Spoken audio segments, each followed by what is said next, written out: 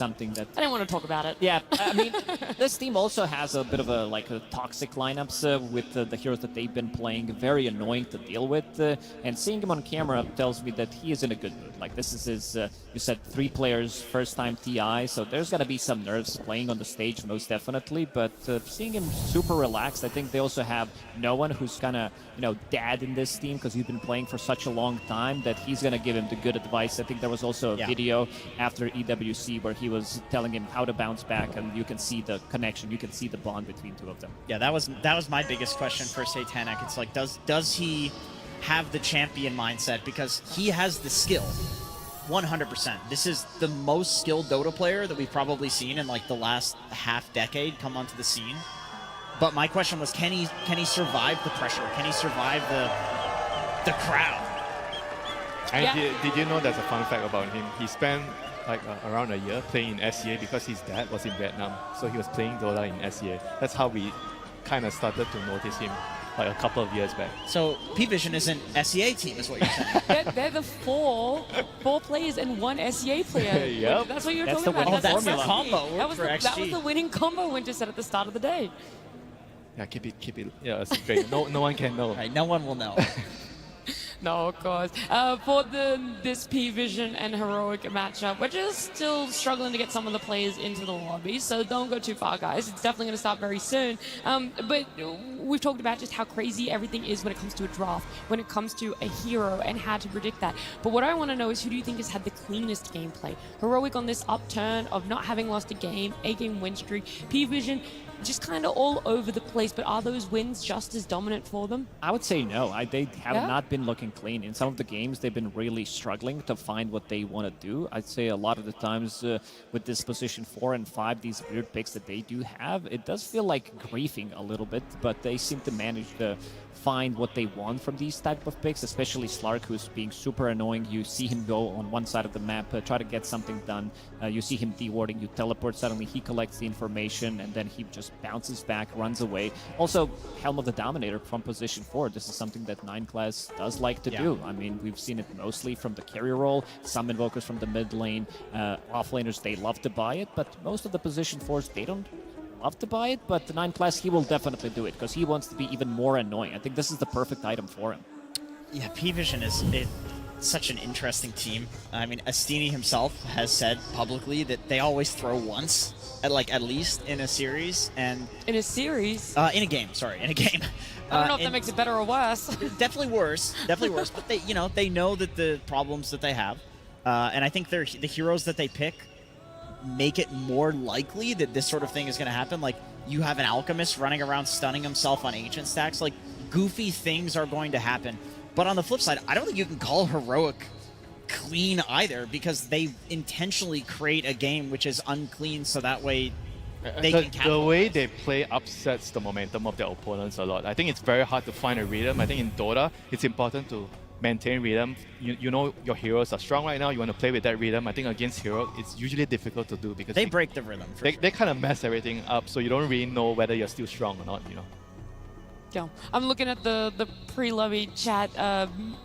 One of the teammates, I think it was 9 class on the side of P-Vision, said, "Yeah, we're ready." They only had 3 players in the lobby, and he's ready to start the game. They don't even need all 5, apparently, Jacob. I don't think he thinks about his teammates in general, to be honest. If he's picking Alchemist for... He's like, I'm going to be the carry and the support and everything else needed. But the goofiest thing is that in the draft, it's going to be banned. Nobody wants to play against it, even though it's so silly when you watch it. I mean, we'll see. We'll see, right? Because people have lost against still banning the ALK. People have lost against letting the ALK through. I really don't know where to take us from here except straight into a Game 1 draft. P-Vision versus Heroic, Game 1. There's definitely some mixed cheers here. Heroic having a lot of fans in the crowd at P-Vision as well, and so they're going to be hoping for a lot coming out of this draft. That small little delay there, does it kind of ease the nerves, do you think, Winter, or does it make you more impatient? You're like, I just want to get into this already. Yeah, I think most of the players would think that, you just want to get the game started, you just want to get into the game, make sure you're focused, you don't really want to bother yourself with the noises outside or anything else, Just focus on minute 3 Lotus, minute 7 Wisdom, minute 6 Power Rune. I agree. Yeah. You're thinking about all those things, and as a core, you're thinking about, okay, I have to make sure that I don't throw myself away when I see my teammates fighting and I'm not ready to fight. I think when the game starts, that's when System 1 activates, and you're just like, you're just in, right? You're literally not thinking about anything else. At least that's ideal in an ideal world. Okay, well, hopefully we're going to get the draft up on the screen soon, because one of the bans is already very interesting from the side of Heroic. A bit of a spoiler is that Tinker. We talked about it, Satanic, just how he's able to have some cheesy picks for himself. I thought it was, Brood in that last bit, but they also love to open with Tinker, and that could potentially have a bit of flex. It's so annoying to do. Yeah, it could be, but this is also a hero that can be pretty much anywhere on the map. We talked about, again, Helm of the Dominator, that is very annoying, split pushing, and this is the hero that can actually kill it with laser, because it's on such a low cooldown that you can actually use it multiple times, and this is something that they definitely theory crafted, how to deal with these annoying heroes, because they are probably the most annoying team to play against in terms of when they don't want to take the fight, they're not going to be taking the fight, they're going to be doing something else on the map with these multiple Helm of the Dominators, with position 4 Slark that they love to run, and this also leaves Beastmaster in the pool.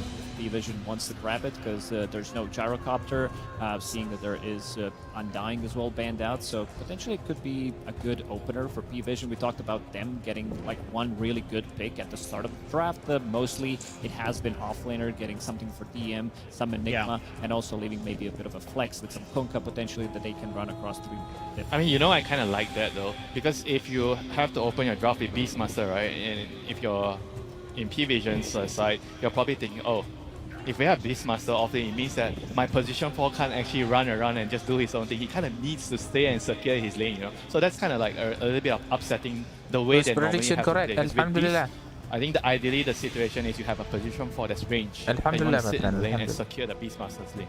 And if they don't really want to do that, so this might be a good pivot, Let's for go. Heroic. Jul, ada Jul. Kok tukar live, This, Bang? this was one of the Apa first tadi? teams, though, Restream P-Vision, macet tadi. speaking of, that would run the Beast as mid and as carry as well.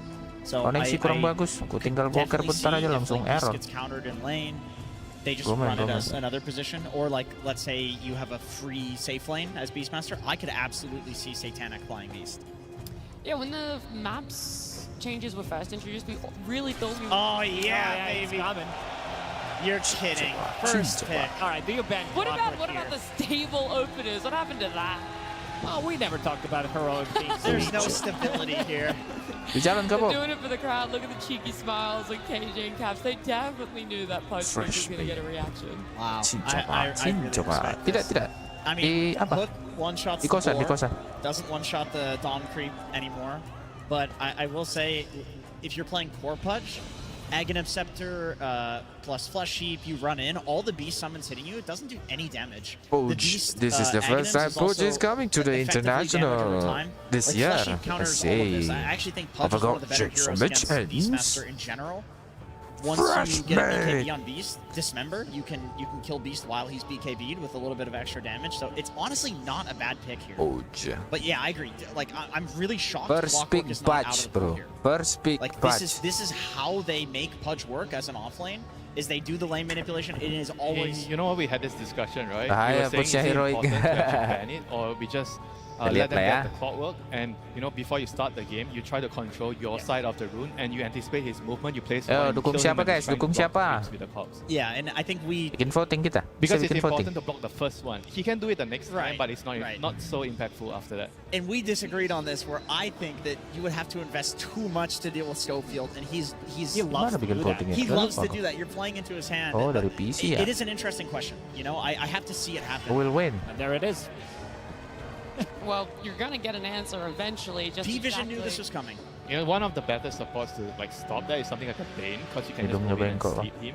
So I wonder if they're gonna Ah, try kayak to pendet tuh. do that. But the downside is Bane is not as good against the clockwork in the mid game. He's only good at stopping lane shenanigans with the steal. I think SD is the same. Well, you can't SD either because it's the cogs that aggro the creeps, right? I mean, you have to wait for him to Ooh, come, and before he does it, Will. you have to sleep or disrupt. That's Win the problem. Is where this. he does it is literally First at round. the tier 1. He walks into tier 1 range and aggroes Mereng from yang like far diluruskan away. ke pari lah, Bang. It's like there's a very Tertarik small lagi window haus. where Ya, you can stop him haus. from doing this. I would love to Ini see ya, some kiri heroic, position kanan pari 4/5 vision ya. Kiri that heroic, is kanan gonna pari give them vision. something to get out of the Heroic. cogs. Snapfire is still available, Pari so you vision. can push him out of the cogs.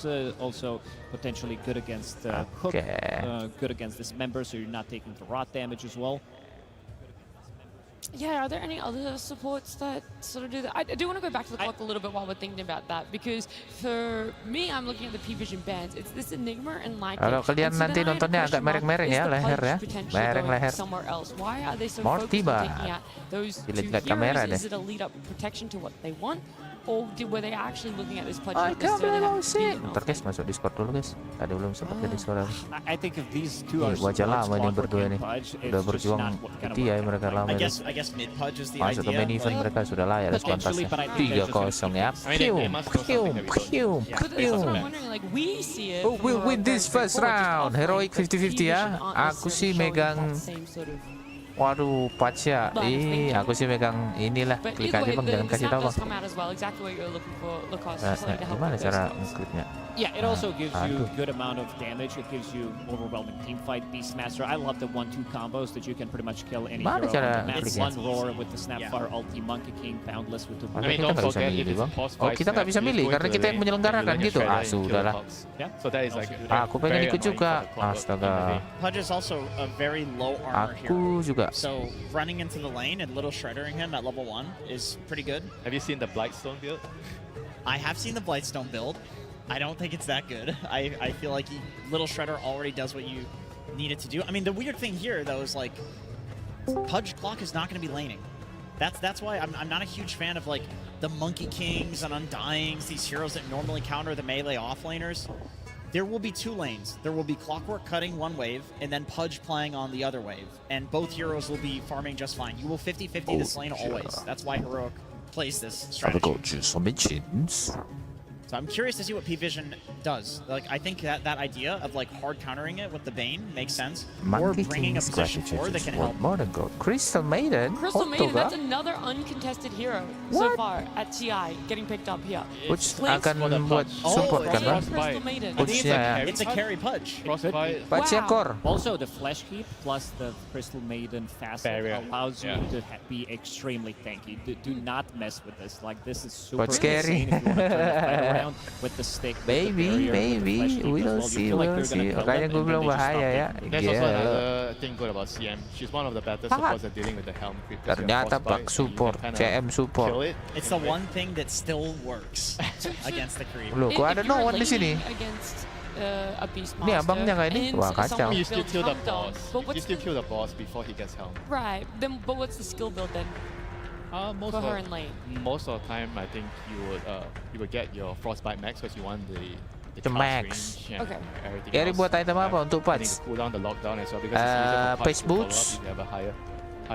Kalau banyak point magic cast, Eternal Frostbite. Shroud, Yep.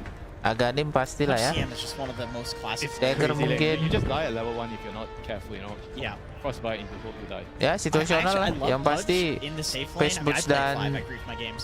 But the tree mungkin spots power that you threats can now pun hook bisa into, aja. you need like Wah, ada 2 life trees stealer. to Quelling Blade to get out, Akhirnya otherwise you run through Liz. the tower. This Liz a very is good the pick into master. Pudge. Well played, nice Potentially, pick, Pudge life stealer. This is one of his Dan pasti dia worst Aganim matchups, Pace you know. boots ya kalau Life misalnya dia stealer main versus main carry. Can't really, Nah, fight Push him itu kena because he does more kena damage, counter he sama has a LS. lot of HP. I mean, the only good thing about Push it, juga you bisa can fight counter him LS sih during waktu dia lagi rage Yeah. digigit aja udah lumayan dah. Against the Lifestealer, but overall a good matchup. What Yeah. Pudge Core doesn't like to be playing into is some stacking damage, so playing into Ursa, Monkey playing me. into Viper, Salah playing ya. into Lifestealer, these type of heroes. Lifestealer that can satanik lah ya. actually Fight him, and you're also going to be fighting into Monkey King. Whether Yeah. this Monkey is going to be played from the position 4 or the mid roll, it's still going to be Patapim. building into Diffusal Blade, because we've seen 9 class go for Helm of the Dominator, go for the Lampoting. Diffusal Blade, and this is something that Pudge doesn't like to be Oi. playing into. If he Ngeri ya, has no kalian mana, you're basically Gak just pengen lihat You Push also menang get kalian ya. gang healing by Glowstorm. Yes. He's coming with the Untuk creep. kanan. He is the creep, and you're gonna be able to kick the enemy carry out of the lane. I think the Meepo ban is very smart, by the way. You do not want to get obsessed with this idea that it has to be a CM Pudge lane just because it's Right, a classic lane. As Because Valor. you can still rotate CM through the portal, and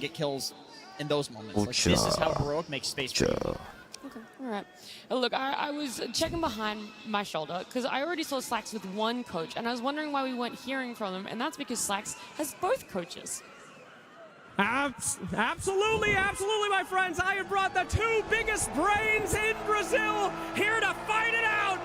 I dubbed this segment the USC Kenapa ada Mario? server. Kenapa tidak? Ladies and gentlemen, welcome. Jadi kalau misalnya orang mainnya jelek ya, bro, stop playing Dota bro, uninstall Dota bro, just play Mario. I asked how spicy would the interview be. How spicy will the interview be? No, not too spicy, not too spicy. But let's go ahead and ask, why did you give them their iconic Pudge clockwork? Pretty risky stuff. I full respect them, so the best way to show respect is giving them their best strat and beating it. Oh!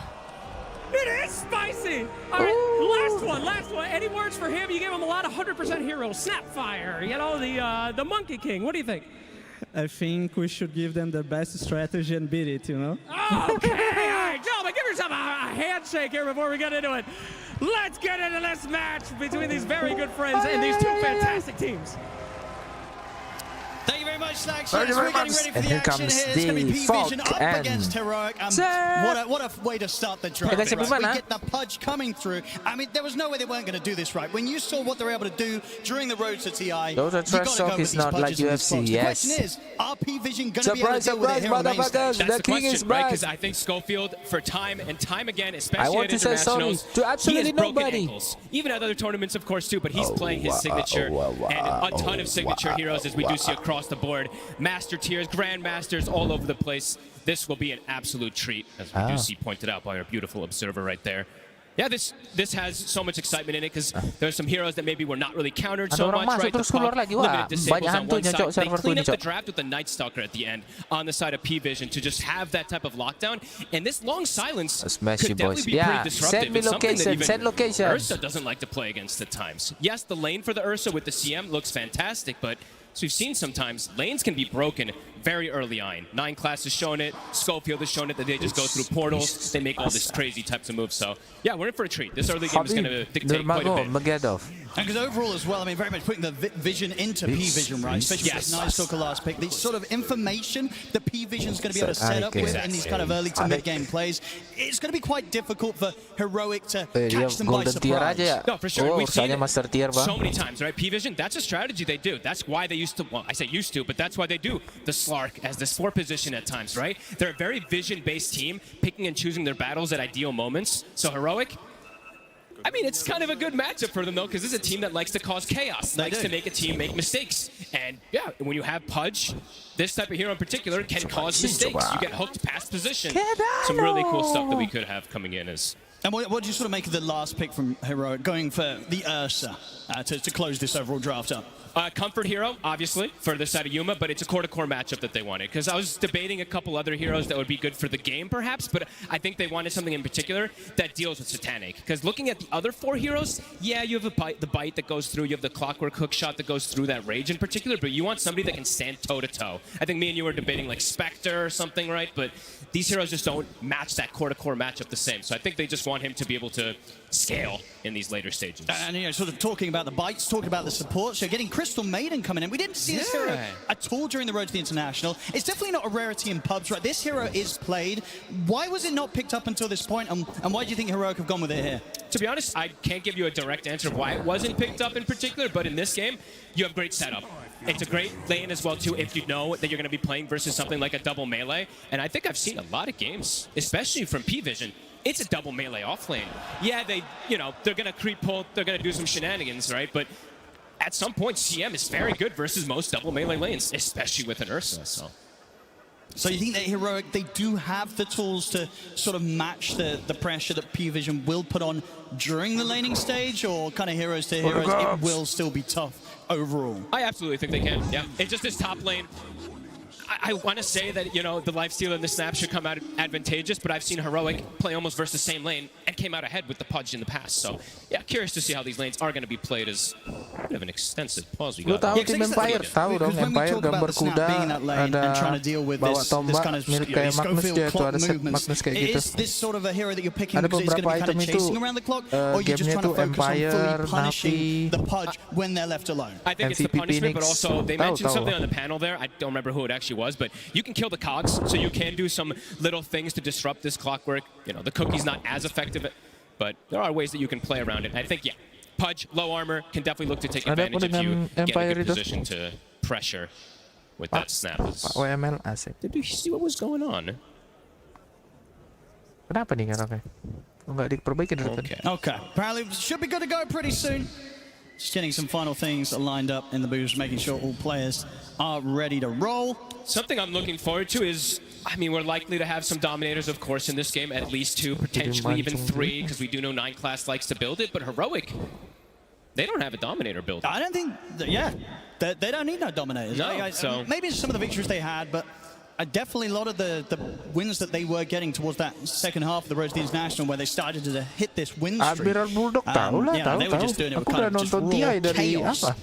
And especially around these 2 heroes, of course, that they have opened up the draft. So this sort of game 1 as well, it's going to be very much a test or a showing from them whether other teams and if P-Vision down the line in the draft in this series need to make sure that they don't let this kind of Pudge clock get through as the first 2. You know, if Heroic can get this game 1 win, they're definitely going to have a lot of implications in how P-Vision is going to have to start their draft in game 2 against them. Absolutely. I'm so glad that we actually did get, I knew we were going to get it, right? The double coaches down there, they're such good friends. I think this is going to be a really interesting kind of thing that maybe dictates how the rest of the drafts are going to go for this series in particular. Because they might just give them everything. Both sides might just go, you know what? We'll just give you guys what you want, and we'll see what happens. Because the bans, if you saw, were pretty specific. There was a gyrocopter ban in the first phase. You don't see that always. Absolutely. No, and indeed, as we heard from the coaches, you know, Burning sampai Dota 2 dia masih main dia tuh, ikut turnamen malah. The enemy gets the best, you know, it's the best in the enemy's hands. So, you know, maybe sort of, you know, just sort of a mutual agreement that kind of played out during that draft as well, in the fact that both teams did get those strong openers. Yeah, I mean, I'm looking forward to see what we do get going down, but we do have this pause at the moment. We do. It will be over pretty sure. And hopefully once the pause ends, makin banyak aja hantu di anticipation for a server hook kita. immediately, right? That's what we want. That's what everybody wants, the Pudge. Getting a lot of scribbling on the mini-map. Yeah, they were playing tic-tac-toe. They drew some stars. I don't know. But looks like we're underway. Ducalis gets us the game. Ducalis has said he's ready. We'll see if Heroic's got everything Ada good as well momen kucing-kucingan in their masuk booth. server aku. And hopefully we'll then get the word to get this game underway. But one Yeah, thing for sure, I don't YF think this itu is yang going to be a game sniper. that's going to have a pretty slow opening 20 Tahu minutes. aku, No, I sniper. think this series will, Dia period, pemain right? YF, dia These two kolaborasi teams are definitely sama going to be looking to salah run at satu each other. item Heroic maybe more prestigiusnya so than sniper itu udah P-Vision, nggak who does keluar like to lagi. play, as you mentioned, more about the Ya kan? vision, controlling the map. But Aku tidak let's go. nyangka ini aku sambil potong kuku nih. We're ready to get on with the action. Let's go, let's go, between let's go. Heroic and P-Vision. And action we should definitely be getting. And look at this, P-Vision, they want to secure that lane in particular, right? They don't want Schofield to do his little put a sentry to make the lane meet at a weird position, get the cogs down to mess with things. So they're trying to protect their jungle as much as possible here to prevent these type of moves and maybe an early hook, right? So you see P-Vision, they will back away. Heroic places a deep early ward, and we are underway. Yeah, P-Vision holding back, but still under the cover of smoke. Still difficult, really, for them to approach and try and make a play into this. So yeah, purely defensive. So making sure they don't get tripped up by itu Heroic zaman as the lanes MVP do apa dia set up. kalau nggak salah See if angkatan Heroic MVP wants to Phoenix. stick a third hero just for the start of the Ada lane, Sep since they do juga have dulu that waktu di CM punch combo, Orange team. they could trip them up to Mosi. potentially go for that quick early first blood. That's true. Yeah, There's definitely a chance. Play could be pretty tasty and a very good thing to go for, especially here on the main Apa yang stage. suka If you can nge-troll start to shake up the enemy early, Sing-sing. you Ada could start sing-sing to juga. tilt them a little bit. Yeah, look, let's see the positioning. Schofield, he's doing what he does. He's going to immediately run in, ya, put the cogs KYXY down, dia or just body block the wave until the cogs orang get Malaysia closer. dia, Chinese dia. And that lane Ah, itu aku positioning, masih it's going to nonton be exactly where they ideally would want it. Let's see if Satanic catches the wave. We do see this Dulu combo ikut is up turnamen here. dia tuh. Yeah, let's see if Satanic's ready Iya for kan, this. item Heroic. dia kolaborasi tuh sama Getting ready, Doom. just Ada in satu case lagi item dia Satanic kalau nggak steps out salah. a little too far. Sama Sven bukan ya? Bukan kayaknya. Gonna go for the hook. They're gonna be able to Nice grab hook. him away from the creep wave. Now get him caught in the cogs and have to skill the level 1 rage to back up. So no kill to be found, but a decent bit of damage there from that early setup and an early aggressive poke from Heroic, showing that Satanic's got to be on his toes. And then we do see Decisive does what we were mentioning, right? What the panel was talking about as well, too. Get that little shredder early so you can either kill the cogs or just be able to harass a hero like Pudge, who's 2 armor, super low armor in this hero. So we'll be able to attempt to counteract these moves. Now let's see how well he does. Because I feel like even in some of the lanes where you expect Whisper's Pudge to get punished, he ends up coming out insanely far. He does. So very, very comfortable on this hero in this position. Yeah, and let's see how many. I'm going to keep watching how many cogs they do kill, because yeah, Schofield, he's going to be doing his annoyance in this lane. But overall, I would say Satanic, 26 dia tuh. yeah, on paper, right? Satanic should have a pretty free time up here, unless some crazy stuff happens from Schofield and Whisper. And looking at the other lanes in particular, it's similar, right? P-Vision does have very strong setup for the lanes. The mid Beastmaster versus the Puck is very, very strong matchup. The bottom lane is the one that can be a bit different, where the Ursa and the CM can take advantage. Gak tahu lah, nggak ngaruh sih. So 2 lanes that do look quite strong for the side of P-Vision at the start. Orangnya masih mau. I mean, and sort of take advantage to the point where is there kind of sort of a stage in this bottom lane where the Ursa CM can get kills? Oh, absolutely. Anytime that they do see a misposition, misstep there from DM, they could look for it. Same thing from 9 Class, but 9 Class also can do some pretty annoying stuff, as we've seen from him on this Monkey King, of going through the portal, bringing numbers to an area that is not as expected. So this mid lane, I've seen the Beast most of the time come out ahead, but also these Pucks usually don't fall that behind anymore in a lot of these matchups that they used to struggle, like the Earthshaker versus Puck matchup, which used to be a hard one. Now these Pucks just do fine because of Curveball, so we'll see how no one does in this matchup with Analog. It definitely feels like a mid matchup where, I mean, probably from both teams, right? The supports, rotations early on could warrant a kill in that mid lane. Oh, absolutely. I don't know if we'll see an early rotation, though, because these side lanes are, they do need their supports to stay there. As we do see early aggression, even from bottom DM, and getting the early point in silence, maybe they'll be able to play this lane a little better than anticipated, even though it's versus Ursa CM. CS1 in top lane so far, 8-4 on Whisper against Satanic 13-3, so I see the damage here coming in with a little shred and a few right clicks. Not too fun for the Pudge here on the early levels against these two. Anytime that Schofield steps away. Yeah, he even went for the chainmail immediately on Whisper, right? They've got to watch out for this, though. Something about Schofield and sniping the carrier's couriers. It's happened so many times.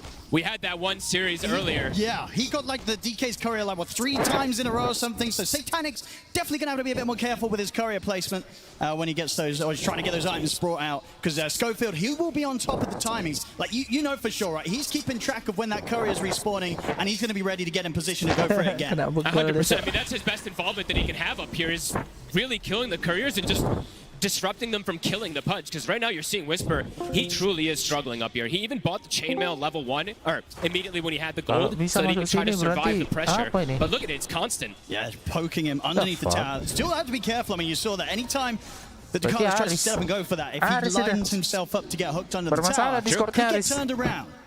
Definitely wants to have the lane in maybe a better position. They're not so close to that tower, so they can't get aggressive. Down on the bottom side of the map, Yuma so far 20 CS, 18-4 on DM, so being able to match the farm so far on this bottom lane. And yeah, indeed across the board, just Whisper is having the slightly tougher time top, but as expected. To be expected, exactly. So mid, Analog is handling his own, 22-3 to the 26, a couple extra denies on no one, but I mean, look at this damage. It gets harder now, though. I mean, no one just stepping up and just absolutely beating the hell out of this. TPs are coming in. He's going pretty deep, no one. No one is very deep. It's taken a lot of tower hits as well. He went for the dive. Is he going to be able to get away? This is going to be the back up in a couple of seconds. Analog, he's going to have it. He's got it. First blood there for Analog as no one gets far too greedy there with that aggressive dive. He tries to go for the axes, but the shift is back up. He dodges it, and he has more than enough damage, and they lose the courier, too. That's a big kill to get as well. I mean, up to that point, the mid matchup was pretty close, but now Analog's going to get the chance to get kind of a full creep wave ahead, and having that first blood as well secured on the puck. Massive. 2 couriers also being killed. Nighttime soon to end also. So DM, the bottom lane, will become much more difficult for him now, as immediately they go aggro on this Night Stalker as the daytime hits. Oh, the swipes are stacking up. He will be able to push him back momentarily there with an Ironwood branch placement. So that was a really nice branch. Nice little moves there from DM to stop Yuma from getting a couple more hits in and kind of give him a chance to break away from that blood grenade that was thrown out. Very nice branch play. KJ was not quite in range. Yuma tried to get that advantage play there, but wasn't able to. And so far, I mean, Whisper, he has yet to die top, right? So he is getting something. He is, of course, getting sacrificed a little bit, but if he gets a hook kill, he'll be right back into it, which can absolutely happen at any moment. Yeah, and the fact that he's not dying up there is definitely giving Schofield the freedom to just kind of get to do Schofield things, moving up and down through the jungle, around to provide pressure in the mid. The Roar's going to be there for the setup. They got him. No one able to get the kill. Schofield not able to do anything to help out that time. P-Vision, they're going to try and chase Schofield a little bit, but I think as we'd learn, right, you've got to be careful when you're chasing Schofield. You don't want to waste too much time running down the clock. Kalau ada NS itu, NS sama Tiny itu. Never want to chase him. Whisper. Rotation's coming in. Jump forward here from 9 class. Schofield is around. Conk's down to try and hold Satanic back, but he's able to get round with the rage. They get the cookie connection as well. Boundless strikes up. Whisper trying to back up to the tower. Holds back Satanic. Whisper's going to be fine for now. Analog's TP'd over, does have the Dream Coil available, but they won't even need to stick around because P-Vision, they back up, they didn't get the kill. They're not going to try and make any crazy dives top. Do they stick around for this Shrine of Wisdom? It looks like 9 class wants to. I mean, the thing is, though, they're going to know that Analog's around. Yeah, I don't know if they can contest this when the puck is in the area. Whisper, they've got the vision there. I'm going to get the hook straight away. They catch 9 class. Analog jumps in with the burst. 9 class is dead.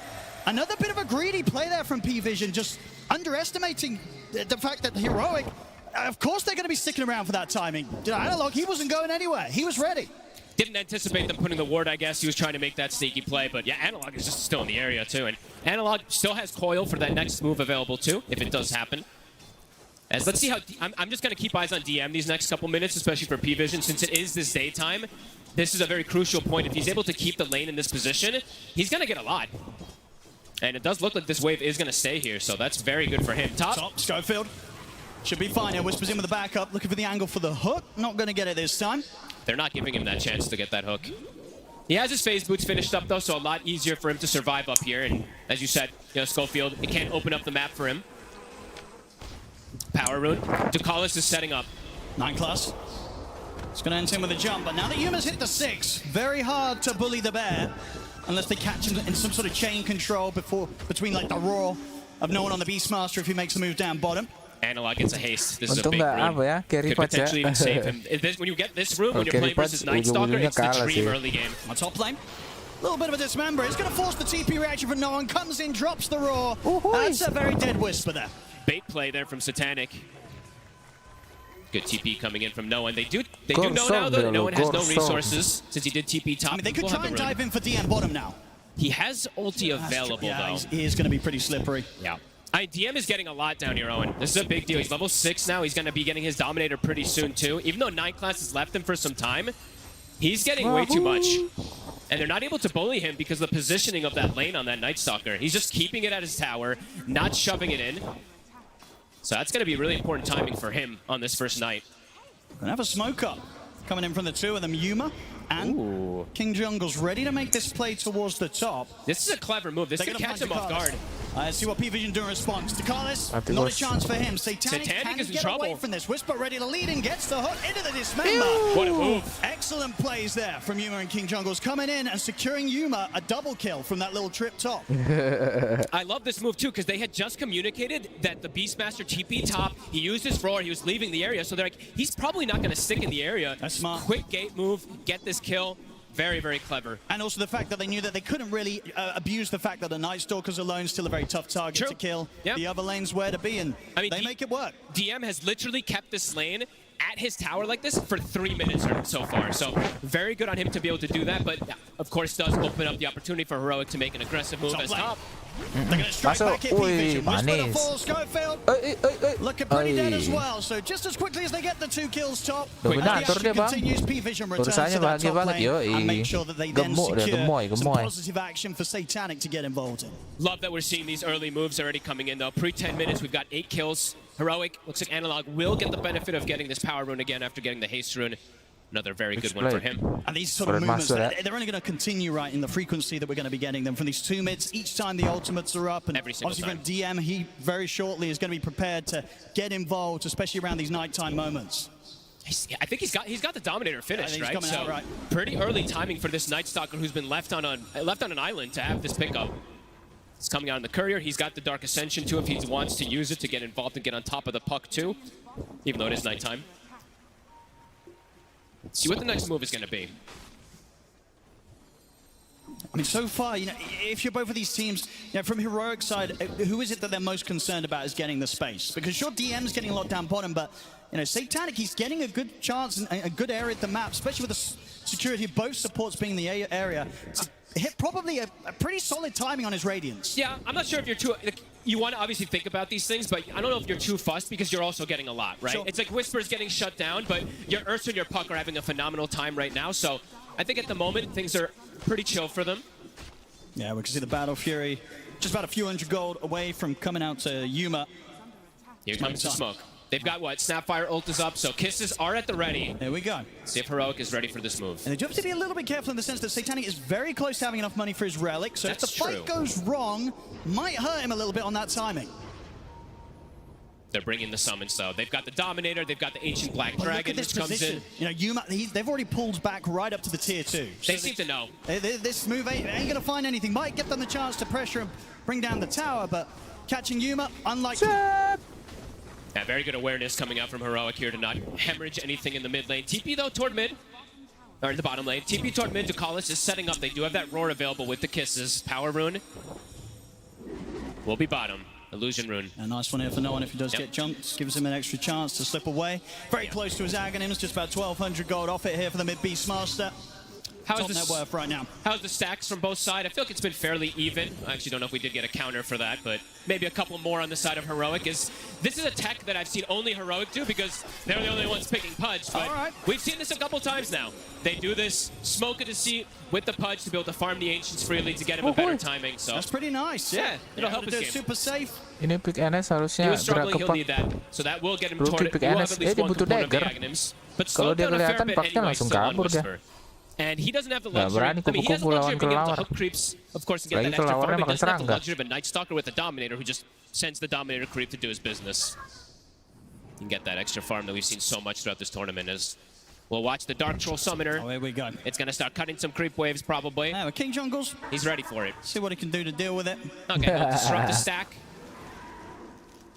Yeah, they'll bring Yuma over as well. Let's clear this out, because yeah, they don't want to give DM the chance to start grabbing creep waves. And they'll kill it pretty effectively. It farmed absolutely nothing. Yeah, so. I honestly, Ursa is probably one of the better carries in the game, right, for dealing with these Helm of the Dome creeps. Kills them very, very fast. Very true. They did the same thing with the Meepo the other day, if you remember. These heroes are fantastic at killing these Dominator creeps, so influx of gold for them. Top lane. They want to fight, it looks like, here. Will be a good time to strike. I mean, it's a Satanic very, very close to having his Radiance timing complete. Also setting up around the Shrine of Wisdom. 9 class playing around the Vision.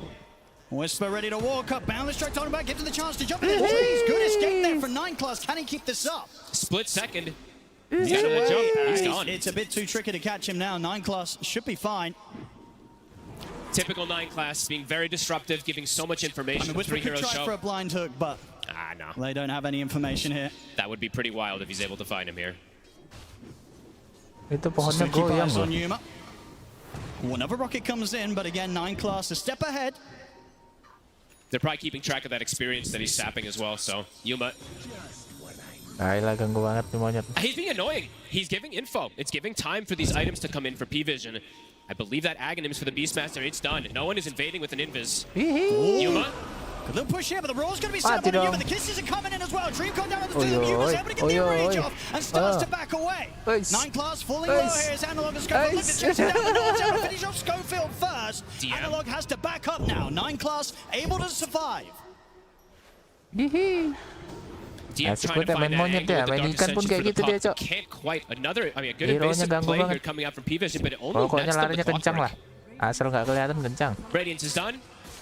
Whisper will find more money. About halfway towards the Aghanims, and as we saw just there, Satanic getting the pre-15-minute Radiance done and online. And that second Dominator is soon finished for 9 class. Schofield considering something around the mid. Needs Analog to be a little bit closer though so they can bring in the damage required, and King Jungle's a little low on the mana right now to contribute. It's funny how Schofield, even in this type of game, he's still queuing up the Aghanims. Doesn't deviate his build, even though the other games when he got it early, he was kind of crushing the game. This one, it's a lot slower, but he's still going for his build. Oh, here we go. Smoke time here from the supports of Heroic. Whisper ready to join. How long on the Roar? The Roar is back up. There's no nighttime, though. That's what they're taking advantage of here. DM did pop the Ascension earlier. It's been hit by a scan, so P-Vision know what's coming. Can Heroic really still stand a chance of catching them by surprise here? The rocket for Vision. It's going to give them a Can Whisper line up the hook. Ooh, not quite. But the coil does connect before the cookie jumps down. Hook shot comes in as well. It's deep. Backup's coming in from P-Vision. They'll be able to lay down the Crystal Man.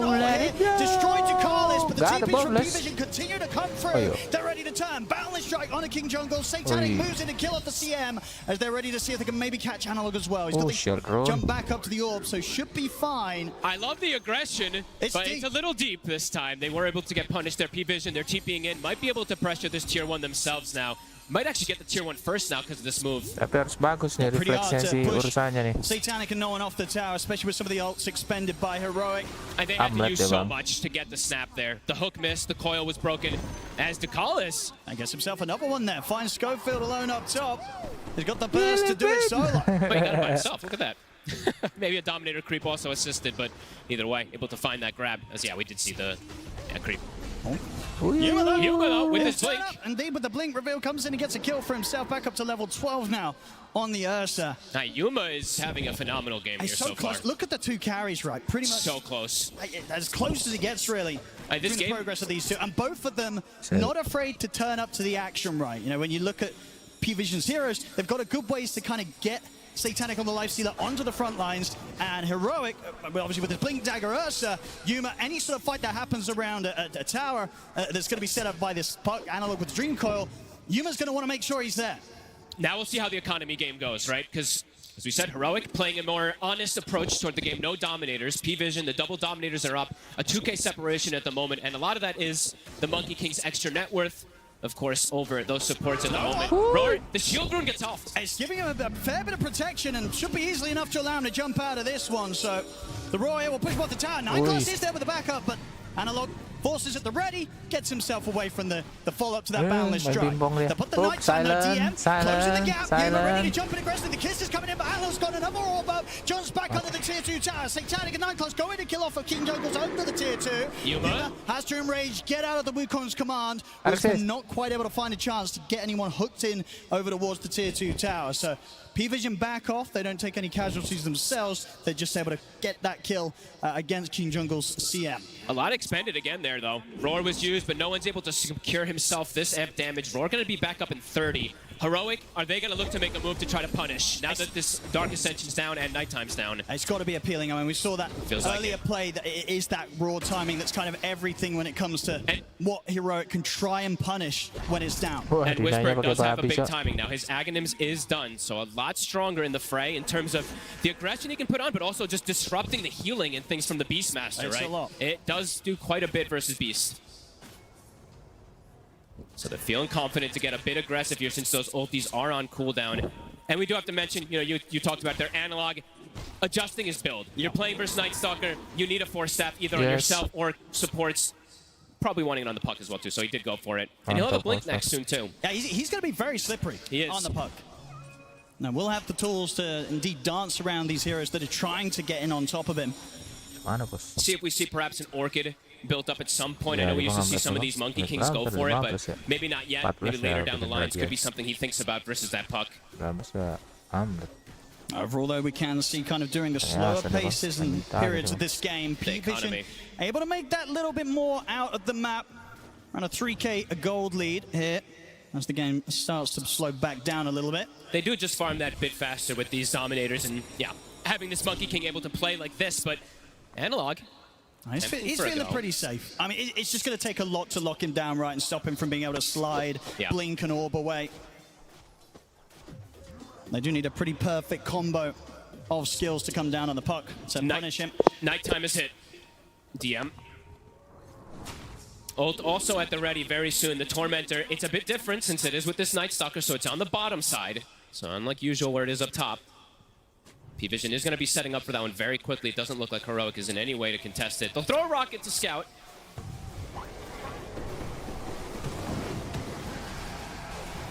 So the shot. Who gets it? It's going to go the way of DM. That's a really nice one to get for free. Nice shot. Heroic. What? They'll make something happen elsewhere, though. Into the pit.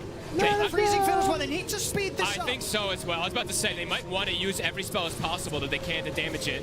Looks like they should get away with it. Yeah, P-Vision, they do smoke up now, but it's a little too late, Roshan. It's going to all be Heroic. Streamer's going to have that Aegis secured for the next play. So P-Vision, they get a Tormentor, they get a Shard, but Heroic do manage to find that timing to get the Ursa in the pit and secure that second life. Balance in all things. No one, a full BKB finished up now for this Beastmaster. He is going to be very difficult to bring down. Even though they have BKB piercing disables, the damage, unless the Ursa gets the fully free hit onto him, could be problematic now to deal with this beast early. Oh yeah. Ursa bisa sih lawan Beastmaster. But could just be a bit of a slowdown time. Both teams might be content sitting back, finishing up that next item. Yuma in particular, his BKB. Yeah, it's going to be so important just to be able to give him the chance to run in and not worry about having the silence come into play, stopping him from getting that enrage off. TM is the big nuisance for sure versus that puck and the Ursa. They have to be very careful in terms of this game. Thank you guys. Thank you for the like, guys. I'm wondering we got if 9 Enlight likes. even at some point does pivot toward a BKB. Sure, not yet, but maybe one of the next items, even though we don't see it too often on the puck. Depending on how he gets tripped up from the Night Stalker, we'll have to see if he does want to adapt. Satanic, he's got his plans completely lined up. 9 class spotted. He's going to get a hook shot in here from Schofield. 9 class, unlikely to get much backup here. He's able to jump out though with a sharp boundless strike. He's actually going to survive. He's away. No one. Coming in from the high ground. Maybe see if they can get an angle in on Tanlog, but it's very, very difficult. Analog at the ready and Yuma. He's going to be around the mid, ready to grab that bottle and hold on to this amplified damage rune for the next team fight play that they'll look for. And you'd imagine Heroic. They have vision bottom. They're going to want to do something. Whisper. DM, DM, popping the ult off onto the side of the map.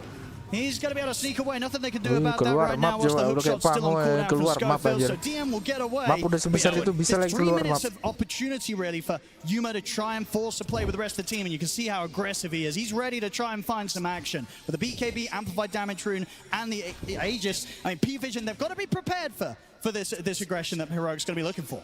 They just have so much info getters, right? We see the Night Stalker and the Monkey King just constantly getting information. Again, they see Heroic. Whisper. Some of the blink. He's only going to find the helm of the Dom creep. So they avoid the smoke immediately. Just from that little play there from the Night Stalker. Able to gather that information, as you see time and time again. I see Yuma there as well. Was maybe see if he could find the chance to get the solo catch on Ducalis, but Ducalis headed elsewhere. P-Vision's just avoiding until they get these timings. And they're getting a lot of the timings. The gold lead increasing with every moment here for P-Vision. Up to now 7K. Gold lead here, 23 minutes in. Heroic, they're desperate for blood, but P-Vision just aren't giving it to them.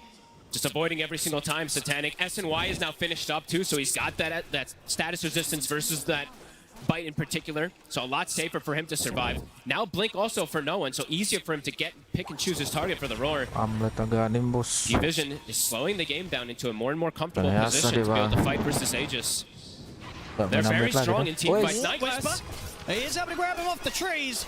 Has the dismember. It's going to be enough. It's slowing him down in the rot, so a little bit of action. The Heroics able to get back on the table there as 9 class gets caught out. It's been a long time since they've found a kill. It's just been avoidance from P-Vision. But look at the Dark Troll Summoner. 9 class dies, but so he lives on. Oh, here we go.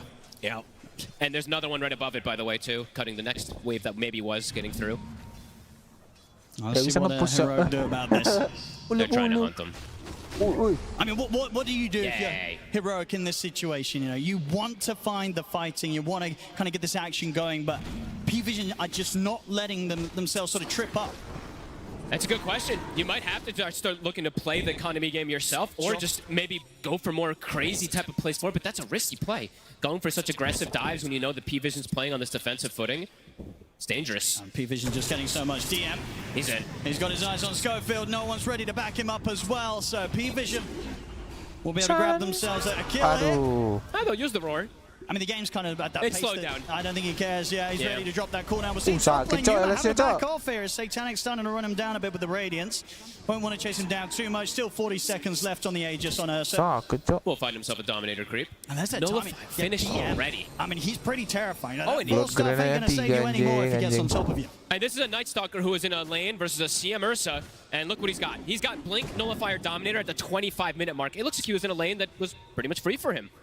That's going to be very problematic for them. Yeah, because now it's at the point where, Heroic, they sekarang couldn't sini ada quite find any dominator action. semua, Now if yes. they do, it's not necessarily going to be guaranteed at all that they'll come out on kecil top of juga these emang skirmishes. berbesar, P-Vision sama will be aja. ready to turn. And this is that time. Demam Domi. We'll wait for a Pro second. player Night adalah again. panutan. Should Pro be able to player finish adalah him off a kiblat. little too far away, and now Nice hope. at this point they've got the damage. So Good kill. they're getting something. They're They getting are. kind of a 9-class kill here and there to kind of keep that overall gold lead that P-Vision have against them kind of closed up, at least not growing any further than it did in the last couple of minutes. Still around that 6-10. Now down to 5k gold. So Heroic definitely Itu yang mainnya starting to top carry slow sekarang down nomor 1 the Satanic ya. advance that P-Vision was gaining on. Satanic And Yuma is still farming very nicely. biasa Right? sama Almost neck Watson and neck itu. with that Watson, lifestealer, so Satanic, he's feeling Igor, confident. The Basher's done. pemain carry. I was going to mention Masuk this, so top for 10 semua Analog, itu. let's see if he does adapt in the build that we were talking about, because that Nullifier is done for the Night Stalker. So now if he gets on top of him, Silence plus Nullifier, it can really cause some problems. But at the moment, it looks like he's content with just going for scale. Udah selevel lah. If you can Membernya get away with this type of 16.500 ke atas itemization lah itu. on Puck, on Ursa,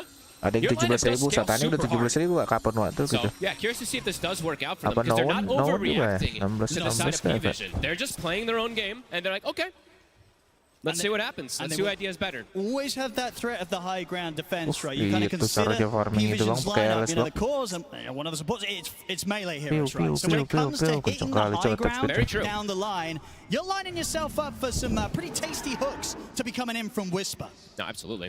And Whisper, we didn't mention him, but he also has his Fight. BKB Blink done. He's actually matching the farm of DM, even without the Dominator. I guess those extra kills do matter, of course. On the hunt themselves now. See what they can find. Schofield. Oh, they're going to make the jump forward. They'll get him. Very All right. easy kill around the tower. No funny business, but look at the wraparound here. Heroic. Looking for a sneaky play. Maybe if they can kind of catch P-Vision Mati loh starting to klubnya lah. split up, but at the moment P-Vision staying pretty tight to one another. There's going to be a buyback from Schofield. They'll make the jump straight away onto Decisive. They'll clean him up. Wukong's command in the barrel of the strike. Drop down on a Whisper, but he's pretty tanky. Dreamcore comes in onto the two of them as Outlaw jumps forward with the burst. Go Yuma Scepter, trying Cok. to look for a target, Go but Scepter, Ethereal Beastmaster falls away ya. for no one stopping Yuma from being able to get the right clicks in. Now it ends. They're able to continue to chase the Buyback. Beastmaster out of the fight. Pew. Schofield gets cleaned up by Satanic, but that chase at the top 3 ya. against the Aduh, Beastmaster buyback succeeds. They 3 kill tukar no one 3, off. core-nya They 1, did lose 2 Analog, they support. did lose Schofield a second Masih seimbang time, sih, but seimbang. they are able to take 3 kills away from P-Vision. Satanic and DM want to go back in. Fight might not be over yet, indeed. King Jungle's getting jumped. Yuma's going to try and help out. He's getting the swipe stacked up on the DM, but Satanic comes in with the heal. Still the Yuma, keeping those swipes stacked up onto DM. The damage building up. The bash comes in. Satanic! He's actually going to be Satanic! fine. But now, Satanic! back in, accepts his death. Mau kemana manis? Did get the nullifier off Mau onto kemana Yuma. manis? Satanic will run him Lompat down. bang, mau Good kesini jump to the bang. low ground. Aduh. Can he stick on in the Udahlah. blink? He's going to blink up in a second. Usah, Good jukes as udahlah. Yuma will manage to dance away from Satanic. Oh, what a cool fight. I mean, the wraparound for Heroic almost works beautifully. The problem in that fight was, honestly, DM killed Analog Photo Zero. That nullifier that he got, he just, completely sandwiched him and brought him down. Satanic Mana and legend Yuma kecil, will bos. survive at the end of it all, but Satanic comes out a bit more ahead in the Udah end ada of it all. shardnya, beli shard lah Up to level Ursa 21, mati kok 20k net nanti. worth now for him. Mantap loh shardnya Ursa itu loh. I think he does have to adapt Mas somehow. cuma I'm satu checking detik pun Analog what he mantap wants to itu. build. Okay, he's going Hurricane Pike. So he's going to use that on the Night Stalker instead to have that be the counter rather than having to build a full another item to protect himself. Because what if you Hurricane Pipe the enemy, even if you're nullified right, it still You're fine. pushes back. Yep, it does not dispel it off of you. You're still able to get pushed back. Yeah. Exactly. So this is if he had this in the last fight, he likely lives, and it could have been a completely different outcome where Heroic maybe comes out even a bit more in a good position there. But as it stands, P-Vision, after that fight Satanic, he is cruising. Almost an AC finished also for him. Oh, yeah. And we're seeing on the other side, Yuma, he's going to opt to try and get that Abyssal as soon as he can. And he's got it now. So Abyssal Blade done. We did see how kind of clutch Udah gak the bashes terbunuh were itu coming in LS-nya that tuh. last fight. Nge-cheat So LS-nya to drop tuh. down the active on someone Kencang should have kali the farmingnya, chance ngepet tuh, of tearing them 20.000 apart tuh. pretty quickly. Now, obviously that last fight, they did get no one, but Ini it LS did dong. take them a long time, right? They had to really chase him out at the team fight and stay on top of him to get that kill. And that was them with the positioning, right? They got that wraparound, and it's still, they didn't get those kills almost immediately. And speaking of which, P-Vision, smoke, or invis, sorry, on no one, looking for another play. Whisper, he's under vision. That's a setup. Straight in with the Raw and bringing in Satanic. They easily have the damage to tear apart the Pudge. Satanic gets the last hit as well, too. Even more HP, up to monster kill. 418, 421 bonus HP now for him. He is getting very tanky. Difficulty definitely rising here for Heroic. It does feel like that, absolutely. Analog, he's got the pike, does get the phase shift off. Can he play around this? It's tricky to chase. Silence comes to an end. Nullify will catch on to him, but no, he's able to jump out with the phase shift dodge and the orb. 9+ is sweeping across, so Analog has to continue to play on his toes there. The jump, the Silence is back up, they get the jump on him, and this time he's not able to jaunt away. And in the meanwhile, too, they get a rush. P-Vision is starting to accelerate things. Umur 15-16 dia udah ikut Frozen dia. No one's got the roar ready. They bought him a gem earlier, too, after that last fight. Ya Toro jarang dia top 1. Always in a good position to know if anyone is stalking him. Schofield. Whoop, mati dong CM. They found him. They do. They've got the roar. Nah tuh, mati dua There's just kills everywhere. Oh, and it is falling apart for Heroic. I mean, King Jungles, I think he got very close to a bit of a clutch snipe there. I think the courier did have the rest of the BKB of DM on, but the delivery is actually made just before the courier got killed. And of course, King Jungles still loses his life Blizzard dong, for Blizzard that effort. MKB This fight too is just getting way too big. Just the difference between him and Yuma now at this point. Yuma can't do it on his own. Kencang. No one. Klik kanan deh bang, Meneles bang. It's definitely 4 minutes on this Aegis. It's going to get to the point where the question is how strong of a high ground defense can Hero pull together? Yuma will find a grab out to the side whilst Carlos is separate from the rest of the team, but now the rest of the team's ready to close in. Defensive hook will drag Yuma away, as Yuma will get away with that one. Gets the kill, Takut gets apa deh out with the bang, help of Whisper. diteriakin Beastmaster. P-Vision sticking in the area. Satanic still feeling as strong as possible. Kalau Satanic main Jagger bagus dia. Definitely, the pressure's going to fall onto the shoulders of Whisper. Can he get these crazy angles on the high ground defense to get those hooks, pull apart the attempts from P-Vision when they look to try and close up towards the barracks, towards those tier 3s? It does feel like that's going to be their next best shot. It feels like it's very dependent on the cores in this game on Heroic. It's been a pretty quiet game from the support zone, I have to be honest. Schofield Selamat kepada pemenang Spare Vision ya. Gak dapat apa-apa guys, sorry guys. His lane, absolutely, but right now he's 0-7 and he hasn't even built any items to buff up his allies. He's built completely for himself. So it's definitely one of those risky builds right, when you rush the axe. Sometimes it looks great, sometimes it looks like the support you encounter in your pubs. It's a risky move. It's not paying off so far, but Schofield will say, hey, this game's still young. We're only 32 minutes in. It's very true. We're probably going to hit the 60 minutes, and Schofield's absolutely still got a chance if it goes 30 minutes more to maybe come in with those plays, and he'll say, hey, you know what? The Ags rush, it was absolutely warranted.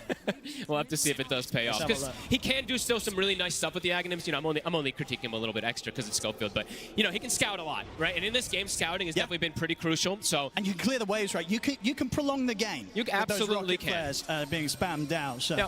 As I say, Schofield, he's ready to keep playing this game for another 30 minutes. Let's see if they can try and hold on that long, because P-Vision against them, they're continuing to hit these timings. They'll get themselves another shard. This time goes to where Satanic. They've got 2 minutes of Aegis, so very likely to bring the fight. Invest They've got to do the best to kind of limit the casualties and try and not lose too much against these next moves from P-Vision, because otherwise P-Vision, they could be moments away from shutting down the game. Absolutely. P-Vision, they're just getting a bit too much, it feels like, out of the map. The map is shrinking it.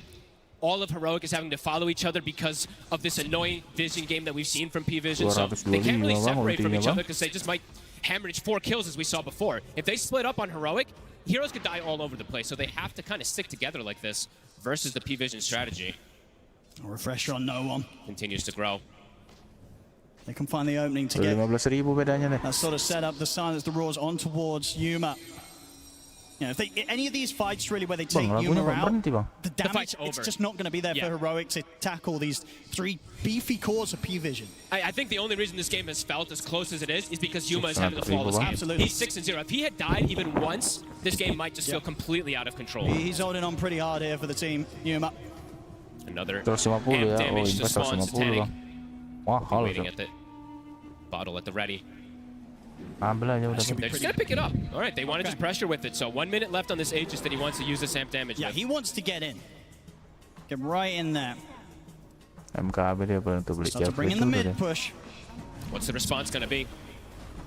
Not going to be able to push them off the tier 2, that's for sure. So they'll have to let the mid fall. There's a sneaky ward that has been placed down bottom also quite some time ago that could catch Heroic off guard when getting back to their base.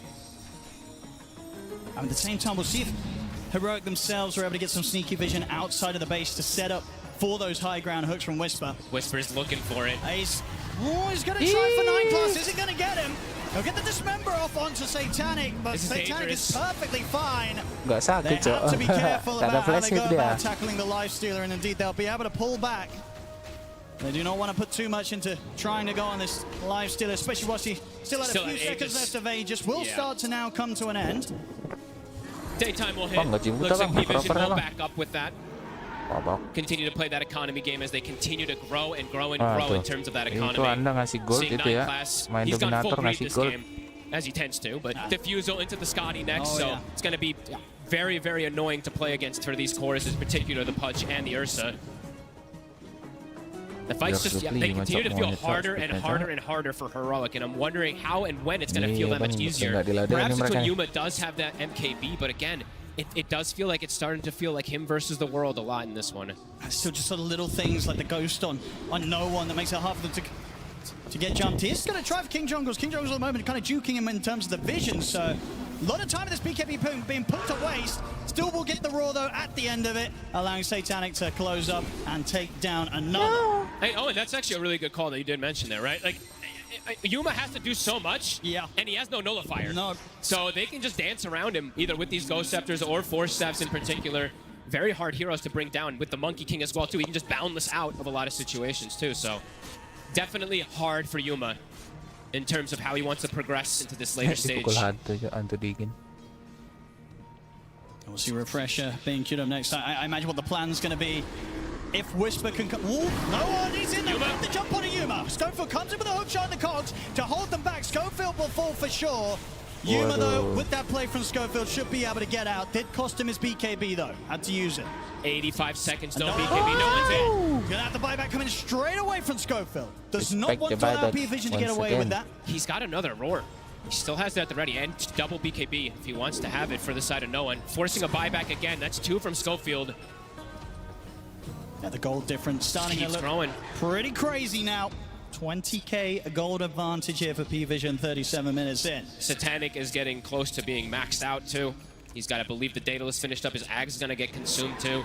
He is massive, and there's that's the Scotty's finished up now too for 9 class. These supports, I say supports, these cores now on P-Vision are cores as well. Absolutely, I mean, yeah, 9 class, he's definitely not got any problem with this thing going on. He's more than happy to get to the stage where he might just be 6-slotted as well. Heroic has to do something chaotic, and that's what they're looking for here. Smoking out, there's no Dark Ascension, there's no nighttime, so looking to perhaps take advantage of that here. But P-Vision are all so far back. Well, this could be a bit risky, stepping out on the map like this. They're not even going to find Ducalis down here, who's just farming in a Do they find very anyone? interesting spot. Even if they get up here onto Satanic, it's going to be tough to take him down before backup is inbound. Oh, and Yuma also has no BKB, so 15 seconds on cooldown. I mean, if they commit for this. He's going to get it. Satanic. They're going to make the jump. They're going to see if they can try and burst him. The damage is stacking up. It's enough. They got him. They killed him off. But that throw comes in. P-Vision ready to punish. Yuma going to be able to jump away from now. Refreshes pop. Whisper holding back no one, though. Will give the chance for Yuma to continue to retreat. It looks like they're going to try and go for more. The Boundless Strike will stop Yuma from getting his hands onto no one. What a play from the split second. He was a split second from getting that infest off and perhaps surviving. And it's such a risky time, as you said, to have the foresight to go for that play, despite the fact that your own carry, his BKB was still on cooldown. That could have gone horribly wrong, but they get away with it and take away at least a 5k gold. You know, sort of lead that P-Vision did have. They're down to 15k. And Owen, look what just spawned. Roche is up. It's 60 seconds without the Lifestealer. If they're able to scout that, be absolutely massive for Heroic. What a heads-up play. And I think that's, honestly, that might just be how they have to play for this game. They can't just, like, sit back. They kind of have to do these chaotic plays and find this Lifestealer. So very nice nice keep this play. up here, Heroic. P-Vision next time round, they're definitely going to make sure that the backup is ready if Satanic does get caught, even in the deeper areas of their map. Oh, and they're going to get, looks like 2 T2s and maybe even that Roche if they do back up for it right away. They scouted. And you've got to imagine again, when you go for that play and you carry Yuma still at the BKB on cooldown, that was probably Yuma making that call, right? Yeah, I mean, that's... It definitely feels like Yuma being that sort of solid rock that's bringing the team together. High risk, high giving them reward. a chance here in what so far looks to be a very difficult game still for Heroic. They'll finish the rush. Aegis here for Yuma. They killed it before it could shift sides too, so a good aggressive play there coming out from Heroic. A massive turnaround. Yeah, they're coming back swinging here, Heroic. LS sama almost have completely recovered this game just off that one move, Jadi finding Satanic. 10,000 gold swing. Level 26 now for the Ursa. He's actually gone for the double Earth Shock, which I feel like most times we see the overpower lately, but yeah, an interesting little adaptation also for him. Yes, aku ngambil itu juga selalu. Maybe just wanted to have that extra bit of enrage too is going to be nice for these fights. A big step up in damage output also for Heroic. The Plasma now online for Analog. And this is the thing, right? Whilst there's been a little bit of a difference between the carries that Yuma has now pretty much closed against that of Satanic. Now, when you look at the other cores, it's pretty even. It is. We have Analog pretty much in the same position as no one. And DM and Whisper, they're in a very similar situation gold-wise as well. Overall, the majority of that difference, it's between the supports. Exactly, so. And Yuma now, a full another item picked up. He's got the Swift Blink. They have the luxury of the 4 minutes with this Aegis. And they have this Refresher Shard on Whisper. This Refresher Shard could just change everything too, right? If he gets a double bite, full duration on the core. Oh, for sure. Yeah, absolutely. That gives more than enough time for Yuma to kill anyone that Whisper's got his hands on. And yeah, Cheese, right? Cheese for the puck. He essentially has a second life to protect versus that Nullifier combo that can come out from the Night Stalker. I mean, looks like we're in for a treat here. They're not afraid to fight still, even though this Aegis, Cheese, and Refresher Shard is on Heroic's side. They've smoked up themselves, and they're ready to try and get the top. They spent their gold too. No buyback on DM. No buyback on Satanic. Well, let's see what they do here. They find Yuma with the Nullifier. Jump in from Whisper though. He will miss the hook. Night Class, he's going to get the hook shot in the face here by Schofield. Caught to the side. That's Night Class gone. Back in the midst of the fight. Whisper will fall. Analog, he's going to try and push forward. Phase shift just in time before the roll is going to be coming in from no one. And now Yuma makes the jump forward. Looks to Decalis, but the fall stop gets Decalis back to safety. Buyback's now coming out from both sides. Phase shifts there just in time. Analog, can he jump out of this one? He cannot. He'll get the coil off, but Analog's gone. And that probably should be the cue for Heroic to get out of it. Trying to disengage, but looking to reset. Yuma is thinking about it. He's considering. He's under this observable from PV. You know, they're going to set down further vision, knowing that Heroic will try to look for this risky play. They do get the D-ward though, so Heroic, they're going to know the P-Vision was maybe prepared for this. It's eyes on Whisper. He did use the buyback in this fight. DM. And 9 Class just sort of stepping forward. Heroic. They make the call to back off. I think as soon as they sort of popped the sentry down, saw that P-Vision had vision on Yuma maybe trying to get back in at the end of that fight, they kind of called it. They said, we don't want to go for this anymore. Whisper dies with almost getting nothing off. He got his BKB off, but wasn't able to get the secondary one, got completely locked down. And then Analog, he jumps in to try to help his buddy. I think he uses Cheese and gets Greater Healing Lotus and still can't reset and get out of that fight. So still getting tripped up by the silence. Even with all these defensive tools that he's trying to go for. No BKB, no way to just disassemble bikin nullifier. Now P-Vision, they're going to be more than happy to try and look for the play there. I mean, we saw them not afraid to fight and being able to kind of come out even on the results of that little bit of a skirmish. Now that there's no Aegis, no Cheese on Heroic, P-Vision, they're absolutely going to want to try and go get Schofield. He'll get the center, catch the two of them in the corner, he'll die for this, but Yuma's able to get the jump, they get the dismember and onto DM. Schofield happily trading his life there for the core of P-Vision. And it's the gem as well too, so a big pickup. Great connection there from Schofield. I don't even think that was the initial target that he wanted. That hook shot actually hits the smoke target that was blocking Ducalis. Nice little pickup there from Schofield again. No doubt about it. Even though P-Vision have maintained the lead for the majority of this game, they're definitely going to feel shaken up a little bit with how well Heroic has proven to be able to hold the game, punch back. I mean, and Yuma just continues to just play almost flawless. Like he's 7-0-3. He's truly being the rock for the team. That's pretty insane. Yeah, if you consider sort of the amount of action that's been starting to go on in these later stages, the fact that they've not been able to get this Ursa at all is rather remarkable. Doing a great job of keeping that core-to-core matchup versus this Lifestealer. Yeah. That's why they wanted it. That's why they wanted this last pick, because we do see Heroic smoked up again. Still 30 seconds, no Night Stalker.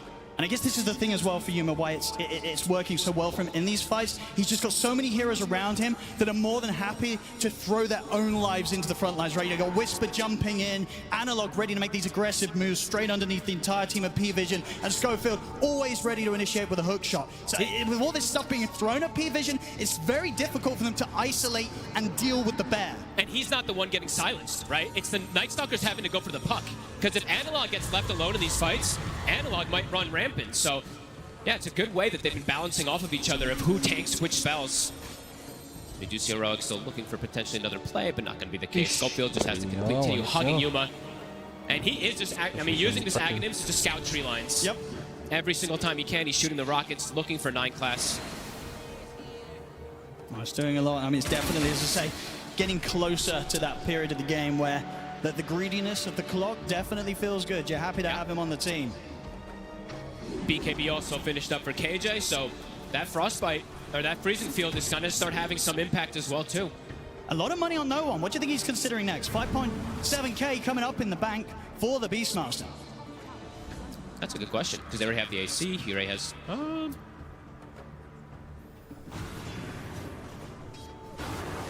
Yeah, I'm not sure, actually.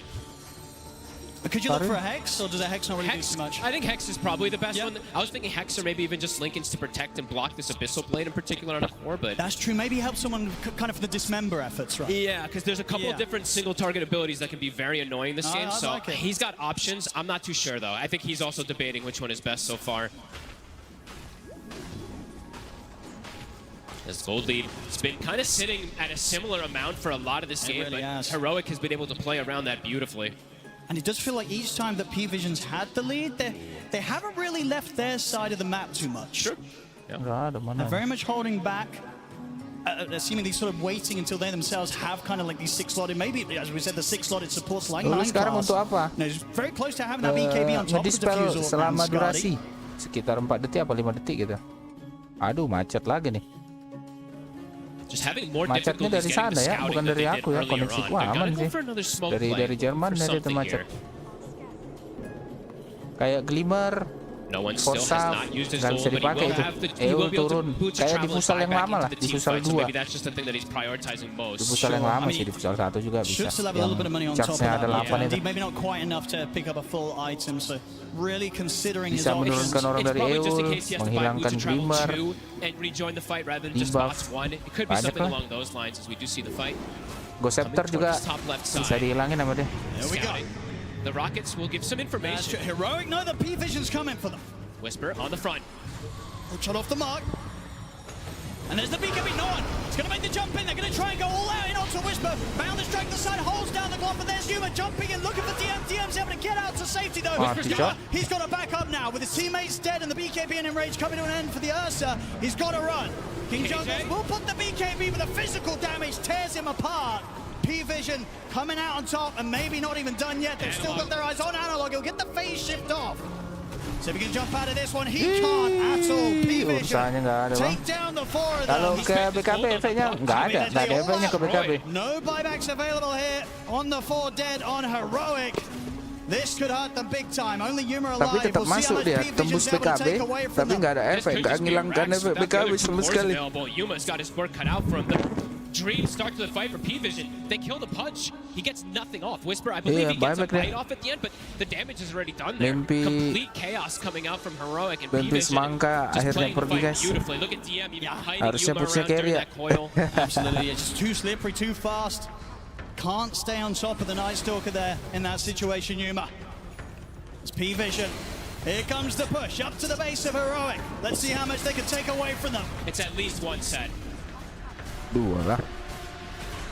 It's tier 3. And the barracks gone. Still a painful amount of time for Heroic where they're going to have to sit back Urusannya nggak mati loh sama sekali. Whisper or Analog for the defense. Pop the glyph here. Nggak datang tadi urusannya. Atau urusannya nggak pengen mati kayak sama sekali. There's no way the 3 of them are going to try and make a move without the 5-man alive. So they've got to let a second set go on. This could be 3 sets. They've got to defend soon.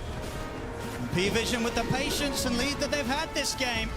finally finding this huge opportunity there to absolutely demolish the Nggak base ada of ngedrip, Cok. Heroic. Scopo's going to try for something. Yuma's going to go for it, but the Raw's there. We'll get the enrage off Yuma. Has to Langsung start lari backing away, dia, though. Cok. The Aduh. BKB begins to fall off.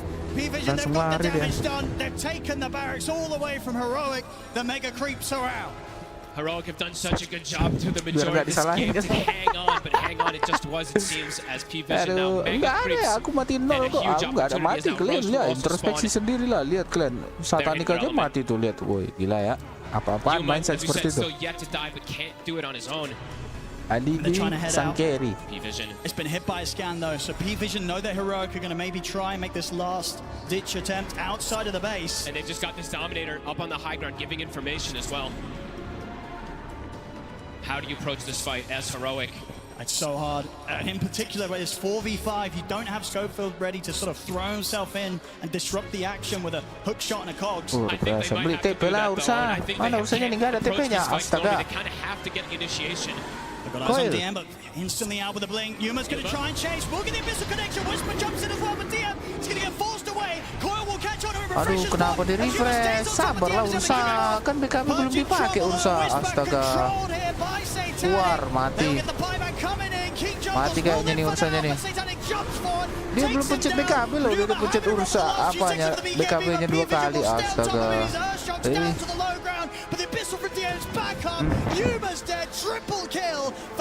GG sudah, GG.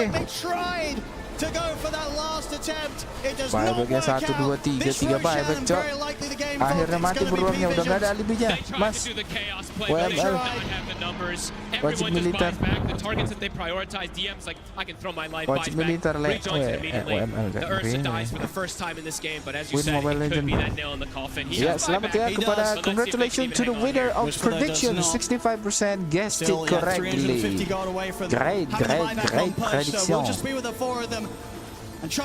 Mati 1 dia. Oke, mati 2 kayaknya nih. Aegis on no one, refresher shot on 9 class. P-Vision, they're ready to lay down the Wukong's command. Try and enter Yuma, he's in with the jump. They're trying to burst the Lifestealer. Satanic, he's going to get hit, but get another match. Get him with the Infest. Survives, Mati 2 dia. They take down the Mati 2 dia, Pak. the tier 4s continue to remain Udah nggak ada exposed. alibinya. This game is over. Alright, GG this is was over called. before it started. P-Vision will take the first game. The economy war, I mean, P-Vision playing the map as they do, as we've seen them do so much this tournament. It works again. Heroic, they really tried their best getting these type of chaotic plays, which absolutely worked at least 1 or 2 scenarios, but overall P-Vision, they had a pretty good grasp in a lot of this game. Yeah, the lead was just too much for Heroic to deal with. They just needed to find more of those plays. We just saw such a long period of this game where P-Vision, they really were a step ahead into a putt that was going to be expected because of how strong the Vision game was going to be from P-Vision. Absolutely. I mean, the Night Stalker in particular, this last pick that they were able to grab up really was such a nuisance for something like Mereka Analog. lanjut lagi ke game berikutnya. Bakalan apa ya? Absolutely great playing, great Bakalan patience kena from mental, P-Vision in jadi that game to maintain the lead and harusnya know that next when they game go for mereka that killing blow, ya it's a udah gitu loh. successful one. Game 1 to P-Vision. Hantam aja udah. Mau pakai tekis And it was a terserah. great game for P-Vision here, right? If you're there in the arena cheering for Paling nggak them, buat dia you're so capek. happy Siapa with menang how Bang Bob? this one Sesuai looked. poll, It felt sesuai like just polling, every sesuai ball polling. was The winner having sesuai the time of polling. their life lost. Yeah, beautiful Kenapa execution of tangannya a nih? strategy coming out from Kok ada P-Vision bercak in this gitu game ya? number 1. We were wondering, whether there's going to be Bekas some bakar nerves apa kicking in. gitu. They're playing in front of the crowd, the 3 new Amaterasu. players at TI stage, but didn't really feel like it. It feels Go like this is their home, home, OG. and they're playing it extremely well. You did Anyway, mention the guys, big thank you for the wars. like. I We love got to 13 see likes, really this. appreciate I it. like Go how both restream supports and are stream and allowing them to restream play again. their own type of a game. We Thank you saw for some watching. early Go get rotations, your key snacks, stats your kicking in, tea, your making sure that they're coffee, gonna be killing anything. Whisper. And also, Because this is gonna be a key long, stats, long, usually long we don't day. see it from the mid lane Ina. nowadays anymore. It Berat is sih, still a Nana. good flex, but they realize that they can pick this Lifestealer as well and combine it with the Night Stalker overall last pick, and now you have overall the better vision in the game. Monkey King, Night Stalker as well. It's very difficult to fight. Yeah, well, we want to focus on those rotations, right? Because we're talking about how good no one was rotating to help that safe lane of the duo with Satanic there on the Lifestealer. But something that's more important that we're not really seeing too often is actually carries themselves rotating through the portal, right? We saw Yuma do that one quite early, Jenkins. Yep. Yeah, I mean, at this point, I feel like this is the Yuma rotation. Tahun ini turun di game banyak banget, yes. Tapi ya orangnya itu aja kan. Apalagi nih? Error lagi nih.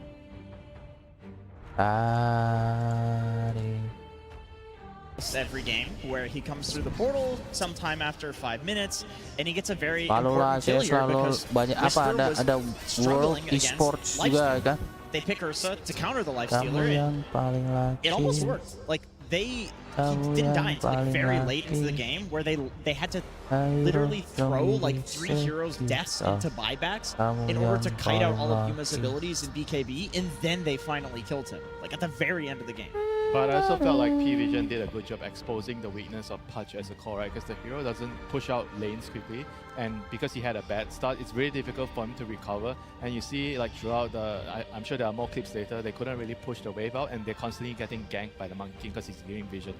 So I think, as Timmy said, he wanted to give them their best strat, but he had a way to deal with it. He knew that Pudge is not strong because he can't really push waves, and it's really important that your cores are able to push waves out. And Puck couldn't also push waves because he Ini got kenapa countered nggak by dikasih the gelas ya? Yang lain I dapat have an gelas idea. ya. Dia nggak dikasih minum Something loh. that can push waves. Pudge Helm Dom, so you can block your own hook. Okay, back to Good retirement strategy. home with you. All right, look, guys, we're going to look at that Vision game specifically with the Monkey King, the Night Stalker. We said the lineup was big, but seeing it in action and exactly how they're able to utilize it is a whole different thing. Yeah, 9 Class is just being himself, being super annoying. Look at him dodging the ganks. This is 3 heroes, so there's going to be a hook, there's going to be another hook shot that they're trying to go for, and he's still going to be escaping, lurking around the 14-minute mark, trying to go for the Wisdom Shrine, and he's just going to be staying around. So he came Ini back, monyetnya and what ganggu he banget did cok, is he dia main provided slarp, vision for main Stone. monyet, You can see ngeselin the banget base jarang. time, he drops down. Beli It feels waktu like dia he's loh. gonna Dia die, membeli but waktu they also dengan understand nyawa that they dia. can help Tukerannya out the nyawa. team. After he provided vision, they're gonna be helping him. He gets a really Bracer good dia balance bang strike. belinya In bang. the end, he doesn't even die. But this is what he does the best. He's very annoying. Selamat There's gonna be kepada another pemenang. situation where he gets initiated on, again providing info for the team to see where the heroes are, which allows others to play much Winner. more safe, and then you have him escaping with the Winner, shard. chicken Plus dinner. also, we gotta point out the Night Stalker. Like, he's really, really good. He's Very going for nice. the Nullifier as well. Didn't have it in this fight, but it also completely ruins what he wants to do with Ursa. He's good against Congrats to the Palace winner. and Crystal Maiden, good against this 4-staff slash Hurricane Pike on Puck. They understand how to itemize correctly, and 9 Class standout player for a good reason. It is a really big deal against, especially Crowdnya like belum high Heroic menjadi and 8 besar. Ursa lineup Karena masih ada hari waste apa? time Beda like harga that, tiket to waste soalnya. these smokes of the seeds, because you end up in these Liquipedia. games where like you have a timing, like Ursa Ada yang beli something apa like that, hari and pertama. you just legitimately don't have any smokes. Ada yang beli because hari you've kedua. spent so many of them, like Nah, ini smokes dia. being broken.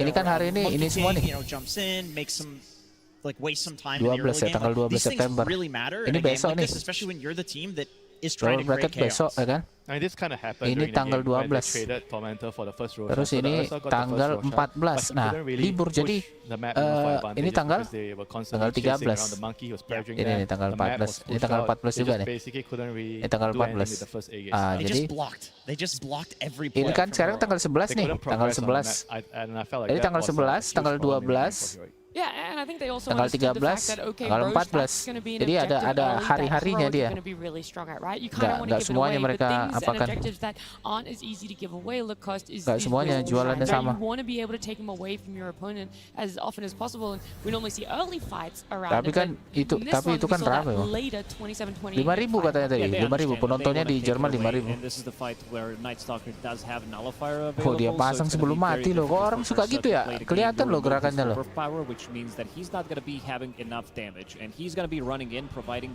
vision one more time. We've seen so many infest bombs in this game. Congrats You to the have winner. both Nanti kita buat Beastmaster ya and ronde Night 2 ya. Stalker ready to jump in with the Siapa infest. pemenang So in ronde the end, 2? they're going to be stealing the Wisdom Shrine, and Night Stalker in this one, it turns into daytime. His ulti just ended, but he's still going to be using Nullifier before he dies, making sure that the Ursa is not going to be able to do much. But Yuma, man, I gotta say, he had a perfect game. It doesn't get better than this. We said that he's playing the tournament of his life so far.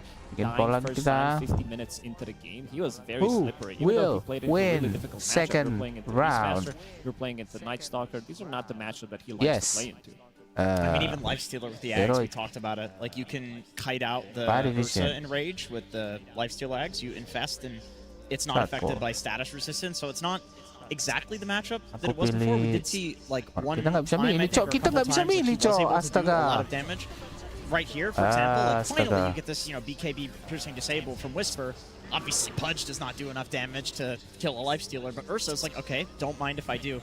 And this is where I think a lot of people were thinking, like, are they doing it? Are they coming back? But second round, more siapa? Ayo. Annoying P-Vision shenanigans, like able to slowly kite everything out and only lose Satanic there. I think this is something that they're very good at. Is when they lose a hero, they will retreat tactically. You know.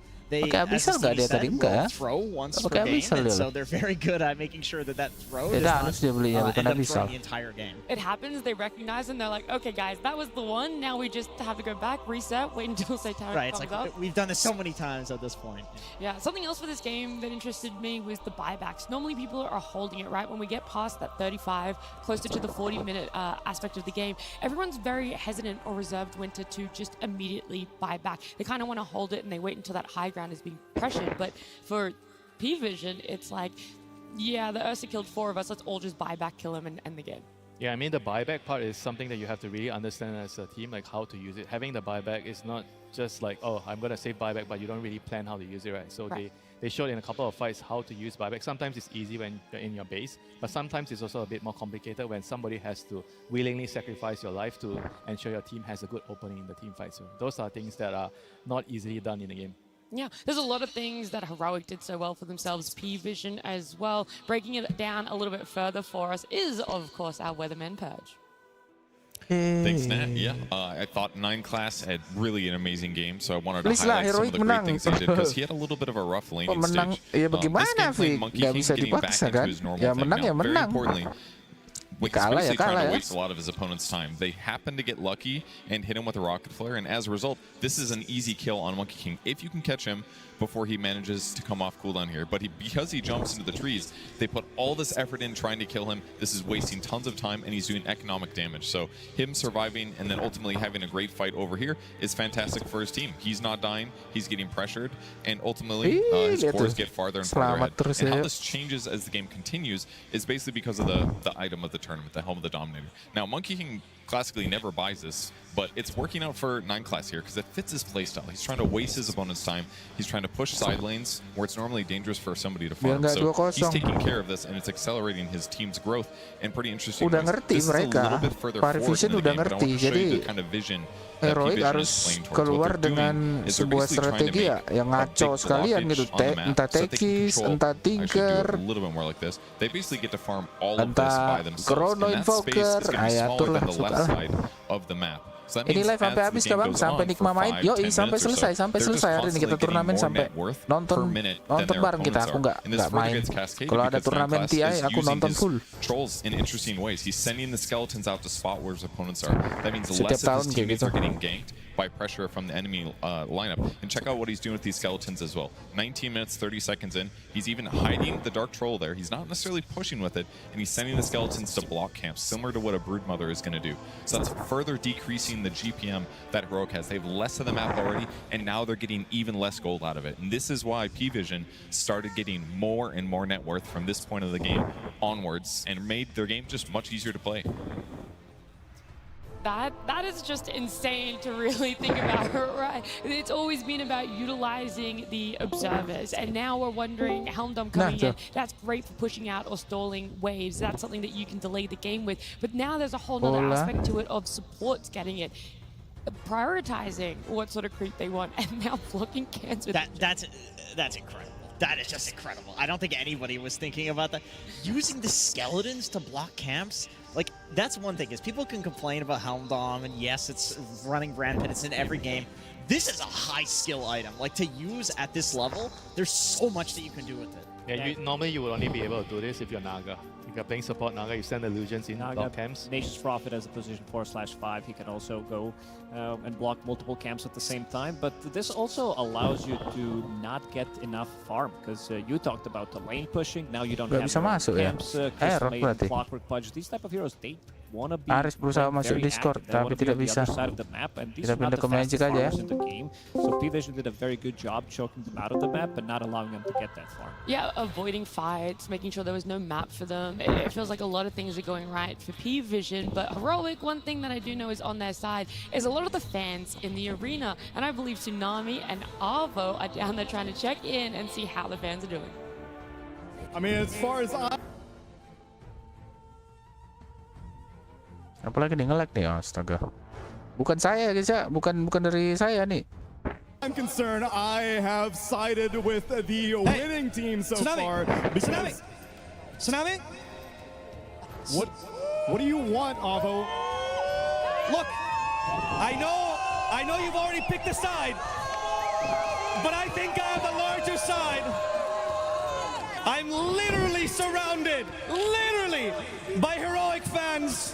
Can I actually just show 1 second, please? Please. Can you please show to the crowd how much of a fan you are? This is what we are going to say when Astini loses the second game. Ari nggak bakalan throw 2-0. Kalau 1-1 ngeri sih. But South Americans, if there's something they know how to do, we know how to roar, South America. Let's go! Avo, what now? What is going on here? South America makes it to top 8. You just reappear. And yet I also find that P-Vision Aduh, bergoyang guys. Bergoncang guys. Tolong kameranya, sudutnya. Astini can do all the predictions. He do the best picks. Wait for us, Cafurtado. Bravo. He knew to let the pudge and the clock. Aduh mbak, tolong mbak. Iya. And he beat it off. What are you gonna do about it? Santai mbak, santai. Okay. It's hard to compete against Astini, Simo. It's true. Game 1 tadi susah pakai signature. Game 2 ini harus bikin gerakan baru. Unexpected. Itu pun team fight-nya perlu ditata lagi. We claim anyone that plays well. Anyone that does well is from Brazil, is from Peru. And today, I want your whole stadium to roar for South America. Please, a big shout for the greatest DotA tournament. It's the International.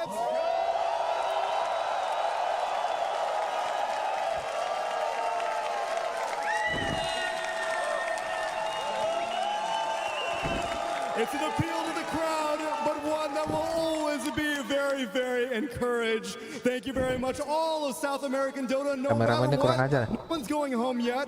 We can see it reunite again in grand finals. But for right now, we're going to go back to the panel as we prepare. Mereka sudah pakai signature hero, ya betul sekali kan. Ya tapi bagaimana, Afik? Menang adalah menang, kalah adalah kalah ya kan. Mereka kalah karena lawannya lebih baik gitu. Bukan berarti mereka tidak bagus ya. Mereka bagus mereka.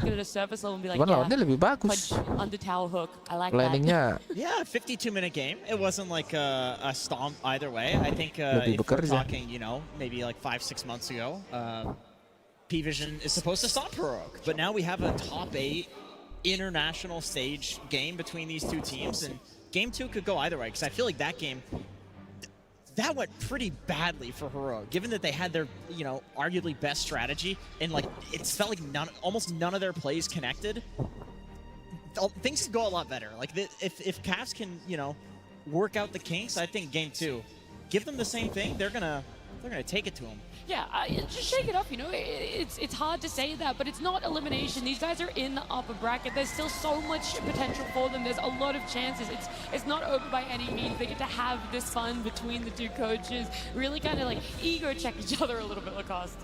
Yeah, for sure. I think Cavs did tweet it out yesterday that they are ready. All the prep is ready, and seems like, coming into the second game, I want to see that prep as well, because this one didn't really work out for them, especially against a team like P-Vision, who kind of managed to outmaneuver them on the map, choke them out real heavily. I want to see slightly more aggression. I want to see them create that chaos, because 10-15 minutes into the game, we only had 8 kills, and this is not how usually Heroic plays. So I want to see them try to put them in a position where P-Vision doesn't feel as comfortable.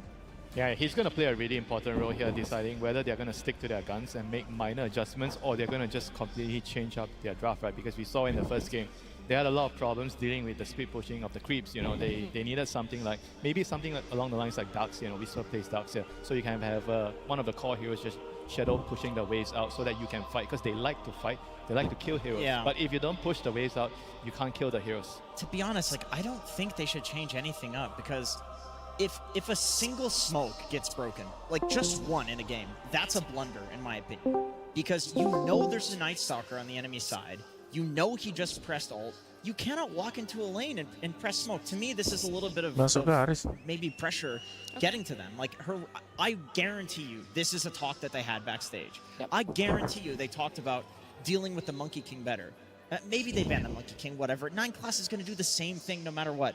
You have to find a way to deal with him with wasting less time, or just don't deal with him. Make your own plays. But if you're going to do that, you cannot just run your smoke into a Night Stalker. I think you got to respect that position force. Like the best position force in Dota history, you know, we're talking about Jerex, like Baboka, Jinkyu, these very annoying players, Foxy as well. It's very difficult to deal with what they're doing on the map because they understand the micro and macro, like, completely. They know how you're going to move. They can predict your moves, and this is exactly what 9 Class is doing right now compared to Schofield, who's a bit more of a polarizing player, I would say, who's playing much more aggressive. I don't think he's fishing for information as much as 9 Class is doing. I mean, that's like a very surface level problem. I think the true issue is the overall strategy. How are they going to build a lineup which allows them to cover more ground? You know, they have a lineup which, technically speaking, they need to snowball. They're going to kill heroes and they just keep running at you. But you can't do that if you don't have an all-rounder draft. So I think they probably have to look into that. If they don't change anything, I think the game is just going to end up the same way. That's true. It's easier to make the good plays and to not have to deal with 9 Class if you're also creating pressure somewhere yourself. I think sure he's like a huge problem, but he's not the root of the problem, I think. There's also a big difference, I would say, with the position 4s, with the itemization that they're buying. For example, in the previous game, you have Schofield rushing Aghanim Scepter, so you're really not getting the value out of the gold until you finish the Aghanim Scepter, which is 4.2k gold, compared to Helm of the Dominator, which is 2.5k gold, and the components that he's getting. And so he's coming online much faster, and we're also talking about them having an early lead, so he's utilizing that much better compared to the enemy position 4. Yeah, I was expecting an earlier 4-staff from him, to be honest, because if you look at like literally every P-Vision hero, all of them don't like playing into 4-staff. Like they have some circle that you need to force out of in the Monkey King and the Night Stalker, you know, Beastmaster Roar, things like that. But Schofield, I also respect that he's got his own way of playing. He doesn't care what we think. He doesn't care what his team thinks. He doesn't care what anybody thinks. He just plays his own way. Unfortunately, it meant that he didn't have much counterplay for his team. But he's got his own strats. The teams have had their time. We've had our moments to talk about those game 1s, the potentials we want to see for game number 2, but as we can see, our players are back in their booth, and that means we get to look forward to a game 2 draft. P-Vision versus Heroic Game 2. Marvel the Spectacle. Upper bracket, no elimination on the lines by any mean, but Heroic definitely are going to want to bounce back to this one. They want to make it closer. A closer series is what everyone would love to see. We've already highlighted a position 4. Maybe even just the support picks in general, langsung 4 kena ban. Mereka nggak ngambil Beastmaster ya, ganti strat. Bagus cok Beastmaster cok. Yeah, I guess they probably really wanted maybe to make the counter Beastmaster. Raptor 20k aja bisa kebalik. Minggu kemarin Pari comeback gak masuk akal. Sometimes when you try to flex your heroes around too much, then it ends up being really hard to kuat ini. Pari Vision kuat ini. They're gonna have the Nature's Prophet now, which is gonna solve a lot of their wave shuffling problem. Yes. Hero is global, so it's definitely gonna be a very, very different game here. And it's also a hero that can nggak tahu lah ya. Aku sih pengennya live stream sampai kelar ya, sampai kelar hari ini beres gitu. Kalaupun misalnya nanti aku istirahat, aku tinggalkan tetap live streamnya, tetap jalan aja deh. Kalau misalnya nggak ada masalah, lanjut terus ya teman. After game number 1, they can try to tadi nani mode apa? Ya udah dingin kok, mantap lah. Dingin. Penting jangan senggol-senggol bang. Kok senggol mah dia rasa sendiri gilanya. Jagoannya siapa? Pak, apa nih? Mas WML nih. Jagoannya. Di TI kali ini pegang siapa? Oh nyet lagi. Ih, ngeri jo. Yep, they banned DK as well. That also indicates the puck. Aman bang, gua kawal sampai kelar. Wih, aman aja, nggak mesti harus dikawal. Gua capek istirahat. Ada siaran ulang, ada siaran singkat. Yang bisa, nggak apa-apa. Terima kasih. Pegang siapa kah, Mas WML di TI kita kali ini? Anjay. Yang masih ada ya, jangan bilang tim Spirit lagi udah meninggal. And try to punish him. I mean, it's also the fact that whenever you're playing to Nature's Prophet, you kind of want someone to be able to shove the waves away from the team and also join the fights, right? Usually we talk about Dawn, Underlord, those are the type of heroes that kind of, even though it's not Kalau a very di popular hero, bukuku but you ya, can kind of do bukuku that anjay, bukuku. Parivision masih kalah sama Bad Boom sama Falcon. Salto-salto dia. Ngapain di salto-salto? Oh, itu tahunnya bang. Apalagi Nikma tuh. Jadi secara kekuatan ada tier-tiernya memang mereka ini. So Cuman belum rapi. Kayak tim Chinese itu ya, tim Chinese kayak Ame gitu, XG, mereka strateginya jelas gitu, stratnya jelas banget, draftingnya jelas banget mereka. Mungkin last picknya yang unexpected ya kan, tapi mereka punya alur yang udah rapi banget gitu. Untuk tim bisa masuk ke situ, tim apa ya, rapi ya, agak susah. Heroic nih ya, kalau Heroic nih lawan Tundra, aku masih megang Tundra. They did go to 52 minutes in the game. It was a relatively close game. Yeah, I would maybe lean towards kayak tim Southeast Asia masuk aja tuh. Flex from the off lane, maybe even Tusk to have udah rapi mereka ada. Udah rapi, XG itu udah rapi. Kayak tim Southeast Asia masuk ke TI, dapat juara terakhir, itu udah jago gitu loh. Itu udah jago banget gitu. Tetapi di atasnya orang jago masih ada lagi yang lebih jago kan. Memang kita berapa nih? 16 tim ya. 16 kali 5 itu 80 orang. Satu tim itu isinya 5 gitu. Ada 16. Ya jago-jago semua nih 80 orang ini. Jago-jago semua, tapi bahkan dari 80 orang ini ya, ada peringkatnya itu. Bukan tentang MMR-nya ya, ada yang ranking 1, bukan tentang itunya. Karena Yatoro itu bisa dibantai, di publik itu bisa dibantai. Tapi kalau di tim beda cerita. Sama kayak Ame juga. Ame image-nya itu jelek dia kalau di publik. Marah-marah, ngamuk-ngamuk, gak jelas dia ngepick apa, dia yang malah gitu kan. Nah, dia pengen selalu dispesialkan, nggak mau dia kalau nggak last pick carry gitu nah. Ya, image-nya jelek lah gitu. Jago gitu, tapi ya kalau main tim beda cerita gitu kan. Tapi memang main rank grinding sendiri itu sepenting itu gitu. Jadi harus punya skill individu yang mumpuni supaya nanti performa di timnya bisa bagus gitu. Kayak Team Spirit ini, aku menghitung ya. Aku sebenarnya rooting for Team Spirit gitu, tapi aku ngikutin kasus mereka. Larel sakit, Rue baru gitu ya. Liposka Mira cabut. Jadi mereka tidak dalam kondisi prime-nya. Sehebat apapun Yatoro ngangkat sama kolaps. Ya kalau bagaimana dua pilar itu agak susah menggendong gitu. Pilar itu biar kokoh itu harus tiga titik kan. Sama kayak OKG membuat kurungan untuk mengurung biju itu harus tiga titik atau lebih gitu. Biar kuat ya. Segel anjay. Naruto lagi bang.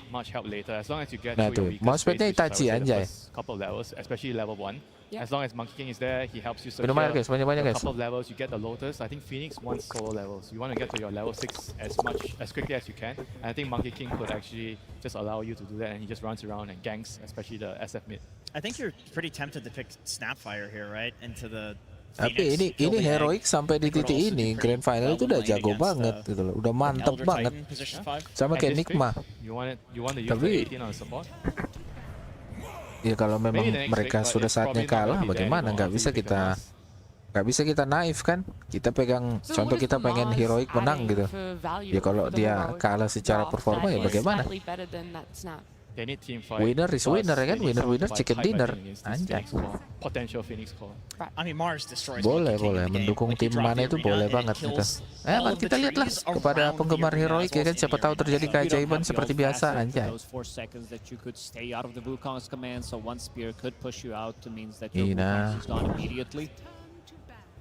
So, I mean, you also kind of have a combo, right? With SF, you lock them in the arena. Aris mau join voice ya, cuman that's gak bisa. Nice. That's a crazy combo. Like their team fight is incredible in this game. I mean, I still think Snapfire is amazing.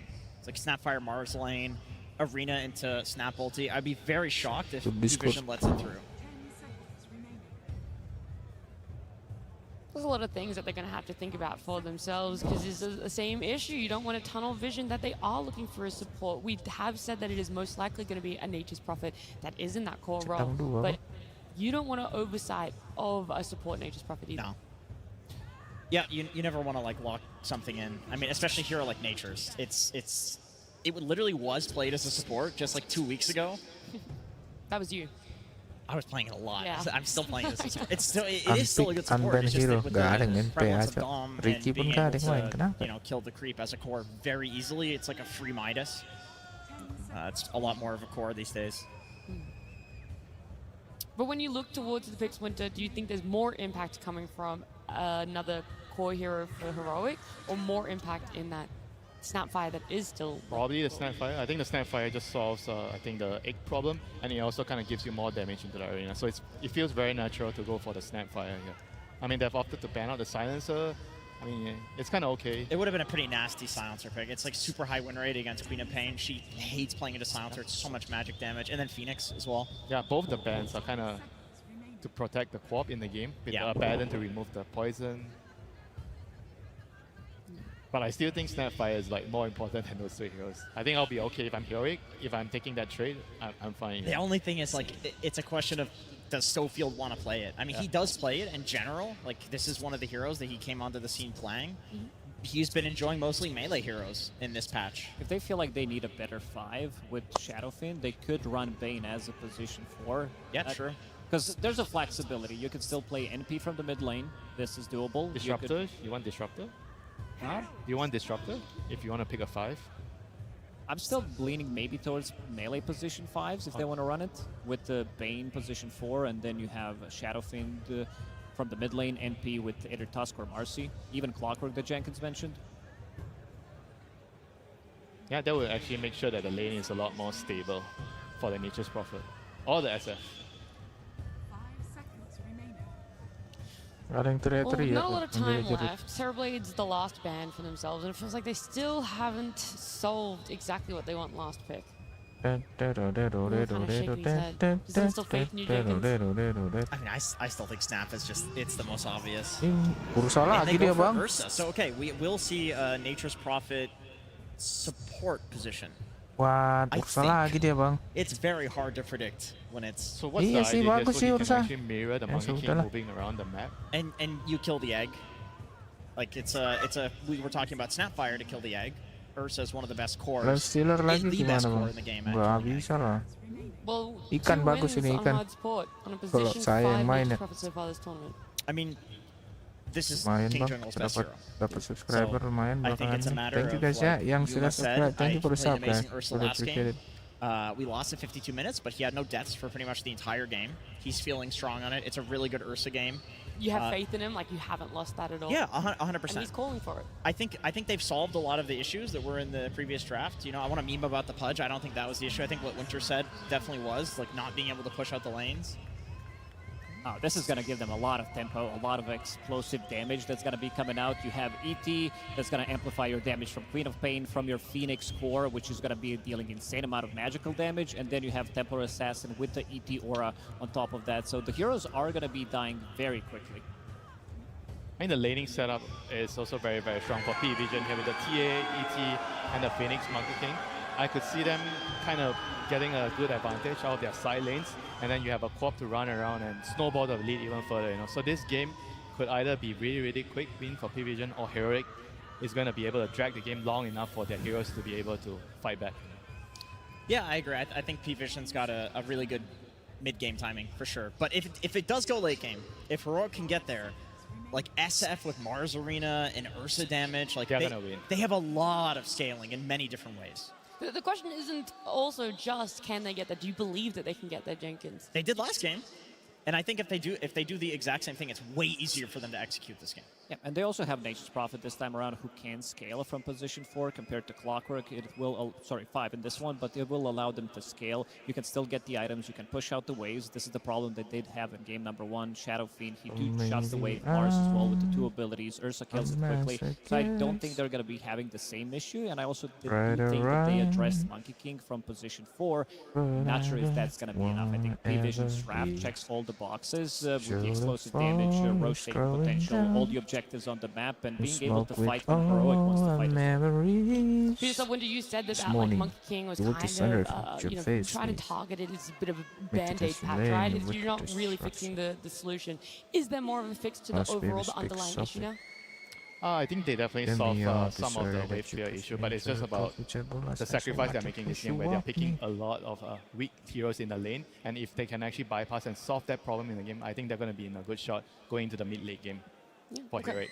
All right, okay. I just got to see where it is, because we said coming into this one, it could potentially be a very close series. We don't exactly know where it could lay either way.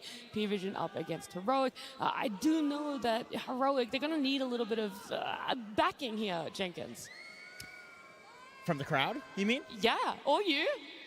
Yeah, let's go Heroic, game 3. So we can get another Pudge. Let's get another Pudge on the menu. I was hoping for a little bit more, chances for Crimson Witness. Let's hear it for Crimson Witness and Heroic. I believe in this P-Vision draft. I'm going to be honest. We're going to go down to the coach, because I feel like that's someone who can definitely give us more faith in Heroic. Absolutely. We are here with Caps. Caps, welcome back again. Hell of a game that you guys played last time. Really fought till the end there. And pretty good draft here, I have to say myself here. You did give them their iconic Monkey King again. Do you think that the Mars will be enough to deal with that, or did you have any other plans? We think that the hero is annoying for sure. But if we worry about a hero just because it's annoying, the draft gets too hard. And I think this game we have better tools to deal with it. And we could have won last game as well, right? You guys saw it. It was close. Last game kalian tidak bisa kalian menangkan. How did you get the guys out of that mindset? Because it really was a back and forth. You guys did great in that early game. Were there any words that you said to them, like, guys, drop it, let's get in the next game? We usually just try to be as direct as we can. Ursa TA. Coba kita lihat Bang, bagaimana nih Bang. Aduh, tapi mereka nggak ada yang bangunin TA loh. Paling nge-stop si Bane-nya aja ya. Bisa sih nge-stop Bane pakai Titan, pakai monyet bisa sih. Pakai Queen juga bisa. Pakai Queen Blizzard. Heroic fans, you still out there? Ya udah jago mereka ini sampai upper bracket. Udah jago. Yeah, South America far, but they're here in spirit and they're ready to see you win this one. Bring it to a game 3. Are you ready for that, my man? Dari South America ke Jerman mereka. Let's bring it to the game and see if they can make it there. Thank you very much. Thank you. There we go, ladies and gentlemen. Time to get this game 2 action underway between P-Vision and Heroic. Fox, what do you make of the approach this time around? Changes, but of course Heroic, they do still end the draft with that Ursa once again. He played a hell of a game in that last game, right? So I can see why he probably asked for it again. But adaptations made on both sides. We do see a ton of team fights this game, Owen, on both sides. It's actually insane how much it's been round up with an ET being brought into the mix. My favorite hero, of course, I have to say that. But yeah, lots of different things that we can talk about here as Analog getting to play his extremely, if not his most comfort hero. Of course, his puck is one of them, but he loves to play this Shadow Fiend. So looking forward to see what he can do on this, because I felt like in that last game, he just had such a hard time in the puck.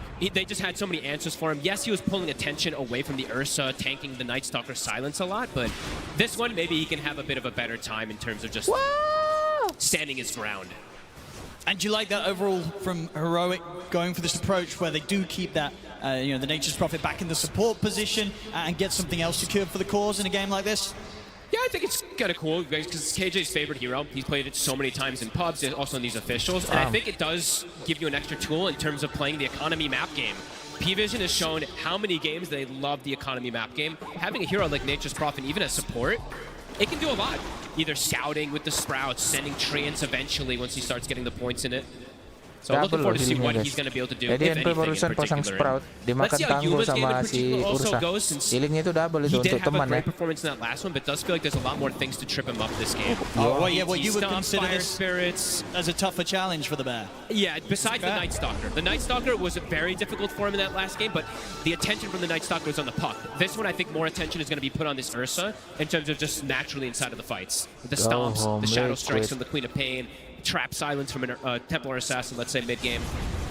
So let's see how that adjustment comes out. And speaking of the shadow striking in the mid lane, right now no one having a pretty great time in the mid lane. 13-8. A lot of denies and bottom lane. First blood's going to be found here by the two of them, DM and 9 class. That's a rough one. Yeah, this lane in particular is way harder. The Night Stalker plus the Monkey King lane is a passive farm style lane. This is an oppressive lane that is going to try to constantly kill you. And Phoenix, if he gets off to a hot start, can be one of the more oppressive 3-position heroes as we see in. I mean, that's the thing, right? 33. Because in this lane, as long as DM has dive up, he's never going to die against his Nature's Prophet and Ursa duo, right? No, unless there's a third hero, right, that rotates in. But I don't think Schofield can really leave too much. He has to stay top since he wants to make sure that he can give his Mars something, because that's a hard lane for the Mars playing versus VT. VT can constantly set up kills onto you. And we saw last game, obviously, you're very much a fan of them finding a way to get the Lifestealer in as the carry pick. This time round, getting that TA here for Satanic, another one of his strongest heroes in the carry position. They're going to be feeling pretty good about getting that through this game, right? For sure, gives them so much hybrid damage. Now they have so much physical. They also have a ton of magical. And MPT just loves to have this type of hero that thrives off that extra minus armor, too. Definitely looks strong. For most teams, I mean, not everybody picking the TA, but again, it gives you, map control, vision control. Another kill here for the two of them. Yuma, the earn charges, giving up kills is dangerous here. It's going to get tougher and tougher for Yuma to survive through the spinning stage. I mean, they're going to have to bring out a lot of regen. I mean, how do they sort of keep him in a position to farm down it? He might just die, honestly. It's very likely he might just die almost immediately. If he lands even an earn on him, might just be the kill. Armor spring.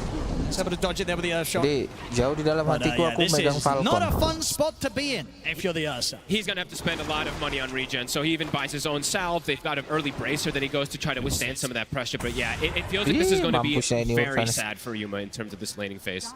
Gets his self cancelled immediately from the Earn too, and instant Fire Spirits.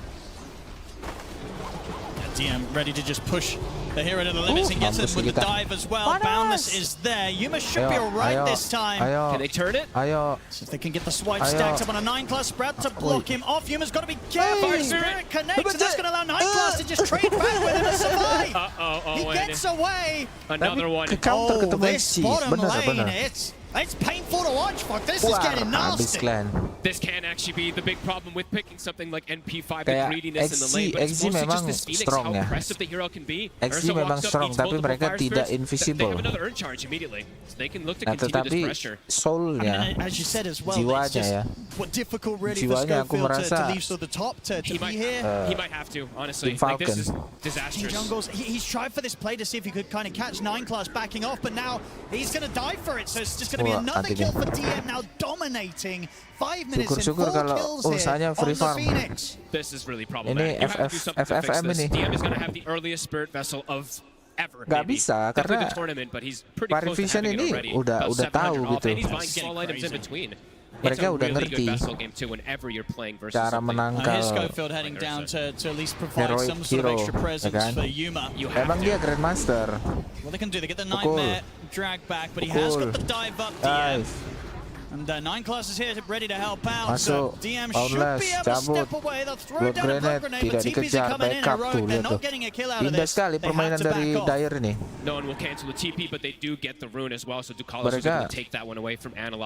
Mereka itu komunikasinya manis, instingnya lebih bagus gitu. Sementara yang kiri main ya main aja gitu. Beda itu. Kalau aku rasa ya. Lagi-lagi aku rasa bisa jadi aku salah kan, siapa tahu Red menang, who knows. Gak tahu nanti ada sebuah ekoslam yang sangat cantik ya kan, dari game tetangga ya kan. Spider-Man lah ekoslamnya, 3 Berserker gitu.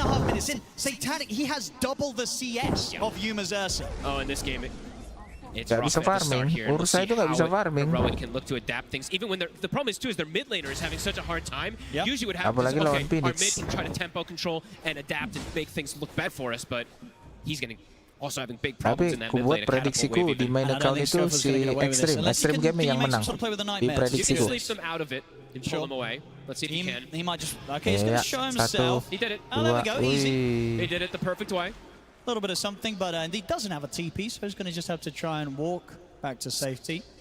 Looks like he will be able to get away with that one. So at least one thing going the way of Heroic. It's the best thing that's happened for them so far this game. It's a tough one here. Yeah, their Ursa is already having to hit jungle creeps. SF as well, also having to hit jungle. It's pre-8 minutes and they're getting pushed out of the lane. It's a level 4 Ursa, and yeah, I guess just having sort of this mid SF and this safe lane. Playmaker sih, Dota itu kalau early itu tergantung sama supportnya. Mereka punya monyet gitu loh, monyet yang sangat mengganggu. Tadi coachnya bilang, nggak apa-apa, biarin aja monyetnya. Kalau memang annoying nggak apa-apa, nggak ada masalah katanya. Nanti kita temukan sebuah strategi, nggak bisa.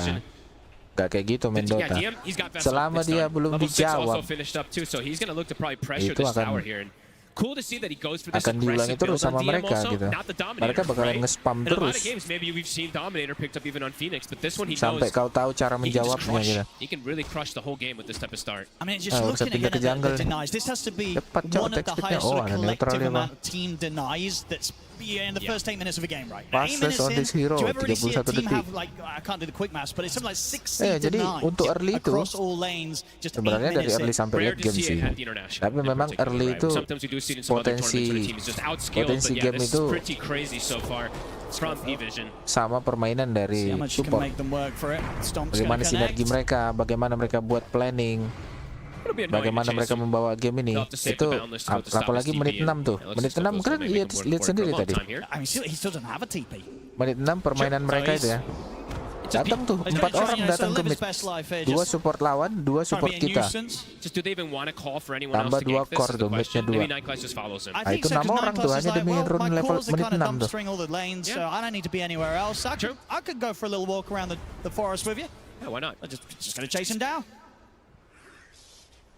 Nah ini bagus, kayak gini bagus nih mainnya nih. Jadi sekarang malah monyetnya yang menghabiskan waktu nih untuk ngejar-ngejar si Bane.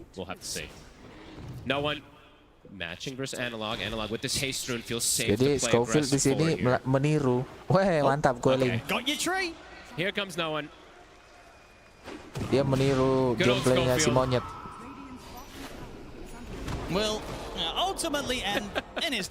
Nah, tapi problemnya gini. Dia berhasil. Saya keluar level 7. Awas, wah nggak bisa bang. Balik pencet telurnya bang. Pencet telur juga pecah bang itu. First kill for Heroic themselves to get here in this game too, and it's a nice one. They gotta start doing things like this, ya right? Jadi kalau misalnya monyetnya make a play, dia bikin space, monyetnya lepas gitu loh, itu rugi banget. Udah rugi secara ekonomi, rugi secara mental mereka. Anjing lah, udah capek ngejar nggak dapat. Nah itu amplifikasi dia. Pasti makin kesal. Nah, jadi mereka ini semua ini sama-sama jago, sama-sama hebat, tidak usah diragukan lagi. Tapi ini siapa yang lebih tahan mentalnya, mentality gameplay. Catapult is coming in as well too, so the pressure's on dia bikin dominator lagi nih. Nah ini habis nih. Analog's around.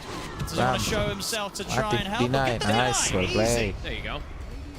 Tower though will inevitably fall, but at the least they prevent a bit of extra gold going the way of no one. Satanic though has been left completely alone, Owen. Level 9 Templar Assassin versus the Ursa who has not only half CS but 3 levels behind as well. Kok tak ambil yang gergaji bang Bu? Gergaji? It's probably just wait until you hit these timings in particular on the nature's prophet. Sure, but who actually killed the TA? They just don't, right? It was one of those drafts that this TA comes through last, and unless you're able to sort of just crush them and push them back out of the lane, the overall game state it's not going to be fun. No, like later stages, sure, they'll have options to be able to kill the TA perhaps, but in this early, maybe in the next like 10 minutes or so, it's going to be very difficult for them to deal with Satanic. Tower will fall. 9 class getting closer and closer to his dominator. DM will even give him some of that extra farm to have it finished early. And this is cool if DM goes this build also. Because it's a bit of an adaptation. I keep saying this word, but whatever. He's changing his build up quite a bit than we've seen from DM. Usually just the straight dominators. If he goes Vessel bots, that means we want to destroy this map. Monkey. I like it, yeah. He's got the levels. You know, he's got that quick, fast timing on the Vessel. So if he can continue to just be in any sort of fight that happens, Best of luck to Heroic in those teamfight situations. Dota ya, This Phoenix turning up is going to be a huge issue for them. Yeah, it looks like the name of the game for Heroic is just farm and try to recover for now as King Jungles is getting closer and closer to that vessel as we were mentioning. Analog needs as much protection as possible.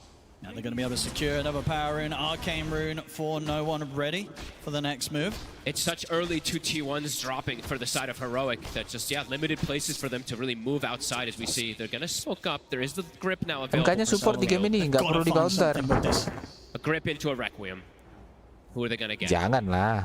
Kayak kalau monyet kayak gini, aku jumpa di MMR match juga ya. Mereka itu bisa kill kurir sebanyak-banyaknya gitu loh. Bisa sampai rempek nge-kill kurir itu. Itu mengganggu ekonomi banget. Jadi harus ada solusi dia. Wah, ulti. Nah tuh, itu yang aku bilang tadi. Semuanya bisa nge-stop ultinya si Pain. Dia pasti akan semakin kesal. Bam, mantap, masuk. Loh tuh, Yuma itu suka kayak gitu loh. Yuma itu suka kali kayak gitu. Gak diapa-apain dia pencet ulti loh. Alright, it looks like KJ's plan of the game is, or King Jungles, I should say. Sorry, I keep saying KJ. Oke, bentar ya. Biar aku kasih tunjuk ya sama kalian ya. So looking to prevent that farm speed from Satanic, as we did see 9 class doing that last game. Now it's the Nature's Prophet sending these treants in and also just blocking the camps to slow down the TA. Nih baru kasih tahu. Ntar kita ke gamenya dulu. Bam, hati ya kena geng ya. I'm a big fan of this boss. This could be really interesting. With this type of advantage that they get, ini cara mengcounter monyet itu. How do you deal with the Phoenix this early in the game? Sorry ya guys ya. Ini triwin. Jadi kalian harus menyalakan ini supaya ketika monyetnya lompat, itu pohon yang dia lompat itu bergoyang, bergoncang. Nah, kita tonton di gamenya nih. Nah, itu lihat nih, pohonnya itu, nah lihat pohonnya itu bergoyang. Kalau kita lihat secara teliti, pohon yang bergoyang ini, nah tuh, lihat nih, dia ngeping barusan. Artinya dia menghidupkan itu. Nah, tetapi itu harus dikombinasi sama ini, Quelling Blade. Bentar, sorry nih. Sorry, gara-gara itu nih. Nah, mati. Itu, jadi kalau timnya malas beli Quelling, ya kan? Kalau timnya malas beli Quelling, mentang-mentang NP di timnya dia malas beli Quelling, itu bukanlah hal yang baik gitu loh. Sedangkan TA-nya aja beli Quelling tuh. Quelling di range itu 4 doang gitu. Nah, padahal Quelling itu 100 gold itu bisa menjawab 4 star gitu ya. Nah, bisa untuk nge-stun 4 detik. Masalahnya itu monyet itu 4 detik kena stunnya. Ah, kira-kira kayak gitu ya guys ya. Cara mengcounter monyet menurut Bob Heiwa, anjay. Loh, kenapa nih? Aduh, ini bang Sarah bang display capture-nya bang jelek. Oke, sorry. Sorry guys, ada sedikit intermezzo. Jadi kalau dia ngidupkan triwin, pohon yang ada aktivitasnya itu bergoyang, bergoncang. Nah, harus sabar, harus tenang. Monyetnya aja beli Quelling nih. It could have been way worse if he did die in extra time or if they were able to actually stalk him in the jungles. This, you know, sama kayak lawan NP kan. Kalau lawan NP kita dikurung sama NP, kita harus tenang. Jangan sampai kita memotong pohon yang salah. Kalau kita potong yang salah, ya ngapain kita beli Quelling gitu, nggak ada gunanya, nggak ada bedanya. Tapi ada juga tempat-tempat yang kalau di Sprout itu nggak bisa kabur kita. Dia Sprout kita di sini contoh nih. Ya bagaimana? Mau dipotong pohonnya juga ada pohon lagi. Nggak bisa lewat. Langsung pecah telur ya. Sayang sekali. Lumayan lah itu. Telurnya nge-damage. Minum air guys, minum air. I have a lot of fear for Analog in particular. I feel like his game is going to be the hardest one to actually play. Ini keripik kentang, keripik singkong asin enak banget nih. See top, Whisper having to be cautious, at least with the Yules and the arena up. Does have nih, defensive measures. Di voting kita juga 64% Parivision. Yuma in particular has ways to survive, right? Same thing for Whisper in these wars, but yeah, for Analog, I have a lot of worries in these next 5 to 10 minutes how he's able to just protect himself. Anything gets on top of him and he's probably just dead. Dan lagian ya, contoh nih. Carry itu kalau misalnya dia takut mati, itu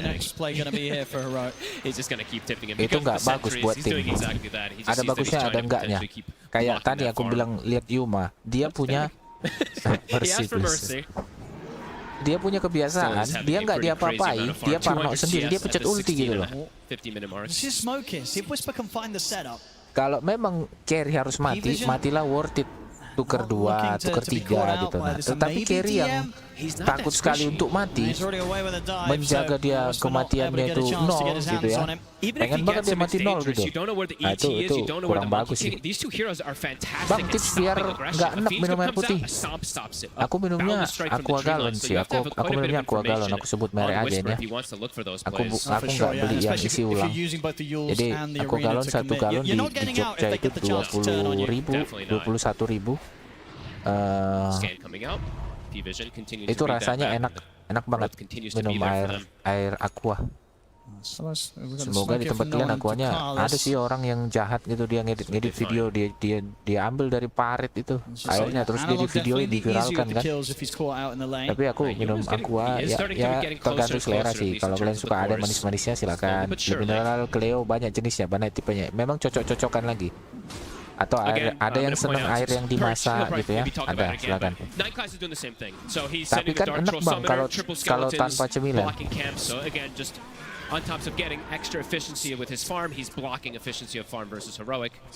baby Rosan ya.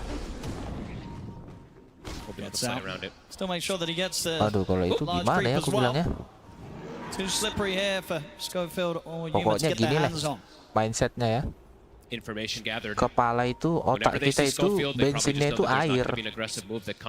Jadi kalau kau pakai otakmu untuk berpikir, nonton, ngelihat gitu ya, manis. Apa itu?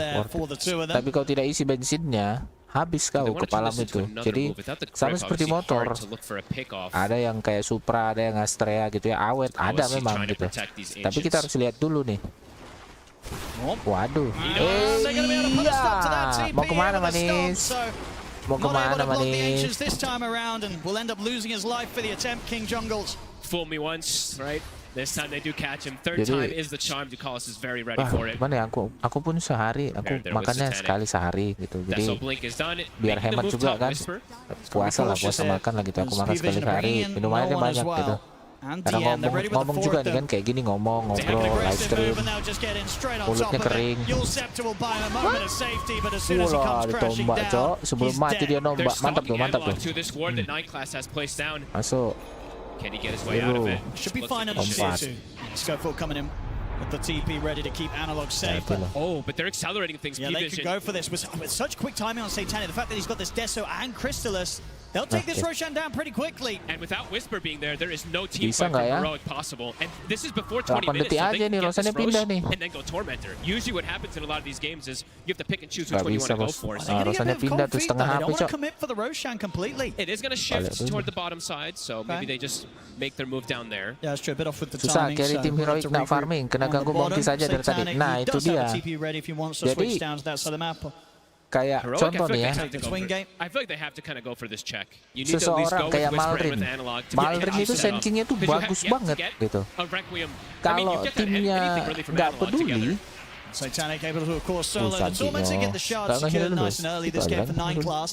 kalau timnya nggak peduli dan mereka nggak mau nge-ban sankingnya Malrin, mereka pasti kalah gitu loh.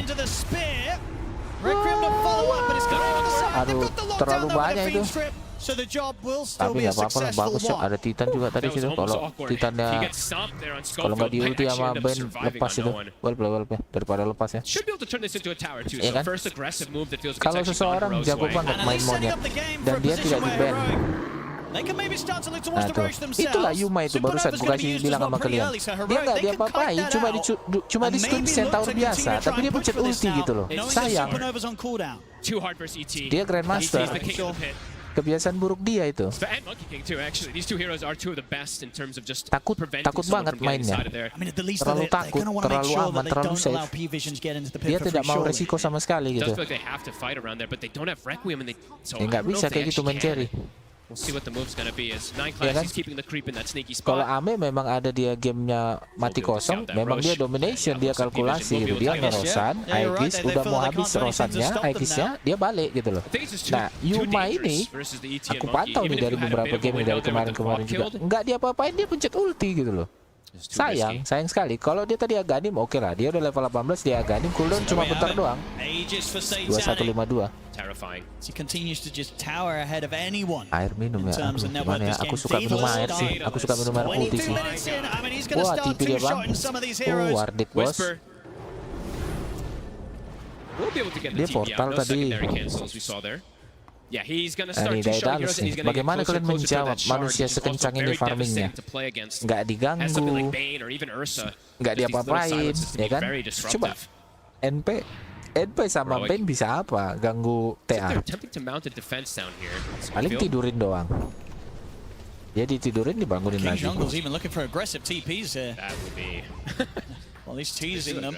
Udah beda 7.000 nih. Baru BKB. Dia BKB basah. Nggak mau beli shard ini, nggak bakalan beli shard ini urusannya nih. Sampai kelar gamenya nggak bakalan beli shard.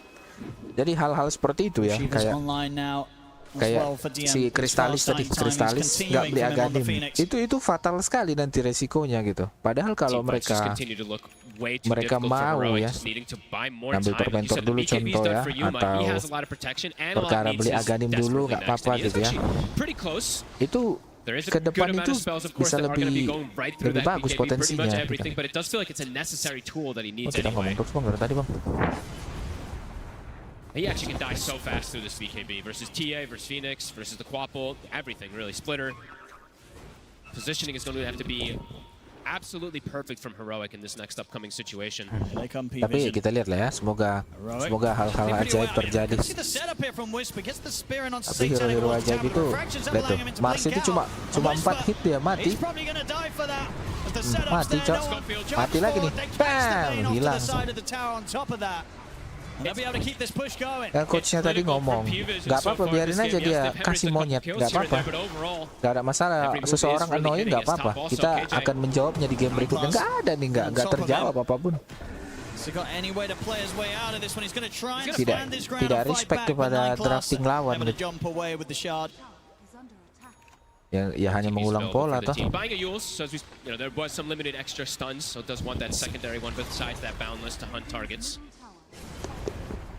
10k lead continues to grow. Saya ke toilet dulu guys. Tinggal masuk jurang aja nih. 2 menit. This game too, that hold honestly looking even tighter here. 24 minutes in. Everything looking up right now for P-Vision. Everything looking up, and even for Yuma this game, right? Yes, he's recovering, but it still is a very difficult spot that he's been put in this one. Playing versus that TA, always not even the easiest target to burst down and overpower in particular. If he does have it the fraction. Focus towards the top lane now. Looking to set up because they have this deep vision. They're going to try and get the jump on Satanic. They get the spear connection, but no one's ready to back him up. Satanic falling low, but the stun comes in on towards Yuma. Yuma pots the BKB. Will be able to take Satanic down once, but it costs Yuma his life. Whisper also likely to fall as the dagger gets thrown out. Schofield gets burst by the final touch from Satanic. And indeed, Analog, he's just got a BKB and run. His first BKB usage, and he's getting body blocked. Indeed, looking for the body blocks, buying time for 9 class closing. He had the Requiem to push them back, but still getting slowed down. Boundless is in, Heroic loser 4th. P-Vision just playing with their food now. Pretty much a perfect fight from P-Vision. As the Aegis is almost going away is when they make the move onto Satanic, and it isn't even close. Heroic gets destroyed there.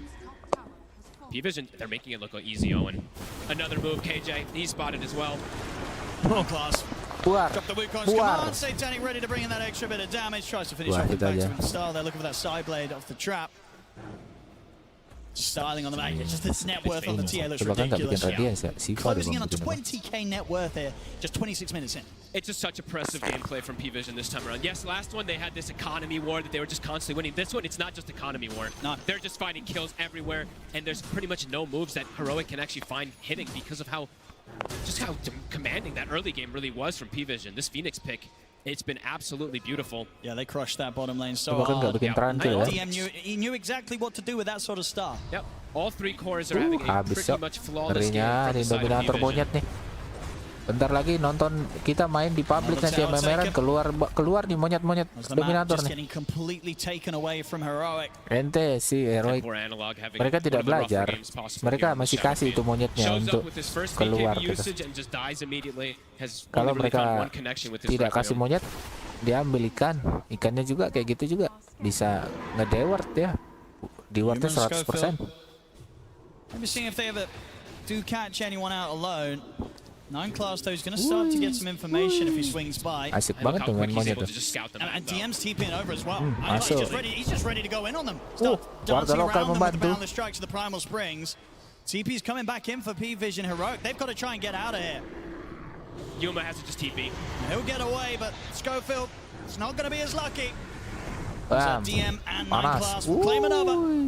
This Monkey King is so annoying to play against. He just gives such good information and they Jadinya can't musuh stop udah it. Even though they have jadi the item late game ketiga ya. instant disables, he just jumps up on the tree almost immediately. Dia dagger BKB nggak ada damage. And a trap also, right? As we said, P-Vision loves to play vision games. There's troll Karena summoners mereka bisa scouting out merasakan waves. itu. There's TA traps scouting Radiant out bisa movements as well. They have ngerasakan exact kalau information Dire where itu makin everybody is. kaya, Analog makin walked tidak on bisa top of the trap tersentuh. twice. They have deep vision in the jungle as well. So just keeping tabs of pretty much everything that they need to. Full ags now for no one. Finished up. Cepet sekali, Cok. Nggak ada cooldown, Cok. 0 cooldown primal spring. Just limited moves that Heroic can really do. Falling further and further and further behind. So maybe when they've sort of got that BKB online for Whisper as well, they can try and bring everything together for some sort of arena Requiem play. They'll be able to get their spells off, but the question will also be then, do they even have damage, right? They'll have these defensive plays to at least work around, but might not be enough with this deficit that they're at. They're going to smoke. This is pre-BKB on Whisper. Mencoba mereka nih. See what they can find. Because they're getting outplayed, outmaneuvered, out everything. So it feels like they do have to get something. 6.000. Because in terms of just if this game continues with this grasp, it doesn't feel like it's going anywhere in their favor. 6.000 ke 7.000 bedanya. Yes. Division. Smoking up. Satanic in the mid lane. Will be a huge catch, but such a hard one to get, especially with this tier 1 tower still up. For potential TPs in. Tuh, lihat tuh. They don't quite get the angle in time. Instingnya Satanik kan. Bocil luar biasa, Cok. Nggak usah di ulti, Bang. Another kill for 9 class, another scout. Can a Heroic maybe find someone sliding off from the back lines? It doesn't look like it. Heroic tier 1, pari S tier itu menurutku. Pari Vision masih kalah sama Falcons. They've had it up for about 2 minutes or so. Nobody's been in that area. Sama Bad Boom pun kalah dia. Jumping around that does go in that area. Sama XG juga kalah.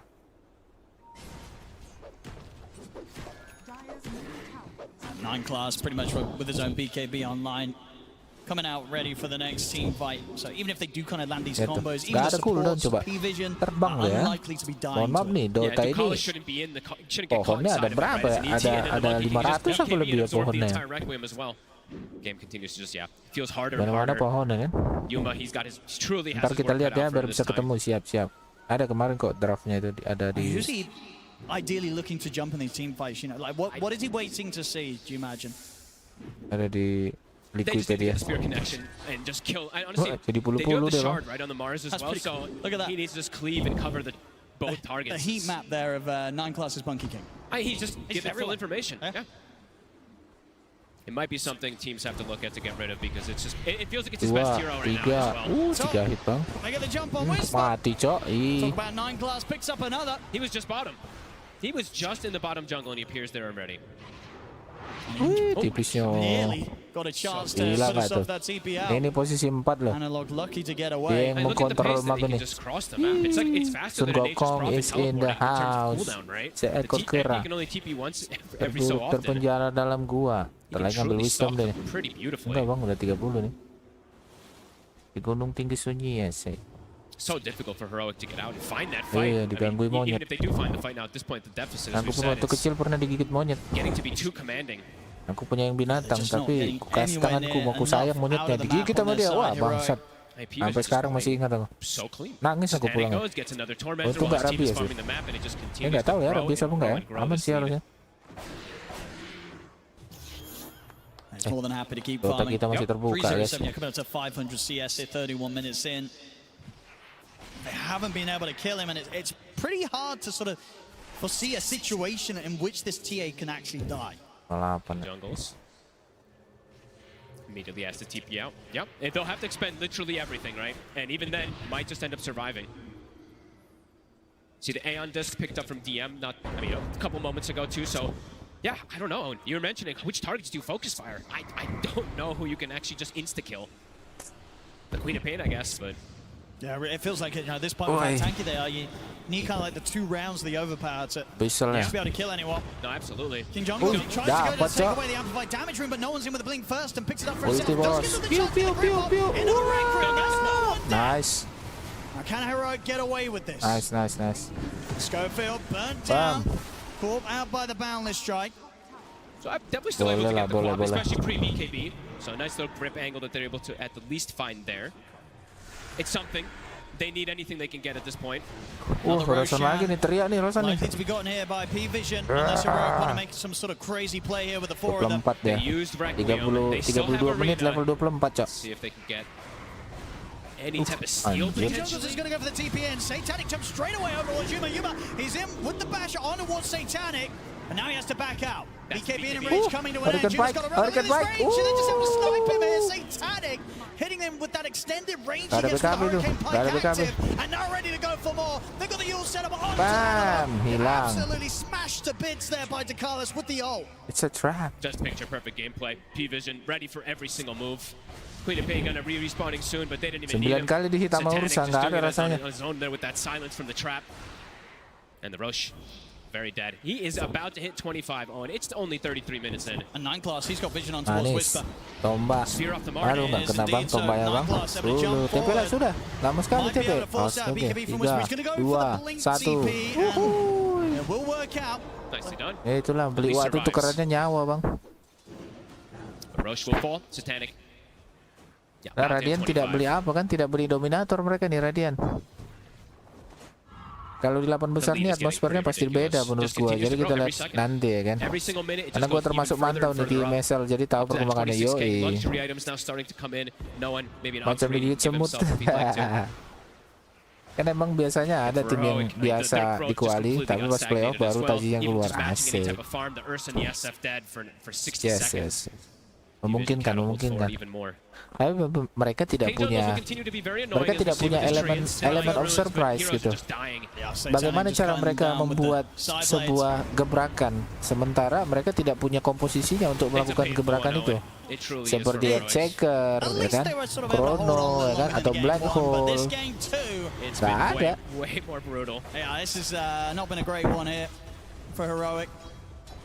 Mars ulti bisa sih. Lompat. Dia nggak beli shard nih. Sampai kelar gamenya nggak beli shard dia nih. Jadi dia costnya pakai ulti gitu. Ursanya. Ursa, Rosan shard itu 1400 doang loh. 1, 2. Kalau kena, mati cok. Udah kayak mukul crit. Engine aja bisa nahan 4 hit 5 hit. Mereka hero-nya offline-nya nggak sanggup. Tapi di situ dia nanti kelihatan egonya. Kalau misalnya timnya nggak ngasih ampun ya, nggak ngasih berhenti nafas gitu ya, itu bagus sih. Tapi kalau misalnya kayak Nigma, kayak Tundra tadi ya, tergantung carry-nya ya. Mereka menang dikit langsung sombong gitu lah. Wah, nggak bisa bos. Itu pasti akan dimanfaatkan sebaik-baiknya. Saya ya, lebih tepatnya. Saya yang nupin aja. Kalau misalnya bisa dapat momen seperti itu, saya usahakan untuk comeback kan. Kemana manis? Bang, udah bang. Bang, udah bang. Dia pecah dulu di wall play. Trying his best to force them out of the base. Satanic, he's in bottom. Whisper. Mati. Miss shot. Gara-gara dari bawah ya nyerangnya ya. Ada ininya juga dia tadi. Ada 15% evasion dia tadi Marsnya. Bukan kin belum. Oke, bam, masuk.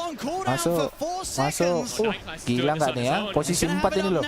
And we'll be able to go for the BKB TP out, so that BKB coming up just in time. But Whisper, oh, he did show this time, and this time he did not get the chance for those misses. Udah selesai bang gamenya nih. Back on with the push. They do get it with the Abyssal and Wah the tuh kan, mereka aja nggak ada koordinasi tuh, lihat tuh. Mereka aja nggak ada koordinasi. Ya kan, aku duluan. Berarti komunikasi hero ini nggak bagus, nggak sehat. Ya kan, coba lihat itu barusan. Bandnya nidurin, ngapain?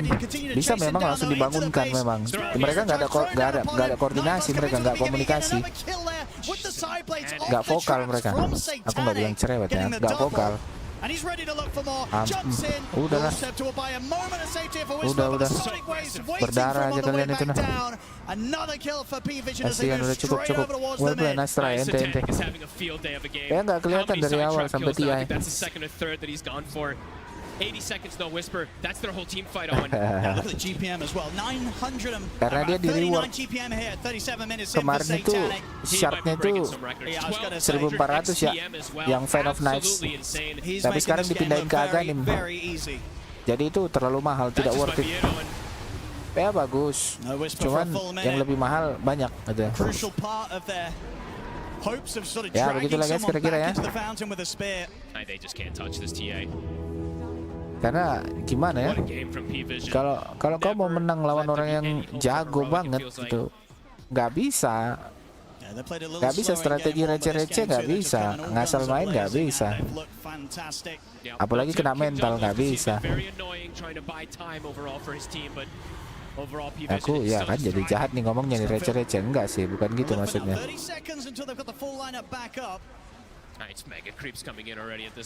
Harus all in gitu. Sedangkan mereka memberikan monyet keluar lagi ya, itu sudah sebuah kesalahan yang fatal gitu.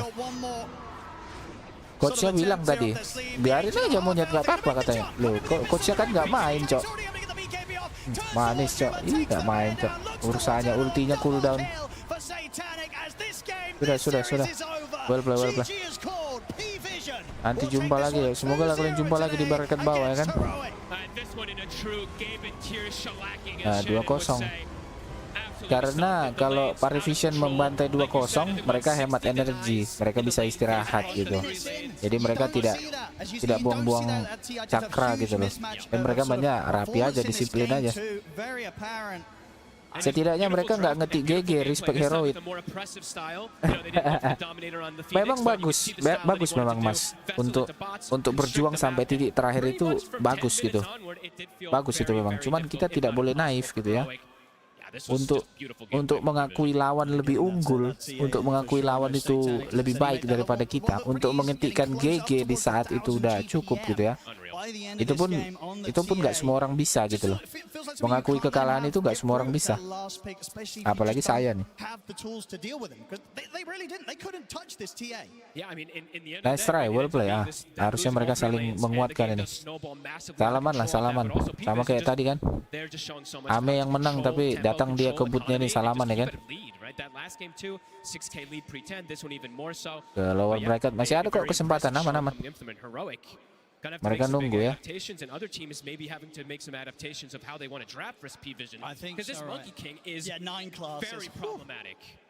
Sudah salaman dulu. Well play ente. 58 ya, 58-42.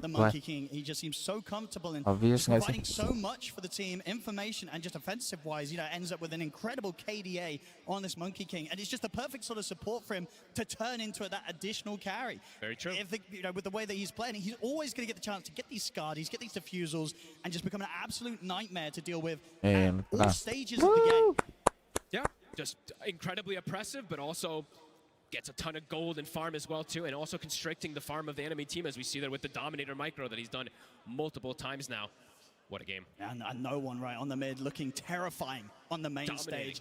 The amount of denies he was getting in this matchup against Analog, he absolutely crushed him. I mean, this sort of level of performances that we're seeing from P-Vision, I think this is definitely what kind of coming into the road to TI, into TI, is what people were expecting from this squad. We've seen this level of play from them throughout the season. We know they can bring it out when it matters the most. Yep, they are absolutely terrifying in multiple different play styles, as we see now. This is a team that, everyone knows they have to watch out so much for. Yeah, well, as you say, Heroic, we'll see how they're able to pick themselves back up down in the lower bracket, but P-Vision moving forward, teams have really got to be prepared with how to sort of take away some of these crazy heroes they get. And in terms of play, I mean, if you're playing against P-Vision, where is their weak point? You know, where do you have to look? That's got to be the question, right? The coach has got to get that digging in there onto those stats, watching the map, watching anything, because as we said, multiple different styles that P-Vision is. Yeah, absolutely. Both of these games maintaining such a lead. Game 2, as we saw, just able to sort of get it to a point where it looked impossible, any chance of a comeback. We saw them make a couple of smoke plays on Heroic to kind of catch no one off by surprise, but a very tough series today here for Heroic and a smooth one from P-Vision. And I believe we're going to be able to head over to have some words from Ducalis after that 2-0. Yes, thank you, chaps. Tremendous cast as ever. Ducalis, that game 2 was one hell of a victory. How much of the preparation before this main stage of the event was dedicated to studying Heroic? We chilled one day, then played 2 days scrims, tested some new heroes. We didn't show it yet, but we'll see. Fantastic. And 9 class, I feel, did an awful lot, and always does do an awful lot for your team, causing chaos all over the map. Do you guys actually have a plan for him, or do you just say to him, just do your thing? Usually we just say to him, do whatever you want, and we're gonna win because you're doing too much chaos. And it's really hard for enemies to understand what he's doing, because every game he can do like different stuff. It's a chaos. You cannot counter it. Indeed, it's almost impossible, it seems. One of the things I noticed Heroic were known for playing very fast Dota in the group stages, or the Road to TI, I should say. Was the Night Stalker a response to that in Game 1, just shut down that fast play style of theirs? Yeah, I think they was very afraid to play, and when they 16-17 pack, they thought like, it's free game for pack, because we didn't play an S. And we pick an S, he is already afraid to play, he needs to buy 4 stuff. After 4 stuff, he bought Octarine, I guess, and it's like, he bought Dagger, but still, like, it's super bad build. Yeah. A very tough game for him. It's your first international, obviously 9 class and Satanic as well. How are you guys enjoying it so far? We're enjoying every moment because it's really fun to play in front of crowd. Not much tournaments. We right now play in front of crowd, so we are really cheerful for everyone who came here to watch our games, to cheer for us. So thank you, guys. There you go. Let's hear a cheer for Ducalis. Congratulations. We look forward to seeing you the rest of the tournament. Over to the panel. Itu sama timnya disuruh tuh. Bro, kau lah bro, bahasa Inggrisku jelek bro. Kau aja maju, kau aja cerita-cerita sama mereka cina dipanggil interview. He's soaking up every moment and going through in the upper bracket winter. I mean, this is the best place to be when you're playing in front of a crowd. Yeah, I mean, it's every player's dream, you know, playing in front of a crowd, playing at TI main event. Everyone gets to showcase their star hero, you know, signature hero, and win the game. Falcons ya, habis ini ya. Weh, kacau. Show people that there's more heroes Lacoste that they're gonna bring out. Tinggal 2 kali lagi nih hari ini. They're scrimming with even more heroes. Oh, this team is super well prepared when it comes down to some secret strategies that they're going to be running, because they have way too much. Like they had do so much preparation, and we can see the new tech coming out, especially with this Monkey King Dominator. It feels way too, like it does so many things on the map. You can kind of be annoying on 2 different sides of the map. Like it's. I mean, when you say Dominic, they are one of the teams that benefited the most with how the pub games got, you know, got turned off from public, so they were able to develop a lot of very different strategies from everyone else. Yeah, I'll be honest, I felt like Game 1 that Monkey King may have been something that they just like kind of flexed to 9 class because it looked good for that game. But then the more that we saw it, Game 1 and Game 2, I'm realizing this is something that they simply think is really good. I thought Monkey with the Simeon Stride Falcon bentar, jangan harap dapat game gampang lawan Tidebound. With the Dom, it's like it's worth getting him to level 8 to get the max level jump, because the amount that you can do on the map, I agree. I don't know how you deal with that. And the fact that they have more in the tank that they haven't shown other than this is kind of crazy. Yeah, the Monkey King was a big one. They just kind of let 9 class go, but I wouldn't say he was necessarily like the shining moment here, Winter, at all. It felt like, yes, it was in the off lane, but it felt more XG ya, gampang lah ya. XG lawan Tundra nggak terlalu sulit lah prediksinya. Di sini Parivision lawan Hero. Aku pilih Parivision. Nah ini Tidebound sama Falcon. Aku pilih menang Falcon. Tidebound sama NGX harusnya kalau ini bawah ya cocok lagi. This game I felt like the last pick kind of didn't really work with the whole draft that sejauh ini had. kita They masih went benar too tua, greedy, ya kan? and they didn't really have lanes that were playable. It's just very, very hard if you don't do well in your lanes. At least one of your lanes have to be okay. But all three lanes kind of have very, very bad matchups, and it wasn't even them playing bad. It's just the matchup was very difficult for them to play. Saja, Bang. It was an interesting pick. Beres. We were talking about Snap as a potential counter to Phoenix. Like, they did need something to kill the egg. They identified that. Ursa was the answer, but when you're playing into an off-lane Phoenix, this hero destroys melee heroes in lane. Even if it's an Ursa that can counter the egg eventually, like, you don't get to that point in the game where you can counter the egg. He's just too farmed on Phoenix. It was very difficult for them to play that safe lane because he first got the first blood and they continued to dominate that bottom lane. It was very difficult for them to make a comeback. Ursa is also a hero that relies heavily on having a good start so he can farm his battle fury. Mid lane was just a disastrous. They tried to go for a couple of smoke plays. It didn't work out. And it felt like in the later stages of the game as well, they had this one big combo that they want to execute with the sleep, potentially into Requiem or use Fiend's Grip, Arena Spear into Requiem. Even if you use that, like, Tidebound menang early to mid game. Falcon kalau menang comeback di late game. They were really not ever putting the pressure on them. I mean, this is where the Snapfire would have solved some of the problem because they were so reliant on the Cause combo, the Arena and the SF ulti. The supports can't really do much after that. But if you have a Snap, maybe when you're going for those singular pickoffs, you don't really have to commit so many big spells to kill that hero. Then you can maybe take the next fight. Yeah, well, I do want to talk about it more because you said it, Jenkins, that like Phoenix destroys melee heroes, right? But we actually want to see it. I want to show the clip because this one was brutal for anyone who might have like tuned into that last moment and missed what happened in the early phase. Yeah, there are of course these drafting issues, but also the way that P-Vision played the lanes was just beautiful. I mean, look at 9 class kiting here. Like, I think Yuma actually makes the correct decision with the blood grenade to go on 9 class. He was tanking tower. He had a bunch of stacks of fury swipes, but the kiting from these two on the lane was spectacular. Like, understanding that Ursa running into the Phoenix Fire Spirits, which just came off cooldown, that they could turn that kill. Like, this was already, I think that was like the 3rd kill that they got in the lane, and it was just a dumpster fire after this point. It wasn't just that lane that he was doing so well in and helping it as well. Later on, you see him rotate towards the mid, and Analog is caught off by surprise, and now the Phoenix is doing even more. Yeah, I really like how DM turned a really solid laning stage into just controlling the entire game. Look at his inventory. At 15 minutes in the game, he TP's mid of Boots of Travel, Spirit Vessel, building into his Shivas. Like, this is insane. Like, legitimately, as an SF, you're like, why is there a Boots of Travel Phoenix in my lane already? Like, it doesn't feel fair. There's nothing Analog can do in this situation. Yeah, and you can also, with these Boots of Travel, match what KJ wanted to do on his Nation's Prophet. He was very annoying on the other side of the map, but with the Boots of Travel as well, you can always TP with the +1, make sure that you have a kill potential, because something that Phoenix does lack in the laning stage is any kind of stun. And when you're playing with Monkey King, who can use the Centaur-dominated creep or just be them himself, you can easily set things up on the other side of the map. There's one more area we want to have a quick look at as well in this game number 2, try and wrap out this game a little bit, this series, because for Heroic, when you're behind, a lot of you are looking for fights. You want to get a pick-off. You want to try and make anything happen for yourselves, but it just kind of wasn't really there, Jenkins.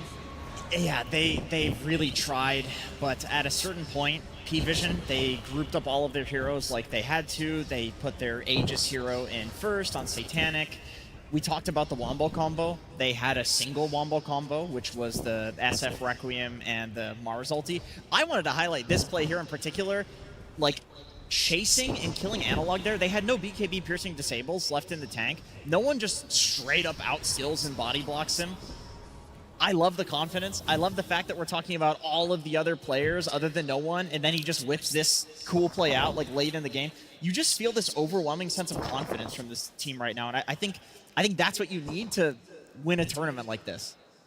Yeah, it's boding well. You came into today very strong, very gun-ho, Jenkins, about how good P-Vision are looking. Have you kind of been won over now, Winter, after seeing all these plays from game 1 where we saw Helmdom on support blocking camps to no one body blocking SF later in the game? Yeah, definitely always felt like they're a really, really unique team and a very strong team when they're on their A game.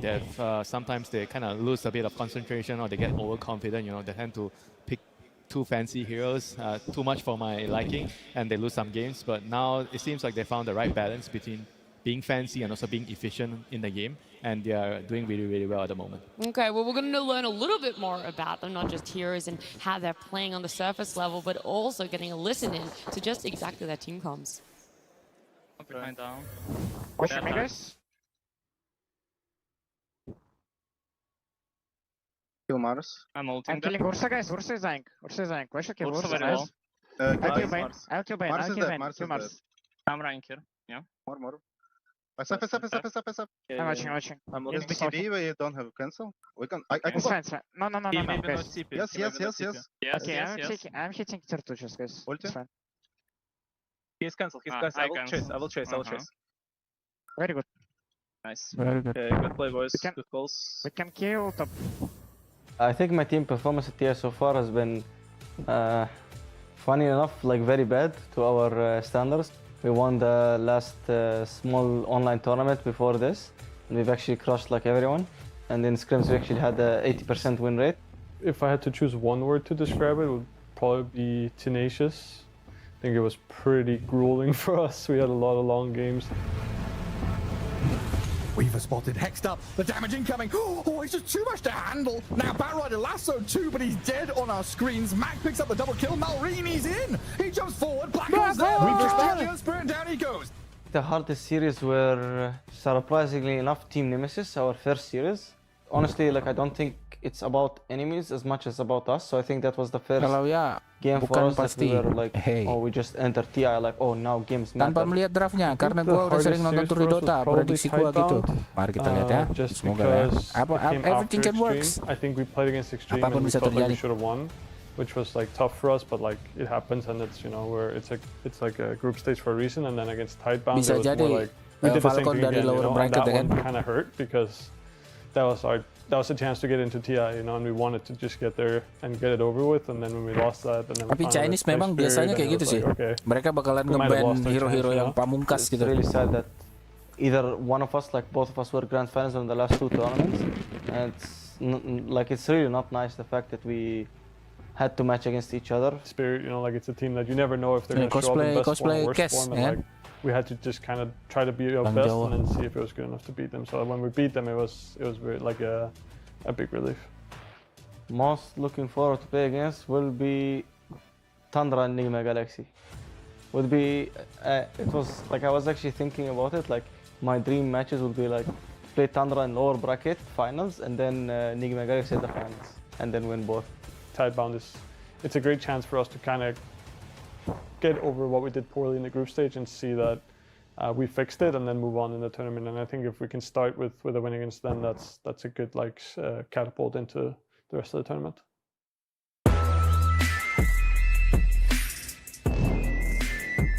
Team Secret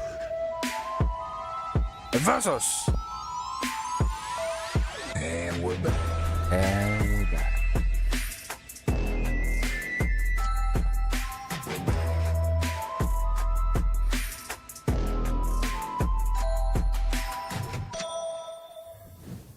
Good afternoon. I hope we're all ready to kick off the second half of day number 1 here at the International in Hamburg.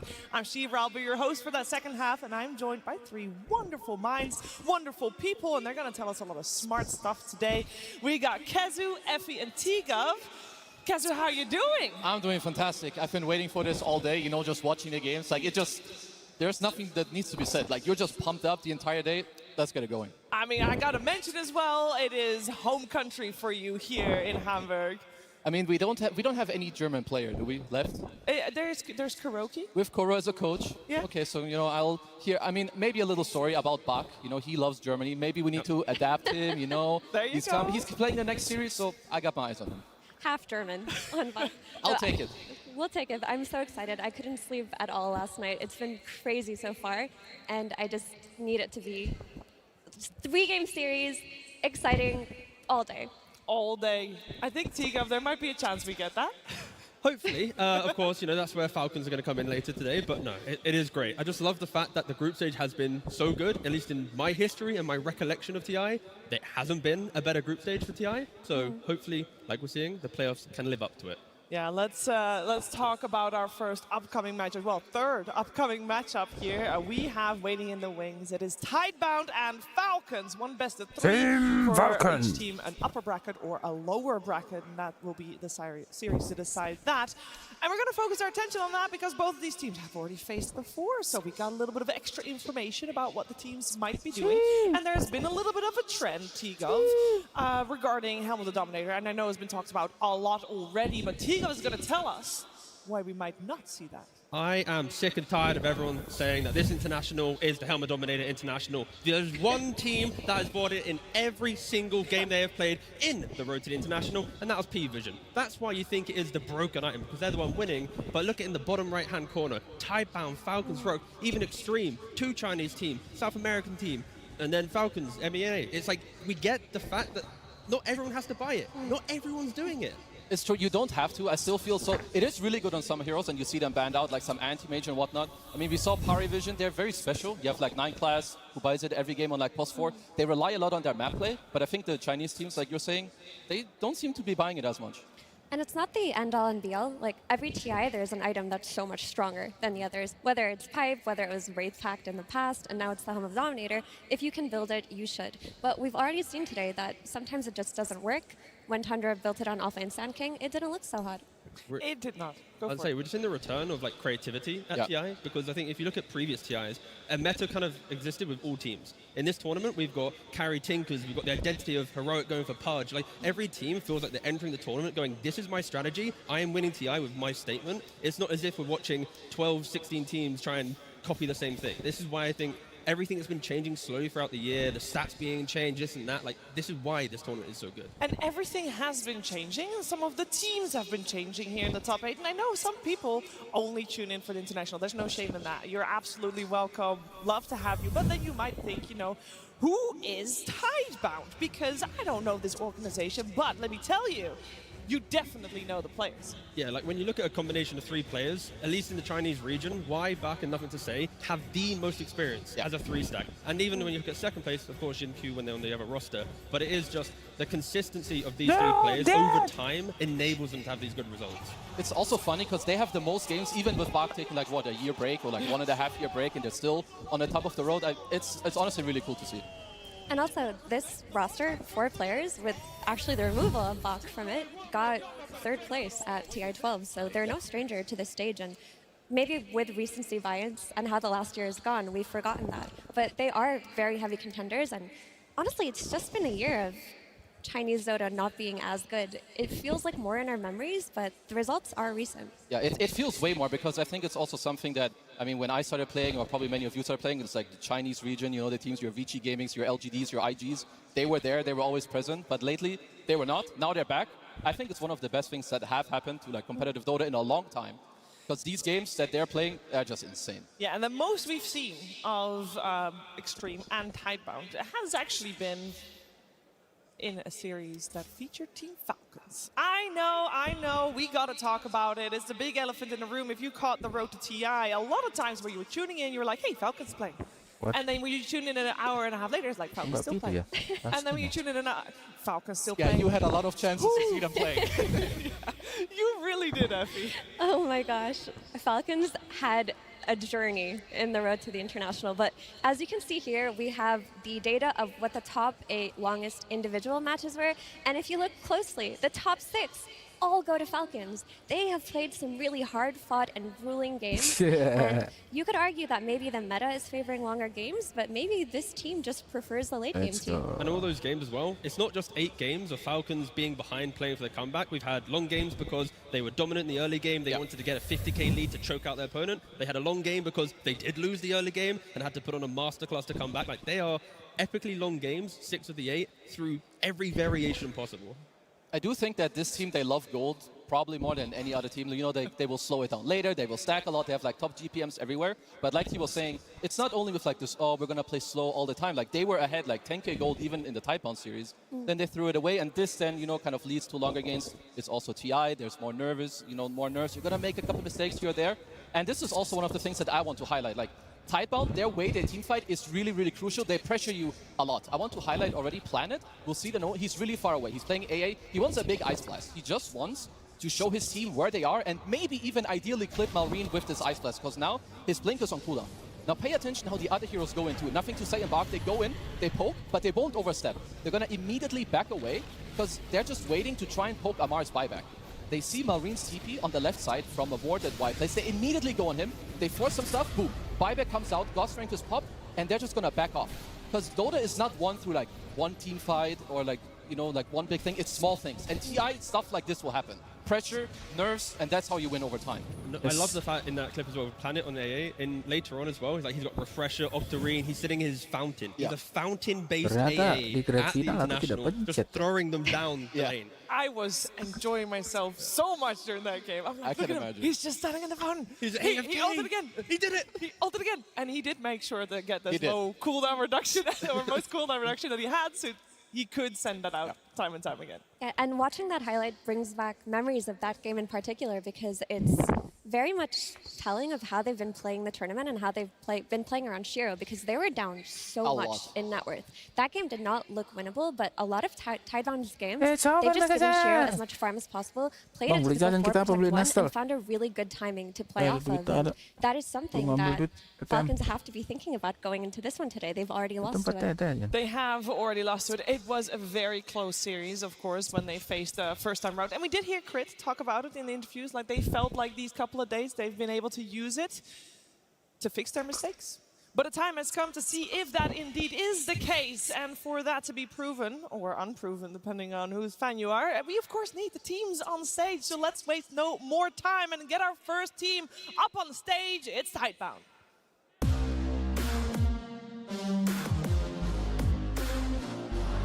And we're back.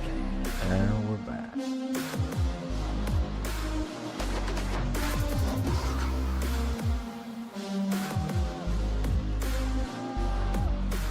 Yo.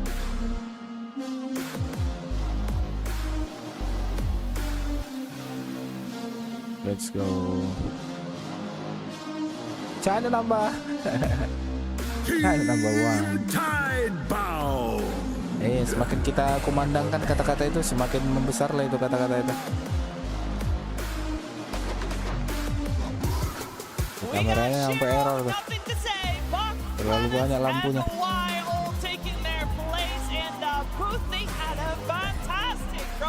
To TI only dropping one series, and they are looking to make a road through that upper bracket against a team that they have beat before. Can they do so again? That's all off to the next team coming on stage. It's Team Falcons.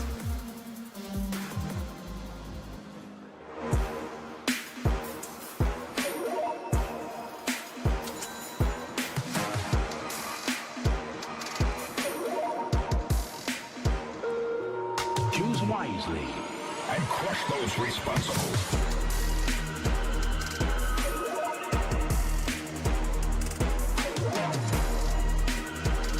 Skater, grip and cross. Sekali Team Falcons.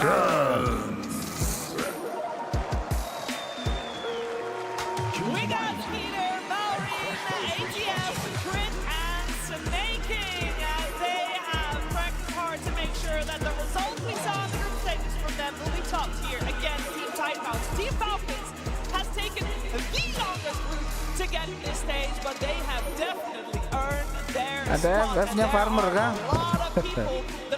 F-nya press F to pay respect. In this upcoming best of 3. Let's see if they can make those predictions come true. I will spoil the percentage a little bit from you guys' predictions in the client. 61%. That's the amount of people that think Falcons is going to do it in this best of 3. And I also think, Kezu, it needs to be said that both of these two teams are kind of playing under the same formula. We got on both teams 2 TI winners, a TI winning coach, and a couple of not inexperienced players, but having the exact right amount of experience. No, for sure. Like, and it's a really good mixture. Like the new kids on the blocks, the Zoomers with, you've got the experience, whether it's the veteran players or a veteran coach to really help them out. But I gotta say, Falcons, I thought they would come into the tournament maybe a little stronger, but I think since then they really, like in my mind, they powered up a lot in their recent games. And with all the game time they've had, mean, they better make use of it. But you mean you couldn't account for all of the 60+ minute games? It was pretty tough, I'm not gonna lie. But I feel like until 1 or 2 weeks ago, I didn't even see that many dominators. I know we don't want to talk about it too much, but it is one of the reasons why games are kind of long. But I feel like the games are long for Falcons because they are making their own mistakes and because they are disciplined enough to understand the mistakes and then to make the comeback. Other teams, when they make the mistake, they will eventually lose because they made the mid-game blunder, right? Like when you look at some of the Malrine options that he's had had some Shaker performances, but a little bit shaky. The Beastmaster as well, where he's been roaring Lotus and Lincolns. It's like there's been moments where Falcons just haven't looked that dominant, and I feel like the couple days break from the road, they have the highest chance of any team from going leveling up. I feel that's why I'm somewhat favoring them because I'm just expecting them to fix the mistakes they had. Yeah, they've definitely had a lot to learn, and even in their series versus Tidebound in the road Masih menunggu apa nih? Terus tahun-tahun lalu belum keluar. Very easily. That second game, it looked so good. It was just 1 or 2 fights, like some stuff went wrong. Tidebound, they just brought it back because them two, they've been looking really good, and I feel like for them it's also a bit more as of recent. I didn't think they were that good like a couple months back, but they've also improved a lot. Of course, played a lot of pubs, practice for this event, and they're looking good. They didn't think so either. Like if you talk to Bach at any point, he was just thought his team was bad a few months ago, and here they are. But that's just Dota. Sometimes it clicks, sometimes the patch eventually clicks. You find a tournament where you're learning faster than you expected, and all of a sudden you're one of the top teams of the tournament. Yeah, and as we are talking about this matchup, we do have to mention a matchup that we're going to look a little bit closer at.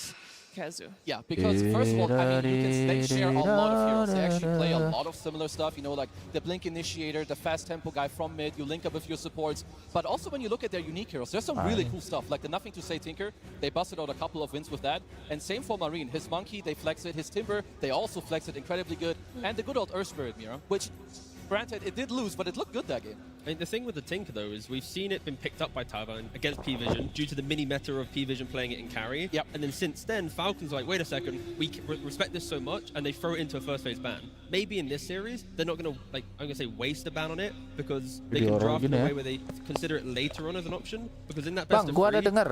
Kan katanya Kristalis banyak yang hujat dan banyak yang bilang lebih baik kayak sebelumnya, kayak di Ratio. Tapi ada yang bilang bukti bahwa di Ratio itu diganti, berarti dianya kurang dan diganti. Menurut lu gimana, Bang? It's not like, oh, we're going to ban Tinker because we respect that it'll potentially flex to support as it has been in the last few years. It'll potentially flex to carry as P-Vision have popularized. No, you see this team, you see MTS, and you're like, this is the Tinker player. Pastilah ada plus minusnya, ya kan?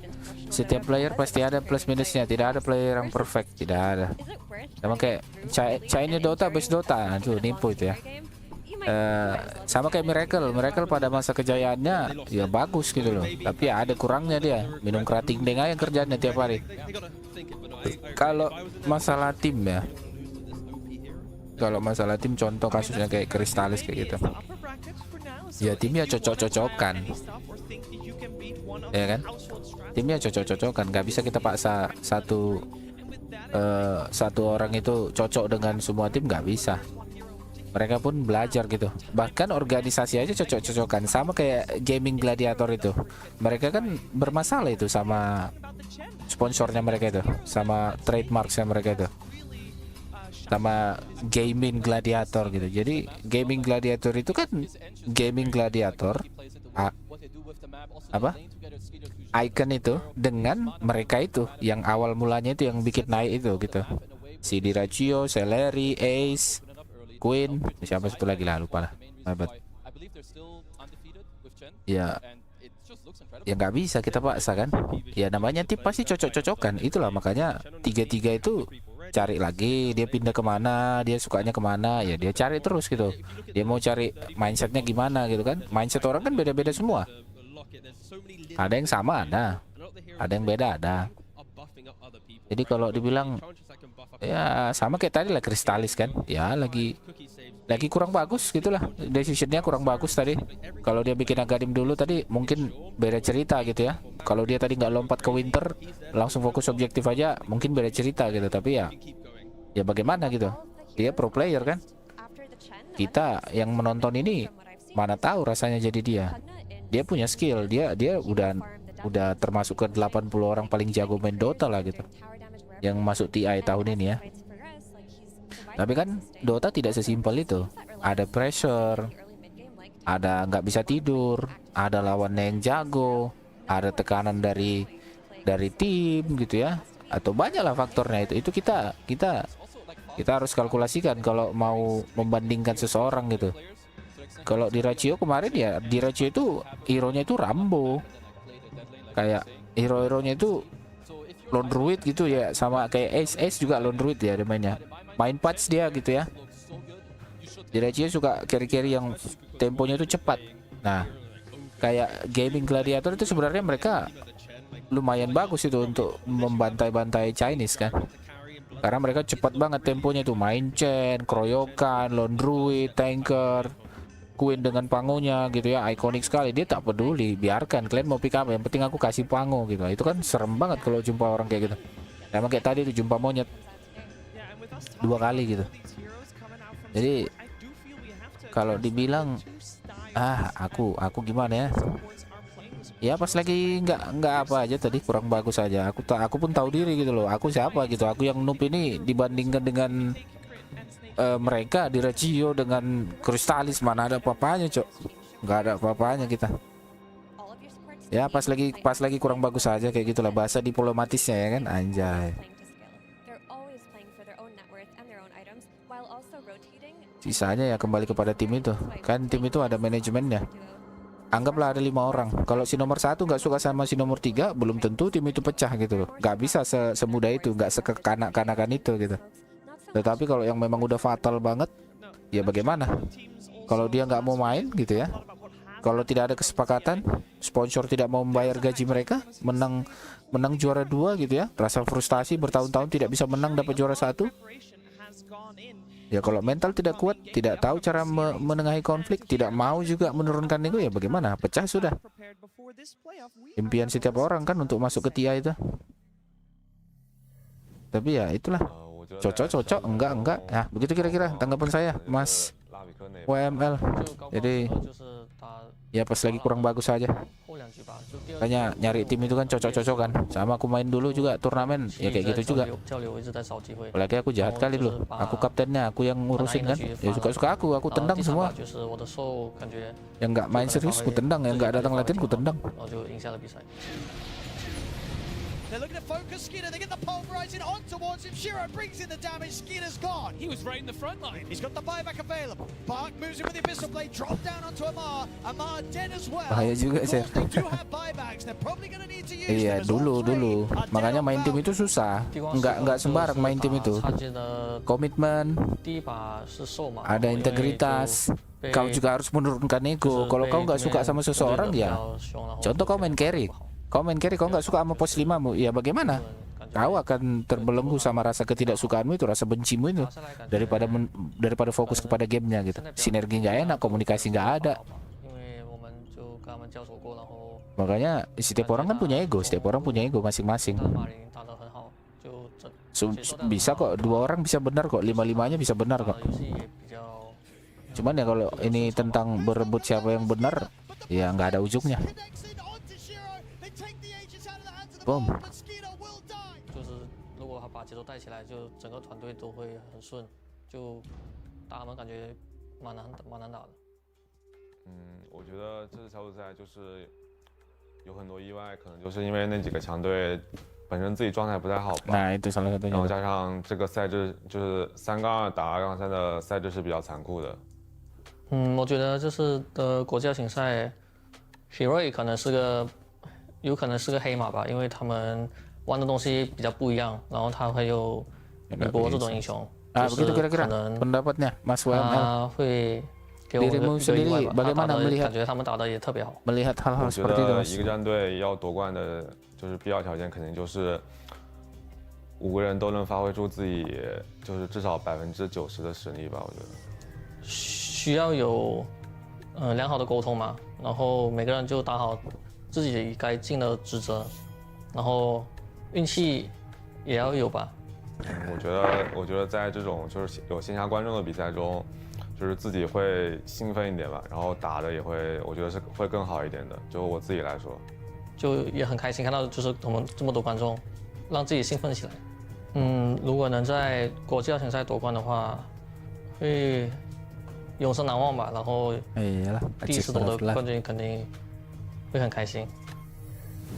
Well, if he wants to win the International, one step at a time, gotta beat Falcons first, who Nothing to Say also mentions he considers to be one of the strongest, if not the strongest team here, and they are facing them on the main stage right now. And a lot of respect, Kezu, given to Malrine. You already talked a little bit about this mid matchup, but does that mean you think that Tidebound is gonna also try to target Malrine a little bit more in the upcoming drafts? I think they should, maybe with either taking the hero you want that you know is going to be good against kind of what he wants, or also to be able to play into the enemy triangle. Because I think out of any team that is in this tournament, Falcons abuse ancient stacks the most. So you need to be aware of what your enemy is doing and play against it. So surely they will have a plan. Surely they will have a plan. We're gonna find out what both teams have planned, as it is time to start our series. Team Tidebound. Let's go. Versus Team Falcons. Game 1.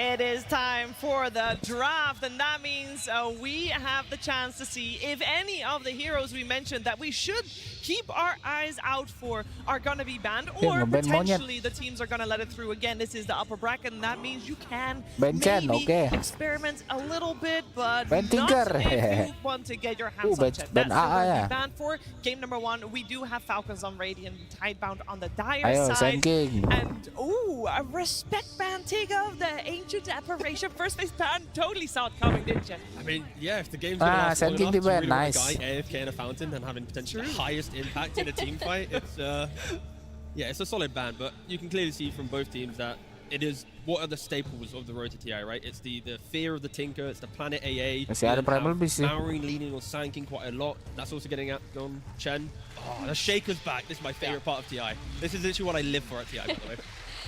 We haven't seen Planet play much of anything else outside of the AA. All of their drafts have been easy to build around because you have this ancient apparition that teams are not really valuing outside of you. You take it away early, and now I'm curious what kind of support they're going to look to replace that archetype. Something with very heavy damage to follow up on their stun hero. The main thing from that, though, is I think Tidebound is a very traditional team where you kind of know what's coming. You know the offlaner will be the initiating utility guy. You know the mid laner will be a playmaker. You know the supports will be, like Effie mentioned earlier, sacrificial or map play. Like, I think because it's so predictable, their lanes need to be strong. They need to have the first 10 minutes of the game, otherwise things can fall apart quite quickly. I mean, there is Nothing to say. First pick Shaker. Phoenix, and I also think that Phoenix overall, like the Chinese teams, they play that very well. It's something I could see. Malrine Primal Boost. Primal Boost Master. Astaga. Right, with the Eng, there could be a potential Pugna ban that we talked about before. Very good for Falcons. They do also pick out of phase, something we have to note. So if there's one hero you're looking at, you have to be a little afraid that they could take it first. But if we're going along the traditional aspect, then we're probably just going to see this Snapfire or Hoodwink. They've been the two most popular fours. They just give you follow-up damage. In the past, though, gue setuju dengan pendapat yang bilang bukti bahwa Crystallis direkrut Tundra berarti dia punya value. Sampingkan dia di game yang kalian kurang, setidaknya dia direcord dari sekian banyak carry yang nganggur anjay. Of course, with Hoodwink not being banned, it does feel like Falcons will just enter the next phase once they take it for themselves. Dia diajak mau boleh datang gitu kan, menunjukkan komitmen, ya bagaimana? Ya ayo. One of the best Hoodwink players in the world. We also still have Bane, Silencer, and Undying. Undying is a hero that I feel is usually first phase banned. Ya main gitu kan, tugasnya player ya main. It's something that Bach has played a lot actually in the road. Cuman ya jangan dibodoh-bodohin kan. Whitemoon cerita itu dia bilang ya tetap aku dapat bagian ke kalau misalnya Tundra menang aku tetap dapat bagian karena aku yang menemani juga kan sampai qualify ke TI katanya gitu. Ya memang harus adil kan. Kalau nggak adil ya bubar aja. Daripada organisasi bermasalah, player bermasalah, bubar aja kan. Kasihan kan. Kalau tidak ketemu kesepakatan. Jadi kan memang. Tapi ya benar lagi. Templar Assassin. Continuing down the line of the skirmish, the damage, right? It's very simple. You raw a guy, monomachis, it's done. You then have the wave push where both Snap and Beastmaster can very quickly push waves. So you have that additional information to know where Tidebound are. If they're going to be smoking, are they making a play around the Shaker? These two heroes kind of lock down the map play very quickly. Masuk rank 2, tim yang sering nge-throw. Nomor satunya Nikma. Ini menurut siapa nih? Because as you mentioned, T, these lanes are going to be very important, and the one that I would look towards the most is Shiro's lane. Because of the way that they've been playing the 4.1 and him favoring the ranged carries, they need to fix something like a gyro that could potentially punish the Beastmaster from the offlane. Because if you leave Ammar his devices on this hero, he will not leave that lane. He's just going to farm there and apply pressure for 30 minutes. He does not care. You need to be able to kalau itu kita harus apa sih? Harus lihat datanya.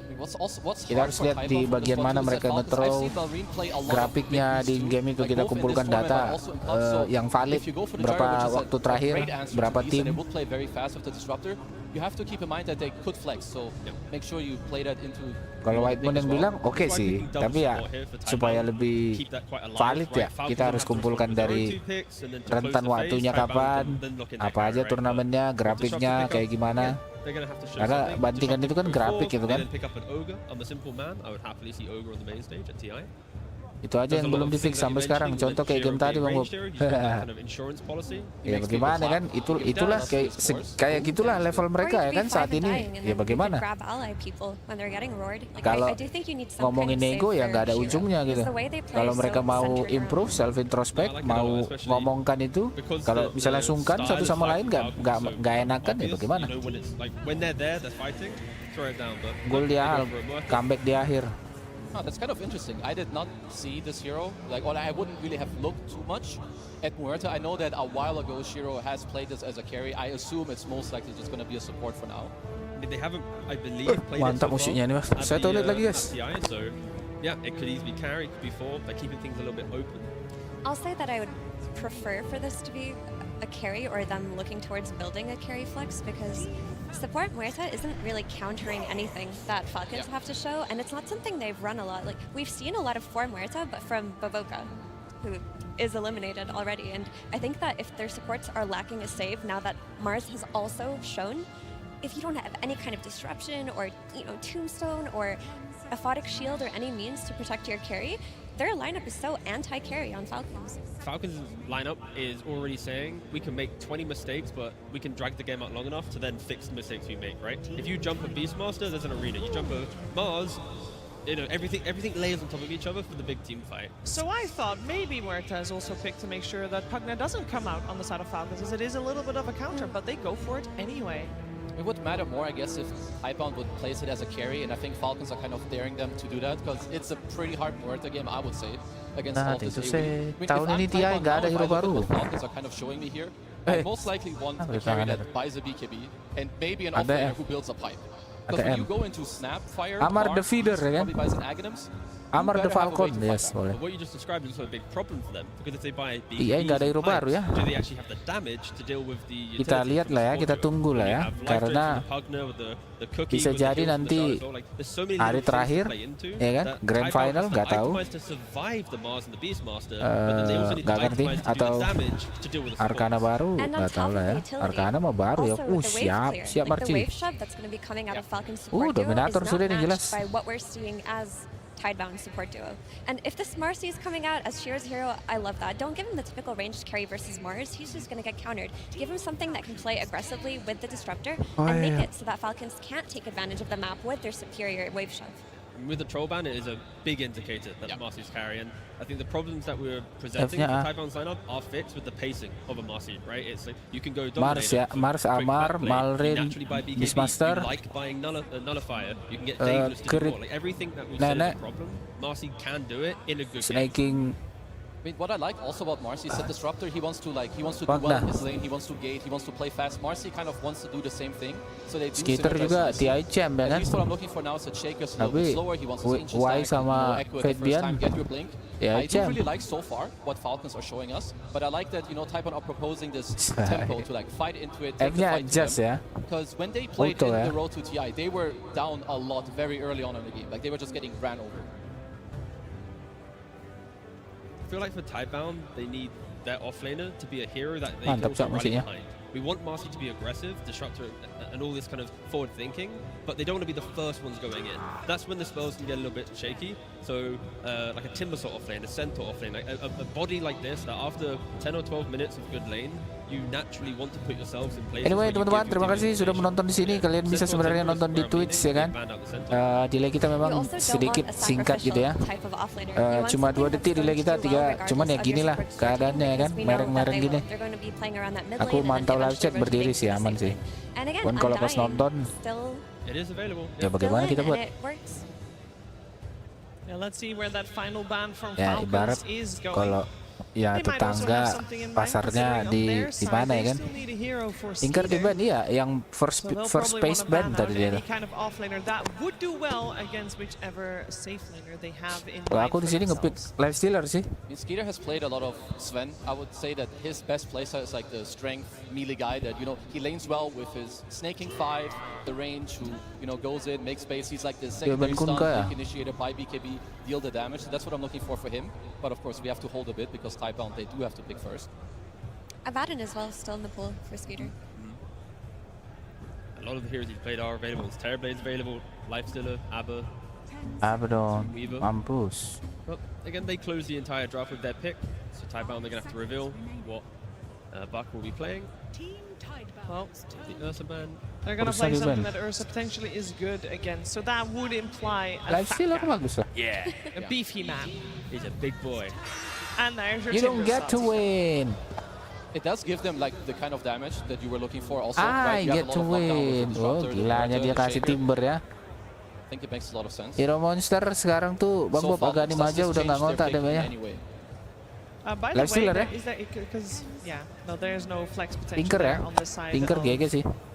Sakit banget, udah ngecilin. I guess they could if they really wanted to, but I think you can just keep it. 7 kali, ngebandnya 7 kali, win rate-nya 0. Gila nggak tuh? Nggak pernah menang, ada timber. Maybe towards the Weaver for laning, but then in the game you got disruptor. Ya mereka nenek itu strength. Apa universal ya? Iya universal kayak.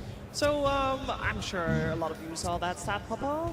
0% win rate so far for the Timber Saw. That's painful. It was only 1 game, right? 7 games. Oh wow, that's bad. I thought it was 1. I was like, no, that's a 7. All right, but how many of those losses was on Buck? Right, that's the real. question. Yeah, only 1 for Buck. Yeah, you're good. Nice. Force 50. He's winning this game. Yeah, okay. That's definitely how that works. Yeah, it works with TI. Yeah, don't worry.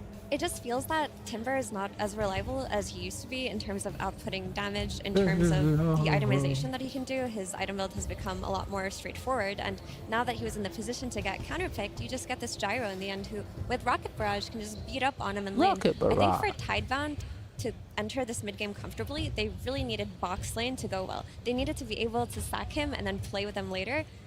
If you're putting this Gyro on the Timber lane, that makes it a lot harder. And now you're just looking towards Shiro to be the hero to bring you into this game, and not the offlaner. I just from Tidebound, right? A bad initiation, a simple misexecution. There's so much turnaround potential for Falcons to beat you in the team fight. So if Tidebound do have a lead, they need to make sure that every drop of gold they have is a successful pick of a successful fight. Like they can't go even in these engagements and feel good. I mean, what I like a lot from Falcons, and it's something that makes their drafting so good, they don't only care about this carry matchup. Like a lot of carries will be like, oh, I can't play Gyro into Marcy, she's gonna, beat me up. But no, you play for your lane, you slow down the enemy draft in Tidebound with the Timber. I think they have very good lanes, very solid team fighting. So for Tidebound, we know they're disciplined, we know they have good team fighting skills too, but I would favor Falcons in this one. I really like what they have going. Well, I have to ask a question here, Effie, because the first couple of days of the Road to TI, Marcy was first phase banned all the time. Literally seemed like she was going to be the hero of the tournament because obviously she uses Helm the Dominator very nicely. Made it through, second phase, gets picked up. Why aren't we not favoring the Marcy team? Is it kind of figured out? It's not figured out in the sense that it's bad, it's still very good, but solutions like the Troll Warlord, for example, have come into play, and they've done incredibly against her. The ability to match her pace with another Helm of the Dominator hero is also helping grab the road to the international. So while she is very good, she's not a coach. And if you look at her win rate, it's like sitting at 52%, 53%. Yeah. It's fine. It's a great hero, but it's not going to win you the game. And do we feel that Falcons have figured it out in this game in particular? I really like what Falcons have going for them because outside of having a more cohesive draft in terms of team fight, their laning is really strong. And if you look at Tidebound, they're still lacking save. They have no save heroes at all versus this arena versus this roar. Well, we're gonna find out. It's game number one time. But before we head into that game, of course we're gonna check. Kita pasang itu nanti jadi nunggu rempe kita, padahal lagi leading phase kan. Nah, sahabat, nanti kalau misalnya ada rempe, ada rempe kita pasang nanti. Team Falcons AUI, and let me say your reputation precedes you, because I know 3 years ago in Singapore, you, Snake King, and Skitter were terrorizing everybody with Wraith packs. And now I come here to Hamburg, and everyone's hot on Helm of the Dominator, except you guys. Why are you not using the nerdiest item so far in Dota? My players can't micro. It's like a skill issue. Like, I think the item's broken, honestly, but they don't have hotkeys. I don't know. See, I thought that was an issue, but like even maybe like a Wild Wing, I saw Skitter got trapped at some point on a cliff. Yeah, he got trapped with Weaver ulti up. Like, I don't know. All right, it does add up then, but they are very good at what they do, which is playing Dota so far, but they take a long time to do it, Aoi. So currently it's 5 p.m. or 17, I guess, for all the Europeans. Should I eat dinner during this series, or is it going to be way after this series? You should probably eat dinner and get the midnight snack ready, because, like, you know, it's just going to be a long series, I think. All right, friends, it's a long night. Get the popcorn ready and maybe a little glass of milk, and let's get into game number 1. Let's go. Welcome, game 1 of Falcons versus Tidebound. Suns fan here with Cinderin, and I think this is the best series of the day. Honestly, I'm not going to be biased, but even the fact that Falcons can't micro, they're still very high skill players, Cinderin. Yeah, AOI loves to take a jab at his teammates a little bit once in a while, but you know, if anything, it has been indicative of this tournament, it's that, you know, the games just go late in general, and there are certain teams that thrive in that environment. I don't think it's any surprise that a team such as Falcons, Tidebound, as well as, of course, Extreme Gaming have been looking hot as well. A lot of exchanging here. A lot of trouble. That's first blood already for Shiro and the Tidebound side. Great start for them. Probably wasn't expecting the starting tri-lane here with the Muerta beginning in the top lane, and it pays off for starters. One of the benefits to offlane Timbersaw, of course, he is a lot more independent than many offlaners are. You give him a couple of levels, you can move around the map, and even on level 1 against a lane like Gyro Pugna, you don't have too much to be scared of. So yeah, that was a very successful start for them. And a hero that you and we've seen completely take over games is the Marcy. There are just situations where you feel like this is unbelievably broken. And other games, it kind of looks meh. So if I could choose any hero for either team to get a good start in this game, that's the most impactful, and it would probably be that. Yeah, I think she's the main reason that we are seeing Helm of the Dominator brought back as a mainstay at this tournament. Obviously can rebound off of it. Terrific at gaining a lot of farm, which Marcy can sometimes have trouble with before that first farming item comes to be. But as we look at the mid lane, Malrine is playing the Beastmaster versus Nothing to Say's Earthshaker. Good old melee versus melee matchup. Yeah, it's one of those that you on paper would feel should just be a good lane for Shaker, but as of modern Dota, if you will, Beastmaster actually fares quite well here. I want to say it's a skill-based matchup, or if both players play their best, I would say it's kind of close, but I've seen Beastmaster win that lane, I've seen Shaker win it. Not a clear-cut one, unlike many of the other very one-sided mid lanes we've seen have been like Queen of Pain or Shadow Fiends against melee heroes. This one, I don't know, it's probably like a 55-45, pretty close. Yeah, well, I'll hold you to that. You've been wrong on pretty much everything at this tournament so far. Yeah, we did predictions together. We got 1 out of 16. Did anyone in the crowd do worse than that? Yep. No, that's right. We win. Woohoo! Damn, we're good. That's why we get paid the big bucks. Ironically, the one team we got right is in this series. That is true. Falcons. That is true. true. That we picked to make it out of elimination round. Everything else was wrong. At the very least, the games have been ultra entertaining, so you can't really complain too much. I mean, even the Helm of the Dominator, people are talking about this item being picked up literally every game on multiple heroes. I think it's an exciting item, actually. Feels like it ramps up a lot of people's farm. It does make high ground a little bit harder because both teams are more farmed, and high grounding is a little bit easier as a result, but I think it's been some excellent quality games overall.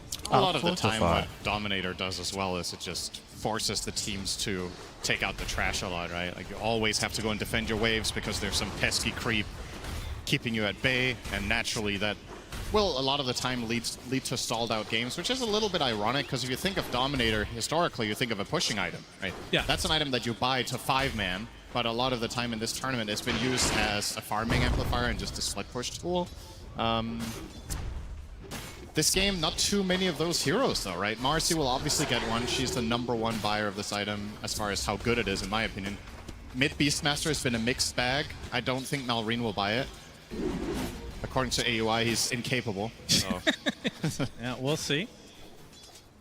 That's so far Malrine sitting on 15-7 in that mid lane versus the 20-7 of Nothing to Say, so slight advantage for Tidebound so far. Now, in terms of, I mean, not to continue this conversation about Helm of the Dominator, but you talked about it time and time again in this tournament, you need a hero that can kill those creeps. Yeah. Do you think Falcons have addressed that enough? They're not the best, to be honest. I think Gyro is pretty good, but aside from that, their heroes do need to commit some time and effort to do it. So that definitely is a bit of an X factor. But Marcy will most of the time not use the Helm of the Dominator for split pushing, but rather play with it as a constant partner for rebound. So it's a little bit of a different nature with that particular hero running it. So I don't know how big of a concern that is. Did want to say, if you notice, a Bach or Faith Beyond is running a 1-1-2 build, which I would say is less common nowadays. He started 0-1-2. It goes to show that the mindset in this bottom lane for him is not to play aggressive. It's just he's meant to farm, and the more he frees up Muerta, the better. And the payoff in that is that Muerta has made a ton of stacks already. So Planet's been going to work here. On the flip side, Falcons with none. Yep, as Y is taken out in the top. Amar going to take a little bit of damage in reciprocation, but he will get the better of the exchange, of course. Bedanya that Gyro versus dengan live YouTube apa, Bang Bob? the Timbersaw, that's an old school matchup where Viewernya dari typically seluruh dunia. don't have carries that can deal with a Timbersaw, but Gyro not too shabby. Yang biasa itu viewernya Gyro, dari Luna, lokal of aja course, comes paling. to mind. Just having Lokalnya ranged itu heroes that have Southeast Asia magic paling. damage, so you can pierce through the reactive armor. This ability has been rebalanced over the Sama years, but lebih there's still apa? a subset of carries that just don't stand a Lebih chance. banyak viewsnya. The upside here for Faith Beyond is that by musimnya nature of laning 1v2 for the most part, he should get a fast 6. And at that point, perhaps you Jadi can threaten ketika the Gyro dia a little scroll bit in lewat lane. tempat kita, hampir bentar The aja gitu. 6-minute Dapat power satu rune views is upon lumayan. us, and you can see that Falcons are quite pushed up, Kalau but pas- Chris actually spotted out. pas cocok dia And rasa now gitu glimpse kan. into the arms of Nothing to Say. He's not going to hit the enchant totem, the dead shot either, but still the Mungkin aku ngomong bahasa Perancis, kill bahasa will come Spanyol, for bahasa Nothing to Inggris. Say. So Tidebound cocok up dia 2-1, rasa, they're able to subscribe defend dia. this tower. Oh, this is important. Internasional Malrine. sih. Oh boy. Yeah, This this was is a- big. I This is believe an this was a Earthshaker stack. Pantas biasa gue scroll sampai Korea tuh, committed so jajanan much time and effort to making, jajanan and now all pasar, of it gonna be jajanan stolen away in pagi. front of his eyes. So Ya kan? that was I was pointing this out. This is one of the big benefits of Timbersaw is that your 4 can do this, but then if the enemy team takes it, you're effectively stacking. Well, who's for nothing. sadder? Is it Timbersaw or Earthshaker? Because we saw earlier today with BZM, Apa got his tuh, stacks Buki, mostly stolen. His jajanan game just never opa-opa Malaysia recovered. itu. I think in this game you should have given them to Shaker to accelerate the high impact team fight Playmaker that you have. Level 6, Invis Rune, and Planet will be the recipient of the first roar of the game. And that's an easy kill for Falcons, as they're actually on the doorstep here of a Wisdom Shrine take as well. I fell asleep. This is a very, It's okay, very bro. big get. Like, Take just your time, perfect bro. Take your timing. time. It's okay, bro. They get both. Great If play you're tired, call go at the rest, right man. time. No need to force, man. That All is good, all the good. biggest win of this game so far for Mahal the kita, Falcons side. pre. Getting both Wisdoms means that Muerta and Disruptor are currently sitting on level 3, and Disruptor, Static Storm is pretty good this game. You're going to have to wait a long time for that. I think Pierce the Veil less important comparatively, but I think if the game goes 60 minutes, doesn't really have to worry about that too much as Shiro jumps right on top of Amar, back into the calling, so silenced up, trying to get to the north, be able to cast anything. Finally, the arena comes out, but actually gets decrepit at the last moment. Do they have damage to finish him off? He's actually finding this, as Shiro now the one in trouble, as Skeeter and Crit have come to help out. No kills will come from this. Let's hear a cheer just in general. All right, well, that was underwhelming, I'll be honest. it also didn't deserve more than that. Staking under the tower, getting pursued by Faith Beyond. Looks like he'll eventually pick him up. Does take a beating in response, though, as after all of that, Skeeter actually gets picked off on the top lane. Yeah, and I was going to point out, this whole top fight extending as long as it did was because of a rare missed dead shot from Planet, but in the follow-up fight, they do get an even bigger kill in the Gyro. Yep, Crit helped Malrine get the rune, but they are outnumbered. That's 4 versus 2. Using that haste rune to full effect to get to the north side. Has to be a little bit careful, though. Getting some bottles up as Nothing to Say is going to continue the pursuit, but all for naught. we'll have to let the Beastmaster go, but still, great exchanges overall for Tidebound. Early, 8 minutes. Yeah, Shiro starting to create some separation here. 3-0. He is up by about 600 gold over the opposing gyro. And now, with all of these moves being unsuccessful for Falcons, Faith_Beyond is actually taking second here on the Timber. Considering the laning start that he had playing the 1v2 for the most part, this is a very good look for him. And nothing to say is, of course, going to be losing in that equation as the mid shaker. They can't all have a good game at the same time, but they're stacks. Yep, finding stacks on the other side of the map this time. As Falcon's very aware of the triangle at this stage, and Crit's aware of this as well. So he's going to leech a little bit of XP as a result. I mean, at this early state, Tidebound obviously with just a 1K lead at the moment, but whose shoes would you rather be in right now? I think overall the game plan of Tidebound is unfolding a little bit better, specifically because of the gyro move top failing and leading to a death for Skitter. But there's no real cause for concern for either side. I think all the cores are at least somewhat enabled. Shaker is a bit behind, but will find his way back into this more than likely. Falcons only having 2 kills minute 10 is maybe a little bit surprising though, but they have taken mid tower, which is a big objective, and surely top is on the menu sometime soon. Beastmaster loves to make this rotation, whether he has a Dominator or not. Kadang ke-scroll nonton orang nangkap kunci si komennya hujatan semua, tapi mentalnya gas terus. Terus yang gitu identik siluman rata-rata hiburan aja itu. Karena kan Indonesia Indonesia masih kuat kepercayaan akan supernaturalnya kan. Jadi itu yang dipakai orang untuk dijadikan konten. Orang kan konten kreator kan nggak peduli mau kontennya berkualitas atau enggak. Yang penting kan dia dapat views, dia dapat duit dari situ. Dia nggak peduli lagi mau itu konten berfaedah apa enggak gitu. Nah itu banyak yang pakai gitu. Ada yang jadi hiburan, ada yang jadi hujatan gitu. Tapi pada akhirnya konten kreator seperti itu ya kalau kalian datang ke live streamnya gitu ya, Echo Slam dong ini. Oh yo lezatnya. Ya kan, kalau kalian datang ke kontennya ya tetap dia yang untung gitu loh. Dapat engagement, dapat watch hour, dapat views gitu kan, itu menghasilkan duit untuk mereka gitu. Apalagi yang joget-joget itu kan, awo-awo gitu. Nah ya hiburan orang kan banyak sekali tipenya gitu. Jadi ya kembali ke kitanya lagi. Kalau kita mau nonton seperti itu ya silakan gitu. Wah hilang cok, Marsnya hilang.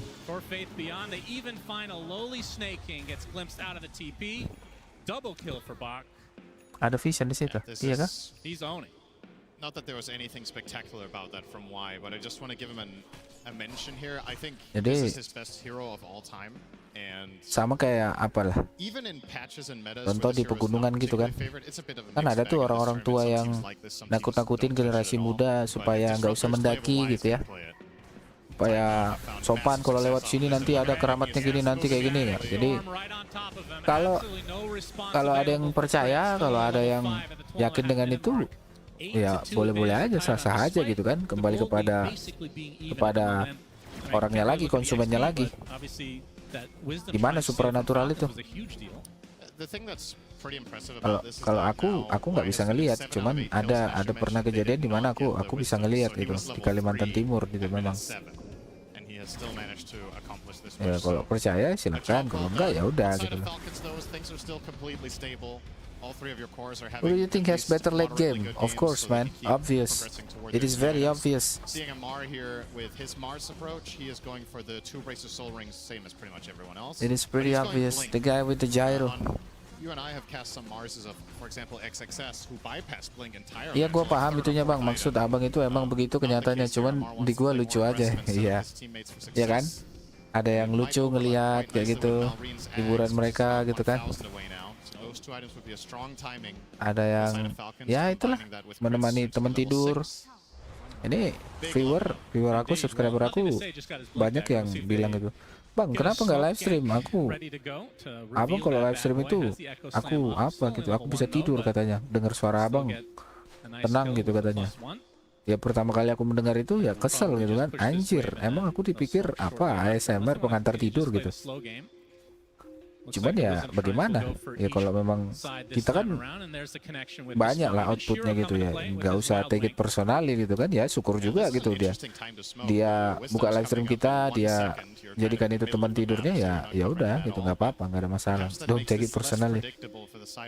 Ya hiburan orang juga kan banyak juga tipenya gitu, ada yang main Dota senang, ada yang nonton itu apa Smackdown Kunti senang gitu ya, ada yang membanting Poci senang gitu kan, silakan gitu. Boleh-boleh aja. Masuk bang, silence ya. Ngerinya silence Muerta nih. Habis bos, habis. Kena bang. Not only thwarting the initial smoke attempt from Tidebound, but Falcon has the late game potency, I think. That's the blink reveal. Because Grandma will be so painful later. Quack, and then Mars will go arena, double the arena, and then refresher. The anything. Shaker was looking for this one. So a nice move for Falcons. No real objective to claim just yet. We're 15 minutes in, but. Nyantai sih mereka mainnya, nggak yang terburu-buru gimana. Ting.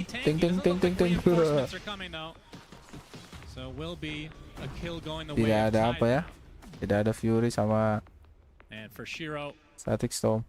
That's 700 away from finishing the BKB. Ada yang hiburannya Which apa? for Falcons, I mean, it's essentially Roar is the main counter to the Lihat BKB Marcy at the moment. Creepy sebelah.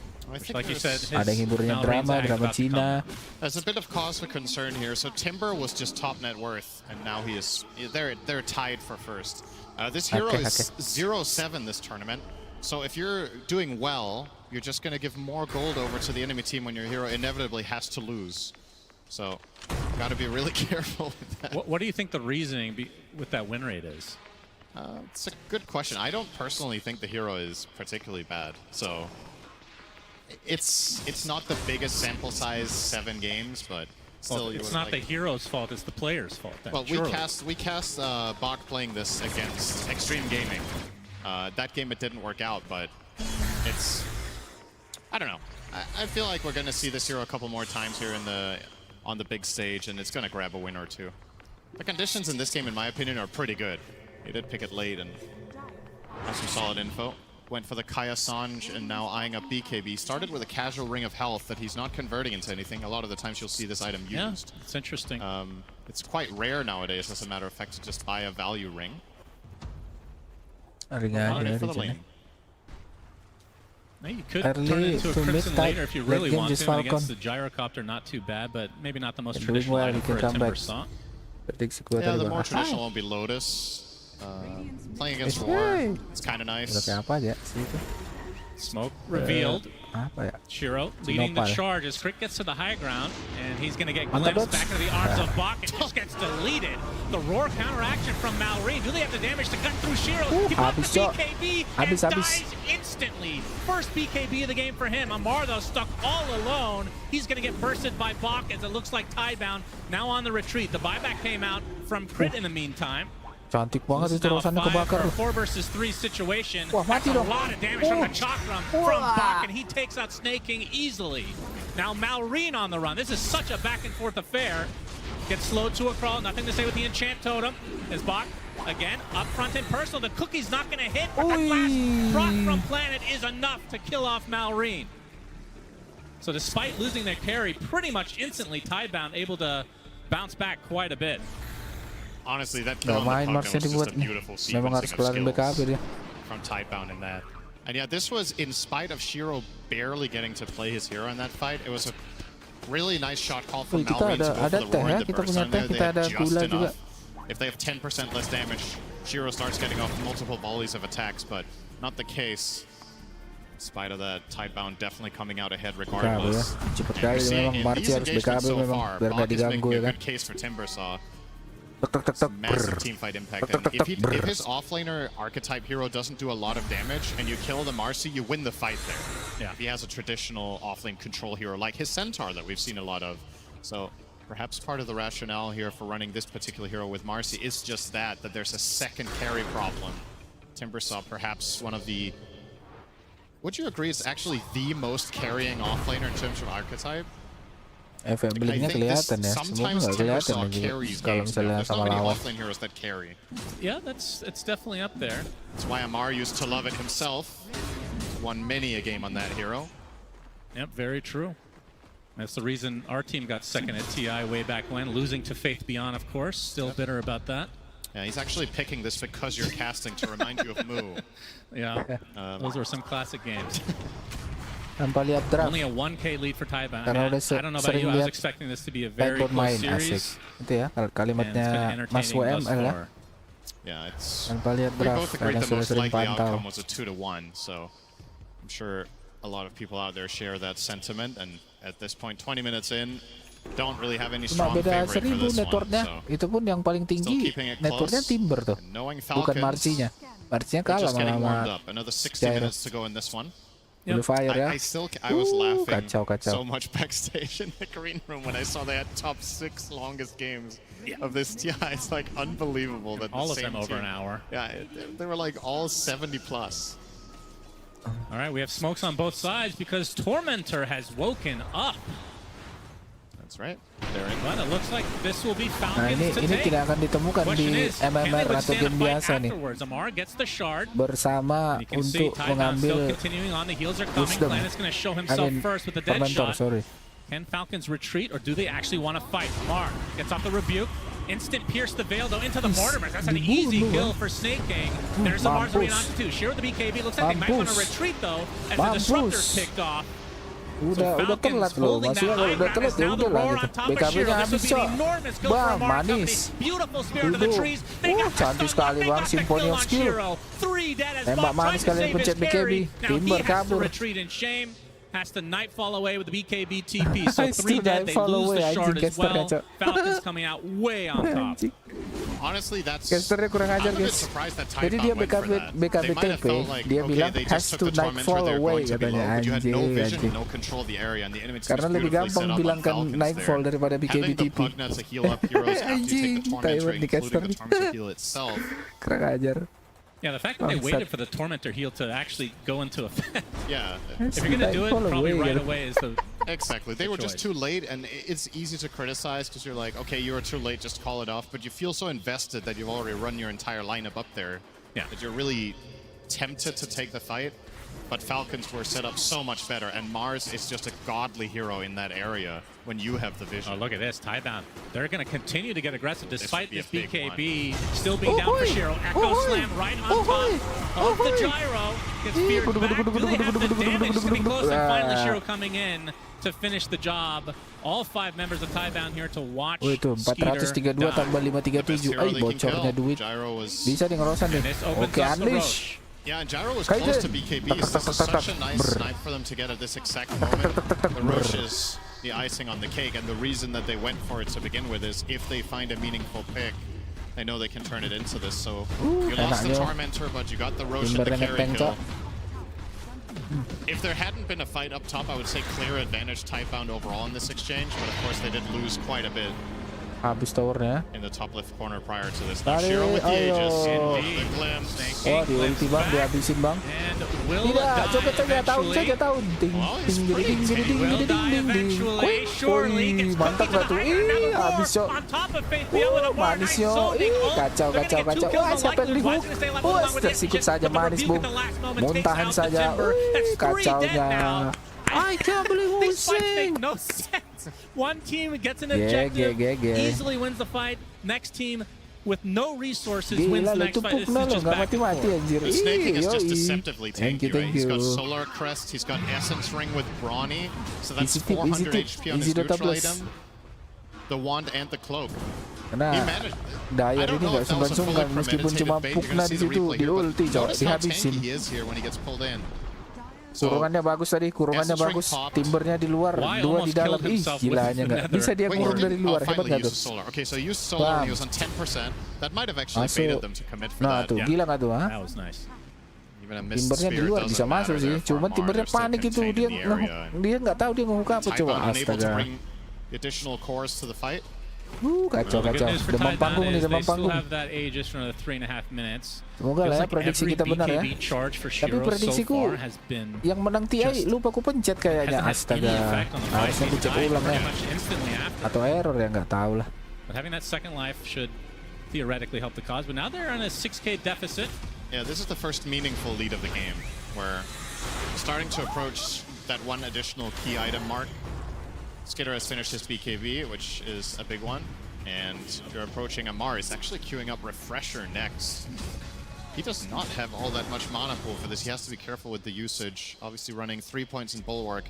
Usually you see Mars just take 1 Bulwark and then stats specifically to enable themselves to go Refresher earlier. I feel like this is the fastest Refresher that I've seen on Mars, if he continues. Third item, basically. It would be very early. Like we've seen Yules in the past from Amar, help set up his spear. Yeah. But indicates that they just want to brawl it out. As Nullifier now online for Shiro. Don't have to worry as much about the Decrepify. This is a really important item that they've been lacking so far, and now being able to dispel the Solar Crest and Decrepify in one go is definitely big. But the problem that Tidebound has found themselves in a lot of fights is locking down the target so Shiro even gets to attack. And when he does get in there, he still needs to worry about the roar. So it's not that easy to set it up. And Falcons with, in I would say, you know, classic Falcons fashion now. You're playing against Aegis. They're going to just be farming the map, pushing the lane, trying to stall out the game. Probably knowing that, I guess that's an interesting question here is there a clear favorite if this does go the hour mark? I think that's a valid concern or consideration whenever Falcons enter the game. Besok jangan lupa guys, kita nonton lagi, nobar lagi kita di sini, jam 3. Like a massively big subset of their games go the distance. Harusnya sih jam 3 ya, seperti biasa ya. Might as well start planning for it. Lagi santai, kawan. Really? Ini ya, besok ya. Disruptor Axe is a true wild card in the late game. That's a concern you have to deal with against. Oh ini berarti besok, iya ini jam 3 ya. Planet of course can start scaling. Kita nobar lagi nih. Atos into Axe, which is very standard on position 4. Once you get Octarine as well as off ka bang? Tidak, enggak. Kita nggak cuma mengingatkan aja tuh. Lanjut kita nih, lanjut. Low cooldown AoE control. Mau bikin teh malah nih, mau bikin teh biar kita minum teh manis sedikit. Oke, ada aku beli kemarin sari tidak wangi.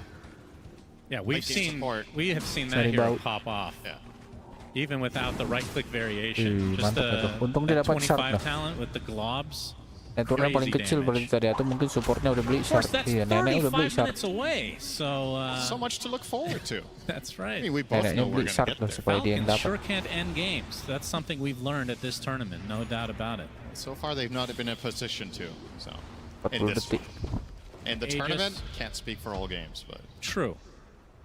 30 seconds on Aegis. Shiro and company look like they want to make a move potentially. They gank some boars. Bisa dulu nih, maka apa? Nyuci piring bisa dulu nih. Looks like Nyuci piring, masak nasi. Nanti balik-balik, udah masak tuh masakannya tuh. Masih main ronde pertama. Makes sense. Does feel like a requirement this game. And he's also chosen a vast serrated shiv, so he does have a little more attack range. It's clear that the mindset he is in is I'm struggling to stick on targets, so he'll do whatever he can to find the opportunity to do that. Neutral item plus Lincolns will be a big help. Ini sekitar nih 15.600 nih. Lincolns with Decrep, homing missile. Masuk mereka bang. Udah nunggu mereka. Aegis yang expire. Let's go. Wisdom bentar lagi. It's pretty good this game. A lot of the time when you buy Lincolns for a specific target, there's still additional problems that could proc it, but here it's not that many. And keeping in mind, Snaking went for the pipe, so Aetherland's still some ways away for him. And Decrepify cast range, not the best without that. Trying for the smoke. Yeah, why? Ooh, oh, Amar with a miss. Yeah. Thought somebody was there, not the case. 28 ya, power up top. Yeah, now it gets awkward. When you've broken your smoke on your initiator, you might just call off the play. And like you said, the Aghanim Scepter online for Planet, and this is a huge. Skitter baru sadar gua dia pakai gyro.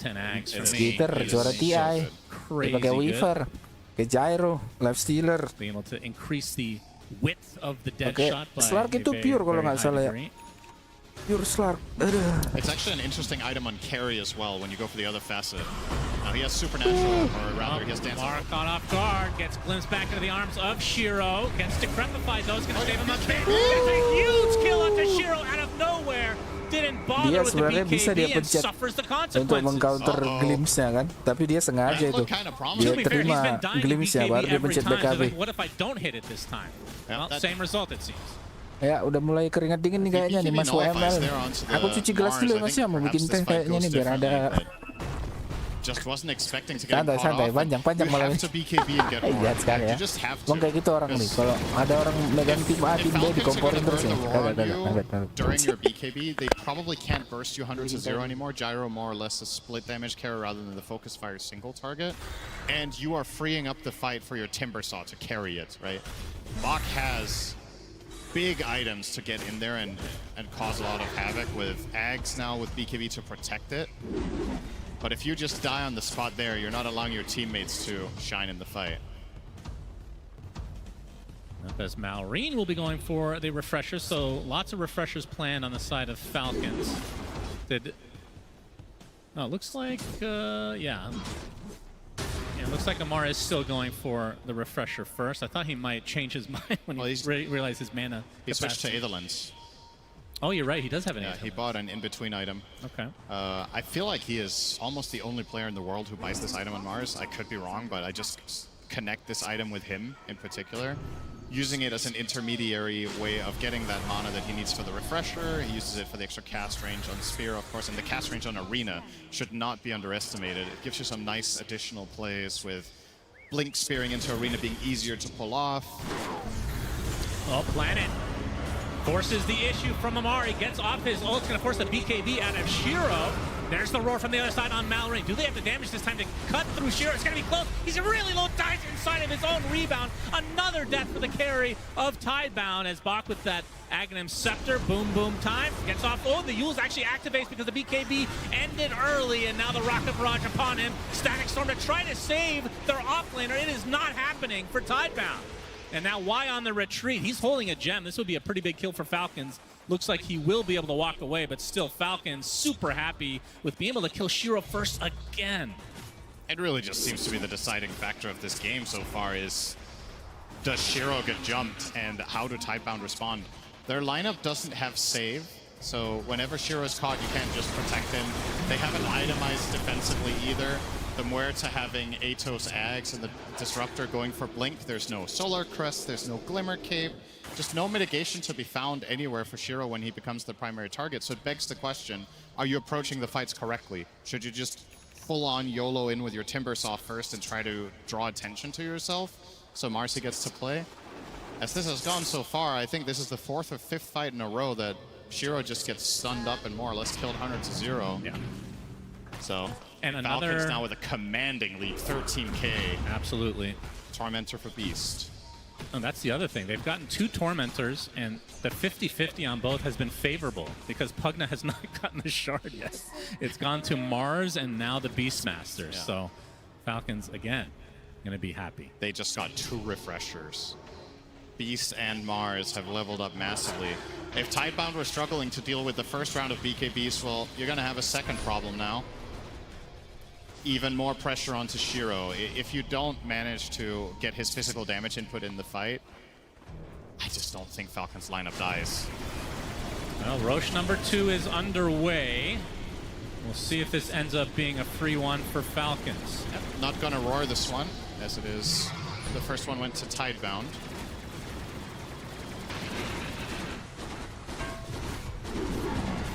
And they'll probably put it on Malrine, I guess, or? No. Well, they both made an inventory slot. They were unsure, or maybe he was just freeing up the slot. Yeah, I'm sure they were having a very civilized discussion, and then Skeeter just takes it. It's understandable. Said, me carry, and took it. Exactly. He's almost got Daedalus now. He is starting to have a pretty strong inventory now at 33 minutes. Now, not to get too far ahead of ourselves, but this one does not feel like a 70-minute game to me right now. Yeah, there's the jinx. Remember this moment, everybody. 33 minutes in the game. Cinderin was quoted as saying that. I mean, the fans want their money's worth in the audience. They want to be here all day Go home at 2 a.m. Why? Hiding. Oh, if those axes were thrown the other... Oh, he's going to be spotted by the boars. He is so dead. Finds Y, and this is the gem. So he did hold on to it for a lot longer than I was expecting, but a nice pickup again for Falcons, getting pretty much everything they want on the map. Now, in terms of the Lincoln's timings for the side of Taiwan, because it does feel like the roar has just been the end of these fights effectively. Kalau memang tidak sanggup dia menerima gempuran Marci ya, Trailblade bos. Zero is not having fun. Holy shit! Whoa, guys, I have just back. Yeah, because he switched up for of course, his TI Suns, everybody want to win. Honestly, like these fights, Zero's not having fun. Now he can maybe hope for a good setup where nothing to say gets to put the Lincolns on the Marcy. How much damage do you think Shiro has done to enemy heroes this game? Feels like he's just dying first every time. 1,000 at most. It's gonna be one of the lower on the impressive. But yeah, speaking of that, I also haven't felt much Shaker impact. I just think Falcons have done such a good job at making it difficult for these two melee heroes to get in there up close and personal. He's actually leading the team in hero damage. That's quite surprising. That is surprising. Barely. That is concerning. If it feels like he's dying so fast, nobody is soaking up the space in the fights. They just can't. PKB di backpack biar nggak kepencet 350 beli Ethereal ya. Ion Disc dulu. Ion Disc bagus sih nambah mana. This isn't working as effectively for whatever reason. Typically you just methodically take the Roshan, you push the lanes in, you get all the tier 2s, and you wait for Hello the guys, next Roshan, welcome to the stream. Let's see who will be the... Oh, I think we should make a vote, yeah? Quite difficult. We've seen I many think we should make a vote. just evaporate with the first high ground push.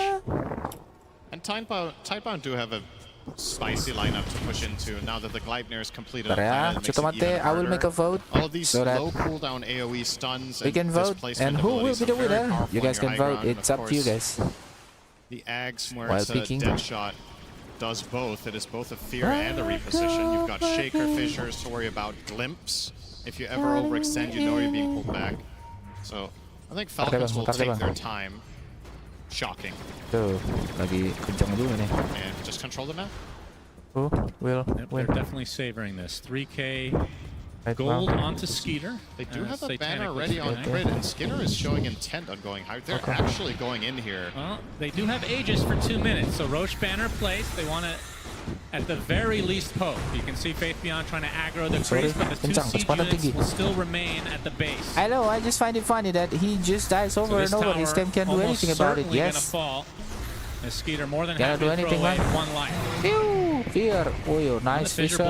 Nice Totem. Oops, nice for the other side, and now the barracks exposed for Falcons to take, and this is going to be the first range racks down in this series. The thing is, this isn't a theoretically surprising play to go for this. They lost the barrack, man. They still got edges. 1 minute. Like you said, if we go back 2 months, this would be the most obvious play. That Falcons would do this. There's just been so many failed high ground attempts this tournament and so much stalling. Oh, nothing to say, but they're in firm control, and this is just a matter of time. Looks like they'll give up the full lane as the siege units will finish the job. So Falcons successful in their first endeavor on the base of Tidebound. And the only trade-off for Tidebound is that Marcy gets to free farm in the meantime. So they have made the judgment call that fighting into this Aegis without Lincolns is just too difficult.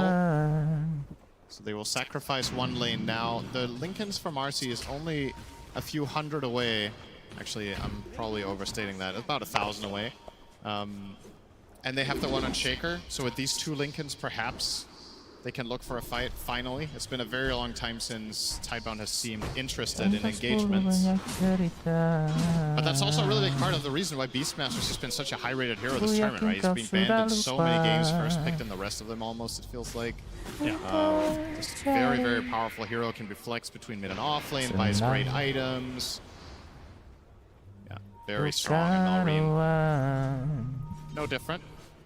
Ironically, he is playing a micro hero, so you'd think he could buy Dominator. Oke, baterai sudah penuh, sudah tidak bisa pantau live chat. Siapa yang akan menang? Falcon lah, bos. 50%, 50-50, untuk kah? Nah.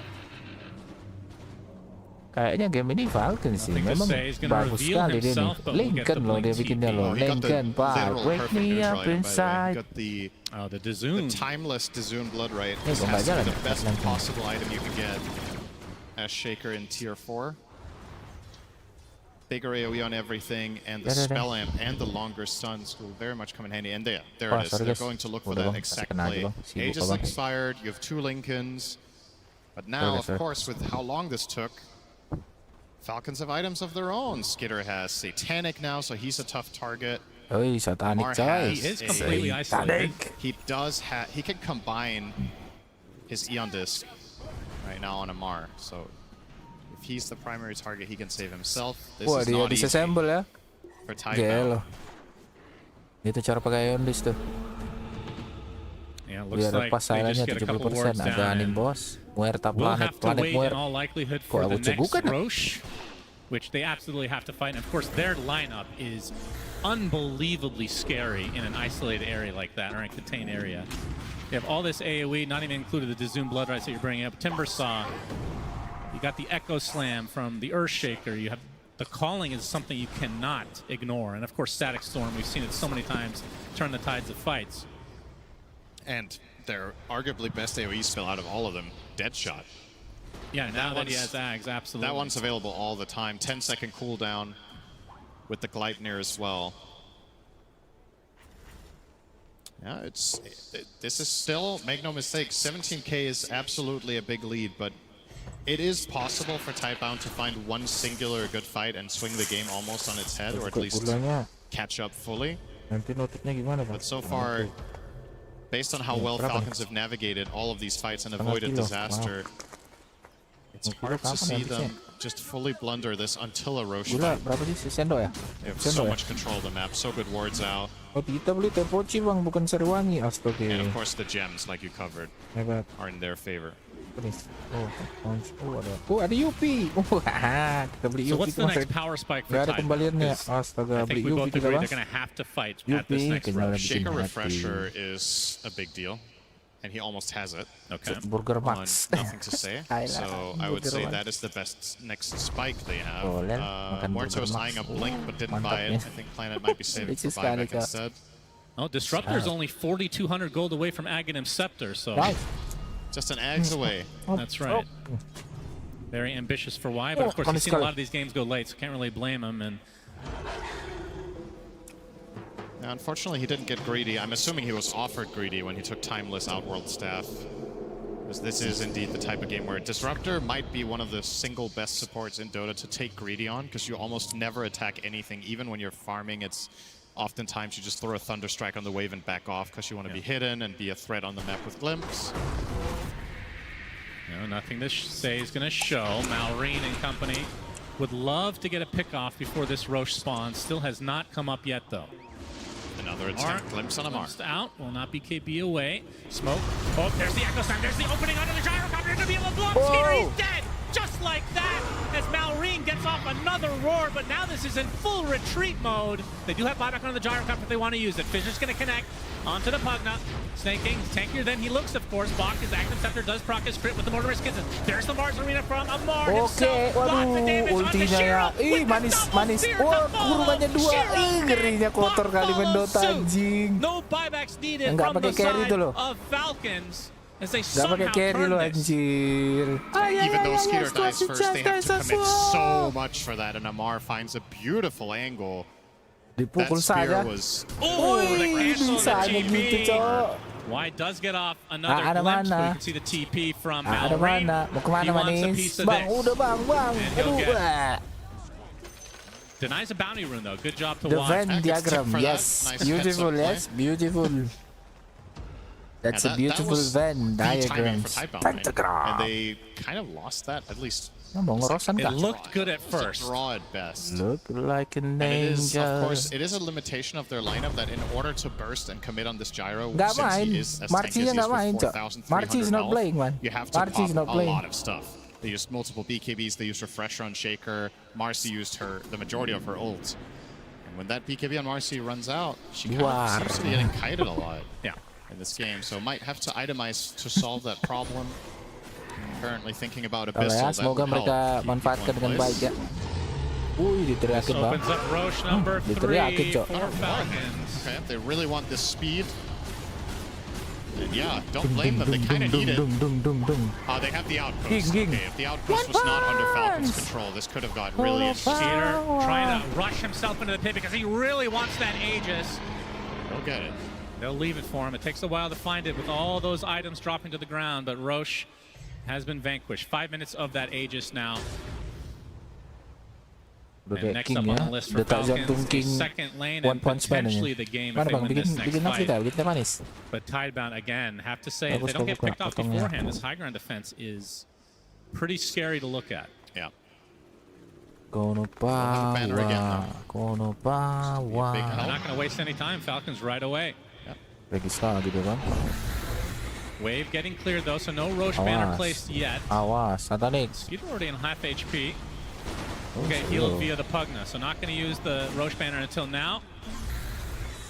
This tower looks to be dead. There's a fortification online for Nunggu semuanya, nunggu. Habisin. Flag cannon. Mars ke depan, pencet backup saja. Refleks yang manis kali ini dipencet Nenek. Membantai Muerta di dalam kurungan. Tidak memiliki Lincoln, Bung. Lincoln dipencet saja. Mars melakukan pembantaian secara keji. Echo Slam kepada Malrin. Adakah backup? Cookies maju ke depan. Buar. Refresh lagi, Bung. Skitter beradu Jotos kali ini. Skitter memencet Satanik. Kretek. Heal manis, Bung. Pencet saja. Spearnya, Bang. Jahat spearnya, Bang. Dipisahkan dia, Bang, dari kawanan. Habis, Bang. Langsung, Bang, dikasih cheese, langsung dimakan. SWML, terlihat keringatan, Bung. Game paling cepat, average 45 menit, Bang, tuh. Atas lah, bos, ya kan? Ngerinya snakingnya. Limbs. Here. Tombak saja ngeri Marcel, bos. Lakukan apa yang kau melakukan. Maju ke depan, Malrin tidak memiliki buyback kali ini. Dipencet saja melalui fire. Refresh. Di ulti lagi, Bung. Habis, Cok. 2 orang, Cok. Gak main Dota, Cok. Disruptor masih memiliki Aegis 3 menit. Waktu yang sangat lama, Bung. BKB Skadi dibeli saja, Skadi, Bung. Tajir sekali. Baru diantar Skadi, HP 5.000. 4.000, Bang. Iya, kalau pakai portrait sama BKB 5.000. Kacau. Tidak melakukan pertahanan, Bung. Hanya menonton kali ini. Total healing. Langsung Mega Creep, Bung. Ini adalah game tercepat. This is the first game for Falcons in 46 minutes. I still believe this will go 60 minutes some way, somehow. Satanik, bos. Wah, Lincoln-nya pecah ya. Aduh, sayangnya. Masih ada Aegis, bos. Tebal ya. Oke lah. Amar dapatkan gangguan kali ini. Gangguan petir. Lihat itu live drain-nya, bos. Amar getting harassed a bit. Muerta back in 30 seconds right now. Still a 5 versus 4 in favor of Falcons. Throne completely exposed now. Shiro going in for one last ditch effort. Lihat itu sedih nggak sih? Sampai Creep aja di dominator, Cok. Nggak ada lagi, Cok, yang mau di dominator. Iya, ampun dah. Oke, tombak manis sekali. Pecah, Bang. Cooldownnya cepat kali, Cok. Masuk di Echo Slam manis, Bung. Echo Slam lagi kah? Tidak memiliki Echo Slam kedua, Bung. Iondis yang manis dari Mars. Sikut saja, Bung. Pembantaian habis. I can't believe I was saying. It was an interesting first 15 to 20 minutes that were back and forth, but Falcons found one good fight, started getting that 6K lead that we talked about, and after that, every single subsequent fight, they have Shiro's number, they keep good formation, so they never get wombo comboed by Shaker and Timbersaw, never really got into trouble against the Muerta Eggs. Didn't really feel all that impactful, to be honest, when it came out. Yeah. So credit where it's due. They did a very good job positioning their heroes correctly. And Timbersaw now with a whopping 0% win rate, 0 and 8. Wow, incredible stuff, and Falcons finished this super quick at 47 minutes. Shiver! Thank you very much, gentlemen. 47 minutes. Wow. I mean, we did hear Falcons talk about coming into this international after the road to TI, they talked about how they addressed some things that needed fixing. And one of the things I don't think it needed fixing, because to be honest, I'm here for it. You know, I'm here for the 70-minute, and I'm sure that you guys are also here for the 70-minute games. Nah, ini saya punya teh cap poci ya, tapi tidak ada hubungannya dengan poci. Tapi ini lebih ke arah ya poci. Macam ceret juga ya. Down here with Kezu, Effie, and Tigov. This game, it did feel very smooth for them. Yeah, I feel like Falcons weren't ever truly punished, right? They were able to set themselves up, they rebutted a couple early moves, and then as soon as they hit that farm, they're just chilling the entire time. Like we have some obviously comparisons down the line, but critically for Falcons, if they ever get the game on their kind of timeline, Refresher, cok, suatu kehormatan, cok, suatu kebanggaan. And at no point in this game did Tidebound find an opportunity to control the tempo. They had like a couple of okay plays, like here, right, with, you know, you had Y, who did pretty good on the Disruptor, like set up some kills, try to help Shiro with the Marcy, but ultimately there were a lot of fights where this just kept on happening. You have Sneaking there with the ward, you have the Arena, the kisses, you get some kills, and later Tidebound were in an okay spot, but I feel like they did one or two mistakes that they could not have let happen in this game. Yeah, I just feel like the Shiro Marcy really didn't do much of anything. Like, he couldn't find a comfortable entry point into this game. As we see in this highlight, he rebounded it in, got cancelled by the Arena, and for some reason it interacted with the BKB such that he bounced back. But this wasted a lot of his BKB duration, and here he just dies. Typically with Carry Mercy, she takes over the entire map when she gets that Helm BKB timing. This one wasn't the case. She was just dying over and over again every fight. Harusnya mereka nge-spam semua buff sama kayak tim Falcon, nge-spam semua buff ke Marcinya gitu, tapi Disruptor harus beli Agadim kan? They want to have a good start to the fight, but it just kind of didn't happen after the 50-minute mark anymore. There's just no damage. Like, look at all the clips. It's just Marcy punching, doing nothing. Buck with the Ags and the BKB, he's having to run away. Of course, you know, it's the tail end of a fight, but it feels in principle like Tidebound, if they didn't, you know, capitalize on maybe like the early, it's basically like there's 15 minutes to be aggressive, or the whole game is waiting for Falcons to hopefully make a mistake themselves. Yeah, it was tough. And in that highlight just now, the most recent one, again, Marcy BKBs, jumps in, gets sword. Other times, Marcy gets Arena Speared before she can even BKB, and the kisses have taken quick work of her. They just could not activate this hero at all. And the stats from Snaking are insane as well, right? Like, he's got 27,000 healing, right? He had, what, nearly double, if not triple the net worth of Y. Like, when you look at the counterpart between the Disruptor to the Pugner, it is, yeah, Snaking just had such a stellar performance. Minum, ngopi, minum, ngeteh. Right? At some point, Jajan. I mean, he had an incredibly good game. He's an 82% of all the kills. You know, he farms the dead lane like he always does. He had such an early pipe. During the draft, it was like, maybe they can pick an offlaner who can buy it. They just get it on their +5 support, which is, you know, kind of unheard of. So yeah, you know, Snaking his Pugner, you gotta watch out. Yeah, I mean, at this point, we talked about it even before it was picked, because it was such a strong hero for Snaking also during the road to TI, and we talked about it potentially being banned, but they get their hands on it and they crush with it. But that makes the list of heroes you want to ban against Falcons pretty big. But my main question was, this game, one of the problems that Falcons did have during the road to TI was being able to go high ground. And I felt like they solved it, but I couldn't really pinpoint as to how they did that. To go high ground? Yeah. I mean, or was it just they crushed so hard before that it was just feeling easy? Yeah, along those lines. I think as soon as you get to the high ground and you know that, like, there was one play where it was like an Echo Slam on a Jayakov 200-0. That's the only way they actually enter a fight. So if you have vision, then you're not going to have that happen again. It happened once to Skidder. It doesn't happen twice. High ground's going to be easy. Yeah, and we did say that it was going to be very important for Tidebound to do good during the lanes. As we here have a clip T for you. Yeah, so I just wanted to showcase kind of Tidebound's biggest moment in my game, right? The idea is he got the BKB at 16 minutes, kind of 39, and this was instantly after. They want to make the play, but Marcy runs on in first and then dies. And sure, at the tail end of the fight, Timbersaw stepping up. Udah lihat video penembakan Charlie? Sudah lihat. Tidebound, it needed to be different. Timber has to go in first, Marcy has to follow. It needs to be kematian yang apa itu, Le? Kematian yang cepat, tidak menyakitkan. Semoga lah dia langsung mati di setelah itu ya, kejadian itu ya. Janganlah dia menderita lagi setelah kejadian itu.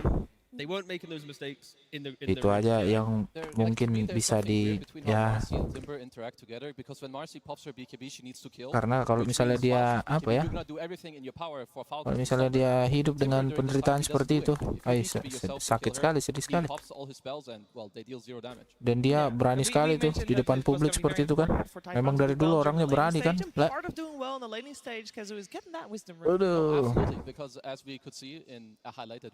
Manusia merasa memiliki hak untuk menghabisi nyawa manusia lainnya. Menyedihkan sekali.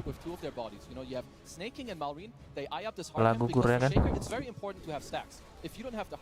Banyak apa sih? Banyak komen-komen dari netizen yang bilang dia mendukung Israel. Nggak apa-apa, biarin aja mati sekalian katanya gitu. Berani kali memang dia, banyak musuhnya. Kaum pelangi juga banyak musuhnya. Iya, dia begitulah. Memang kayak gitu. Mengucapkan kebenaran itu, taruhannya itu nyawa gitu. Karena orang pasti kalau udah kena egonya nggak terima gitu. Ada Bang Ika, rambut kita. Ini gula harus ditutup rapat, kalau enggak semut, mohon maaf nih, semut menjajah kan. Kalau semut menjajah mati nanti mereka di dalam gula ini. Bang, saya mau mati di mimpi saya tuh, mati di antara gula bang, katanya semutnya kan. Jangan gitu bos. Aduh, kita harus menutup gula dengan baik-baik. Bagaimana Le, menurutmu Le, terhadap video itu Le, terhadap kejadian itu Le? Aduh.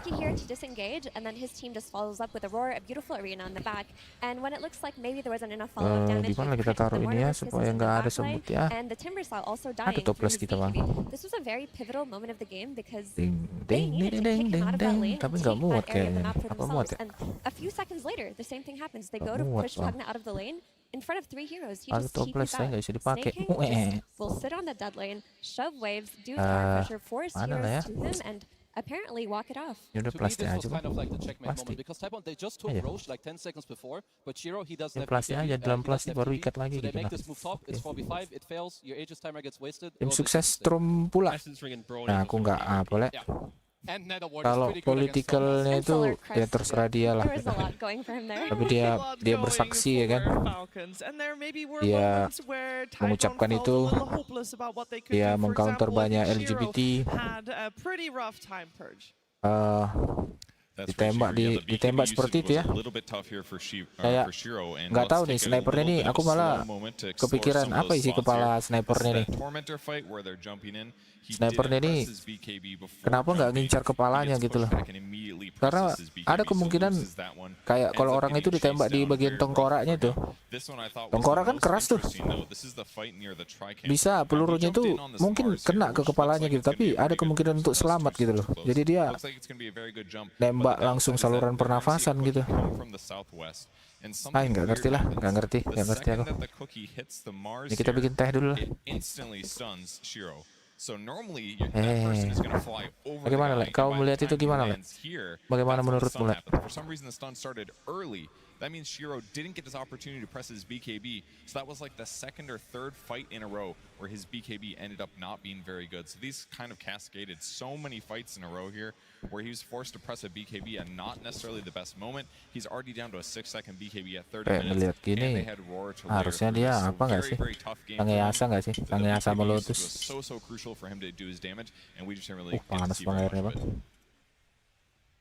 Thank you very much, Perch. We did not. And there's one thing that I still very clearly remember about our talk before this series even began. Kazu, we talked a lot about Shiro and his ranged carries. Yeah, I mean, this is not a ranged carry. No, usually that's what they go for, but maybe they wanted to, like, because they play against Falcons, they had a few days to decide. We're like, okay, we want to play a bit faster, you know, maybe try the Marcy, which obviously, as we could see, it did not work out. I mean, 1 or 2 times he got maybe a little bit unlucky. Like, he got Cookie stunned because he disposed, and then because of how Cookie interacts with those spells, you get insta-stunned. I mean, that's just unlocked, but the rest, yeah, this is not his usual hero. I mean, there's a lot of layers to this where I feel like Shiro playing the Marcy brought life to the rest of the draft as well. Where like Wise playing a Disruptor, you know he's going to play more Starved. I feel like the matchup of Tidebound and Falcons, if you put Shiro on too much scaling, you will have this issue of everyone scales on Falcons and then Tidebound have like everything only on a couple cores, right? So I can see why they're trying to adapt coming into this game. You know, Falcons will be changing, especially after the group stage, the best of 3. But yeah, it's Shiro needs to probably not play Marcy in the next game, or they have to clean up their initiations. It definitely looked outside of their comfort zone, because even if you look at the other melee carry that he played in Juggernaut, that's the hero that plays for the late game too. It just farms, plays to scale, and will try to hit a critical mass and then carry his team through a certain point. With Marcy, it was the opposite. He was the hero they were playing around while Timbersaw was making a comeback from his bad lane. And then it kind of seemed like they were going to depend on the Timbersaw for the damage to come through, because Marcy's eventually going to fall off. She's going to play versus Solar Crest, she's going to get kited, and it just didn't work out for them. I think the 4 protect 1 strategy is what they do best on Tidebound. Well, I will also say we mentioned the Timber, and we heard Sunsfan mention the Timber, of course, at the end of that cast as well. Still 0% win rate. Tigov, you were on board with them picking the Timber. Yeah, how dare despite you? No. Despite, I mean, obviously you were on the same page with the squad. Is that a shortcoming of the hero, or on hindsight, do you have other thoughts about what they could have done instead of that? I just want them, if they have this style, they have to play more aggressive. Yeah. You know, if you mentioned they do 4 protect 1, that could also be a problem for them where they get outscaled. But like, I like the aggression. They have the concept. The execution just wasn't there. They gave away a Pugner. They gave away a Mars. They gave away a Gyrocopter, a Snapfire. All heroes that play counter-aggressively beautifully. So if you aren't flawless, you will be punished. And again, they just didn't have a good game. It was just a bad game from Tidebound. So coming into the second game, they can do 4 protect 1. Sepertinya ini saatnya Ame ngangkat piala. Because it can only go up after that Kalau first game. ini ya lah ya. The way I see it, Kalau because usually I see polanya ya lah ya. say like do a little more, and of course Falcons Memang did counter him, they invaded the tim China itu kuat lah. Kuat sekali tim China. Tetapi ketika Grand Final, ketika saat semua orang mengandalkan mereka, mereka gagal lah. Seperti Avatar lah. Saat dunia membutuhkannya dia menghilang.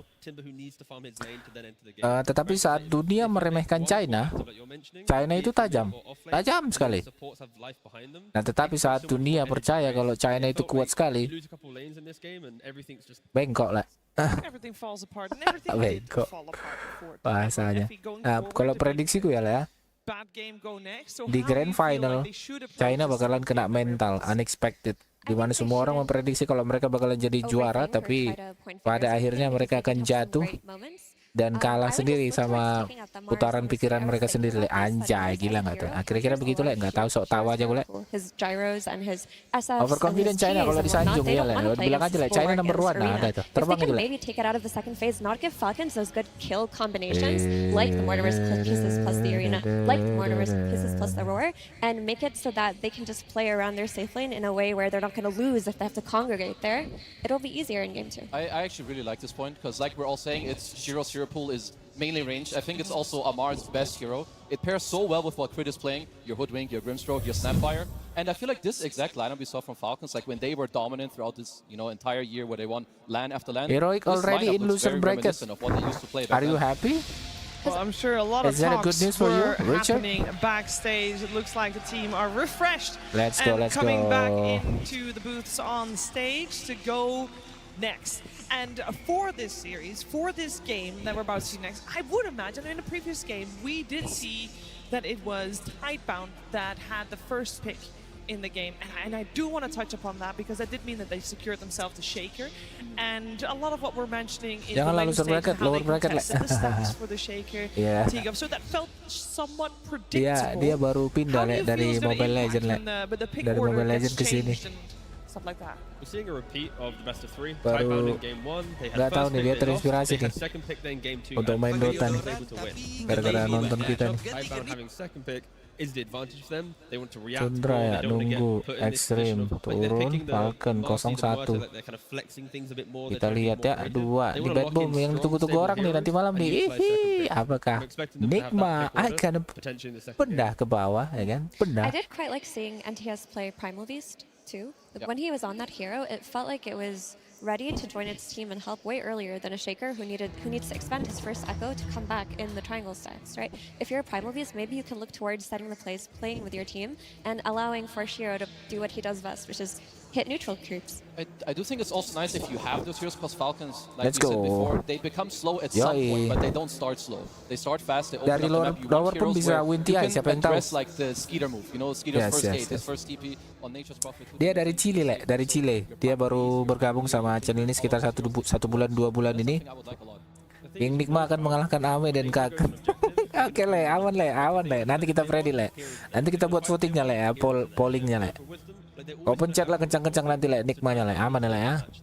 If you don't, from like the clips that you show, Kezu, they'll outplay you, take 2 wisdom shrines, and then they'll take the stack. And it doesn't look like a lot, but 2 wisdoms, the odd stack here, the odd fight lower bracket ya kan, kalau loser bracket kasar ya kan, anjay. That first big fight. Now, a lot of our talk has been going on about how we want Tidebound to be able to improve going into game number 2. Of course, they're the team with the game down. They want to make that comeback. On the other side, you have Falcons that just had a fairly I mean, it's fairly easy, fairly smooth first game to this series. Of course, they want to repeat that result. They also know that Tidebound's gonna react and do something different in this game number 2. But is there something, Effie, that we want to see that they'll just be able to do again from this game? Udah kayak tadi dibantai, Cok, masih 7-7 skornya tuh, mantap gak tuh? From Falcons, I think the idea of two supports that can just wave clear, hide on lanes, create their farm, and force people to chase them around the map, do that again. Looks so good. Whether it's a Heiwa, whether it's an Enchantress, whether it's a Snap or a Hoodwink, these heroes are very disruptive towards Tidebound because when they were responding to these support Snap pressure, they were bringing everybody. Like, they had to bring 3 heroes, bring a +1 behind because, oh no, we don't have enough damage to kill Pugna, and they just lose their advantage on the map. They lose their area control. Falcons have a very, a script in a way where they stick to what they want from their players, and their players and their heroes that they have, they're interchangeable. So if you ban one, you get the other. So I think for them, it's probably more about they should be ready for how Tidebound will adapt in the next game with maybe a different. So I don't blame them, but I'm scared of elimination. But that's why I think when we've praised Snaking, giving him MVP for the Pugna. Nah, Richard kan dari Chile, jadi dia mendukung tim-tim yang dari South America gitu. Jadi dia pasti rooting sama Heroic gitu kan. Yeah, it's okay, man. Glad for you, man. Glad for you. We can hype the team that we're rooting for. Yes. Let's see, man. We go to the second games. Team Falcons versus Tidebound. A lot of questions we have about what's going to happen in the upcoming draft, and those questions will be answered in just a moment. We spread the vibe once again. Nah tuh baru dibilang tuh. Falcons. Game 2. Game 2 means that if Falcons take this game number 2, they secure themselves top 6 at this international. Of course, Tidebound would like a repeat of what happened in the road to TI, where they were able to bring it back in game number 2 and 3. Let's see how they're going to attempt to do that. We have this time around Tidebound on the Radiant side, Falcons on the Dire side, and it's Falcons this time around with first pick. So the complete swap around compared to previous game. But there is one thing that didn't change, is that the Ancient Declaration still gets first phase banned, even though right now Falcons only has those 3 bans. So that's a little bit surprising to me, but that also means we got extra juice left in the pool. I think they've identified something important, which was this hero has kind of been a crux to Tidebound in how they draft. It's always picked really early on. It's always their follow-up damage, and we haven't really seen Planet on very much else. We saw him just now on the Muerta, and it didn't look as good. He looked a lot less comfortable on that map.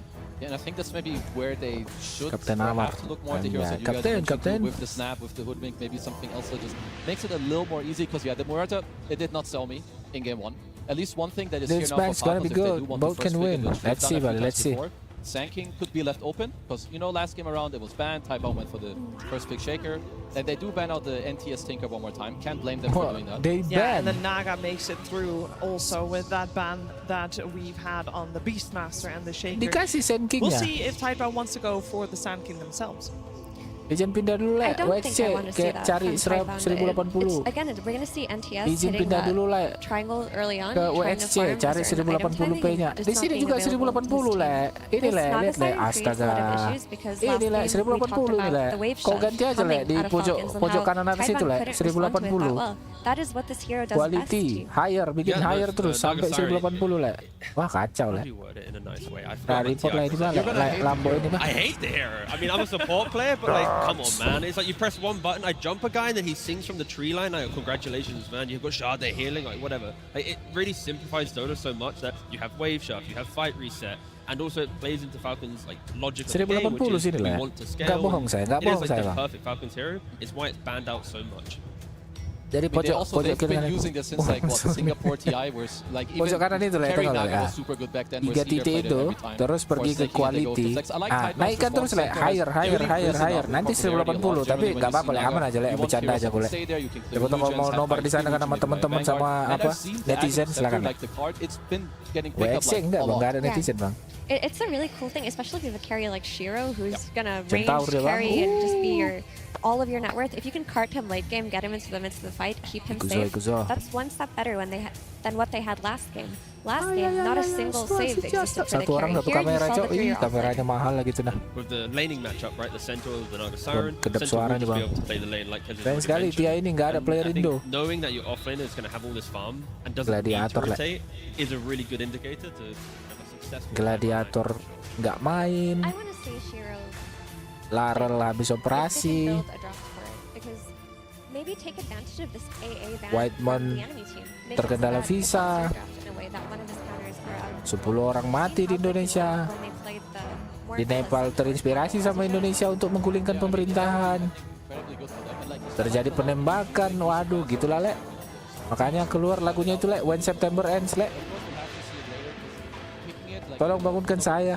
Can be very hard. I think one thing that I find like really funny to see in this draft. So Falcons last time around, they were the ones that picked out of the second phase and they took the snap. Now it's reversed. You have Tidebound that they pick out of phase, and you have Falcons that are like Snapfire and Pugner are so good. We're not gonna let you have them. So it just shows you like the value. 30 September ini sedih kali. Si apa Lek, Whitemon bilang Lek.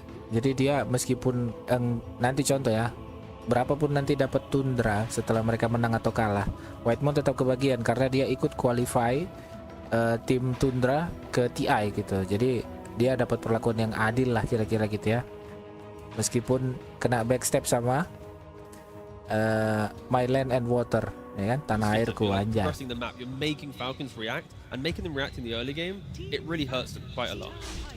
And this is the big Dikasih trade-off loh, that sentinya happens when dikasih you do loh. expend a double support ban on Falcons. One of the most popular heroes of the tournament gets given away. We'll see what Chiro can do with it. I mean, when you talk about what Nature's Prophet does versus a hero like Naga Siren, he can just press ulti and negate a lot of the Betul, wave karena shields cari she provides. poin untuk So it's kualifikasi, already a yoi. step up.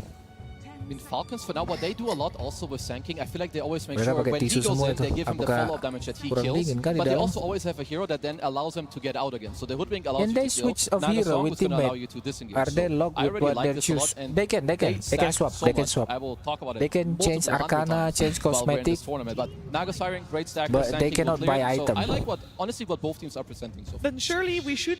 They can, bro. They can do that. They can swap Arcana, swap cosmetic, change item, but they don't buy starting item, right? So that they can swap, right? Even if they naik lagi nya itu price pool, ya naik lah, naik itu. Karena mereka bakalan beli ini kan. Sekarang juga dibuat itu 30%, 30%. Kalau kemarin itu kan 25%. Yang pasti ini Gaben sudah nambahkan 5% ya, meskipun tipu-tipu 5% ya oke lah, biar makin tinggi juga dikit-dikit kan. You can just farm so much economy that you have BKB, Satanic, and all the big items when it matters. And they covered the puck pick by picking Disruptor, which is one of Puck's counters. Another one is the Silencer or even the Lion or Shaman that are still within the pool. But you do want to pick up that instant disable for yourself if you're up against the Puck this early. Atau skitter naga pun bisa itu. Static Storm, thank you very much. Kill him. It's very nice. Centaur has to be the damage soak for Tidebound. Like, positioning is key, because of course how explosive Falcons are. If your Prophet's out of position, if anyone's out of position, they will just get 100 to 0. Ini bukan dari saya guys ya, ini macetnya bukan dari saya, ini dari Twitch-nya, dari Jermannya. I think generally when I see Centaur, you kind of want to hero that eventually will, you know, deal enough damage to kill through him, because he may buy some auras. You want like high physical damage. Generally speaking, you have heroes like Sven that are quite high up on the radar against this. Maybe because you have Naga Siren, you don't want it. Would he look more for a range hero, some gyro again? You could just go aman ya berarti, karena dia memang grafiknya dari sana yang nggak bagus, kamera mereka yang kurang bagus uploadnya. 21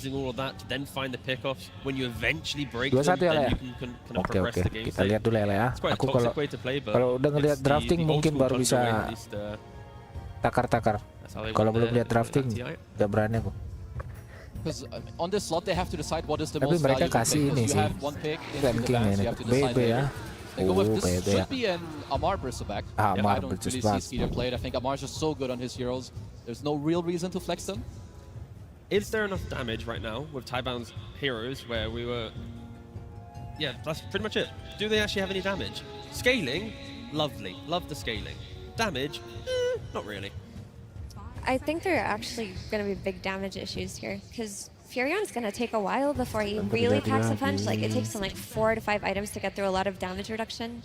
His biggest strength is his ability to instantly follow up on any kind of setups on the map or join and correct lanes and farm very quickly. But Bristleback also keeps tempo, will be incredibly tanky, and if a pipe comes out, who's really doing your damage early game for Tidebound? Is that a reason to put that Nature's Prophet in the hands of Planet instead? I would be leaning that direction, because if not, then we're looking at a 4 position to fix the damage problems. And that's really hard. Yeah. That, especially with like Snap and other... If Ancient Apparition was available, perfect hero. Lovely. But not available. There's always the prospect of carry Doom, but again, that just does not fit Tidebound's playstyle and how they've been playing with Shiro. I would be looking, I mean, it's like what I see for Tidebound, and of course they will see the ultimate lineup so they can look for, you know, the damage issues, try to fix it, but also get the carry matchup. But I also am a fan of the Nature's Prophet being a support. You do pick a new carry, so anything that gives you static, high physical damage that is going to lane okay is what you should be looking at. If we're looking at carry, it could be like a Medusa, just to try and outscale, hold the high ground.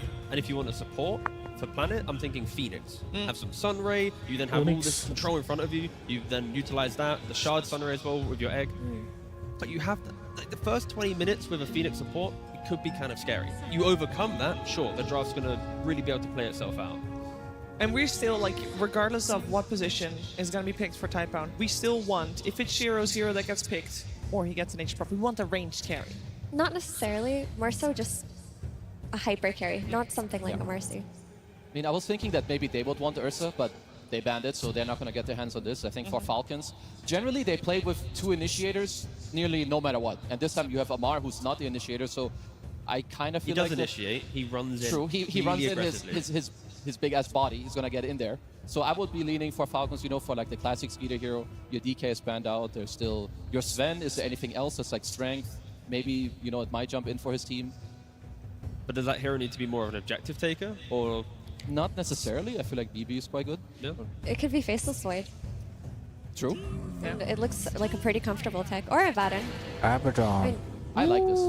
And heroes we don't see Shiro play, but could also be good. Again, the carry Doom or a Lifestealer. We saw Lifestealer do well earlier today. Yeah. Lifestealer is good against all these 3 cores for sure.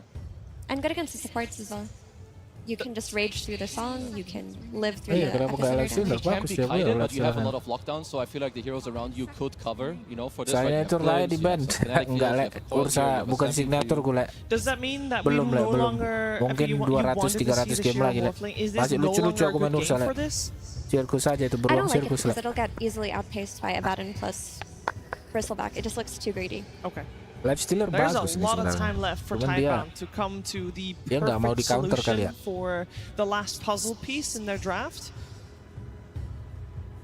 I mean, I'm okay with the Lifestealer. I feel like there might be something better, but I can't...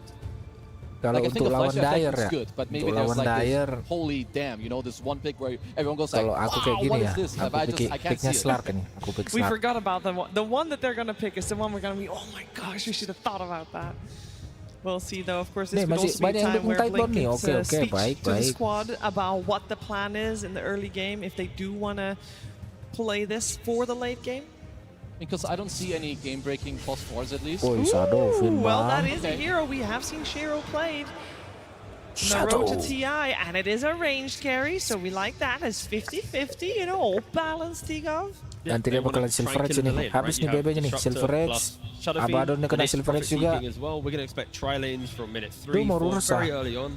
And Ursa ban bro, Ursa ban. We already know that Centaur should be independent. So tri-lane Amar with 2 supports and a Shadow Fiend. Ursa get some icon. kind of moves going your way. I don't mind it. It's very good for what it does on the lane, but I do worry that as the game progresses and these like big tanky heroes on Falcons get these harpoons and these BKBs and get on top of the SF, there's not really much of a way to fight back. Asal jangan make aja ya. Yeah, I wonder like if Tidebound can try to get off to a good start. I mean, you have the Nature's Prophet 4 who can try to offside some of the lanes, and I would also say that first Rosh in this game is quite important. You want this on your SF, especially in this type of game. I do think they can make it happen. I would say they have okay lanes. You have Centaur who should be fine in the bottom lane, which allows Planet to like kind of rotate around. So I think this early game, I got my eyes on him to like try and set up Tidebound for a good start. Yeah, is it once again in this game number 2 just as important, Tigov, in the laning stage for Tidebound to hold the fort, hold their own? 1,000,000%. Like, Tidebound need to create their own tempo in the early game to try and overlap the Farmer Falcons so that the greedy heroes are scaling in the same areas, and then it kind of hurts them. If you allow Falcons the entire map, then, as we already mentioned, big damage problem. Belum mati ke rupanya dispenser, astaga. I mean, I am quite happy to, at least personally, like nothing to say last game. He didn't show me much. He had a hard time on the Earthshaker. This time, he's playing puck. I think satu kotak set up kan, for a way minum better teh sampai game. puas. There are no, okay, the only instance that have blinks down from Sanking. But your team can bail you out. Maybe they can start to fight for you. So he's set up for more, because for me, he's the most important player on this team. He's set up for more success. That's all I need to see. And what are they going to do with the stacks? Are they going to try to split the map, as we said was one of the solutions, or invade the triangle? You can invade. With a good start, they can absolutely invade. You can push into them. If you ask him to drop or walk over, your Nature's Prophet, he can TP, place a ward. I think they're set up way better this game. Any final words and thoughts on these two drafts, Effie? I just worry that if Tidebound don't come out of lanes with like at least a 4K net worth advantage, like minute 12, I don't really see how the game is going to be played out for them, because they're going to get outscaled and outfarmed. A lot of pressure on this game number 2 that is coming your way. But before we jump in the game, we're going to jump on stage where Tsunami is with Coach Blink. That is right. I am standing by with a Blink of Tidebound, where I gotta say, this matchup against Falcons during the road was one of the best series that we have had. And now we're getting the rematch. But it seems that they've made some adaptations, so I was wondering what you think they've changed to get that game number 1 win.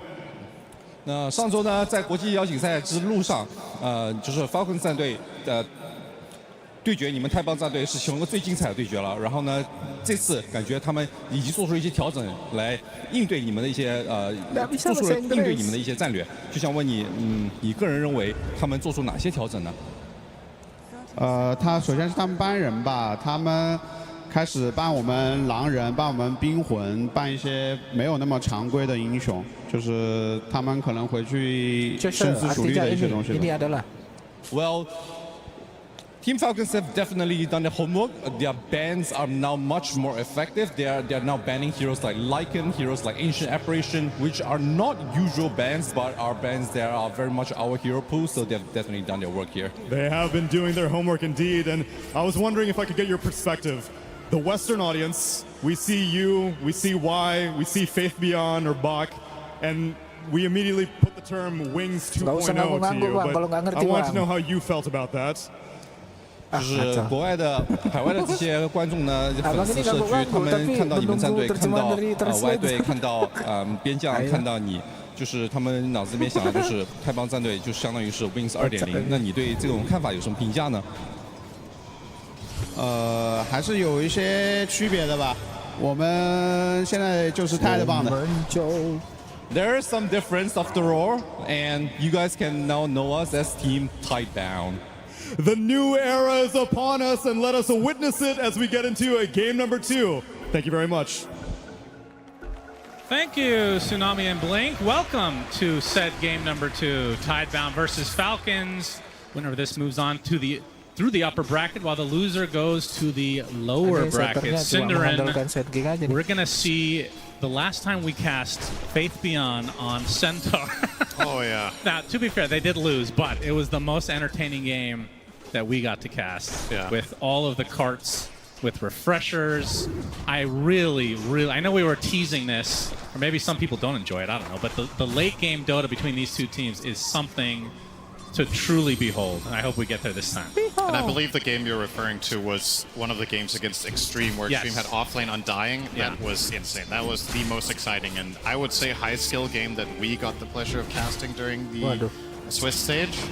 Now, as Blink said in the interview, Falcons have done some very good adaptations, and that's obviously one of the concerns that you have as the teams coming out the winners or the high scorers of those stages is the other teams get some time to figure out how they beat you. And this break that we've had in between the Swiss and the final stage here, Falcons have clearly prepared, very much so targeted at this opponent, as they should. It's their first one. You've got plenty of time to figure that out. Will be interesting to see in the future days, when you have less time, how fast you will learn from the few games you get to see now from here on out. But yeah, the bans in particular really show a bigger adjustment. I would argue Falcons have made a much bigger adjustment against Tidebound than vice versa in the strategy. I'm not too surprised with what Falcons are getting to run in these games. Yeah, I completely agree. And we were talking about this the other day, the fact that historically Chinese Dota has been extremely good at late game Dota, whereas kind of in the early stages. They've been struggling as of recently, but it feels like Falcons, if it does go late, they're no strangers to this type of gameplay anyway. Yeah. I would love to see a late game between these two teams where nobody is really far ahead. I think the last game, the advantage for Falcons just became way too big at around 30, 35 minutes. If the game is close, the teams are going to be delivering at a very high level. So fingers crossed for that. Now, as far as the lineups go, I do think it's more likely this game that this one will be slower, actually.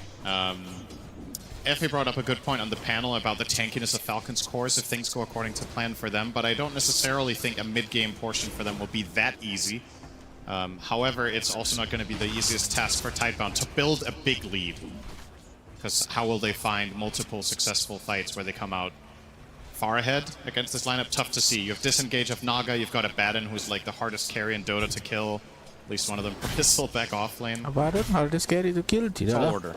Yep, very true. Abaddon has been extremely powerful in this tournament, and the last few months at the very least as a position 1. Nice pushback from Crit as he gets away from his potential death. See 3 members of Tidebound in the area, and that's the beauty of having the Nature's Prophet, which started out as the best hero of the patch. And where would you rate it now? Because, I mean, obviously it's always had this flex potential. It's still up high. I think it's just a very high skill hero because, not specifically because of the spell casting, like casting spells with Prophet is very simple, but using its map presence correctly. Yep, Smart taking a lot of raises, wants to get aggro though, pops the sick as Shiro now is the one he's pursuing, but this looks like it might be the death of Amar, but first Planet goes down. That is a huge deal, so first blood actually going to Falcons, but of course Shiro getting the kill onto the core. He's going to be at least a little bit satisfied with that.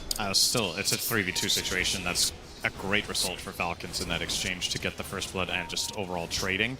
Even if they didn't get the first kill, it's still quite good in the circumstances. But Amar is an absolute master at Bristleback. I think one of the things that sets him apart from most other Bristles, in my opinion, is his ability to...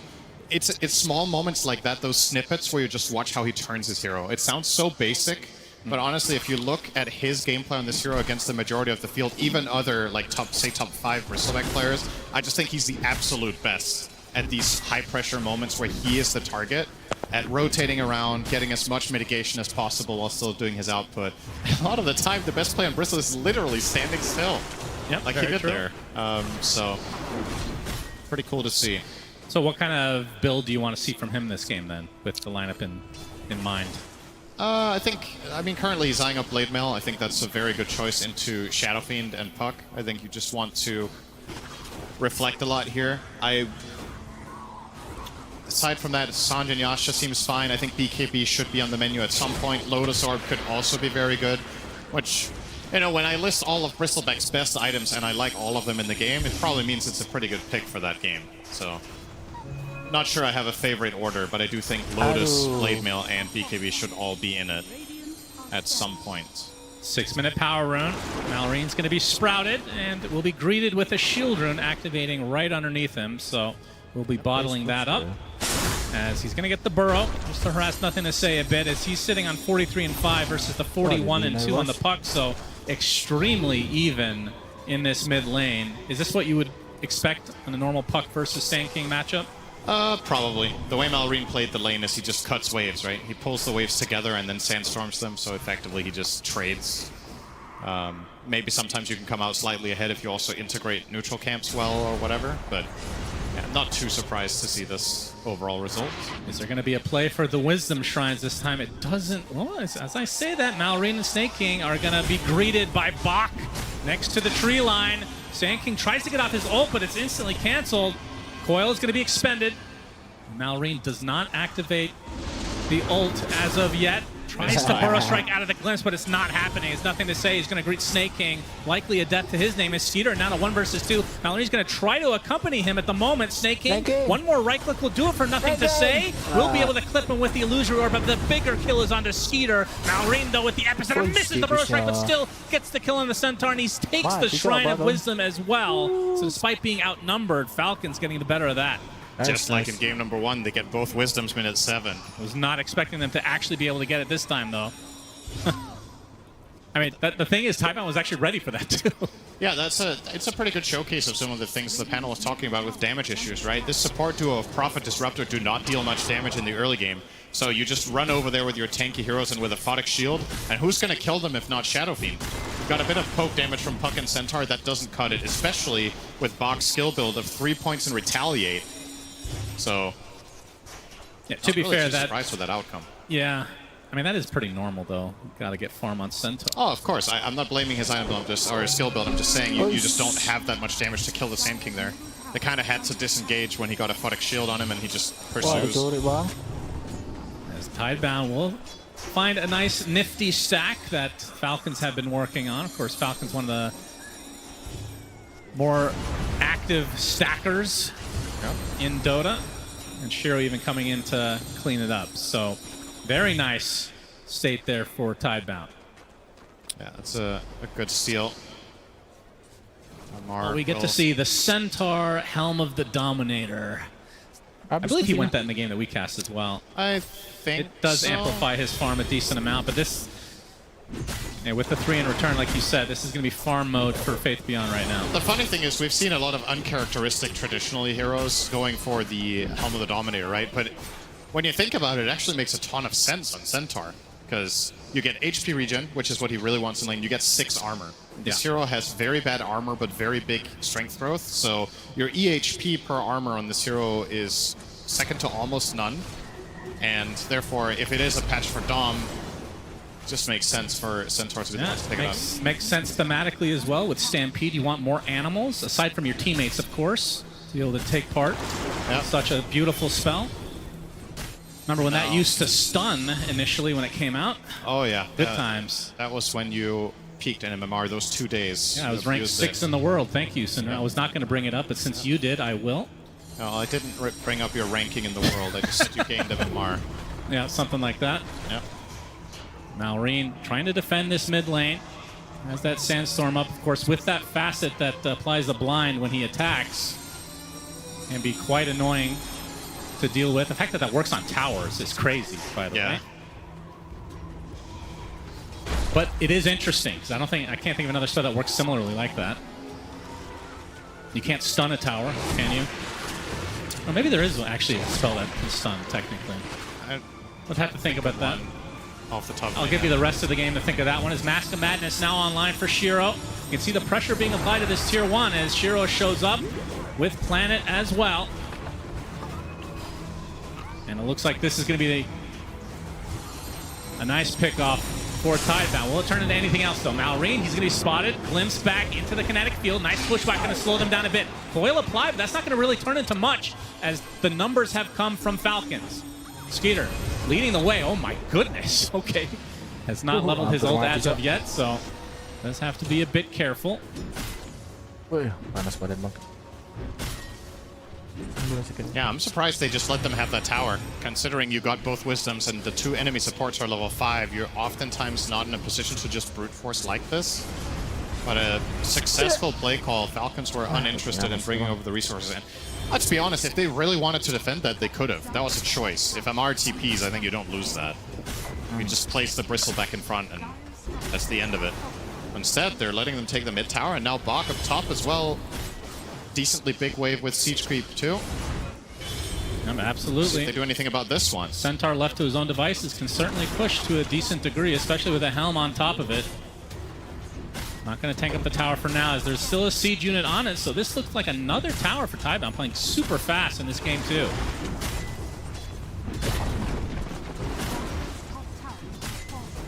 Crit on Y, a little bit of poke here. The rotation from nothing to say a little bit too late to be able to find a coil. Now Crit will make a move of his own together with Malrine. That's that blink reveal. I think the dream kill here is to get Puck with a blink epi into Bushwhack Stun combo. The 12-minute rune is bottom. It's a haste as there's the stun onto nothing to say with the Bushwhack to follow, and the sharpshooter is enough. Big kill for Falcons. Yeah, good judgment call there. I thought the Epicenter might have been necessary, but they do have enough in the tank. I don't think that was a very big overkill. It was good enough. Glimpse onto a Mar. I'm not sure why wants any of this smoke, though. He will now retreat And Malorine will greet him. As Stampede is used, but I think he is dead anyway. Yeah, drops to the deck. So a Stampede down and another support kill for Falcons. And looking at the side of Tidebound to see what power spikes are incoming. Dragonlance soon coming online for Shiro. Faith Beyond, Blade Mail not too far away as well. As the Witchblade now completed for Nothing to Say, so looks like Blink is next on the menu for him. Okay, this is a real question. Before this would be a meme, but because it was so prevalent in the game that we cast, how fast can Faith Beyond go for the cart, Cinder? And everybody wants to know. Like, is this a pipe game? Do you need to go for that against still 100%? Essentially Sand King, right? I don't think 100%. You need to go pipe. He's also eyeing a Blade Mail over it right now. Oh, Blade Mail into what, though? I think you could go Blade Mail, Blink Axe. Probably get... Hell yeah. Yeah, I think that's fine. And who do you want in your cart? The Shadow Friend? It's pretty sick with Shadowfiend. You can drive him into Requiem. Yeah. That is a very strong combination. And of course, one of Shadowfiend's weaknesses as a hero, the panel touched upon this, is enemies, tanky heroes getting on top of you and just mauling you down. Centaur is one of the perfect solutions to that problem because SF, he has the damage to kill those heroes if he gets to attack. That's right. And the cart will ensure that. Of course, this was changed at some point. I don't remember which patch, but you're actually invulnerable in the cart, not just untargetable. So you can drive through the Epicenter Sandstorm and not care. You can tank all the quills. I don't actually do that. As long as you get to sit in that cart, you're all good. But you can't take somebody out of Chrono anymore. Very important change. Very relevant in this game as well. The Faceless Void. So Blade Mail now up for Faith Beyond. As Amar is going to make his way to the mid lane. And another stolen shrine, potentially? Oh, they might even get Shiro as a bonus. Shiro, Epicenter's coming from him. He is not ready for this one. Bushwhack to follow Stampede, but the Sharpshooter is enough again. Falcons get away with murder, and the trade is a measly support. Of course, no offense to Snake King, he actually gets off the song anyway. Even the Wrath of Nature's not enough. These Eclipse and the Static Storm as well, but the Illusory Orb is enough. They use everything to kill the support off as Skeeter shows up. A little bit too late though, so Planet does end up trading the Wisdom Shrines, but still the bigger kill on top of Shiro. How is he so tanky? Well, Naga has pretty good base armor, and I think he just popped everything he had. He probably had a lot of one charges, used Polywalk Charm, Song heals, obviously, so. Yeah, but looking at the Tidebound team fight that's going to eventually come, if the stars can align, since that seems to be the theme of this TI, Coil into Requiem with like the cart potentially helping you out in that pursuit. Sounds kind of crazy. Being able to snap Coils on multiple heroes. Caravan. A lot of upside, and with that Static Storm to make things even more difficult. Music in the background, you can see the potential from Tidebound's lineup. He is queuing up pipe on the Centaur, though. Okay. So this will be a much delayed blink. Of course, they can somewhat rely on Nothing to Say to set up plays, but it is nice to have a secondary option. Ooh, close one. Indeed. Save Planet, but... Oh, Sharp, this is a much bigger kill. Trying for the Requiem, but it's not happening. Skeeter gets the kill on Shiro. Second death in just a couple minutes now for the SF. He's having a really difficult day today so far.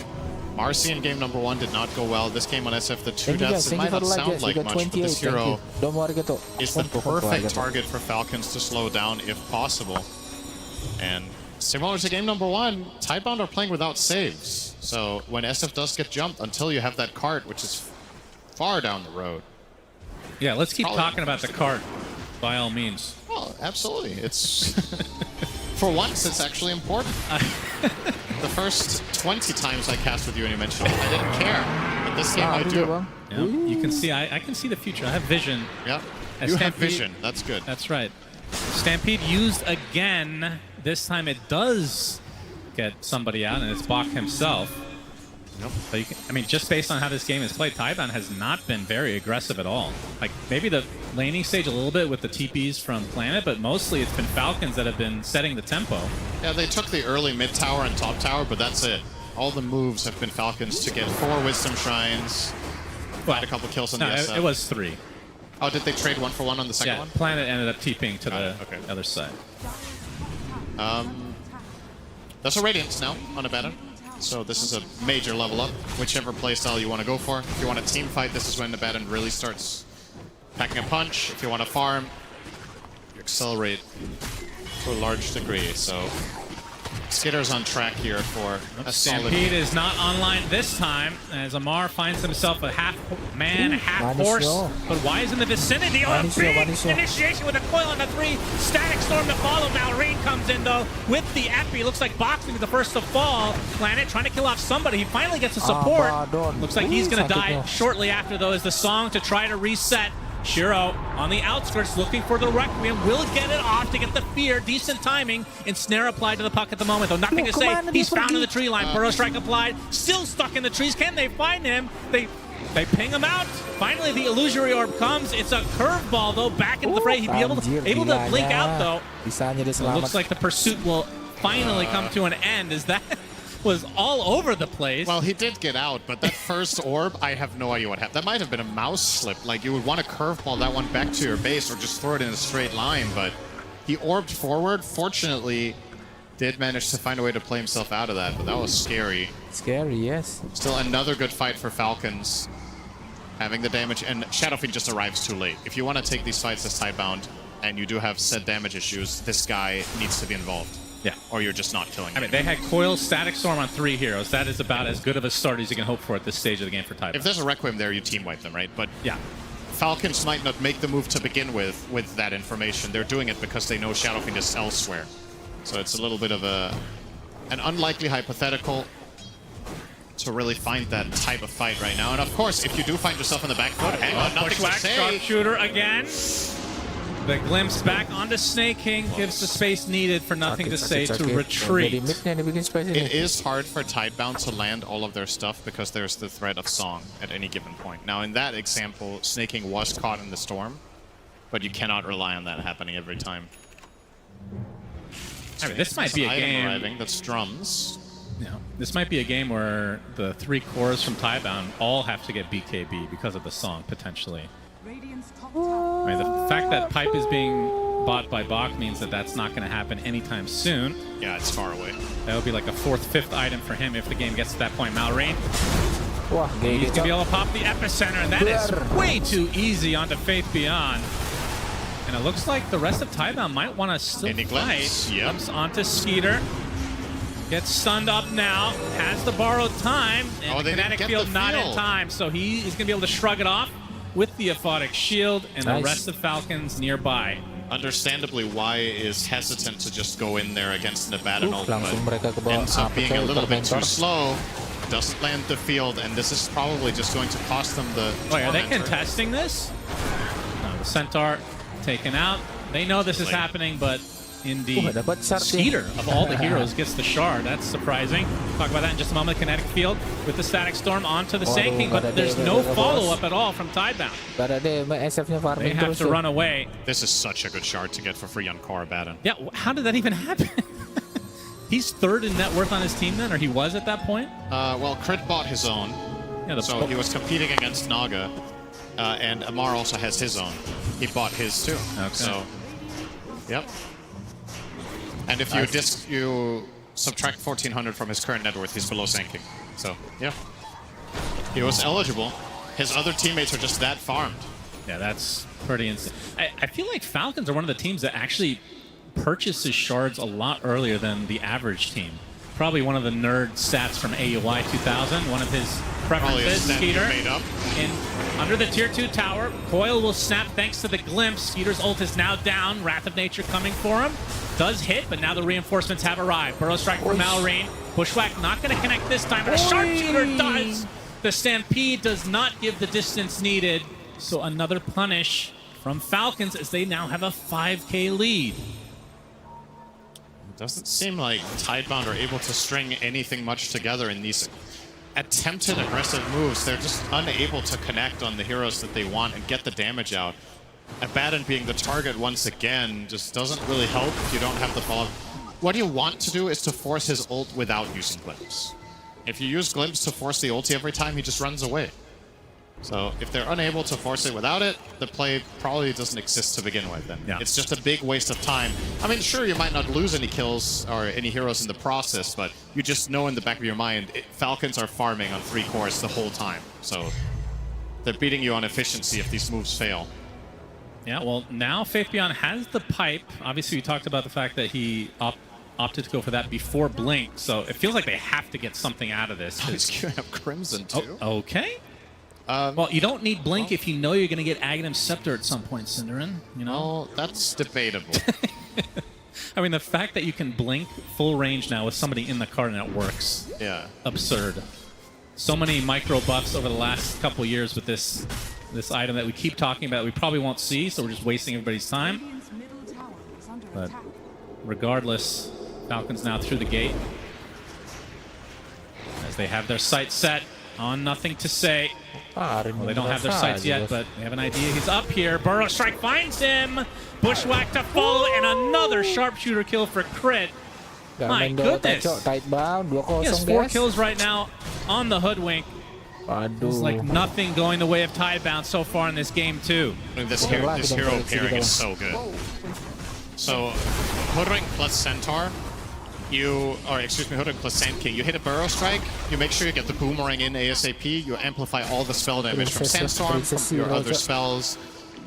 He doesn't even have an offensive item in these kills. He's running Glimmer on Hoodwink, so he hasn't amped anything else than buying the Boomerang. That's good enough. Now mid tower finally for Falcons. 8,000 lead going to be on the board after this goes down. For 1 second, now it's back to 7, but it was a good second. Yeah, we will always remember that. Again. Very memorable moment here at TI. Mallory now taking some creeps away from Tidebound, working on his BKB next, not that far away.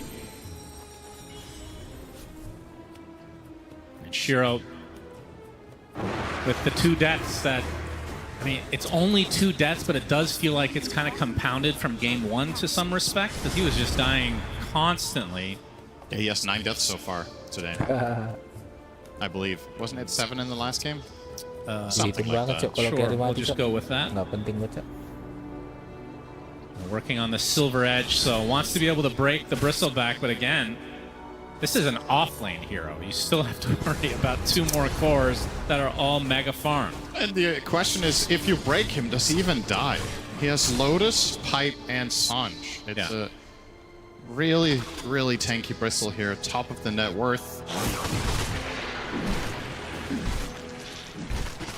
I think you have to try to bide your time here as Tidebound, which is always going to be a dangerous strategy to have to play against Falcons, but realistically speaking, with the supports that you've drafted in this game, and also arguably in game number 1, you're putting a lot of pressure on your cores to do all of the damage, and if they're unable to find that early lead, you fall into this mid-game stalemate where you can't really pose that much of a threat. They will eventually get there. Puck is one of the best late gamers in Dota. Played from the mid lane. Centaur can become a monster. I'm not concerned about Tidebound's ability to win this game at the hour mark. I'm concerned about their ability to get there. Because Falcons are ramping up more and more, and if they hit their stride like they did in game number 1, we could be looking at a similar end time of like 45 minutes where the heroes are just invincible. Yeah, for sure. And I was going to say, he's holding on to a lot of gold, but changing his mind, going for the Blink Dagger now in Centaur. We'll see if Tidebound want to get a little bit more aggressive now. As a result, Shiro actually pops the smoke. The dust on the other side, though. They know that he has the Shadow Blade, don't have the vision required. They do find Y instead, though. Another sharpshooter kill. Man, oh man, Crit is farming up those fantasy points today. Dia main Valorant di Dota nih. And this is all a setup for Roche. Amar with the amp damage, with the goo. They've got Curse of Avernus. This is nice and easy. Nothing to say. Oh, he's going to get Epicenter. Burrow Strike as well. Crit in the vicinity. In addition, Hook Stop comes. It's going to be close, though. Nothing to say. Just able to get out. And again, this Roche is really all that Falcons care about, and they're going to secure it now officially. They just have to pop. They have to pop so much in escape, right?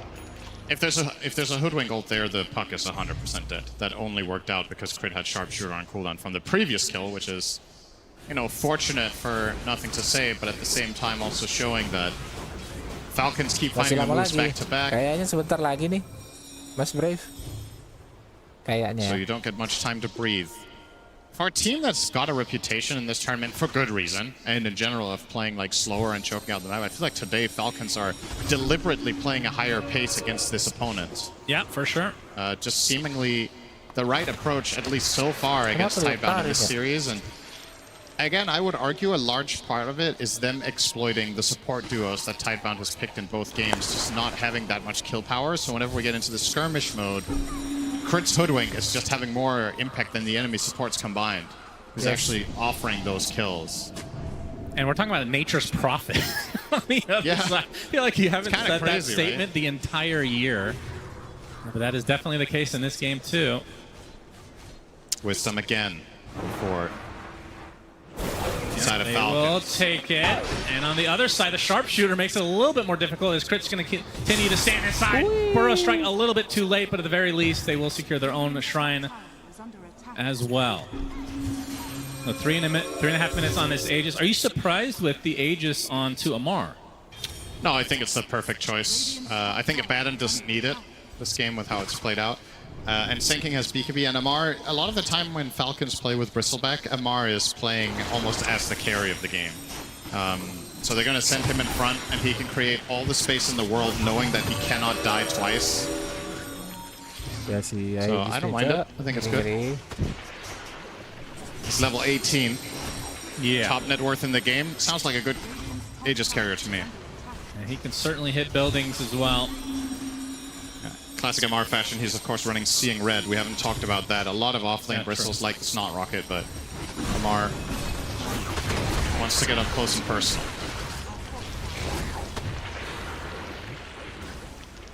The fortification comes out on this tier 2, and it's just a matter of time. I wouldn't mind seeing Falcons go high ground here. Already? Yeah, I understand there could be some concern with if you get caught on the back foot and you have to run away and then you get glimpsed back in. I really struggle to see the side of Tidebound killing this Bristle twice. I think they can at least burn the Aegis and see how much they can get. They have Song of the Siren, Aegis, Abaddon. It's difficult to deal with them. But So far playing it safe. Yeah. They have 2 tier 2s down now. Only the bottom lane remains as Planet currently pushing that out. He's working on an Aghanim Scepter for the Prophet. So Silver Edge now up for Shiro. And like you said, this is against the Bristleback, whose top net worth has the Aegis. Will they even have remotely close damage to bring him down? That's what's kind of interesting about this game state is Falcons, I think, are... I'm not going to say they're peaking right now, but I think if both teams just farm for another 5 minutes, I actually think that's good for Tidebound. You want Puck to get to more critical mass, like get level 20 talent, to start getting next damage item potentially. Currently going for Yules though, so that's not all that scary. You want Shadow King to get crit. You know, we want him to be able to kill these tanky boys, and so far doesn't really have it. The Tormentor for Falcons, so this is the upgraded Song of the Siren, much more healing. And also regenerates mana. Largely irrelevant in this game. But Well, we'll see. I mean, it's percentage-based. The healing is good, the mana regen is... Oh, yeah, that part. I don't think that... But percentage-based healing, when you have 3 strength or 3 tanky heroes that are your cores, is insane It's combo. very good. So as an example, it heals currently 6% max HP per second. So on Bristleback, what's that? That's like 150? Not bad. It's like 2 hearts. I thought heart was bad, though. Well, 2 hearts is good, but you can't do it. Okay, gotcha. Skater finds an opening, snaking with the ensnare. This will be the death of Planet. Still working on that Ags. And yeah, it looks like Falcons are going to be pretty content with the 2 tier 2s down as the Aegis expiring in 15 seconds. But this is going to open up Tidebound smoke now as they look for an opening. BKB, though, for Amar. That's going to replace the Aegis. So he's going to look to potentially pop this smoke from Tidebound as they make their way into their own jungle, which has been infested now by Falcon members. And there's a Crimson Guard. I'm not sure about this Crimson. It's okay. He's going Ags next. We're going to see Cart this game. I promised it to all the viewers. I feel like Let's hear it for Cart, everybody. Yeah! Do you think the Crimson Guard is worth it? I mean, there's a lot of physical damage. There is, but and it's good for high ground with the tower, theoretically. There are some benefits. I just feel like the cart is what is... I can't believe I'm saying this in a cast. I feel like that is the potential difference maker in this game, where Shadow Fiend seems like he needs help being brought into good positions in the fights and dealing the damage, or if nothing else, you can use it as a save. The Crimson, you're delaying that a lot more. It's definitely not a bad choice, but I'm not sure it's the best. Anyway, might just get there regardless and get the cart. 4,000 gold shouldn't take 50 on all that long. Probably 5 or so minutes, maybe 6. But that will... Effectively, that will be after next Roche. Yeah. So that timing is unfortunate. Snake King's getting pretty farmed now. Has a Solar Crest with drums and Force Staff. Will be getting Greaves relatively shortly. This is a support hero, Cinderin. He has 140 CS. If we transported this image back 6 years to you, would you have a heart attack seeing that as a support player? I would have a heart attack at seeing how big the map is. Oh, okay. Yeah, that's fair. Maybe a heart attack is a very big statement, Chan. Relax. We're Sorry all about that. I would be surprised. Now Naga is no stranger to farming. Like, this isn't a new thing that support Naga gets farmed. But obviously, when the map is bigger like this than a couple of years back, and you are in control, Naga is one of the most oppressive heroes, which is why this hero gets banned so much. Because whether it's played in a support or core role, the illusions are low cooldown scouting tools that push waves non-stop, so you always have to take care of that. Naga is Helm of the Dominator 2.0, right?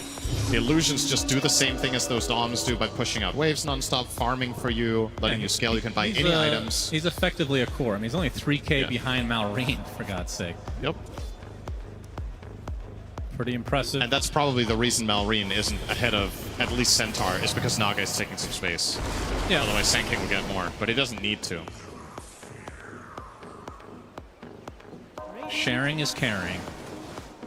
Curious to see what Snake King will do after the Greaves, because I think we can already start thinking ahead for that. There's nothing indicating that he will stop farming. And 14k net worth already. Thank you for the like. I see 29. What is a good item here for the support Naga? Thank you. Dagger. I guess you could get Hex. Oh yeah, Hex would be good. Against the Puck. Plenty of options. Or both. Blink Hex. Yeah. Just become Shadow Shaman yourself.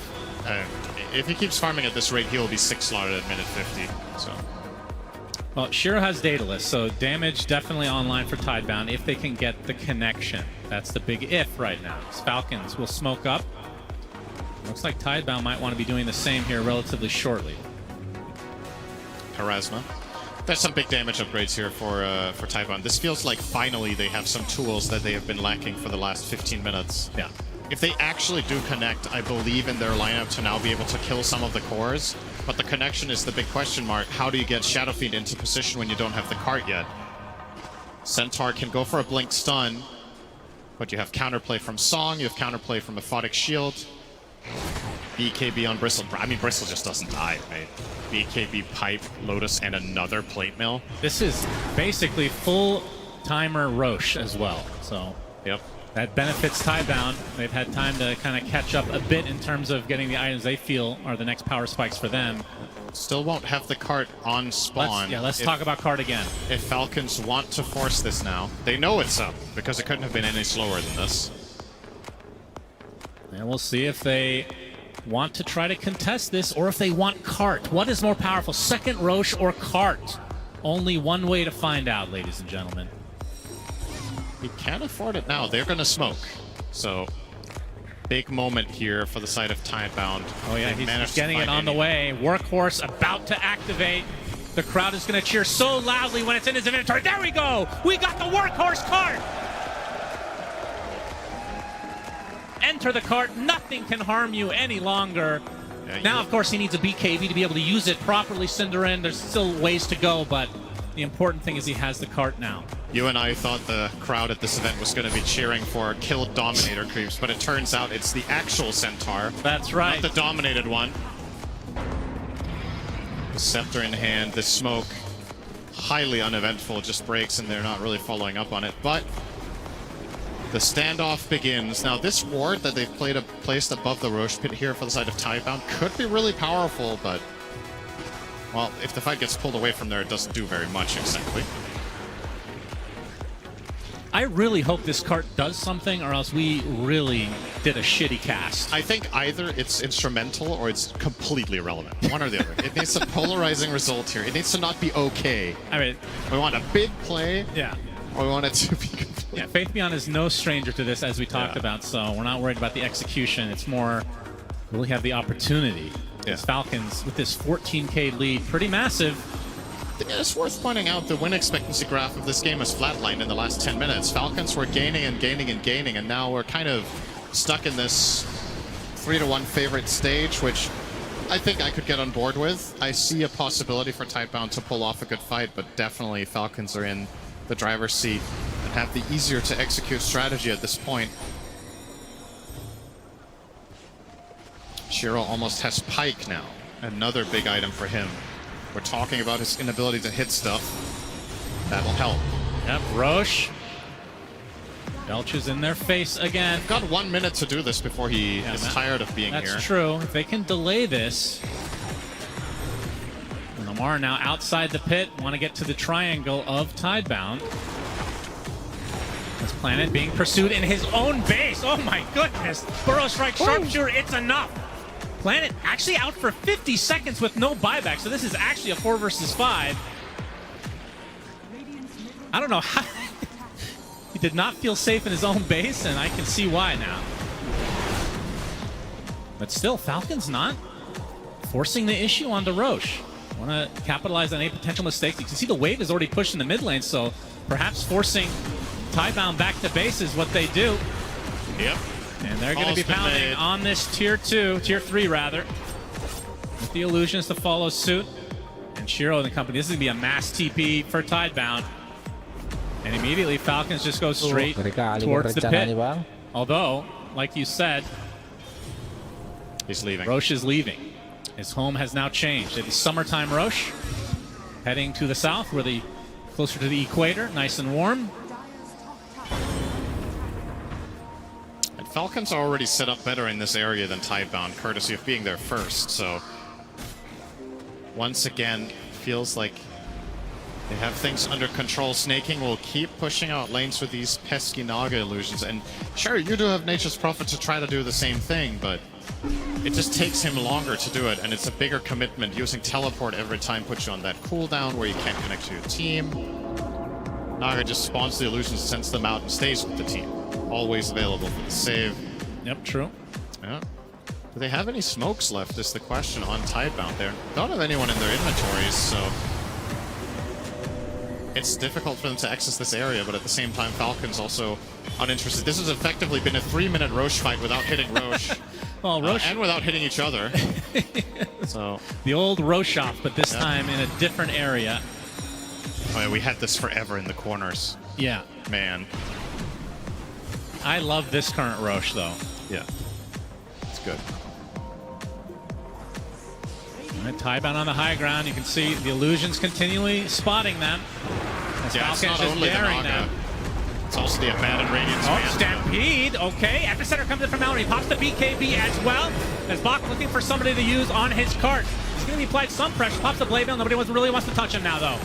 Gets rooted up onto the high ground. Nothing to say coming there trying to take out the Abaddon, but he activates his ult just in time and heals up to full as a result. There's the cart onto the Shadow Feed. He'll be able to get on his ult. The Centaur dies first inside of his own cart. The Shadow Fiend follows suit, and just like that, it's 4 dead for Tidebound, and Falcons lose nothing. Victory. That wasn't even close. The cart didn't do it. Give me Sand King next time. Maybe they'll get one more chance, but it will be against a man advantage now. Aegis as well as Banner. Wonder who they'll put the Aegis on. Saw Skeeter take a lot of damage in that engagement, but obviously stay alive. It will be Amar again. And it's siege time. You've got plenty of time. You've got 50 seconds before Shiro's up, so I think high ground already is on the menu. They're barely even scratched. All their heroes are looking full right now, and they still have Song. So in reality, that wasn't even remotely close. Now Hex comes out for Hoodwink. He almost has Refresher on the Naga. This was the previous fight, of course. I mean, the fact that the Disruptor gets taken out before the fight really begins kind of spelled the doom for Tidebound. And didn't have enough money to buy back and TP in, so Falcons capitalized. Now they're up 24K with the Aegis advantage, and now pushing that bottom lane. Can Tidebound do anything to repel the forces of Falcons? This is going to be one lane for them extremely easily. Not exactly a carbon copy of the previous game, but it's feeling really similar overall. Similar time for the overall high ground, going for the killing blow here at about 45 minutes. Executing the map better. He gets broken, but just going to shrug it off. Second lane in the sights for Falcons. Oh, onto the puck, the pushback to follow, the save! The cart saves the puck! Gonna try to turn this around, but where is the damage coming from exactly? Nature's Prophet in the midst of all of this, trying to TP out, but the Burrow Strike connects, bushwhack to follow, that'll be the death of the NP. And again, 3.5 minutes on the Aegis. Falcons have plenty of resources to work with as Amar looks like he's going to finish off this second barracks very shortly. Another Hex that the Burrow Strike actually misses, but they find the connection. On to nothing to say. The Stampede is not enough. He is out for 90. No buyback. As Falcons now to the third lane to try to get Mega Creeps and close the door in this upper bracket match against Tidebound. And it's looking like it's going to be a 2-0. What a stellar performance this game has been from Crit on the Hoodwink. Bach gets off the Hoof Stomp to try to break the Abaddon, but he already has his ultimate as Amar just destroys Y. Cart onto the Shadow Fiend in retreat.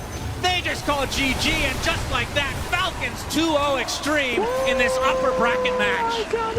And this individual game more so than the first, not even remotely close when you look back at it.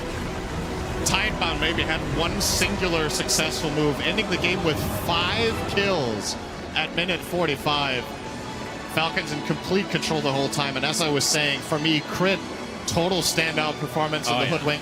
The way they played the map together, the Sand King and the Hoodwink, I feel like was what dictated almost everything that happened. So the overall strategy for Falcons is push in waves with Bristle, push in waves with Naga, push in waves with Abad and Manta, and then Hoodwink and Sand King, whenever heroes split up around the map trying to find farm or deal with the problems, they pick them off. Let me check. So an absolutely incredible performance here from Falcons. Guys get it all wrong, the series that you and I entered Let's today were like, we were unsure how to place this one. I think maybe the previous series were a little bit more going the way we expected.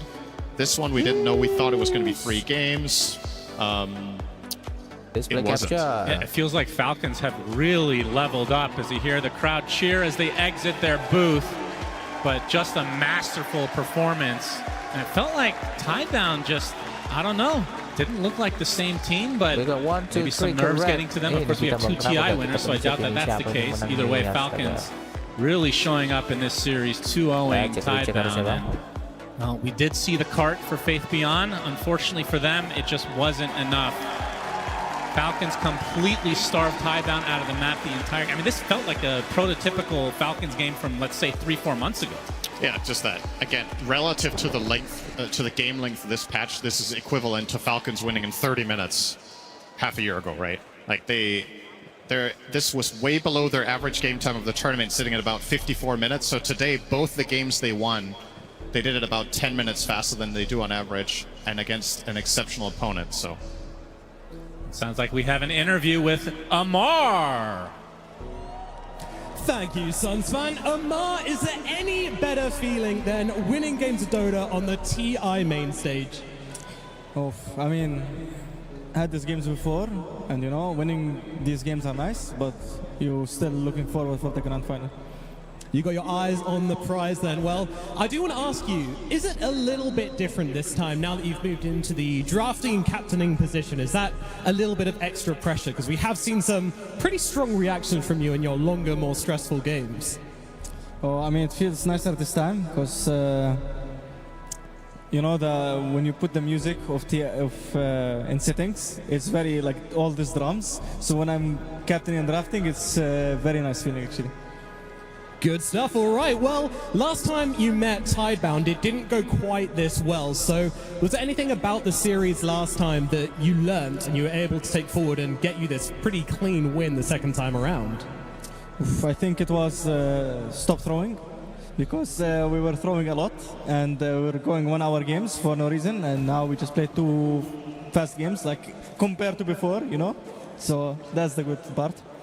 Absolutely. And any word for your teammates who have done so well, and also for Tidebound, which you've now knocked down to the lower bracket? You know, like how do you think they played in this series, and do you think we'll see them bouncing back later on in the tournament? I mean, towards Tidebound, I still think they're gonna. I mean, they're still strong, you know. Like I don't think because they lost to us, like something they can still go through some strong lower bracket run. And for my team, you know, like step up because I'm carrying every game. Kappa. Beautiful stuff. All right, I have one more question for you. This one is about the upcoming series we have on our hands. It is BB versus Nigma. So do you have any words for that series coming up, and who are you supporting for? Who do you think is going to win? Crowd, cheer for Nigma. All energy to Nigma.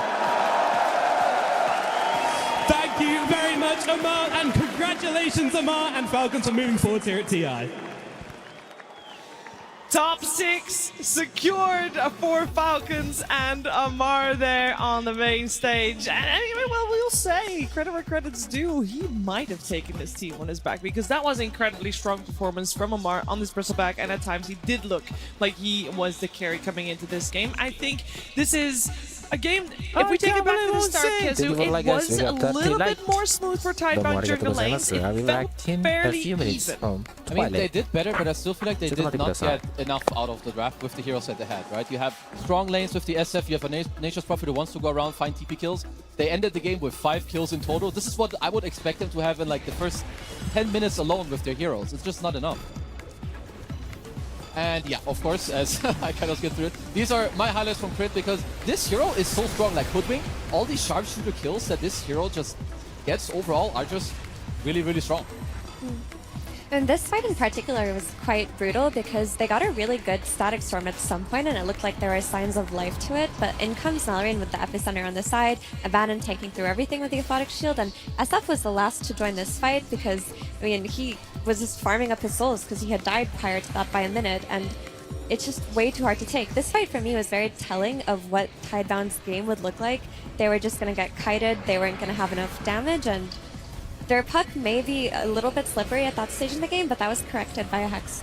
I mean, it felt like Falcons, they were just very proactive, right? Like around the 18-minute mark, when you are killing that Centaur, there was like a 2,000 gold lead, but it was the difference between Centaur and then the next core. Like that economy was so critical for them to snowball the game. I felt like Bach maybe fell a little bit short, and I mean, it pains me a little bit because I feel like he usually does very well. But his item build, I wasn't too much of a fan, really. Like, sure, you have the pipe, but I feel like they needed a Blink a bit earlier to like help in the game. He went for a Crimson, which I understand people like buying it against the Sanking Aghanims because it works against the Stinger. But even then, I feel like there was just something missing today that I saw from them that they had a few days ago. Look at the support duo, right? Nature's Prophet Disruptor. They want to join engagements and take fights. But then you've got a Centaur who's on one side, Shadow Fiend farming another side, and Puck, is he going to coil a Bristle and kill him? No. Is he coiling an Abba and killing? Not really. Like, it's so difficult for any play to be made. So Falcons, as long as their support duo is very proactive, especially Crit on his Hoodwink, you are going to feel that this game is close to unplayable for Tidebound. It just feels that today they didn't bring the kind of draft cohesion that we've been seeing from them from the road to the International. It felt like mostly it came from their support duo, not necessarily having the ability to play make enough or do enough damage, but a couple of their key heroes got banned out, the one in particular being Ancient Apparition, which I think opened up for a lot of their own combo plays and their own timings.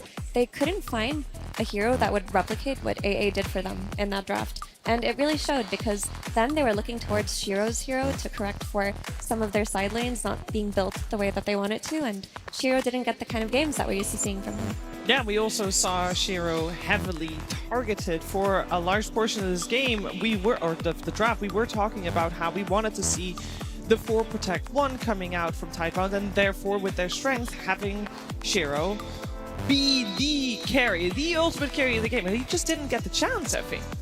No, he didn't. And I understand why they went for the last pick, Shadow Fiend, but it was all on him and he could not do that much. This is a beautiful smoke from Falcons. They were really on top of making sure SF couldn't have a game. They pre-prepared for this. They were waiting there for about 10 seconds. They smoked 20 seconds prior to that. They killed him. 1 minute later, they also bring their carry to this play. They go and they set up around to where they think the SF will farm and just make sure he doesn't get a good entry into that game. A key thing in both those clips, they did have scan available. So if you're walking up the high ground at a 40-minute mark, you have scan and you're the carry, you probably should be using it because you have to expect the enemy to be there. So it really felt like Tidebound just wasn't on their A game today, and you can clearly see Falcons very clean 2-0. Yeah, very clean 2-0. Clean work from the support. You already mentioned it, Kezu, but Crit's Hoodwink definitely did a lot of lifting. No, I feel like he plays so well on these heroes, and I mean, it's always set up in the draft too. Like the heroes Marine plays, he will set up the stun, he needs the follow-up damage, and like with what Effie is saying, like they missed this from Tidebound. They did not have this on their position 4, and we can see it here. You have your blink stun, you have your boomerang, you get your sharpshooter, boom, next kill. Like they just go together every time. They get this mid-item timing from the ancient stacks, they speed up Marine, now he plays with the supports, and you will just see it like in all of these clips, it's just succession, one after the other, and every time, this guy don't miss. Like even here, you know, he's stampeded, he's walking away. He didn't hit the sharpshooter, that's all we care. Okay. And the last one too. This is like already in these couple minutes, they killed what, 4, 5 cores within the span of like 6 minutes. Here, there's even another one. And the last one to top it off. See you later. Like Crit, you know, this guy, he's played for years, he's so good. I'm sure many people would like to see him lift the Aegis. I feel like their chances look pretty damn good this time around. They do look very good. I will say a lot of people probably got inspired for potentially getting some kill steals in there, but this was a kill secure. This was needed. Damage coming out from the Hoodwink. Very well played, of course, by Crit. And we heard Amar joke about it on stage, and he did say Kappa at the end, saying, you know, team, step it up. I'm carrying everybody on my back. But Tigov, I believe you got some proof that you might just have done that? Yeah, we did find the exact minute in the game in which does support that he is the carry of the team, because if we look at the 26-minute 30 mark, he does have more net worth than his carry player. Thus, he is the carry. That's how it works in Dota, of course. And I think mainly from Kezu's videos that we just saw the clips, all of those plays was Sanking plus Hoodwink or the Naga Siren. You never really saw the Bristle or Ava having to be involved. And because of that, 26 minutes into the game, both your offlane and your carry have equal economy, equal ability to take a fight if they want to, but they didn't even need to. Like, what we just witnessed is the perfect recipe of Falcons winning a game. Like, you need to try and break this, because this is not the way to do it. You cannot allow both of these players to tank up, to farm up, and to allow their pretty much 3 players to break the map. That pipe pickup by him as well was quite big because there were damage issues on Tidebound. Like, we saw them trying to make plays, like going for the glimpse back into static storms and having it fail, having a hero just sit there and not die. When you bring the pipe into the factor and your main damage dealer is Puck plus the static storm, you don't really have that much going for you. And when you're creating an early game tempo kind of lineup, you need to make sure that your damage exists in multiple forms, because one aura can just counter your entire team. Yeah, and what I love about Falcons is that I feel like they can change their roles. Like in one game, you have Amar, who's the playmaker with the Mars. In the next game, it's Malrine, but it's always one guy who does it to make space for the others. And that's why no matter which draft they have, they change a few heroes, but they can always run the same recipe with success. Yeah, and a great success it was. I think it was around minute 18 when Tidebound killed someone on the side of Falcons. And since then, the game lasted quite a while still afterwards. It was 44 minutes total. They did not get another kill to their name. So that was quite the struggle and the damage issues that we already indeed pointed out. Quite obvious there, so a lot to work on for Tidebound. For Falcons, obviously a smooth 2-0, and with that, I want to hear how their mood was going, well, being in the game, because we're gonna have a little listening.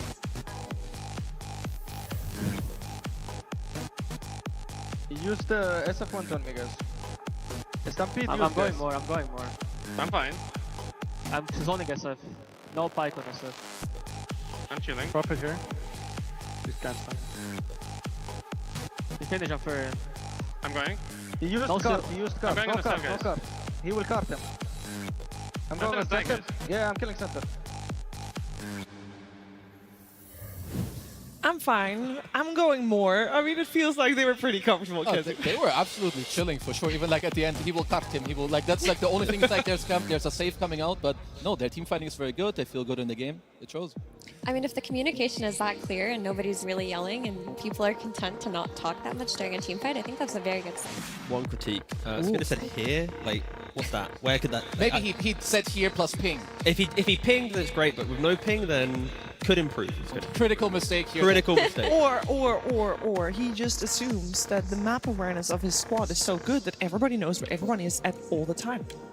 Fair play. Good answer. Fair play. I can't refute. Congratulations. I will say this series in a vacuum, we saw a clear trajectory from Falcons from having faced Tidebound before, having learned from that, and now coming back and taking the 2-0.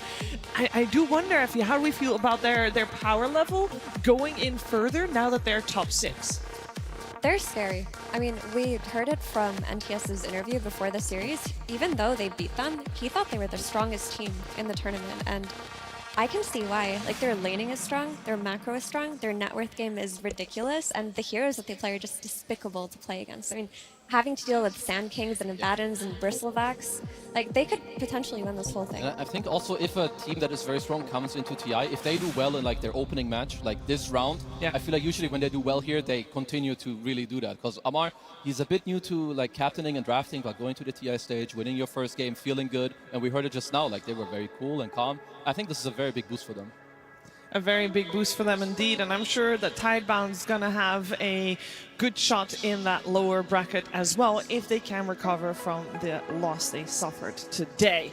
Now, we are going to get a little bit of a treat, but of course there is a short film contest, and we're going to look at one of the submissions. It's Dead Inside.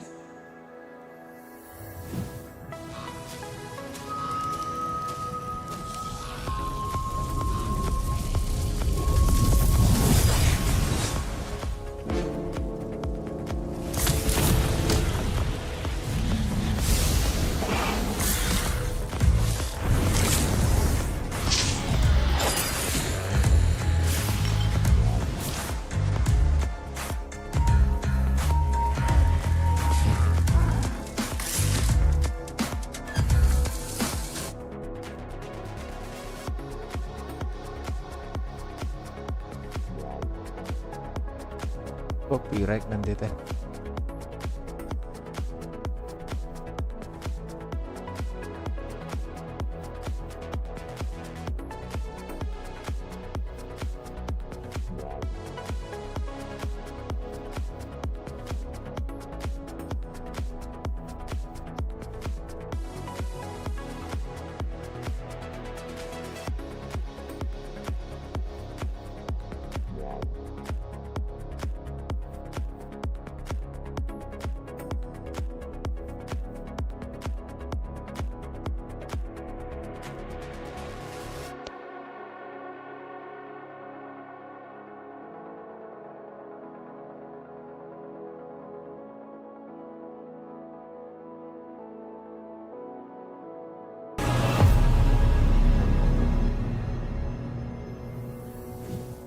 The cap distribution system is at work in that one. It's definitely one of my favorites, but of course there will be plenty more to look at over the course of the next 4 days. 3.5, I should say, or maybe a little bit less, because it should be now 3 1/4. Because we only have one more series coming your way today. Of course, it's time to jump into that one. We are going to get ready for BB Team versus Enigma Galaxy, a best of 3 and another series, T-Gov, that has already happened in the group stages. Yeah, and I think we need to ignore a little bit of group stage based on the fact that Tidebound look really dominant. They come to here. I want to copy-paste that to this series as well. Okay. I want to see how much teams have changed in the 2-3 days. And I think hopefully based on Amar's interview as well. And also, I believe they had the biggest cheer this morning. Enigma. Oh yes, they of did. all the teams. I make sure to turn up the volume. Me and Owen were listening, like who gets the biggest cheers. It was actually a little bit more Enigma Galaxy favorite. The second one I would say was Falcons. Ooh, yeah. I feel like Extreme were also. Oh, Extreme were actually very loud. I was a bit surprised, but I feel like they deserve it. Yeah, I will say, Enigma Galaxy at the International, guys. This has never happened before in the history of Dota 2, Effie. Never. That is wild to think about, considering the players on this team, but it's true. Under this banner, they have not made it to an international. They haven't even been close. They haven't been doing well in qualifiers either, but here they are bringing incredible games out of the road to the international, having these like really long fought battles, these really big throws, these wild lone druid games. Like, they are back in a big way. I mean, the last time we saw the King Sumail at a TI, I'm pretty sure was with OG. This is like years ago. And 2021. This is crazy. Like, this is literally 4 years ago. He played for like a completely different team. So yeah, just seeing them back in action and some of the other players too, of course, it's great. And they hold on to that magic. Slightly different roster, of course, but that magic that this squad had, it is still definitely there, as we could have seen during the road to TI. They had some fantastic games, Kazu. No, they absolutely did. Like, I would even say that they surprised a lot of us, myself included, with what they were able to do. Not just with their strategy, but like their gameplay. You know, GH being able to pull out some of his signature heroes, some Caudal 5, some IOs here, his ETs, his Tusk. Ghost as well on some of the heroes with the LDs and Trolls, as we have here. Like, this is just a little bit of a summary of what I feel like Nigma play around. This is their strategy. If you look at the wide bolded heroes, these are all the hard carries that Ghost plays. And it's not just about his pick, it's about how he's protected and set up. At the bottom, sure, just one lone druid, but its last pick completely destroyed the game. And you keep going up and up. There's a save, there's a heal, there's a save, a heal, 2 buffs, a save, a heal, more buffs. And in this clip, you can just see here, Ghost is super high net worth. GH already, he reflected the enemy units with a Lotus Orb, immediately hexed Pure, and now he threw another healing Lotus onto Sumail. Without these heals, he would have died. And with all this net worth and these buffs that they stack up onto Ghost, even in a game that kind of looks a little bit iffy, they just like bring it back, because this is what they play for the entire game. From draft to gameplay, set him up, buff him up, let him succeed. I just think a really fun thing with Nigma is the fact that they do just all in on this idea. Like, you'll see Noob in the offlane, and other offlaners might want to scale more. He'll play always the utility or to jump in, and it's kind of like the power of friendship style in the team. Sometimes the calls can work, sometimes they don't, but no matter who makes the call, they're just fully committing to it. Yeah, Noob in particular, I remember watching a couple of his games, and I was watching him as an offlane Earthshaker walk mid, minute 5, gank for his mid laner, and then go back to his lane. How many offlaners are doing things like that? It's a little bit of that mid lane DNA coming into his mind, thinking it would be a good time to rotate, but definitely not playing for himself in that sense. Yeah, this team, it seems like the cohesion is there, the communication is there, and we must still think about Ghost maybe as the new kid on the block for this squad, but Tikov, Ghost, has got quite the experience under his belt. Yeah, I think we always talk about the likes of Kuroki or Sumo on the roster, but when you look at Ghost and his TI history, he's also played in multiple regions, right? Like, he lost a couple SEA Open qualifiers. He didn't have a team for TI 10. He then moved to China, qualified through the closed qualifier, got 13-16. Moved to Extreme, didn't get through the closed qualifier, went back to SEA for like a fun stack with Raven, who now plays for Nemesis. And then after all of that regional shuffle and up and down Turbulent, went to Nigma Galaxy. And the best thing, during all that, he had a 2-week trial on Nigma in between, I think, TI 12 and 13. Got kicked, by the way, after 2 weeks. He went to offlane. Then he stood in for them, got 3rd place as a carry, and then Nigma clearly went, wait, this guy's pretty good. And then a bit more longer, he's like, wait a second, now we bring him back. So between all of this history, he had a brief stint on Nigma, went to multiple regions, hasn't really achieved much, but then suddenly that one carry swap up to Nigma, and happy days. What I'm hearing, T, is he isn't the problem, or wasn't the problem then. He was an offlaner, so maybe he was. We're going back to the who's the problem on Nigma. yeah, exactly. Yeah. Really good. But right now, not a problem at all. Happy lad, doing well. No, it's really cool to see how sometimes all it takes is like a player-team combination or a player plus player on his lane combination, and they just look so different, because the Ghost that you would watch in Chinese ZPC from 3 years ago did not look like this Ghost. No, the team has leveled up, I feel like, also here during the road to the International, and I hope we'll see that in action as well against their opponent. But their opponent, speaking of leveling up, we saw them level up. It was actually at the very end of a series that they had against P-Vision, where they qualified to be here at the International. And up until that series, they did not win a single series against P-Vision. You could see their happiness after taking that win. Unfortunately, there was a casualty of war. That was Nero's keyboard. Nero, the calm guy, the guy that takes cold showers, that guy. But this is why we love DotA, right? It's the passion. Like, they have this, like, internally, they had to win that series. They do it, and it's like, we've all played that game where we probably shouldn't have won it or whatever, we eventually do. Like, it's good to see the players have emotion. Some of them have no emotion. So getting to see it and how much it means, of course, it's the international. It means everything to the players. No emotion is emotion. That was really wholesome, especially because when we think of BB team, we have seen them express emotion, just not the positive kind. Very often. So for once they can actually, and I feel like this is what TI generally does to players. Sometimes, you know, for the better, sometimes sadly for the worse, but this is just kind of the moments that you play for as a player too. You beat the team. They always beat you and you're finally like, yeah, screw you. This time we got you, and you just make it happen. Yeah, for context, that was a happy keyboard slam on the desk. It was we didn't really apply the context for that. It was a joyous like, yeah, you know. Cool. No, they were incredibly excited, and rightfully so. They get to play here on the main stage, so it's time to bring them on, ladies and gentlemen. The first team here for the series, BB team.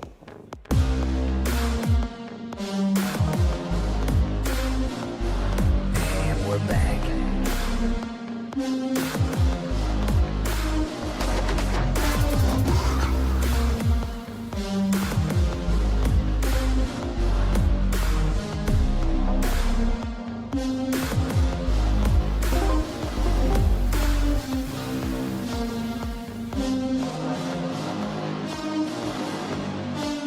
BB team.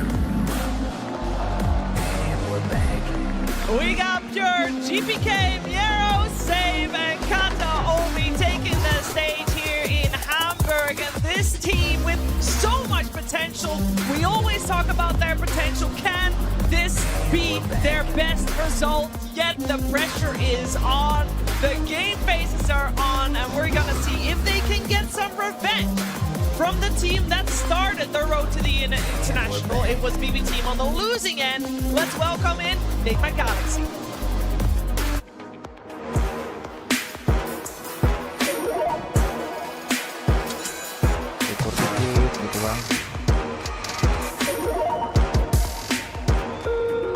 Choose wisely and crush those responsible.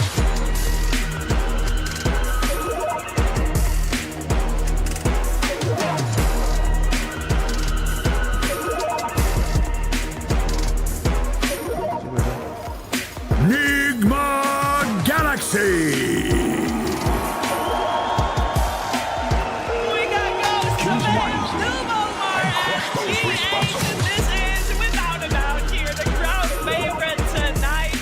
A lot of people cheering for them and cheering for good vibes and hopefully some nice back and forth games, and that is what Enigma Galaxy has brought to the table on the road to TI. Every single series entertaining and fun to watch, sometimes maybe at the detriment of their fans, because they definitely make those heartbeats pump a little faster. But this time round on the main stage, it's been a while. I am happy they're back, and I am happy we are going to see them go head-to-head against BB team, because I do feel that these two teams, Kezu, can bring it all. No, they absolutely can. Like BB team, like generally what we say about them, they're incredibly skilled individually. Maybe sometimes they fall a bit flat more on the team side. I think maybe Enigma Galaxy, without like trying to be like rude or anything, I think they're maybe the reverse. I think they're slightly less skilled players on some parts, but they have, you know, the team mechanics, the way they play, the strategy. I think that is on their side, and that's what they should use today. Yeah, I mean, the draft's going to be so critical, right? I think we are looking, like Kazu's mentioned, I think if Enigma can get the correct draft and the good... I feel like we're downplaying them a bit too much with the vibes thing, but it kind of feels to be that case. Like when you watch them play, they've had, what, 4-hour-long games where they've been ahead in a couple of them and then they've kind of made some bad choices to make it more difficult. Like, it hasn't been the cleanest journey to get here. So again, I'm hoping in that couple-day break, they've identified a key, like, one problem, fixed it, and then they have all of that coming into this series. Yeah, I could put it into a little perspective for you, T, if you want. They had one 0-2 loss against P-Vision. Other than that, every single series they played went the distance. It went all 3 games, and it weren't easy games either. I mean, that's what I'm hoping for. We have had 3 2-0s today, so I'm hoping at least we get 1-2-1. So that is a promising statistic. It is, and when we are looking at BB Team FE, we have to look at Miero, who has been a keystone here in BB Team's plays. Yeah, all reliable Miero. I mean, this is the type of player that you want on your team in this kind of patch. And if we could pull up his hero pool here, I wanted to talk about, in particular, the Lycan, which I don't think will come through very often. But when you think about the most popular offlaners in this patch, in the Lycan and the Beastmaster, this is his specialty. Like, Miro is the kind of offlaner who can play everything. As you see, he's 3-0 on Bristleback right now, but he can play every archetype of offlaner. If you need him to farm, he'll farm. If you need him to carry, he'll carry. If you need him to zoo it up, he'll zoo it up. You need him to play team fight and play that Magnus, he will do that for you. That's always been his biggest strength, and because of that, Save kind of has his pick of what kind of 4 he wants to play. If he wants to roam to mid, if he wants to maybe pick something to stomp the lane, maybe sacrifice Miro a little bit, Miro, his hero pool is there for that. And the key thing for him is he always finds that scaling. But whilst he's trying to be active, he's not active at the detriment of his farm. He's always making sure both are balanced nicely. And it also layers with the fact that both Save, Kotomi, GPK, they are very happy to move around the map, make these kind of aggressive. To be fair, they're a very aggressive team. I was about to mention 4 players, but Pure as well. Like, he's happy to join a fight. At any minute, they will just collapse on you if you are out of position. To me, also, to go back to Miro, to me, he's one of the most improved players over maybe the last 2 to 3 years. I always saw him in like the pubs. He was very good, but he was never really, I feel like, on the level where he started being maybe towards the end of last year. Like Mira was saying, he can play all the different heroes, he can make it happen, he will itemize how he needs. He sets up his other players, and that's what makes a great team, where you can enable each other depending on what the situation is. And most of these players we have on the stage, right, they're all very young. Like a lot of your Pures, Miaros, they're like 21. Yeah. Like all of these players have so much room to grow as well. And then we have GH. Yeah, my 30-year-old king. It's Papa GH. There's definitely, I mean, if you're looking at an average age, it is BB Team that is the younger team, especially compared to Enigma Galaxy. A lot of experience on the position 5 though for BB Team, with the oldest in the squad at 26. 4 TI appearances as well. When I look at this matchup though, I don't know why we haven't talked about it. GPK versus Samael, guys. That is the ultimate treat. I feel like when Samael came onto the scene, he was the prodigy. At some point, GPK, Kazu, was that prodigy as well. No, he was for sure, and I feel like he kept that for a while, and then he tapered off. But since a few months ago, I have not seen this guy like lose a mid lane. I feel like he destroys everyone. He can play mirror matchup, and he will beat you back. Yes. So it doesn't really, and they play through it so well. So yeah, this matchup, I'm gonna keep a very close eye on it. I agree. In terms of lane mechanics, GPK is the strongest in this tournament. It's just going to be about what kind of day they're having on BB Team, because they can be so hit or miss with how they play around him. Because I've seen him be thrown to the wolves at times, especially at TI. There have been TI main stage games where he's just getting camped by 3 heroes, and I don't know what's going on in the side lanes, but hopefully BB Team can get past that too. A key thing as well is they're relatively honest mid laners, right? They're not really utilizing later picks in the draft. They're not trying to get the 1-up with a Huskar or something to try and beat their opponent. They are just picking, I want my Storm, I take my Storm. I want my Invoker, I take it. That shows confidence that your supports will be able to come to mid lane if there are counter matchups. So I think both players will have this logic of, I want my hero, I don't really care. We're not going to suddenly see a major shift on that, but I think the supports will be the game changer because they're so equally skilled. It just takes one room contest, one smoke gank, one TP, and either of these players can break a game. Also, I've seen a lot of games where Samael's just popped off, but then he won't buy a defensive item. Like a lot of the games during Road to the International, he'd be on Puck versus something like a Shaman. He'd be destroying the entire game, but not have like a Yules or a BKB or anything. Just go straight for that Blink Plasma. Then all of a sudden, one fight, he gets caught, he's dead. Suddenly, there's a big throw. I mean, there's probably like, maybe it's because he often has like some tasks or Bane, so maybe he's like really trying to like maximize, get that DPS going up. But like you're saying, when you miss this timing, it can really throw the game quite hard. So you have to make sure that like, you get through those mistakes, sort of like talk about what is it that we want. Can you play with me to like enable me? Because yeah, both these teams, I feel like when they play well, they play incredibly well, but they both have tendencies of missing as well. So with that in mind, do we want, especially on the side lanes, do we want those lanes to be somewhat freed up, if you will, for the supports to have the space, to roam, to help out their mid laner, if it's that important for that mid lane to do well? I mean, it's natural based on, we saw the hero pool from Miro. A lot of his heroes can be independent, right? Yeah. And that's going to be the key thing. What will Noob play? What will Miro play? If Noob's needing a hero that needs help, we're testing the crowd here. There is only one hometown hero here, other than Kesu on the panel. You know, we'll give him flowers, but give me some. Come on, you gotta give cheers where cheers are due when Kuroki is on the screen inside Hamburg, inside Germany here in the Barclays Arena. It is so good to see him back on the stage. Yeah, I like this mini game of show him into here, into don't show him, into show him again. Let me guess. Are we going to show him again? We will definitely show him. Oh, I bet we're going to show him. I'm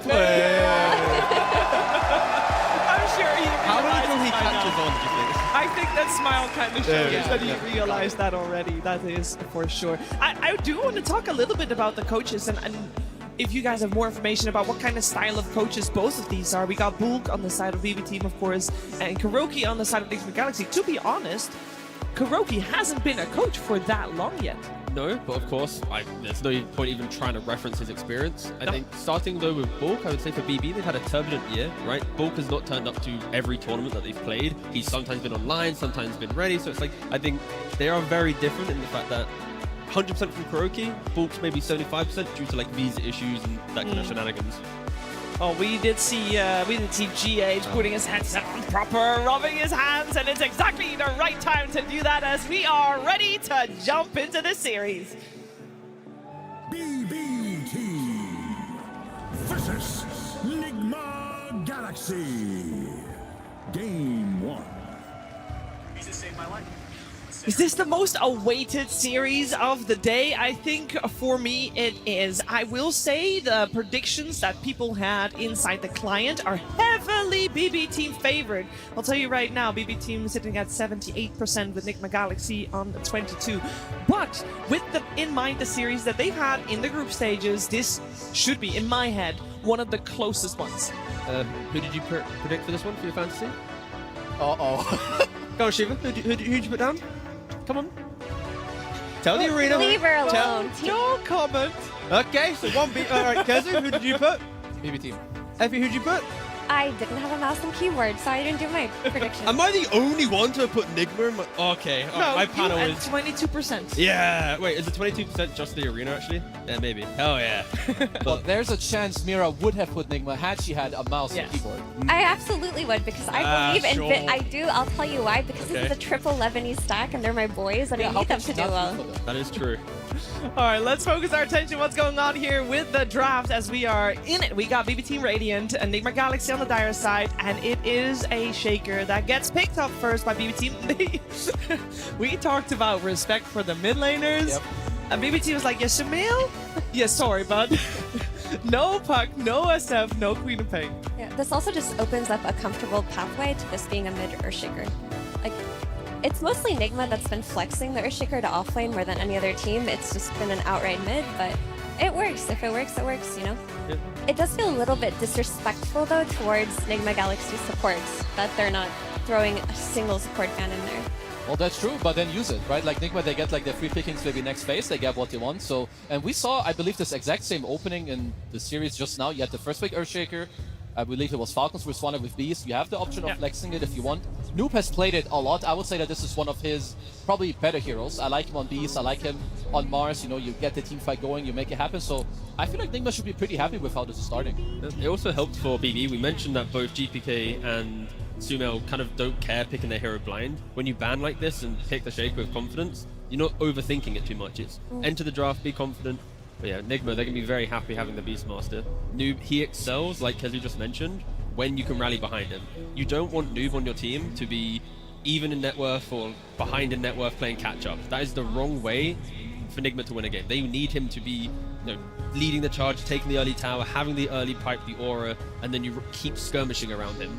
Yeah, and speaking of respect, the respect for the supports is still shown with the banning out of the IO. Nigma Galaxy has been one of the teams that have reoccurring IO plays in their road to TI, but not this game round. Yeah, Keeper of the Light as well. These are two specific heroes that are only Nigma Galaxy, which is incredibly interesting, because if you look at these bans coming out of BB Team, I don't think we've seen this replicated versus any other team. We've never seen like a triple mid laner ban into an IO ban in the second phase. It's usually, oh, Beastmaster, oh, Undying, oh, Nature's Prophet, Bane. On another mid just for the fun of it. I guess they just really want to make sure that Shaker would have a good time, even though I feel like against Storm you're okay, but just opening up some options. Maybe there's something else. Maybe their two next supports are kind of susceptible. to this. I think also when you do have Beastmaster yourself, it's really nice when people can come to your lane and help you out. You have this mid to play around. Maybe he gets a rune. We get some respect on the Hoodwink. I like that. Okay, locking in the Muerta early on. Omar, he likes playing it against Shaker, having the AoE silence on the ground, even just hitting him with a dead shot, like anything to combo break Shaker's initiation will help a lot. Also just a very strong lane. All of it, like if you can deadshot back the support hero into the boars, they're dead. They should be pretty happy. I mean, because they have played it before. I personally have not been super impressed with Muerta yet. I think the stats were, what, 0-2. But, you know, if it's one of your comforts, you can always make it happen. Remember, again, you're at TI. You want to be comfortable. You don't want to, like, feel too pressured or too stressed, forced out by, like, one ban. So, all in all, I like it. In regards to draft, though, we are seeing two of the same heroes that Tidebound drafted, right? The Shaker, the Disruptor. They quickly fell down a bit of a trap, right? Where they lacked damage. They weren't really able to kind of catapult themselves into the game. So I'm interested to see where BB changes to fix that. I think they just have a different archetype of mid laner on BB. Like they have this Invoker Storm type of player who's always going to be able to output damage, whereas for NTS, he's more of that melee hero mid lane. Or that's what he's been doing for the last couple of years. I like the Wind Ranger pick. It should be Save's hero, most likely. It's a hero that from the +4 is quite good. When you do play like the +4 support with a Shaker, you like heroes that can stack the triangle, Wind Ranger, click one, power shot the other. You have long range, you get follow-up damage. I like what I'm seeing so far from both teams. They have zero committal engagement, right? You can glimpse a guy, fissure him, power shot, and not a single hero is actually in proximity of dying. You're never close to the Raw, you're not close to the Muerta. So you can just keep whittling them down, and then you choose when to fight. I was gonna say, I think there's a definite chance of dying for the person that gets glimpsed. Yeah, true. Yeah. Also. Yeah. About support Wind Ranger, I feel like Save's the one who understands this hero the best, because I've seen a lot of games where he is rushing Shard, whereas a lot of other Wind Ranger players have neglected to think about it. They'll wait for Tormentor, they'll get it as their third or fourth item. But he has a good understanding of when they need this bonus catch and this bonus teamfight ability versus when they need something like a Vessel or a Solar Crest. No, for sure. Like Save also, like him and Miero, they're like one of my favorite offlane duos. I think they both enable each other so much with the heroes they play, but also how they lane together. They win unwinnable lanes. They really make it happen. So Save for me is also one of the standout players when it does come to BB team. Now, if you're Enigma, like another reason that this Wind Ranger is a bit annoying, I think some of GH better heroes are also melee, like your Tusk 5, maybe your ET5, they don't really lane well into Wind Ranger at all. I like the Phoenix a lot. I'm a big fan of this hero. I think this is AoE teamfight, like taking over ground against Shaker, the Disruptor as well, like hero that wants to move forward, you drop the egg. I like it a lot. It puts fights on a bit of a timer as well, because what you're mentioning, when you slam, when you Static Storm, that egg goes, it's like, can you kill during your spells? Is egg going to stun you, or is there going to be turnaround potential?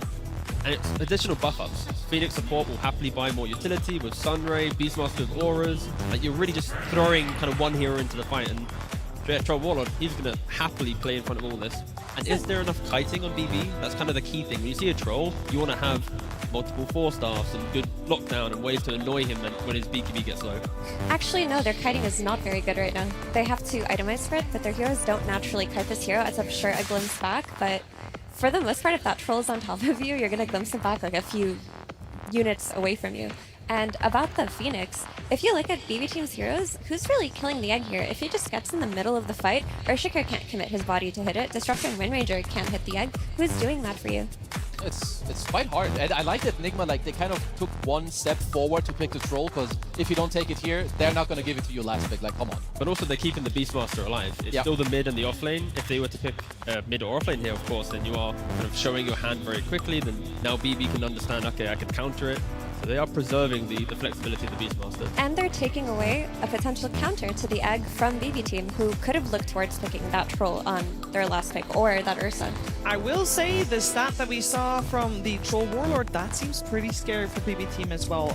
100% win rate so far with 9 picks. That is quite the stat. That's a pretty scary win rate, yes. I'm not gonna lie. Like if you're a BB Team, you should look to address this hero. You could put Shaker mid. There are some hard counters that I don't know if they're really happy to play it. There's Doom. It's like one of the best ones. You Doom him, obviously can't heal. It's hard to also buff up a hero who is Doom because he can't Satanic. Maybe they want to look for something else, a carry-to-carry matchup. The problem with Doom though is the pacing of the game becomes very slow. It's the mid shaker that needs to farm stacks. It's the Doom that needs to farm a Midas and then sell it and buy another item and sell it, you know? And then Beast is buying Helm of Dom, haha, the map is mine, right? It's the pacing on BB needs to be respected. The damage they have, sure they have a pick-off damage, but for big fight, it is a little worrying.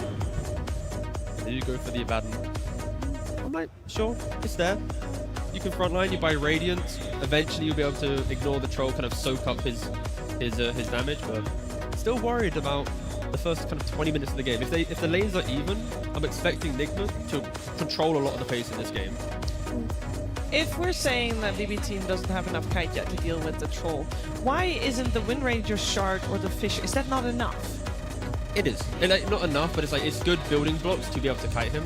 But once Troll has a BKB, a blink, and he's targeting the hero he wants, there's no issue, right? It's early on, yeah, it can be annoying. Shaker walks over, fishes him in laning phase when it has Windrun, but in the wider game, you're expecting the Troll to have that kind of instant jump, instant kind of wow factor of the fight. Okay. I wanted to say about the Abaddon that I like that he addresses the issue of a hero that can just kill the Supernova, because that looked like a big win condition for Enigma's fights. There was really nothing before this, so you could just aphotic shield the Spirit, you hit the Supernova, and if they go on you because you're the one hero hitting it, you've got your borrowed time. You're fine there. Also, you're playing against Beastmaster, so you can be that save for your Earthshaker. If he's getting roared in these fights, you just aphotic shield him, you're removing another one of their fight conditions. So this Abaddon pick solved two issues that Nigma were creating in their team fights. The issue of the roar and the issue of the egg. I really want to see Nigma pick up Death Prophet, because as much as like we're seeing like Abaddon can do this to Phoenix and Shaker, sure, if you get more tempo, more pressure to just break the map, we've seen Sumo play it already, it's a good matchup against the Shaker. I think just have an element of go from Sumo, and this game can be, yeah, Nigma's to throw, I guess. I think also for sure with them banning with them banning Weaver, it means that Beast is going into the off lane and not into the mid lane. I don't really see otherwise why you would want to ban this hero unless you want to keep up your own options. So it should be the Sumail hero we're looking at. Maybe it is the Death Prophet that you mentioned. At least it's nice if you're Phoenix also if you have a dude that's going in with your Sunray so you don't only play on him. With the Gyro and the Weaver ban, they're expecting Abba to obviously be the offlaner with a new carry being picked up from here.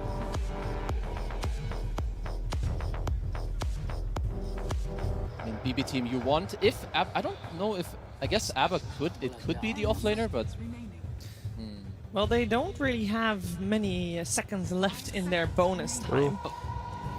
Dawnbreaker is available, which could do enough to mitigate the early pressure of Nigma. You survive the odd fight or two, you Solar Guardian, then you reset. Suddenly Abba's come online, but instead a lone druid. I feel like that's a page out of Nigma Galaxy's book. They have. Oh, it really is. 100% win rate so far as well this tournament, and I know that in fact at least one of them was in the hands of Ghost.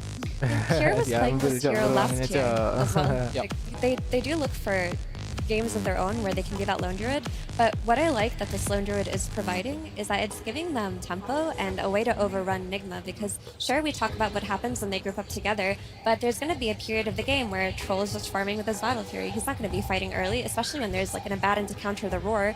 What's the win condition there? So while he's farming, while that Beastmaster is like taking over a side of the map, if your lone druid gets a couple of items, you just play behind him, you can take everything from Nigma. I could see the DP that you mentioned. I could even see an Invoker, something that helps you deal with the lone druid in like some shape or form.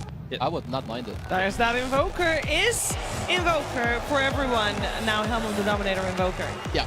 For Sumail. You go the Helm of Dom into drums, you're really strong together. You have so much Zoo already that's just like swarming the opponent. Lone druid is not that good against him. He's gonna need a couple of items. But I mean, I don't know if I like or dislike that BB team took like maybe more what like Nigma, you know, used against him to beat them. But I agree with Effie, and I just remember that he did play it a lot last year. He plays it really well. Yeah, it's one of his heroes. Yeah, you need a hero to play around. That's critical. A lot of their heroes are quite static. Lone Druid, he is the focal point. So for Nigma, you know that as well. If you can shut down the Lone Druid, a lot of their early kind of pressure comes from him.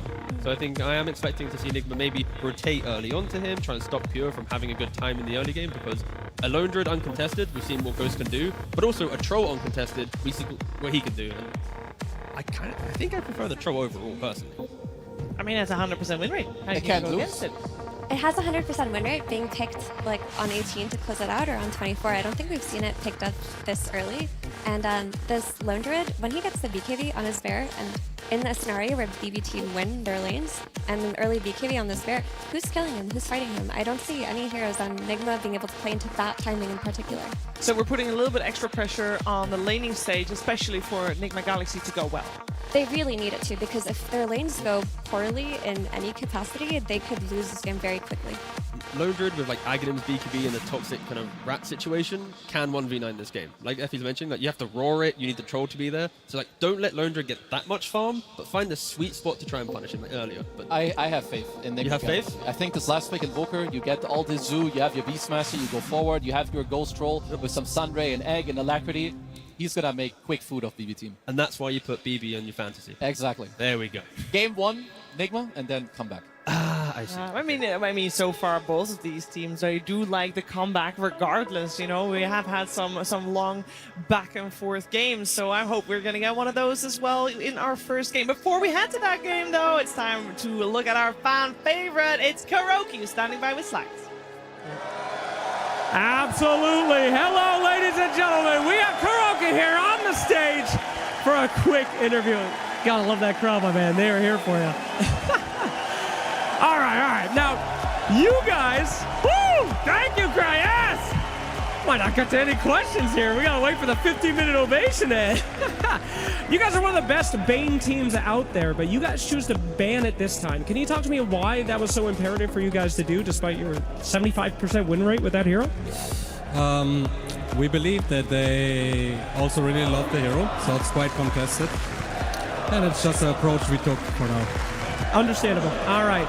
They are going to go ahead and sneak in that last pick of the Lone Druid. I know you guys know how to play that yourself. Are you nervous about that last pick?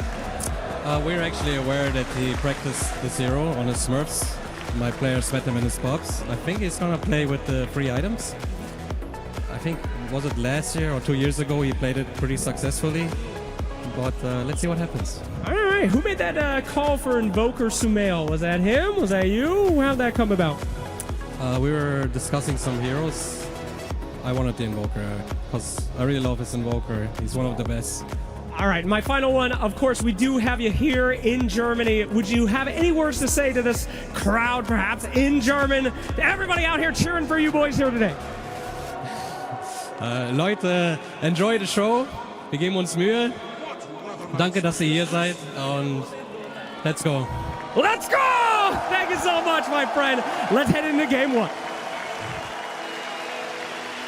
Half a decade in the making, Nigma Galaxy have finally made it to the International. The road to TI is long and treacherous, Avery, but it's the longest most for GH and Kuro. Oh, it has been a long time in the making. I mean, I can go back 6 or 7 years to when I used to coach this kid. I thought he was going to be on top of the world forever. Now he's at TI trying to reprove himself, a very different situation. And to me, that is the story of this series. Two teams who need to prove that they belong in that podium finish, that they can go on a deep bracket run here. And it all starts game 1. A Sunstrike to start things off. Omar will take the first blood on Miro. Nigma start their TI debut over the last 5 years in a hot way. These guys are going to be hungry this series. BB team need to be ready for some aggression, for some pace, probably some throws at some point. And then you need to make sure you close that out if you're either team in this series. We have seen both of these push games to the limit, and both of them have that game slip away. They have a lot of TI experience on both sides. Now's the time to put it to use. I really enjoyed these last 2 picks in the draft. Sumail Invoker versus the pure Lone Druid. These are 2 players who, when you put them on this hero on a TI stage, they can absolutely just 1v5. We've seen the damage Sumail can inflict at TI. He is one of the greatest TI main stage killers in DotA history, and this is one of the ultimate late game heroes, and we saw what Pure can do on this Lone Druid when he had that Tundra run. He was the best Lone Druid player in the world at that time. Despite all that TI experience, this team is coming into this matchup as underdogs, right? Matched up against BB team, a team who has also been working year over year over year. Particularly the duo of Pure and GPK have been working together for quite some time. They have been hunting this Aegis for so long together, and while they have had success in various tournaments, they just always cannot seem to close it out when it comes to TI. Whoa, who's the underdog here? I think it's Nigma. Do you think otherwise? I don't know about that. I have rated this team pretty highly all season, Austin. I think they are here to prove you wrong, but this is going to be a really tight match. As you said, I think both teams have a lot on the line, a lot of experience to go into it, and it's just about who brings more here today to try and push forward. Already, look at the way these lanes are shaping up. This Lone Druid is suffering on this lane early. That said, they can get aggressive on this lane, particularly those levels 3 through 5. You get the higher bear up, you can start to lay into noob. There's not a lot of sustain on this lane. I do think Nigma have answers for the Lone Druid in the mid game, particularly the Phoenix, the Beastmaster. If you want to just roar, go into him. Evoker Alacrity on Troll. Troll is a great hero versus the Lone Druid if you can just lay into the bear, take him out. I don't think this Lone Druid is a complete gotcha pick, but it could absolutely give BB Team a lot of tempo in this lineup. You combine it with the Abad and you start pushing down towers. You go high ground early in this game. We have not seen it a lot this TI, but it is absolutely in the cards here for BB Team if they can come out with a strong laning phase and gain a lead. And what about our other side lane? Who do you give the advantage to in this matchup? Troll Phoenix versus the Wind Ranger Abaddon. Troll Phoenix is a really strong lane. This is a lane that was run by China 2 or 3 years ago. They just spammed it. It's probably the best carry to get Phoenix through the laning phase. Nowadays, this hero's stronger, so the help goes a long way, but Save is he's a Wind Ranger master, man. He's probably the only guy at this tournament who's going to bust this out on the 4 position. I'm a big fan of this hero. When you pick it, nobody on your team in a pub is a fan of you picking it. But once you perform, you prove them wrong. This guy knows how to execute on this hero. He can do a lot in these team fights, particularly if you land those shackles. Can absolutely be one of the best stuns in the game. He has that kill shot to put through. Can be a really annoying spell for Troll. Keep that in mind, right? This is a hero that likes to get low, try and pop ult at some of these last minutes. You get kill shot down, you're just out of that fight completely. I think this offlane is pretty strong for BB Team. I think BB Team is going to pull ahead in these lanes over the 5 to 10 minute mark, even if some of the early waves are a little rough for them. And they are already doing pretty well for themselves, particularly that mid matchup. GPK is taking that one heavily. 21-5 CS score. Sumail rivaling him in denies, but a little bit behind in the CS. Another crash. Omar trying to go after the kill, unimpure before he himself dies. The scare back into the bear. They get the kill, and the Lone Druid does not go down. Now Katomi, he's going to take a lot of damage for this one. It's a strike. He didn't see that coming. Where was the communication? Did not call it out, just stood in place. Sumail drives it home. Huge win for him off that mid lane because he was losing that lane slightly to GPK. Meanwhile, Miro did get the kill on Ghost top. That was a huge pickup for this dual off lane for BB Team. And this Abaddon is going to have a really strong laning phase out of the gate. I mean, it's a great Abaddon game. You're removing Phoenix debuffs, you're removing Invoker debuffs, an annoying hero to all in at your Troll, at least in the early and the mid game. You give him this kind of laning phase, that's where that tempo is going to come from. Got to look for more Sunstrike kills if you are Enigma Galaxy. Now, we heard some of the experts talk about GPK. For you, is he the mid laner of all mid laners when it comes to that first 5 to 10 minutes, you think? Oh, Miro. He's going to be run down here. They may have gotten that sneaky kill on Ghost earlier. Miro limping away, and they try and gift another Sunstrike over to Sumail. This one will not find its mark. This is going to be a fast game because everybody wants some early kills to try and either build the tempo or dissuade it. Going for another bear kill would be super valuable if you get it here. Level it up, but it's still a little bit exposed. Feed over a Lotus to make sure the bear stays alive, and they keep that bounty out of Noob's hands. That's a huge bear kill. You got to remember, he died to Sunstrike, came back, insta resummon, so that's a 90-second cooldown on that bear if it goes down right now. I mean, even if it doesn't die, if he is scared of losing the bear and can't use it to CS properly, that's going to have its toll, right? Oh, absolutely. You just want to keep the Lone Druid levels down. You want to make sure that the Disruptor has to sit here and babysit him more and more. You give Lone Druid solo XP, the hero absolutely runs away with it. Katomi's making a break for that power rune, but is going to be shadowed by Omar, so we're going to see a clash here. 5 seconds over these power runes, both mids moving over to the bottom lane. Trying to threaten it. It is not going to spawn bottom, and that means GPK is going to be in some trouble here. And he is surrounded on both sides. He gets up to the high ground and will manage to get away. No Sunstrike mana. Yep, all those thrown out earlier. Not enough mana for it. It'll be quite a few more seconds till it's back up. Draftingnya di At least you sini. take the rune away from GPK. That's a win in itself. Kurang oke Since they untuk take it up si top, Bad it was a Boom. regen. Would have been a really nice one for this Shaker, given all the Ya, attrition ke he's taken in the depannya lane. But mereka Jage takut was up there, forced the issue. takut Now you're beruangnya looking at di those Wisdom Shrines. 7 minutes fast diambil, approaching dapat here. duluan. And Noob is starting to power up. I mean, this Beast he's got the best laning phase of everybody when it came down to it. Double bore up, going into the Dom. Miro suffering still at the hands of the Troll. Yeah, unsurprising that Miro is not able to equalize that CS count. No way he can keep up with this Beastmaster. This matchup is just way too difficult. He can handle the Phoenix, but he can't handle the Troll on top of that. I like Enigma Galaxy's draft this game. Man. I think they have a lot of potential to shut this bear down. Good try. They threw up the scan to try and track that kill, but it would have been quite the miracle to land that one. I mean, that would have been a beauty. Takes a few warm-up ones, you know. That's true. Sumeli's not been on the main stage for a little bit. You gotta give him a little time here. Pushed out of position. Katomi still has Fence to be able to block himself. And Pure, ooh, little miss micro there. Resummons his bear, though. Not going to be punished. Does create an opportunity, though. Like, every time you resummon this bear in the early laning phase, as we see those shrines split, if you're Enigma Galaxy, you're thinking, can we gank this guy? Can we kill him? Take him or the bear off the map for a long time and get the tower pressure with the Beastmaster. This is the biggest pressure point on the map right now. BB team need to think about support rotating through the gate, and in fact, Enigma Galaxy, they're bringing both through that gate. They're bringing GH and Ghost to the party. Oh, this is going to hurt real bad. If Pure dies here, loses another bear, it's on cooldown for 95 seconds. He cannot afford to go down here. He does have a 6. He pops a true form. Still going to be a lot of damage. They still might be able to overwhelm him. Get some help from GPK, but he's still slain. GPK takes out Noob while the trade out is there on Pure. Now trying to run down Omar as well. GPK will collect the extra kill on top of that. It's a 1-for-2 exchange. The bear is going to be on cooldown for a bit. Avery, is that worth a 1-for-2?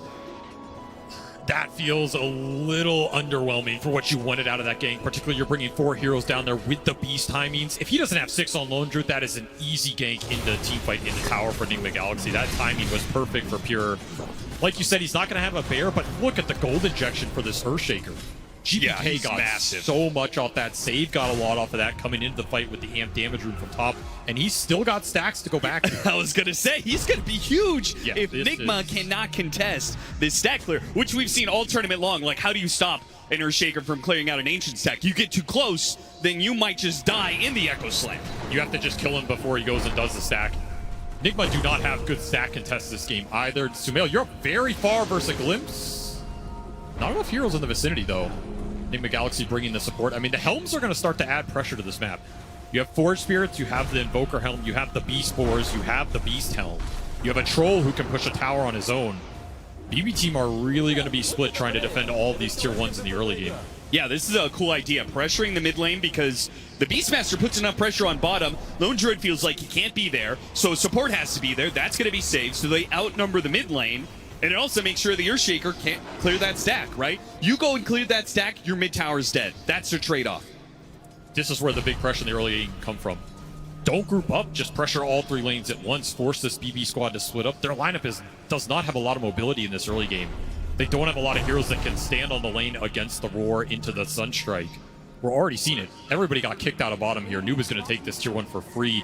And that is going to open up the Beast rotation into mid. That's your normal trajectory here.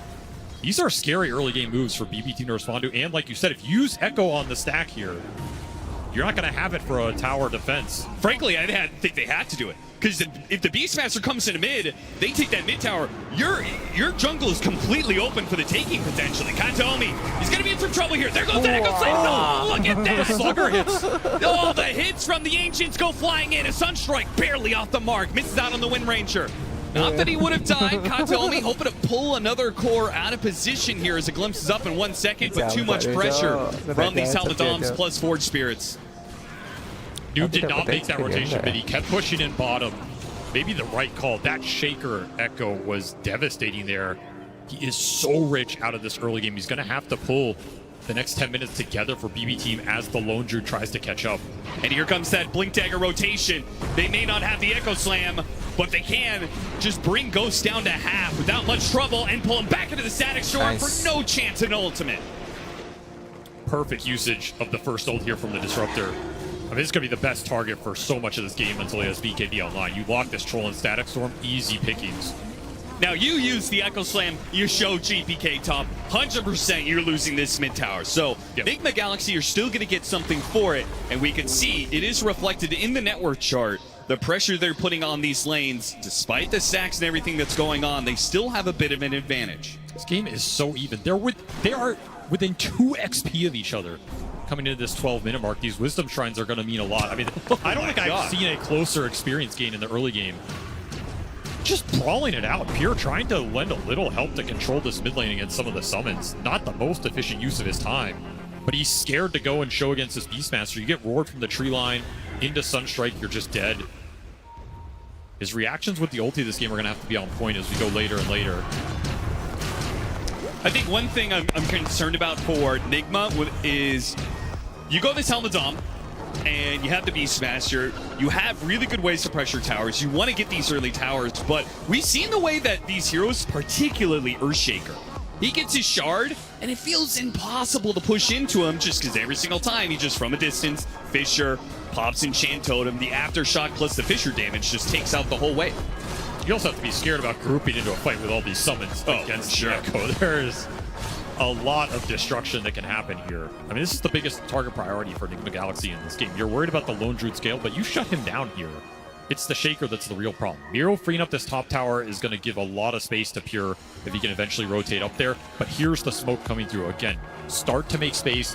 Look for big core target takedowns. You're looking for the Beastmaster. You're looking for the Invoker. You want to relieve the pressure in your jungle right now. Oh, this is going to be awkward, though.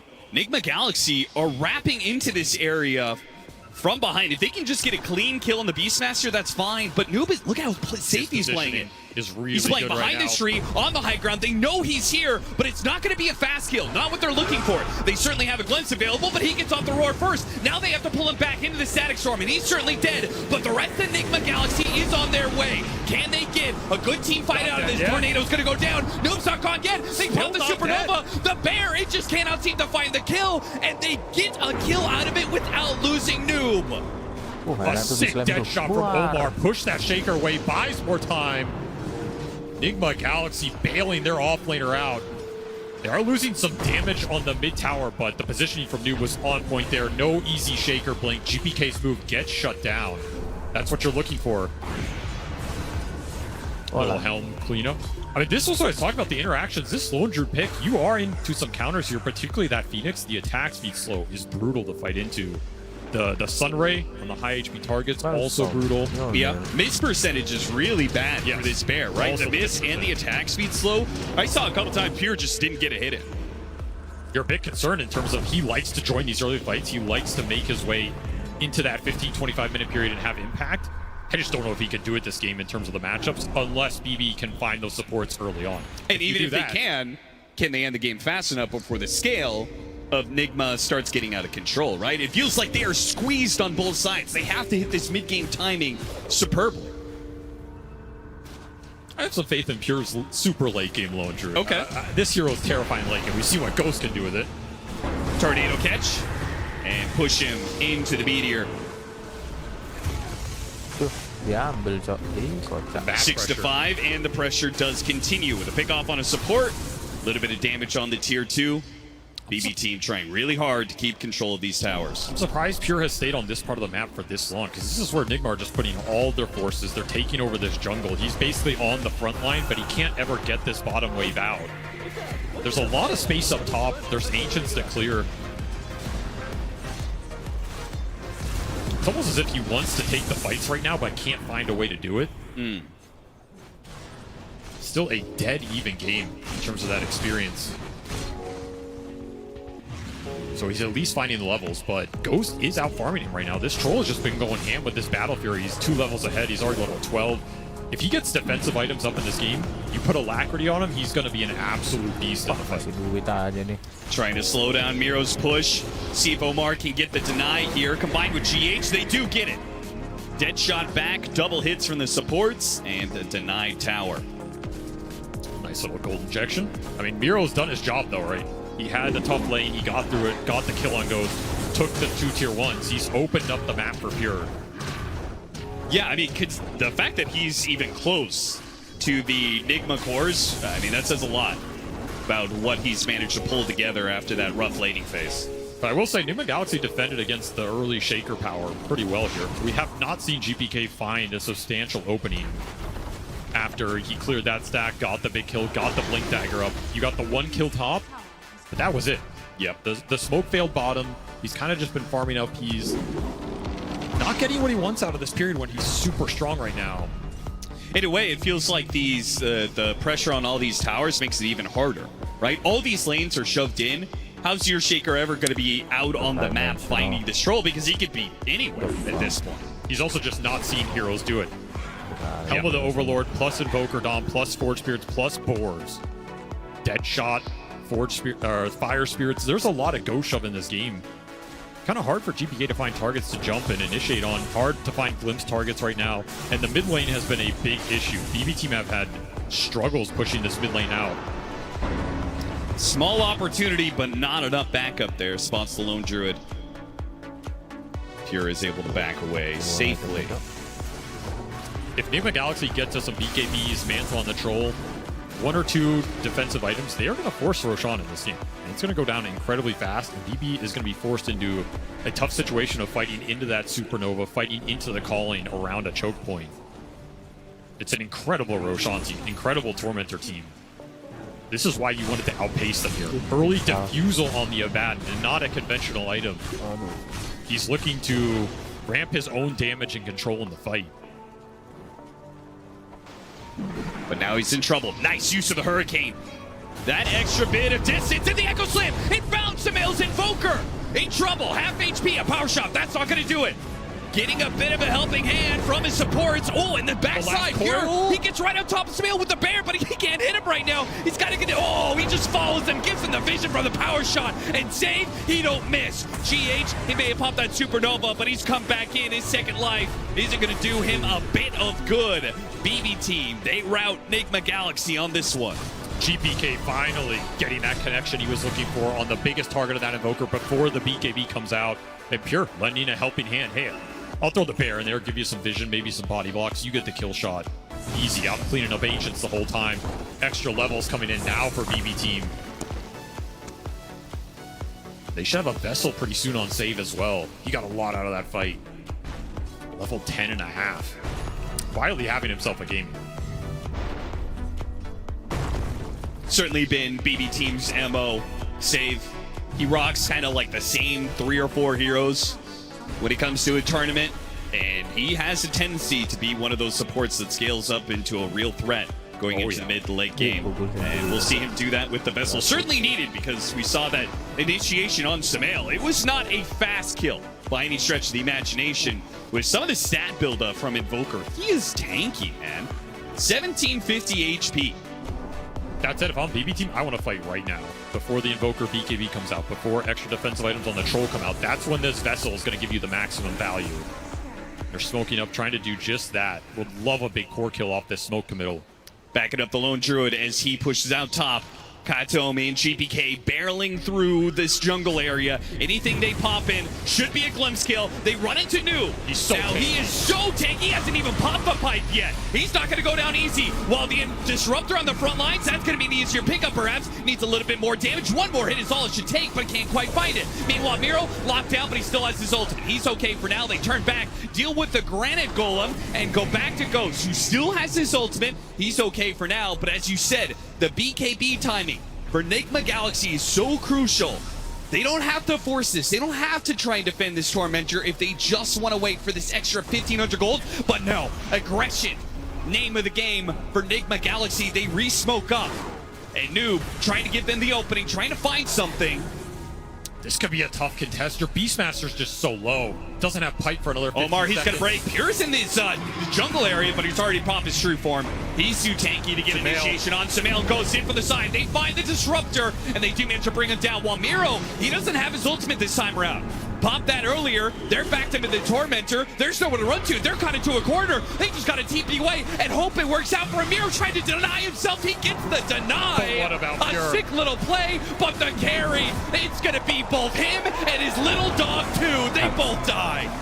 Nigma Galaxies attack points in that fight were so damn good. You had Sumail and Ghost flanking from the back, cleaning up the weak supports, threatening the Abaddon who didn't have ult. This bear ran into the Phoenix and the Beastmaster. This bear's just dying. He got no damage done in that fight. Quite literally, it says 0 for Pure. Oh no. That is brutal. Like, that is brutal. Not the carry player who is used to having 0 damage. So this bear just never gets an attack off it.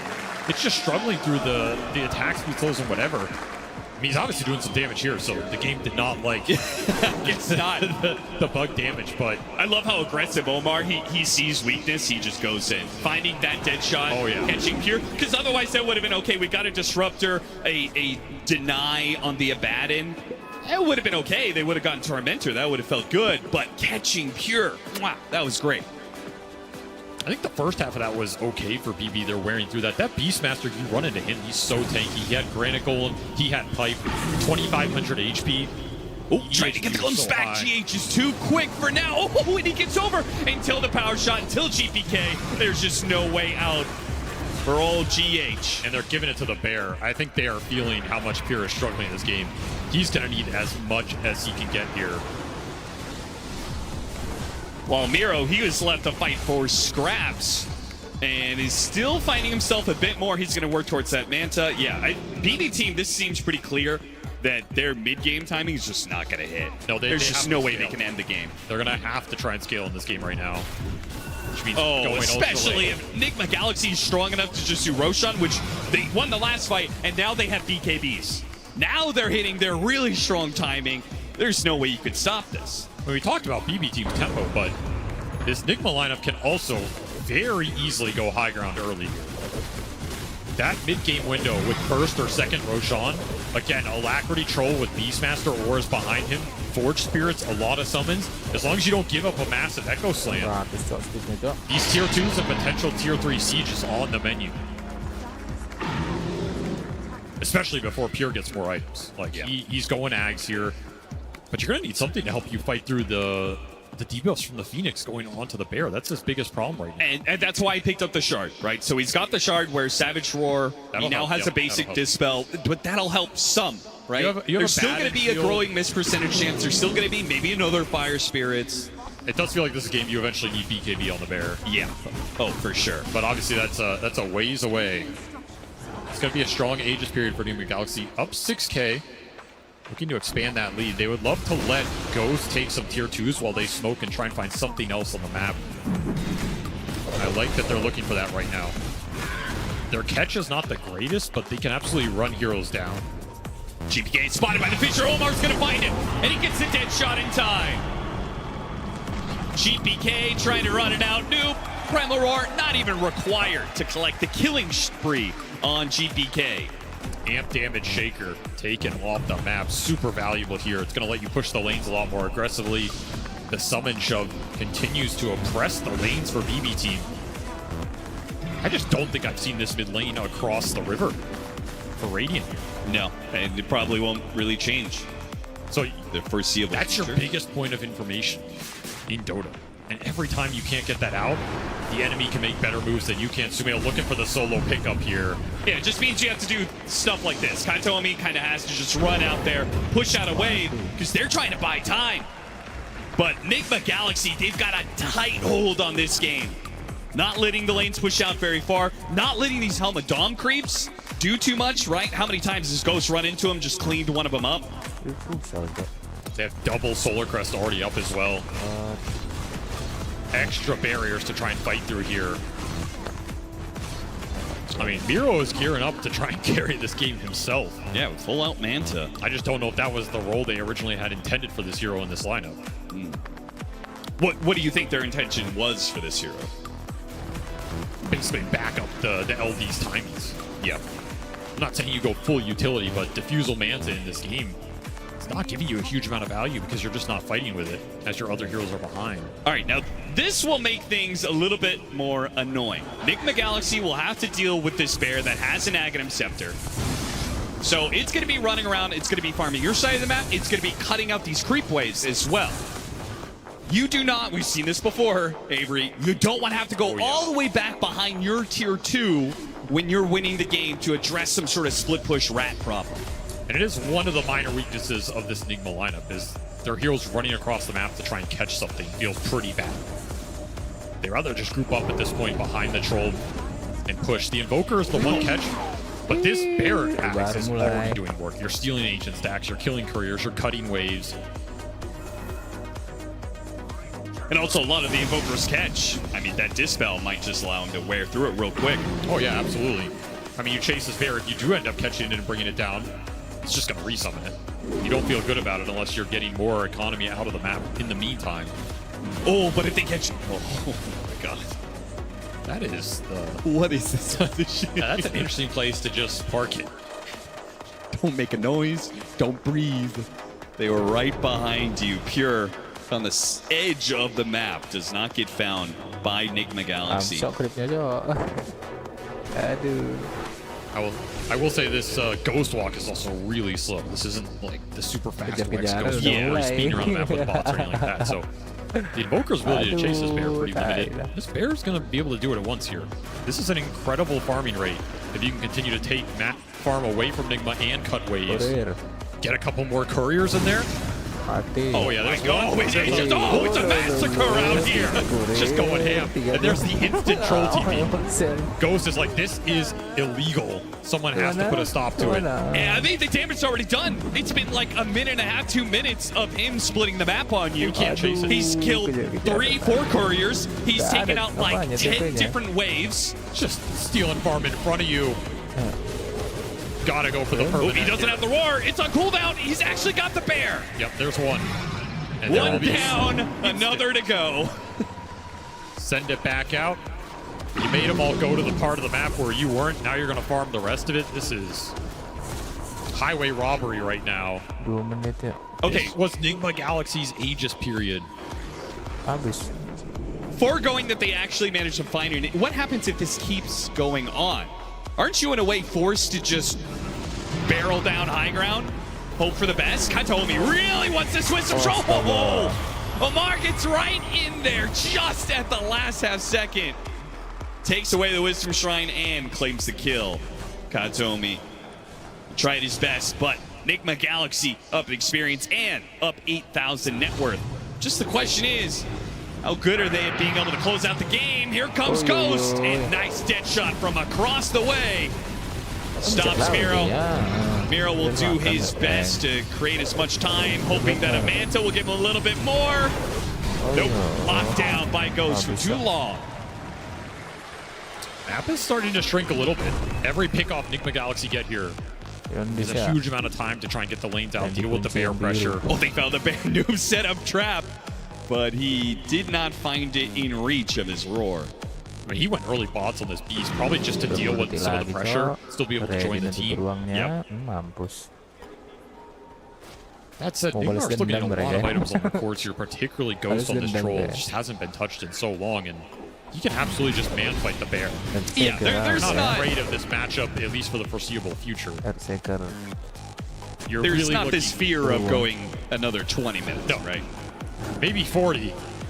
You know, 60-minute plus game, your Enigma Galaxy, anything can happen. Yeah, I mean, you've got a lone druid that can get 12 items to your 6.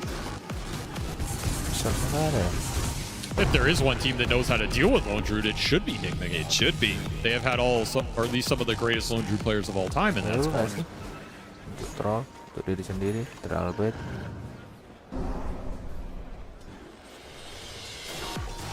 AC next Nggak here. ada TP-nya. Lu nggak beli TP? Beli nggak sih? Very nice power spike for him if he can get there. Another smoke up. Apa shotnya nih? Enigma Galaxy, I'm surprised they're smoked where they are. That's a long way to run. Yeah, I mean, having that many heroes up to that side of the map, just all the way up there at the top, right? It's like, it's also if they don't find this Bear, it's going to feel really bad. But Pure is getting greedy. He wants the tier 2. You should find it here. And he doesn't have the roar again. Is a 5-man smoke worth a Bear when he has a resummon? Yeah, probably not. Yeah, you have to roar it. He can't afford this chase to go on too long. He still gets the... I mean, you'll take it, but...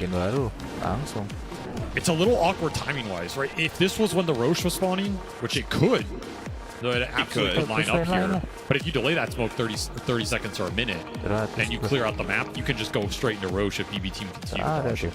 What is BB team doing? What is going on here?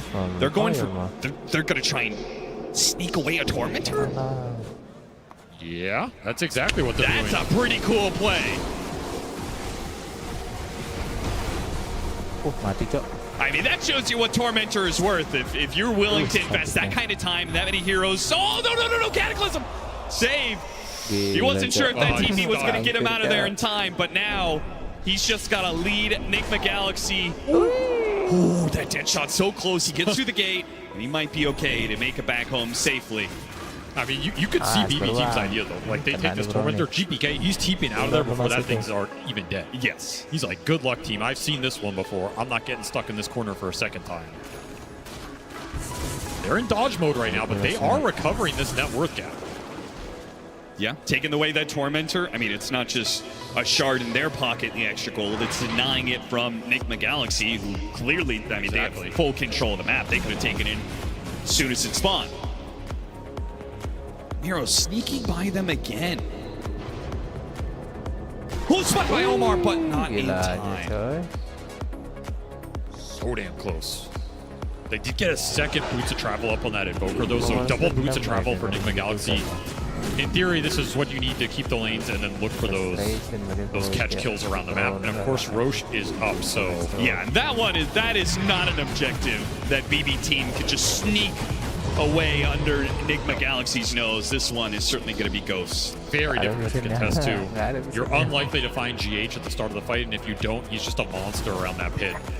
Especially without any BKBs on your heroes, right? You have a BKB-less lineup. Very hard to man up in the Phoenix spells right now, and Enigma Galaxy know it. Well, we're going to have one of the ultimate carries of Dota 2 with a Battlefield BKB, MKB, SNY, Aegis at 33 minutes, soon to be Satanic, so he's got 2 lives and potentially 3 if he can finish up the Satanic quick enough. Do you get a little bit scared about what this Lone Druid's doing to you? Do you just say, okay, they're not willing to fight us, let's try this high ground. Let's see what happens. The difficulty with the high ground is you are going to get ratted. And this is a very high damage rat. I don't think you know Noob is willing to roar that bear to stop it. And they brought 5 heroes back to kill that bear. Yes. I mean, you see the lines instantly drawn. Okay, get out on the map. Killing this bear does give you a window where if you can make a fast play and engage in a fight or find the bear again, yes, unlikely Pure will play as risky with it. Or if you force the high ground, then the Lone Druid buyback is irrelevant if he only has the 1 summon. It does create small windows during this Aegis period to try and get something out of it here. Which means BBT may feel like that they have to be even more aggressive in their splitting. I can't believe this bear's just running through the middle of the map right now. He's playing a little reckless with it.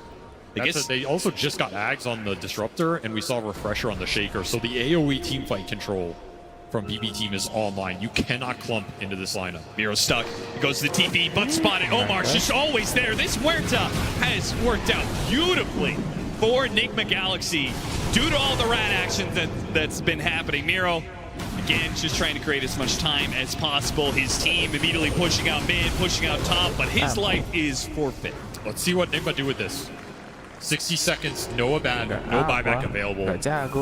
And Bear, another Bear, not up for another 50 seconds. So you don't have that backup still. You can just go down mid here. Maybe send someone back to defend.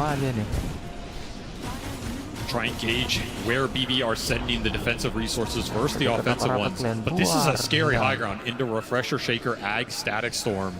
There's a shard on this Wind Ranger as well. Look for that Gale Force that can drag you and you can get fissure blocked. There's the Echo. First one goes down. Trying to get a quick kill and refresh, and they take out the Troll. That's the Aegis. A second life, and they do not go for the Static Storm play.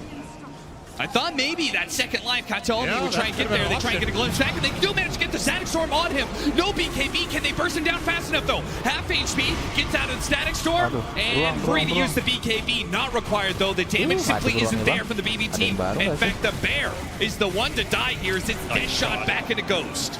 That Crimson Guard off you blocked so much of the Bear damage.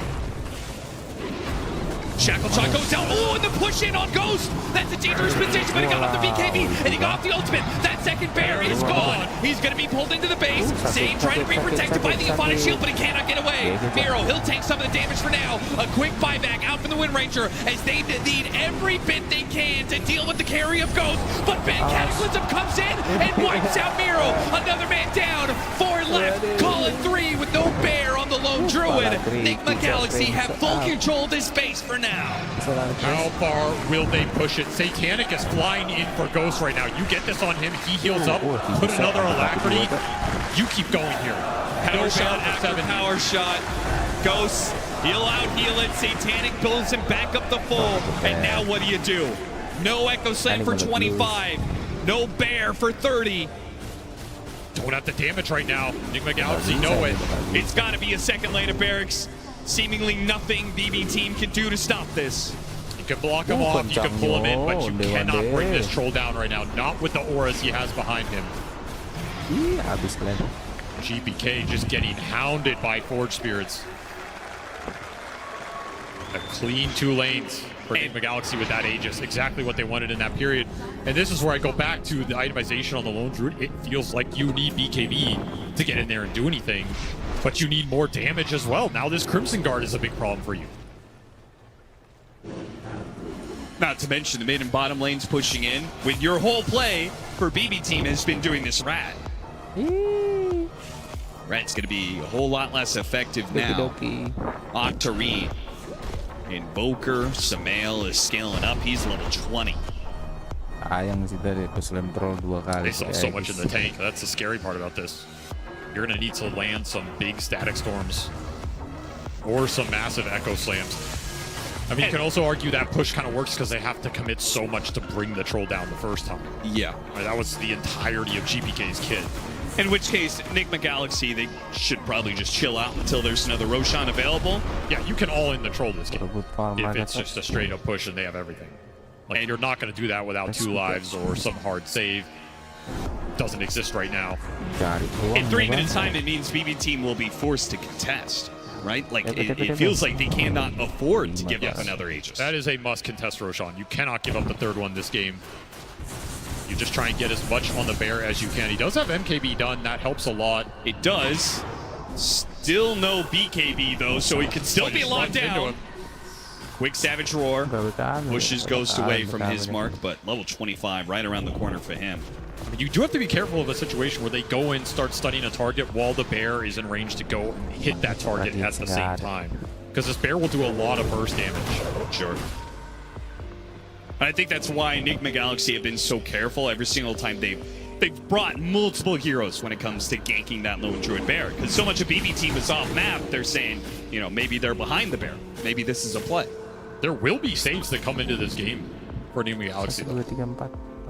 That is something to think about. Particularly in Ags on GH down the road. He went an early Aether Lens on this Phoenix, not an item you usually get. Sure. But it helps him with the cast range to put debuffs on the bear. And if you eventually get to Ags, significant cast range on that save. You can pull people potentially out of Static Storm this game.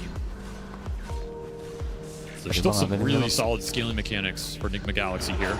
And of course, everything rides on this next Roshan. You get next Rosh here, you can put 2 lives on your troll, you're threatening the Megas, you're threatening that final push in the game.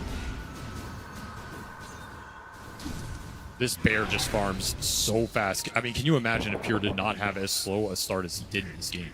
Oh, yeah. I mean, that's where credit is due to Omar and Noob, the fact that they won that laning phase so hard.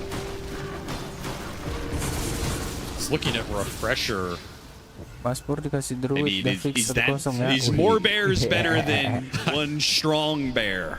It is the age-old question. I mean, this is where you trust your instinct as a lone druid player. Samael gets caught. And they caught Samael! Samael thought he was fishing for a bear kill. Instead, he is the fish. Victim of the bear and company. That's a nice bait. I mean, that's like mentality, right? This bear has been hunted all game. If you're Enigma Galaxy, you're used to just being able to commit on it for free. There's no one around. Guess what? 4-man smoke going straight into you. Not a move Sumail was expecting. Lucky for Enigma Galaxy, this Rosh is not up yet. So you have a window to get this Invoker back on the battlefield before that objective is available.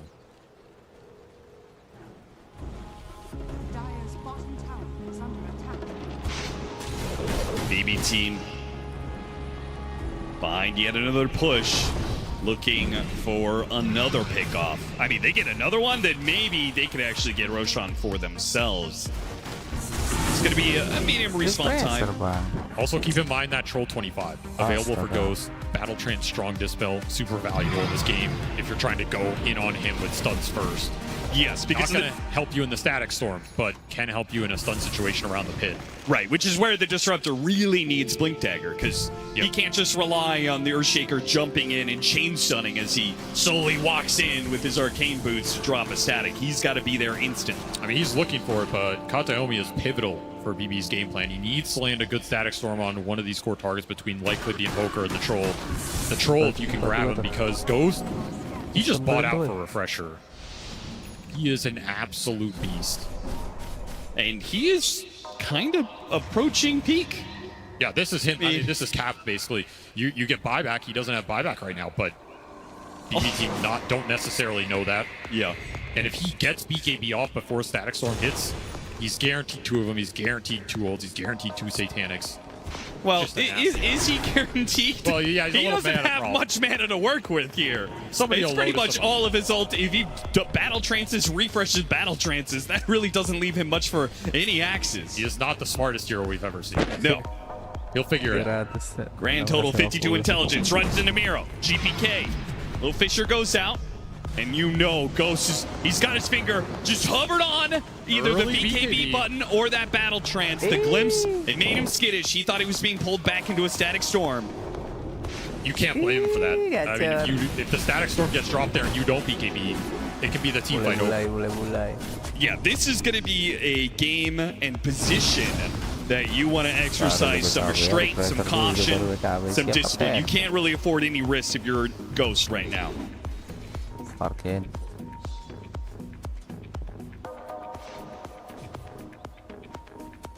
And so it all comes down to this Roche. And it's a position that Nigma Galaxy, they have the advantage. Cataclysm scouting things out. They have the advantage, right? They have the outpost advantage. They have the net worth advantage. So they can play off of buybacks. But Roshan will switch over in a minute's time. So the clock... It's not favorable for them right now. Yeah, it's kind of against them. And also, this bear is farming BKB. He's 1,000 away. Pure's going to buy out for it. They give Refresher and BKB to Pure. That starts becoming a different ball game. The initiation coming up the side, though.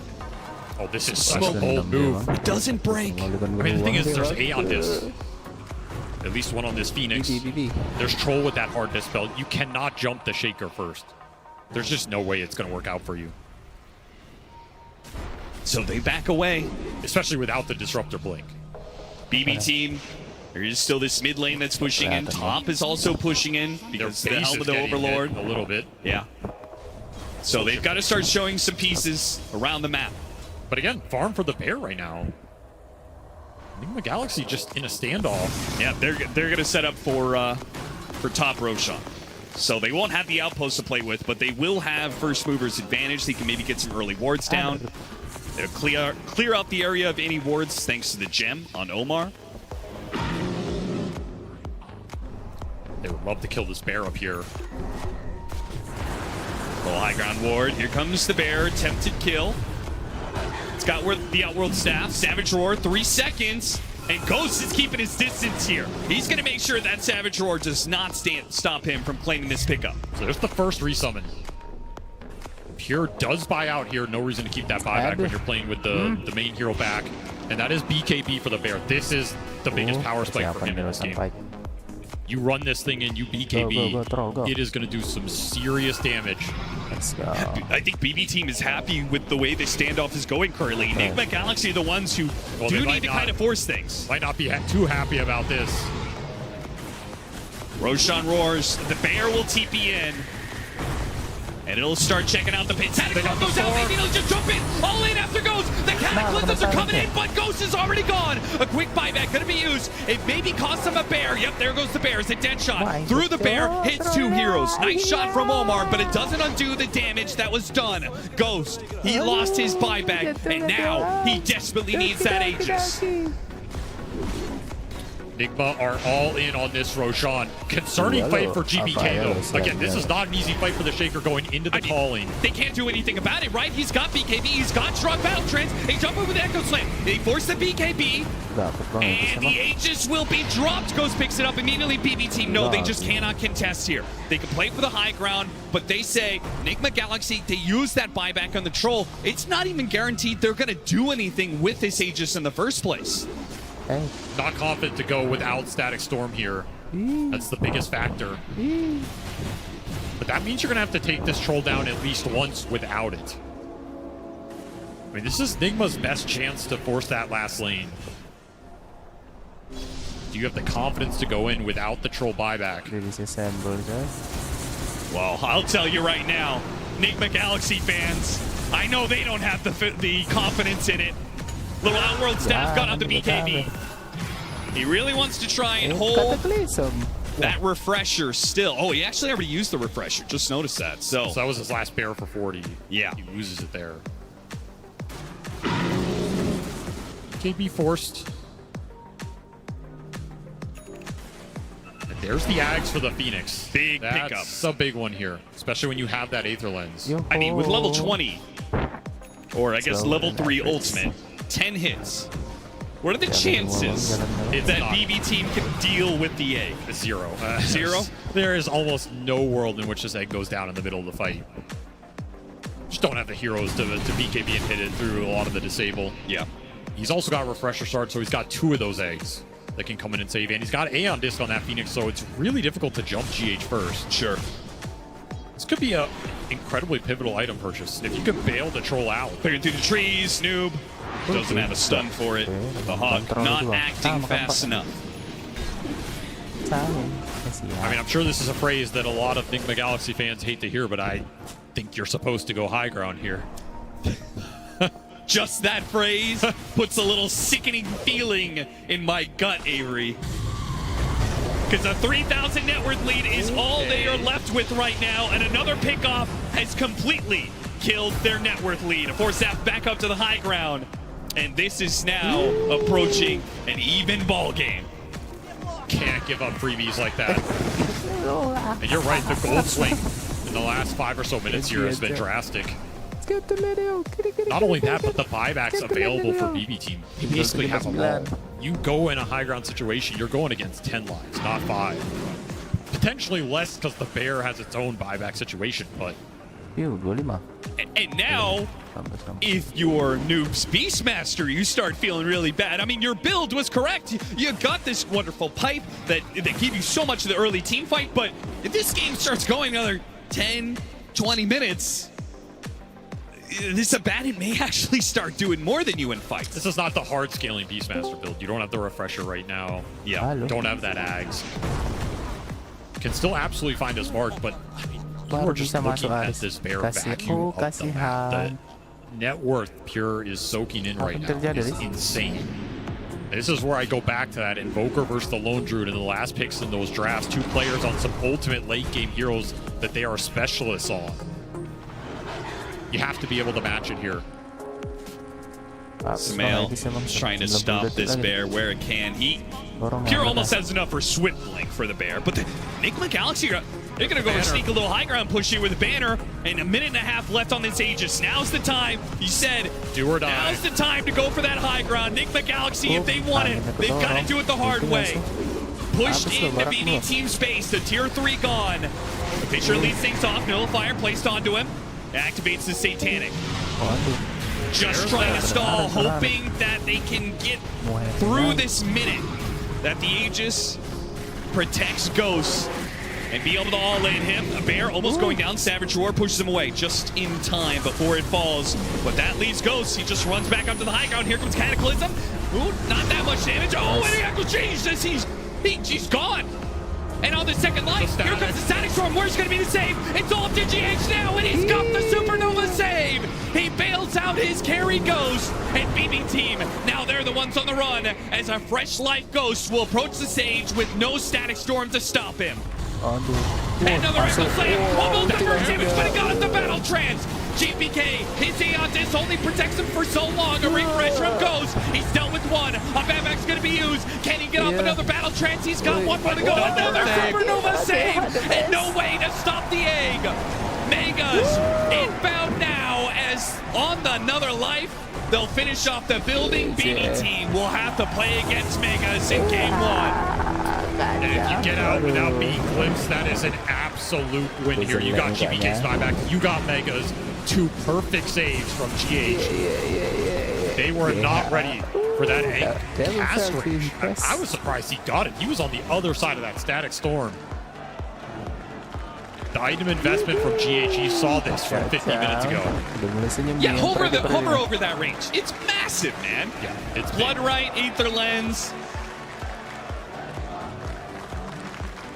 And as you said, if there's no fear of the egg going down. No, there's zero fear in this game. Absolutely no way an egg dies.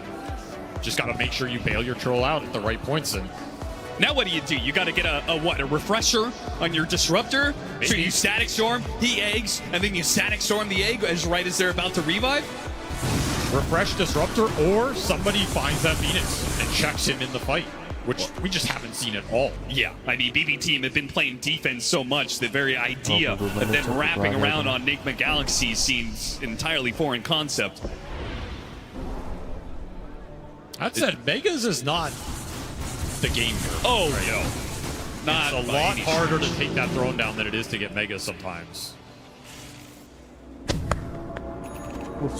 Which means we're probably going to be playing for yet another Roshan. 60-minute items as well. Yeah. What? If you're Enigma, you would love to item starve BB team. Like, get that Roche, get 60-minute items, get them up before they do, and try and all in. Could be an interesting window.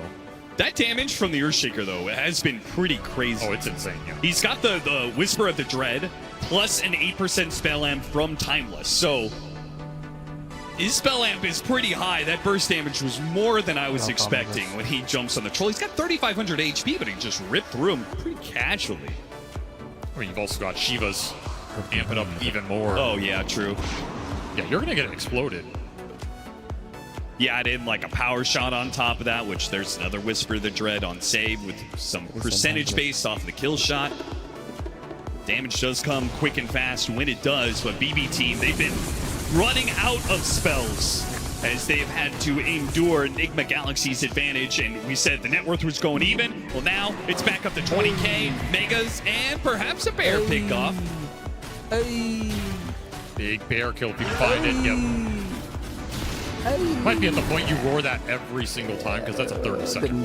Yeah, might as well. This is the biggest threat in the game. You take it down when you can. Don't overthink it. So is Abaddon ever going to be enough of a threat? He's got Nullifier, he's got Bloodthorn.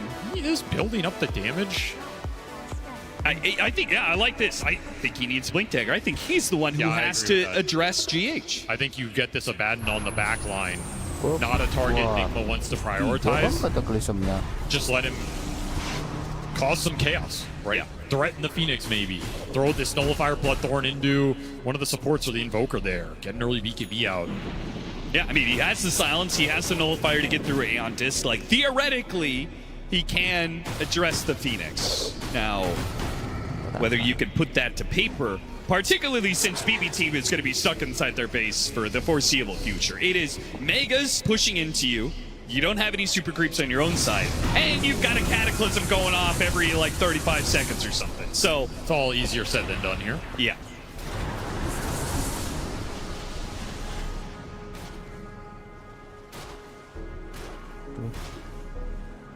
Outside of this rogue bear that is roaming the map,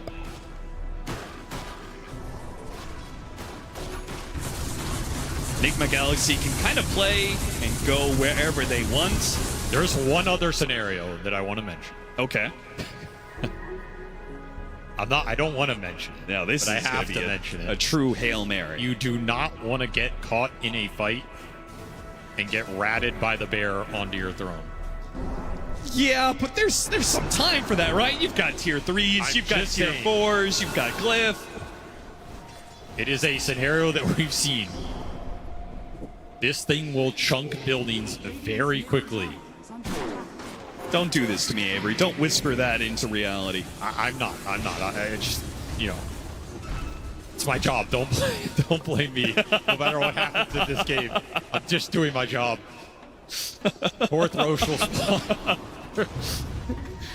It's a big one. Refresher charge cheese. Potential to end the game here. Got to look at the buyback situation as well. Every buyback available for Enigma Galaxy. BB team still missing that GPK buyback for 2 minutes. And they technically are missing the lone druids off of a gold, but of course, this buyback is likely not consequential. Aghanim Scepter, Shard, and whatever you want off of Roshan's keepsakes. Ghost is very, very stacked. This bear could blink in. Okay, he blinks it out. Yeah, he goes for the wave. He goes for the wave. And Noob goes for the bear. Another roar. See if he can get this one. They keep on finding the bear when Savage Roar is on cooldown, which is perfect. Another 300 gold for the team. They take the Aegis for Ghost and all the other goodies. A cheese for the Muerta, another refresher for GH. So look for, I mean, even if you could get a refresher on this Disruptor, you can't counter 2 ways. No way. Such a valuable Roshan for Enigma Galaxy here. And this is a throne killer right now. Gonna have to come up with a miraculous defense. Abuse the hell out of buybacks. Try and drag Enigma deep into your base. Maybe Gale Force, maybe some Fissure blocks.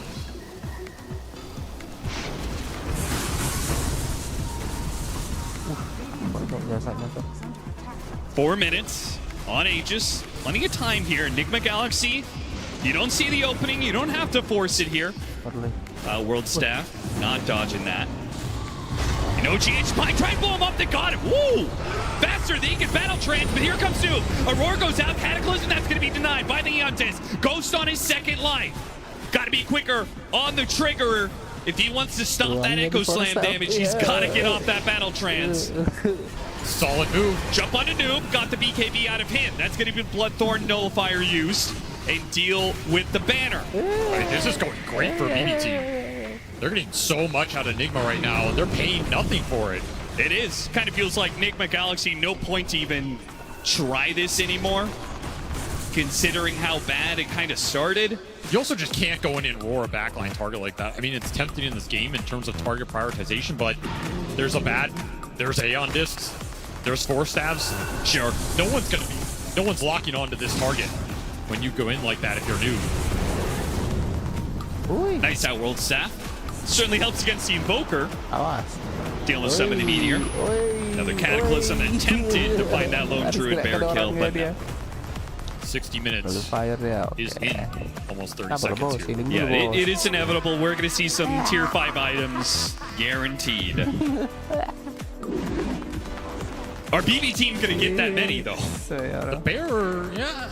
I mean, the bear can get what he can, but you've got to collect so many of those shards. It's going to be a lot slower for sure. Yeah, you're going to be left with this drought where Enigma Galaxy have their tier 5s and you don't.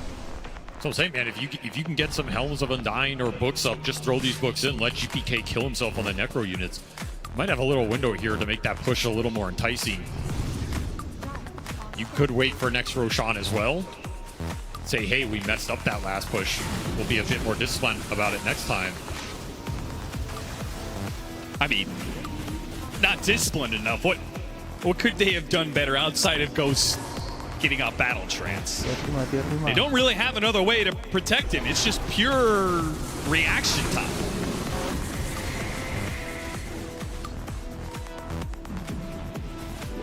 It's tough. You just have to take advantage of the fact BB are jumping into him and find a big target at the same time.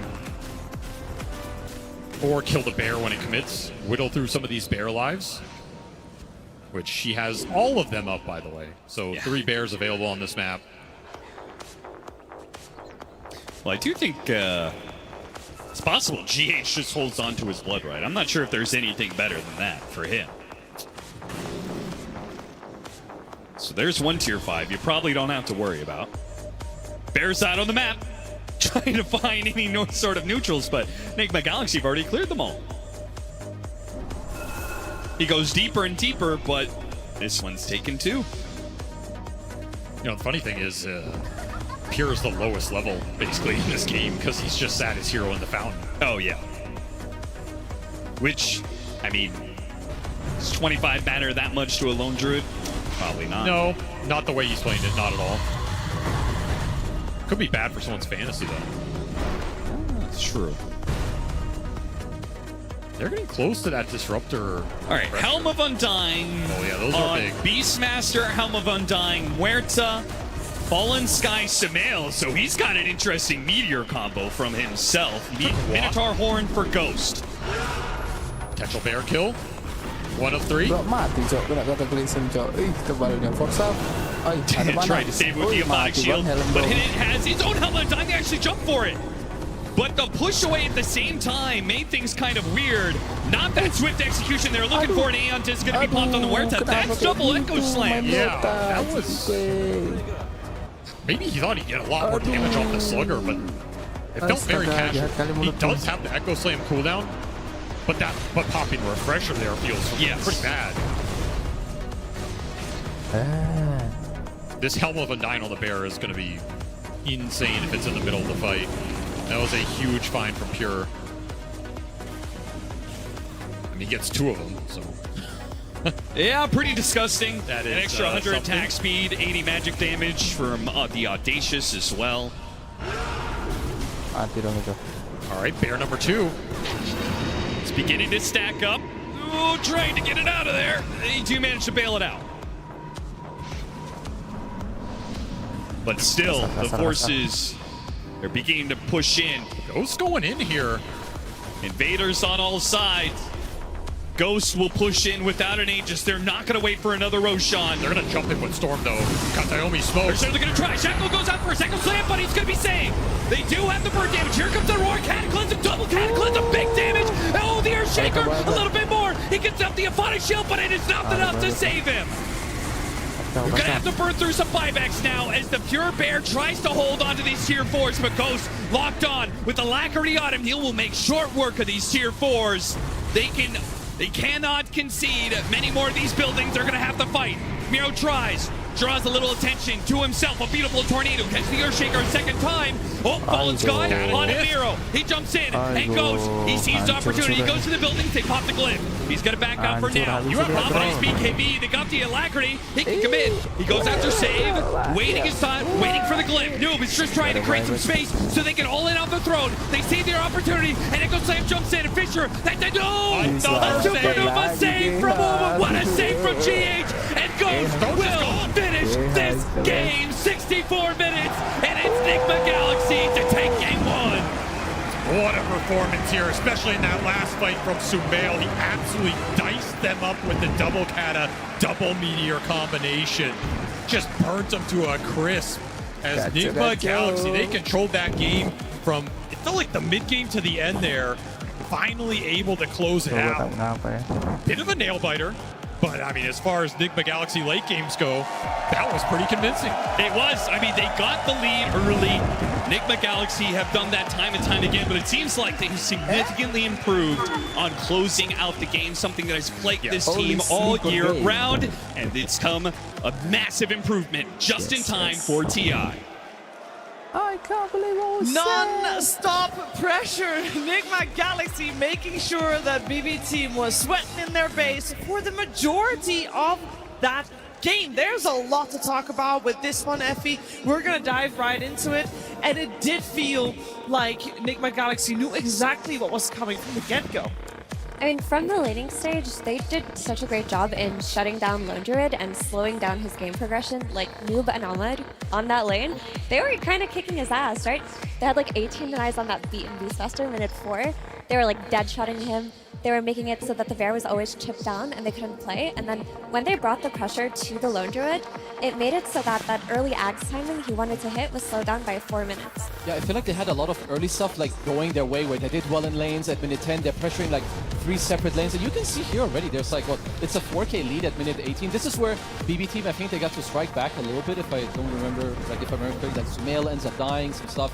Like, and they do get to strike it, but at this point already, Nigma are up 5K gold. And at this point, I already thought that BB team, there's some weird stuff going on. So Miero, he did like a pivot where he went Diffusal. Maybe because Pure had a much worse game. Like usually your LD does better, so you can go Radiance. But yeah, all in all, I feel like Nigma Galaxy really had BB team's number team. Yeah, I mean, the lanes just fell apart so heavily for BB that Nigma was very, very confident, right? The fact that you have Beastmaster able to free do what he wants, Ghost with the Battle Fury kind of uncontested, and then Invoker being able to kind of pick and choose what fights he wants. You couldn't ask for a better start to the game, and Nick was able to kind of utilize that throughout. Sure, there were some moments where they had like an unlucky deny on a Baron, and they couldn't find a kill here and there, but like, and the main thing is they kept moving forward. They never really stopped. Even when they died, going for the Roshan pit with the shot drag, go for a buyback, instantly take the Aegis, don't give BB any hope of coming back into the game. And I feel critically, in the group stage, once they made one mistake, it compounded to 2 or 3 more. Here, they made one mistake, instantly fixed it, and made sure they secured the game. And they overall played quite well. Like, there were also a lot of clutch plays, like you see like 1, 2, 3, 4, like GHX saves, it's kind of crazy. I still feel like it's gotta be kind of crazy to be a Nigma fan. I was pretty much rooting for them this game, and it looked like it was going to be over at minute 20. I mean, and then there's play after play. You're just like, what is happening? Are you going to win? Are you losing? Are they throwing it again? But ultimately, they make it happen. GH carried the late game. We're talking about the early game pressure of Noob and Sumail and whatnot, but it's about the cast range of the Agnims on the Phoenix saving his cause. When Ghost went up to the high ground, if you don't have that cast range and he's getting stuck in an Ag Static Storm, he is dying. If you don't save Noob on 100 HP, he's also going down. So the fact that GH identified what he had to do in the late game, if he doesn't step up, that's when Nigma could have easily thrown this game. Yeah, but I also want to shout out Amar on the Muerta, because that was an exceptional performance from him. One of his standouts this tournament. Like, when you talk about the first 20 minutes, that's what Nigma really did very well to slow down Lone Druid's timing, because as we saw later, it became whack a bear, chase the bear. But because of Amar on the Muerta, there were so many clutch the callings that he was dropping, stopping some Echo Slams, stopping from some spell casting from going on. There were so many dead shots to cancel TPs, dead shots to secure kills. Like, this is one of the best performances I've seen come out of him. I mean, he was in 94, he was in every kill apart from maybe 1 or 2 at the maximum. Like, yeah. he definitely played very well. I also like how they usually itemize. It's always like some 1 Solar Crest or double Solar Crest buff up goals like we've usually seen in the other games. And I mean, I will say, I do think BB team, they gave Nigma what they wanted. They got a good troll game, he got his buffs, he got people around him, and then they itemized for it, and they executed. Yeah, they did execute very well, and I think Kazu, they executed especially well maybe in a high ground push they went for. And to be fair, they went for quite a few high ground pushes. So we're looking at the one in bot lane? Yeah, no, for sure. Like, they always have, like, they know what they want to do, like what Ghost needs to do if they need to save him. So here, you have your Aegis, they have a gold lead. It's only 7,000 gold, and there's, there's your Echo, but already Sunray starting to heal him up, and then sure. So now they have the Ags on the Disruptor. So they need to all in Ghost here if they want to go for a play. So they try, they slow him down, they go for a Glyph, and they're gonna go for, what is he? So a Glimpse, Static Storm, and they just got the MKB on Pure. Like, this is an all-in play. This has to happen for you. Someone passes a Lotus again here to Noob, healing him up during the stunlock. A Force Step out, a Crimson, a Pipe, a Force. Get him out, now they get to turn, and at this point, you've used everything. You used your Refresher double Echo, you lost your Bear who just bought MKB. This is what Nigma, this is what gave them like their double racks, and ultimately, I think, the ultimate win of the game. I would like to offer some criticisms as well for what BB team did here, because Invoker wasn't even in that fight. Like, they got the first life on Aegis, and they had the Ag Static Storm on Troll Warlord. That's something that on paper should have gone to BB team. And I think the biggest issue this game for BB team, outside of how well Nigma played in the first 20 minutes, was not buying a BKB on the Bear. Like, he bought BKB as his 5th item slot. It came 46 minutes into the game. Imagine instead of an MKB, there's a BKB there, you get more reliable hits on him, maybe you get the roots to keep him in the Static Storm for longer, and then you're able to kite your Bear back so you don't feed it twice. I thought after that, for sure, he'd get a BKB.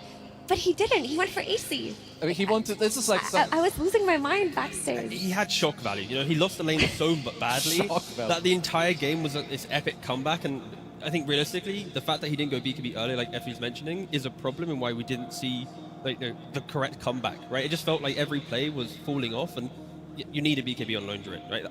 The whole hero is built around Bear is annoying and unkillable, but when you have AC, whoop-de-woo, MKB, whoop-de-woo, like you're against Phoenix with mischance and all this stuff. It's like you're against the Kings Invoker last game. Exactly. Like I think Pure just had a bad lane and then was not able to step up, and that is an issue with BB half the time. Is when Pure is not in form, they can just feel like they're just another team. To be fair, they were kind of playing not just against Enigma Galaxy, because they were also kind of playing against the majority of the people in the audience here. There's a slight bias coming out from Hamburg. That's okay, we will allow that.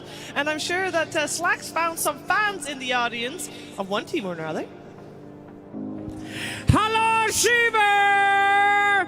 Thank you, everybody, for coming. You know what, guys? I am in the crowd. Did you guys like that game, by the way? Can we hear it from the crowd? You guys enjoy that one? Yeah, they liked it. All right, fun fact for you guys. I was trying to learn German before I came here so I can interact with the audience a little bit better. And I found two guys who were fluent in German. Mein Name ist Slacks. Hello, how are you? Hallo, mir geht's gut. Okay. Jakob. You lost me. No, I'm kidding. Thank you for coming by, Fred. And this is your friend, right? What's your name? I'm Hans Wurst. It's like a German clown. Everyone knows the German Hans Wurst. Okay. Wow, gentlemen, we're going to play a game here. Now, did you guys know that there is a German DotA client that has everything translated, right? He knows it. He plays it in German. Oh, you play? Yeah, I play in German because it's so fucking funny, the translations. Yes, the translations are a little whack. So we're going to play a little game. Best of 5. I'm going to read out some hero, what are they called? Facetten. Yeah, Facetten. We're going to do some hero Facetten. Now I'm going to do my best in German. Each one of you has to guess what it is. Obviously, my accent is going to suck, so you get bonus points. If you don't get it, we'll put it on the screen, and then you have to identify the hero. Are you ready? I'm ready. Yeah, just the hero, right? Just the hero. All right, are you ready? The number 1, Essence Fresser. Who has that down? Essence Fresser. Shadow Fiend. Shadow.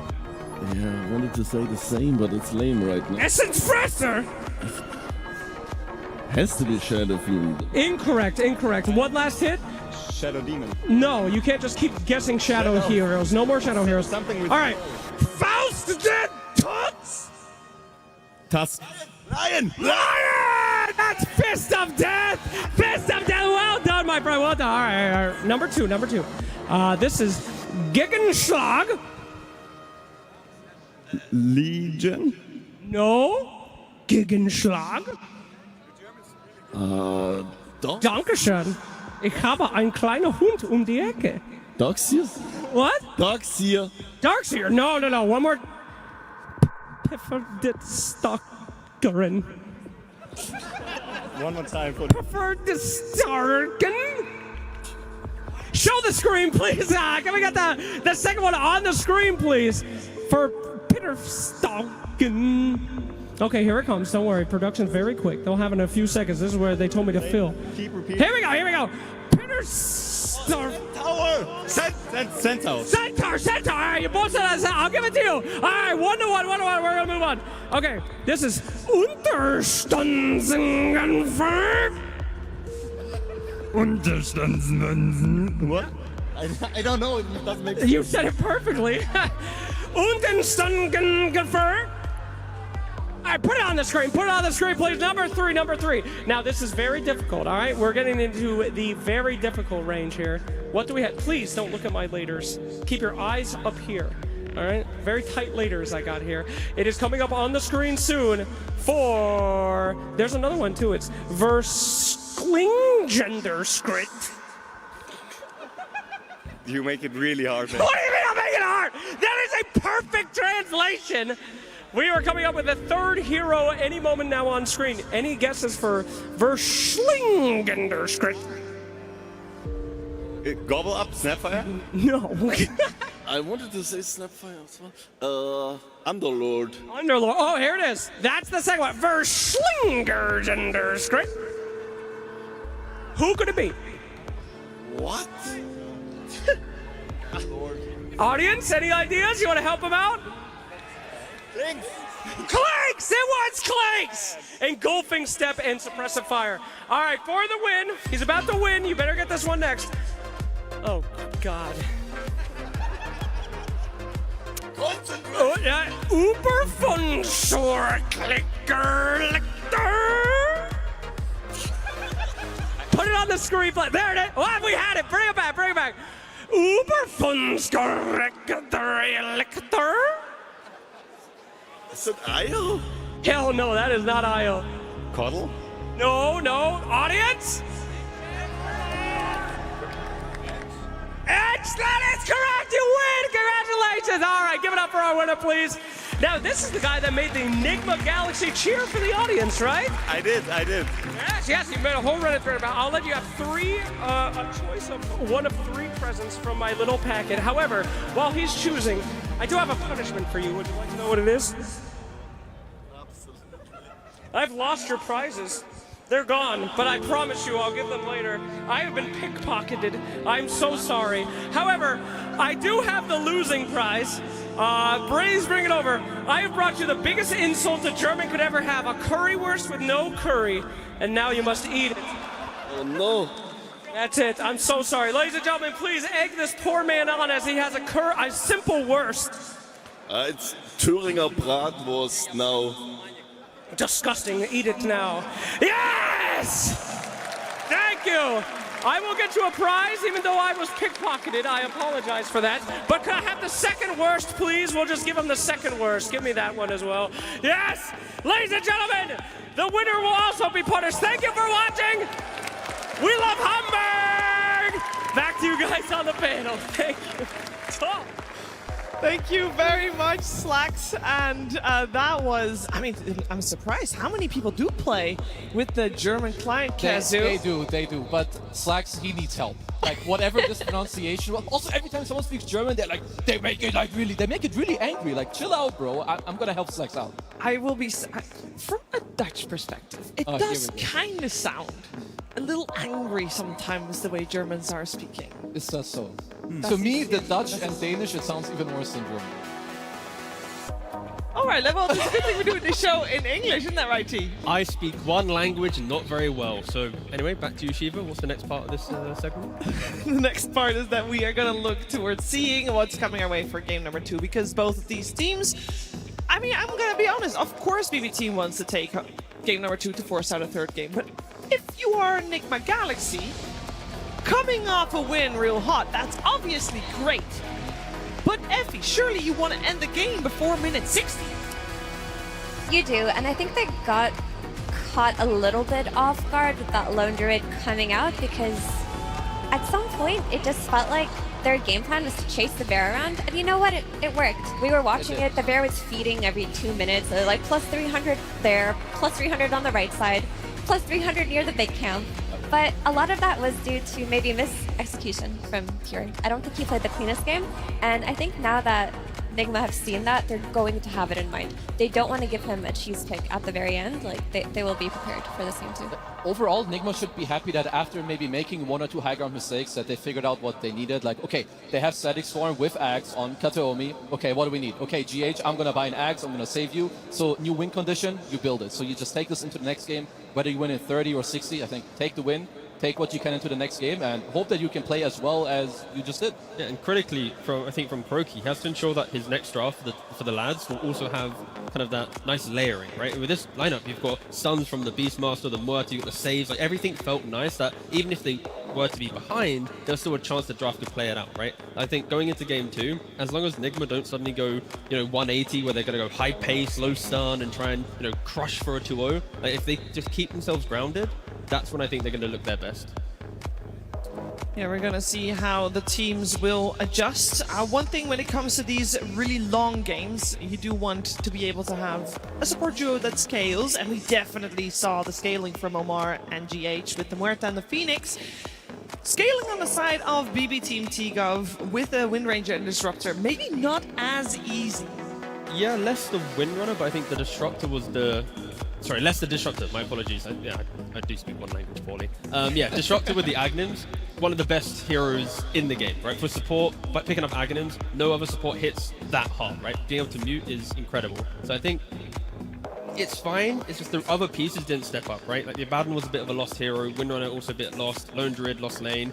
Disruptor had a good Dia mid to masih late langsung game, pulang ini, Earthshake had a langsung good pulang. early game, but there was never a Elimination. point where all heroes align. So I think it's Windrunner, Abba, and Lone Druid, they're the three pieces that just underperformed in that game. Yeah, also usually I just feel like they have more of a get-together, like in terms of the game, like how they play together, like even Pure we mentioned, he had a rough game, but like second item Axe, Lone Druid, he's not going to fight with you. He's going to split around the map, and I think usually BB team are more the team that eventually they hit their timings, they go together and they fight you, and they fight you back. I didn't see that so much in game 1, so I would like them to change it up for game 2 and try that approach instead.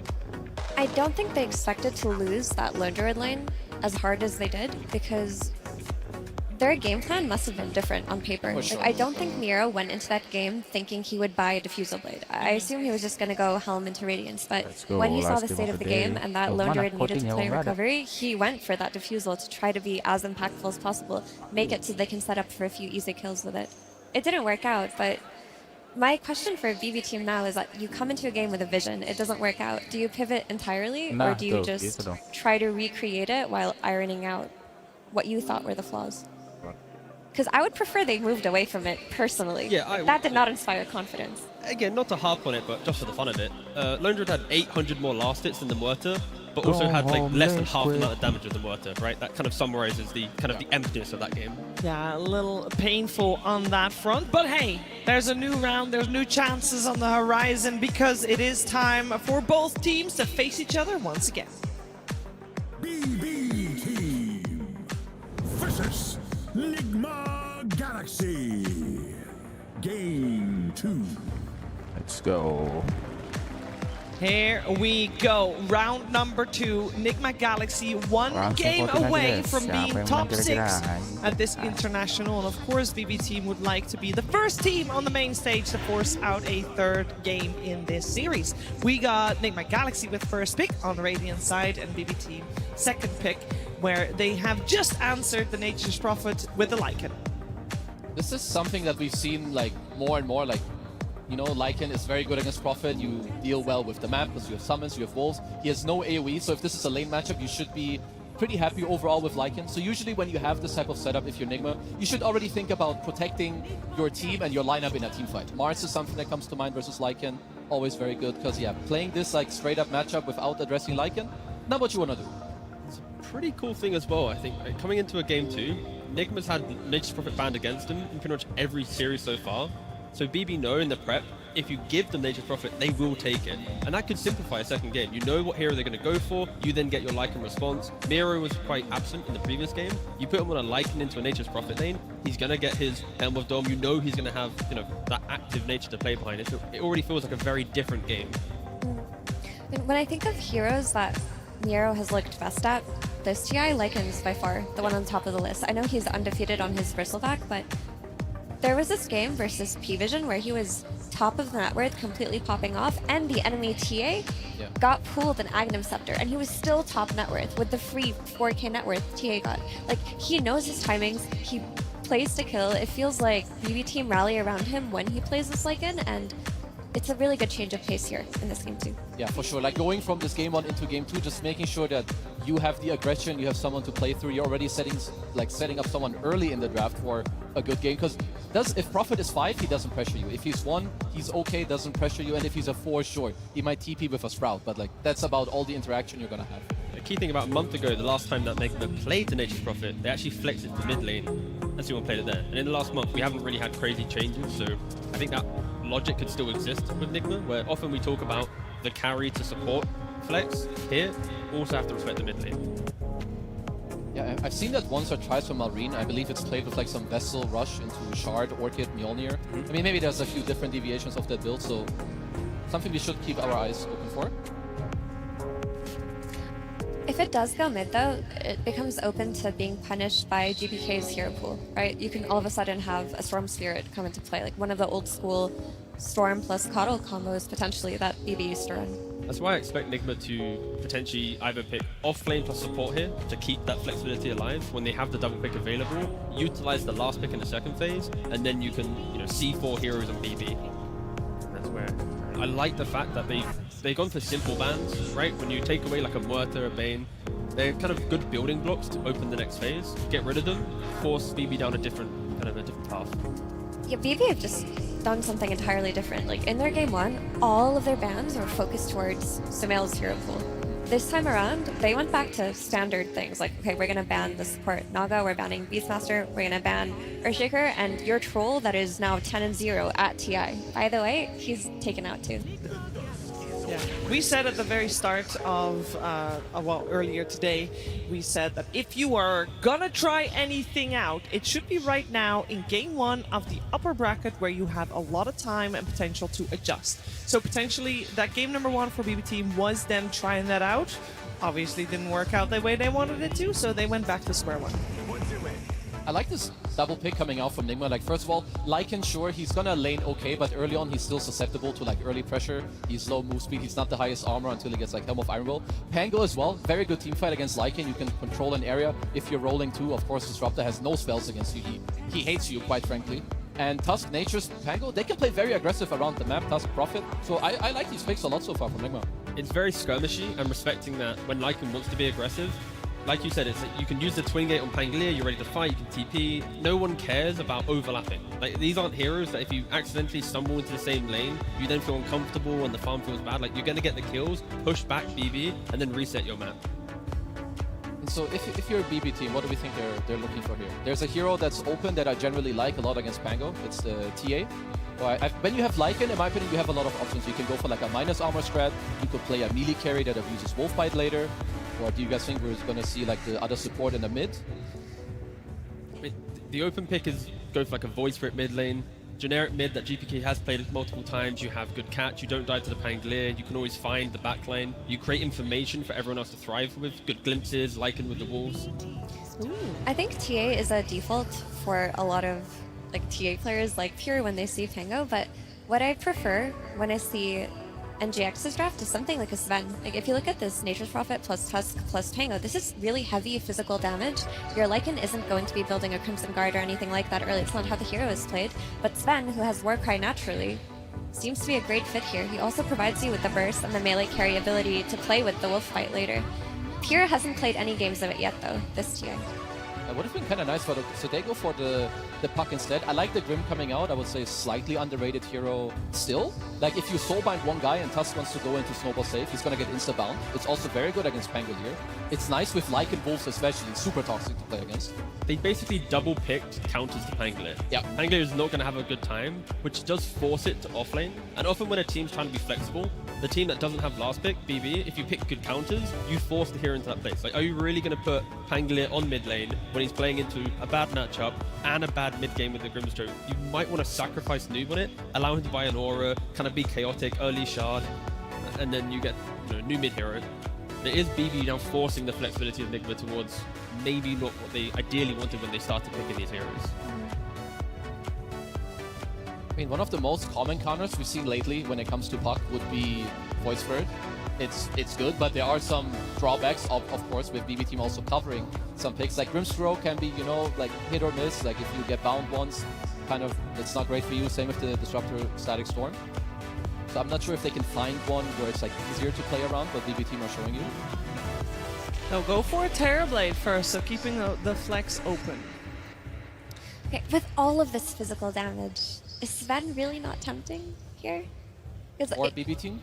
Yeah, for BB Team. NGX is all physical right now, or any kind of hero that can build some damage mitigation against this. Like, one Crimson Guard, or one Warcry. Anything can help. Like, all of their damage is in one basket right now on NGX. I mean, it's good against... I don't like it as much against the TP, but maybe Lycan can also then, again, like, offset this matchup, or, like, maybe you have enough spell damage for, like, Sven to fight through it, because I love him for the Warcry aspect. I mean, and he kills everyone else, that's for sure. I mean, is there even anything better? I'm trying to think. I could see last pick faces Void if it looks good. I think it's very scary to play into. I don't think these Nigma Galaxy heroes kill that hero. It could still also just be a TA, and then you rely on your Lycan to buy the Crimson Guard. But when you see one damage type, it is so tempting to just counter it here. It will be BB Team with the overall last pick, so they will see the full picture of Nigma Galaxy's draft before having to be making a decision on what they want to go for last. For me, as long as Pure has an aggressive carry from lane and early to mid game, I think their draft will look quite nice. You've got puck that's quite hard to kill. There's no easy stun really to kill the puck at all. You cannot rely on Rolling Thunder. So the mid game from BB plays itself out. The carry just has to join that engagement. Don't play like game 1 where you lose lane, hit jungle, have all the GPM in the world, but it doesn't translate into the game. But of course for Nigma, it does feel like Pango is mid to off lane, Terrorblade is the carry. If you're Nigma, like your mid pick, I feel like it should try to make it like a little more easy and simple. You're playing against a Puck currently with no catch. Sure, you have wave clear with your TB and like a guy TPing in, but Puck doesn't get stunned by Snowball. He's not gonna get rolled on, especially when there's a Grimstroke in the game too.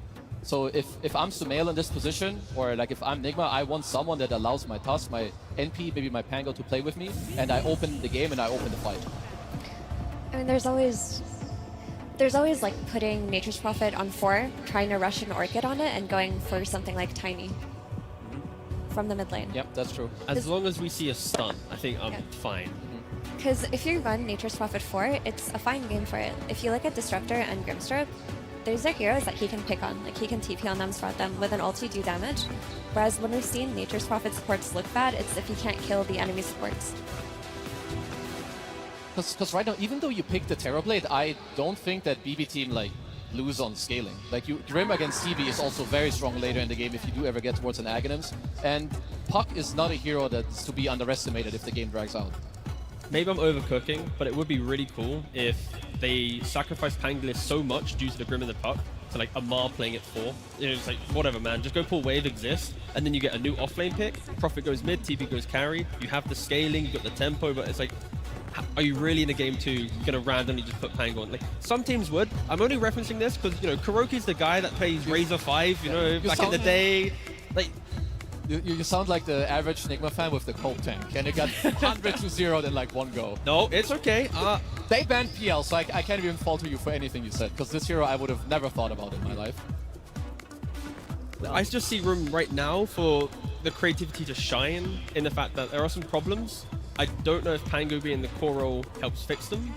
So why not just throw a random new hero into the mix? Is there then something else that would be like the ultimate pick if they do? Well, we're going to see it Tiny, so that is our answer right there. We don't know exactly where each hero will be played until people pick their hero. I feel it's pretty obvious that Tiny is going mid.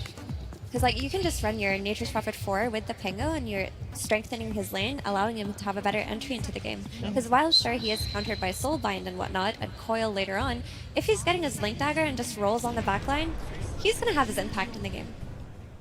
Faces Void still showing. Oh, it's actually not a mid-Tiny. It is the mid. It is the mid Prophet coming out, and Noob will play the Pango on the off lane. Okay, so let's see. I mean, I have played a lot of Pango into Void, and in my opinion, it's one of the worst matchups. You don't really pressure him too much, and you can get thrown out and die. I like Nigma's lineup overall, and I think it goes with what they like to do, like play aggressive, be oppressive on the map, take it over. But I think BB team, if they're not behind in this game, their tri-core scaling is like out of this world. They have the ability to punish mistakes. Unlike the last game, they couldn't really convert on Nigma making the mistake. But having the Prophet mid, I'm really looking at can Sumail from laning phase, break that, go towards the TV lane with meta, get a kill, look at a tower. Go to the Pango lane, sure he's under pressure, but the correct TP, when Pure wastes his time warp, boom, that's another kill. Like, I think all of Nigma's lineup is built around Sumail creating so much chaos, and then everyone just kind of shining from that. For sure, but I'd also like to say that Nigma's safe lane is looking really strong. Like Tusk plus Terrorblade versus Lycan, if he steps out a little bit, they can punish. So they can depend on that safe lane too to maybe bring them to the game. Especially if Sumail joins, gets a few early sprouts. Like, I could see this Nigma draft doing it. But I do think BB Team's draft looks a lot more stable, a lot more cohesive, and it's not too dependent on, okay, Lone Druid's going to carry the game. All of them have their ability to enter and play this game. Yeah, for me too, like Nigma, they have to do well on their lanes and play off of that. Like Effie was mentioning with the Prophet TPing around your mid, you have a good safe lane play through it. With the gates, open up the map, play fast, because yeah, if a good player like Pure plays Void this game and he gets there with 3-4 items, he's not losing. Is there anything in particular other than the Faces Void you're looking towards to get to that point to begin with? Lycan space and also GBK on the puck in a fairly good puck game. Early Crimson Guard would be so good. I mentioned it before, but like their damage is so purely physical, and now that Tiny has been revealed to be a support, he's not going to do much by way of damage either. I mean, BB didn't choke in the draft this time, so it should be a much more competitive game too. Well, that is good news. I think for all the Dota fans, we would like to see a series go the full distance, and this could potentially be the one. Before we jump into this game, though, we're jumping on stage where Tsunami is not jumping. He's standing next to Bull. Save it for the camera. Thank you very much. Yes, I am joined by a bulk of BB team.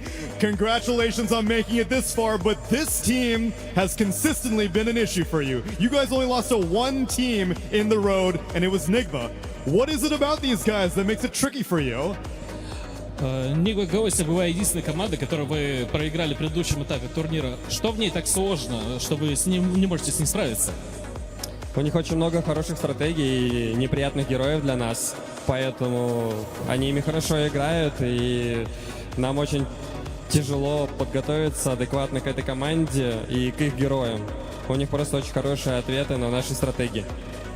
They've got very good answers to our strategies because they have good heroes and we can't really...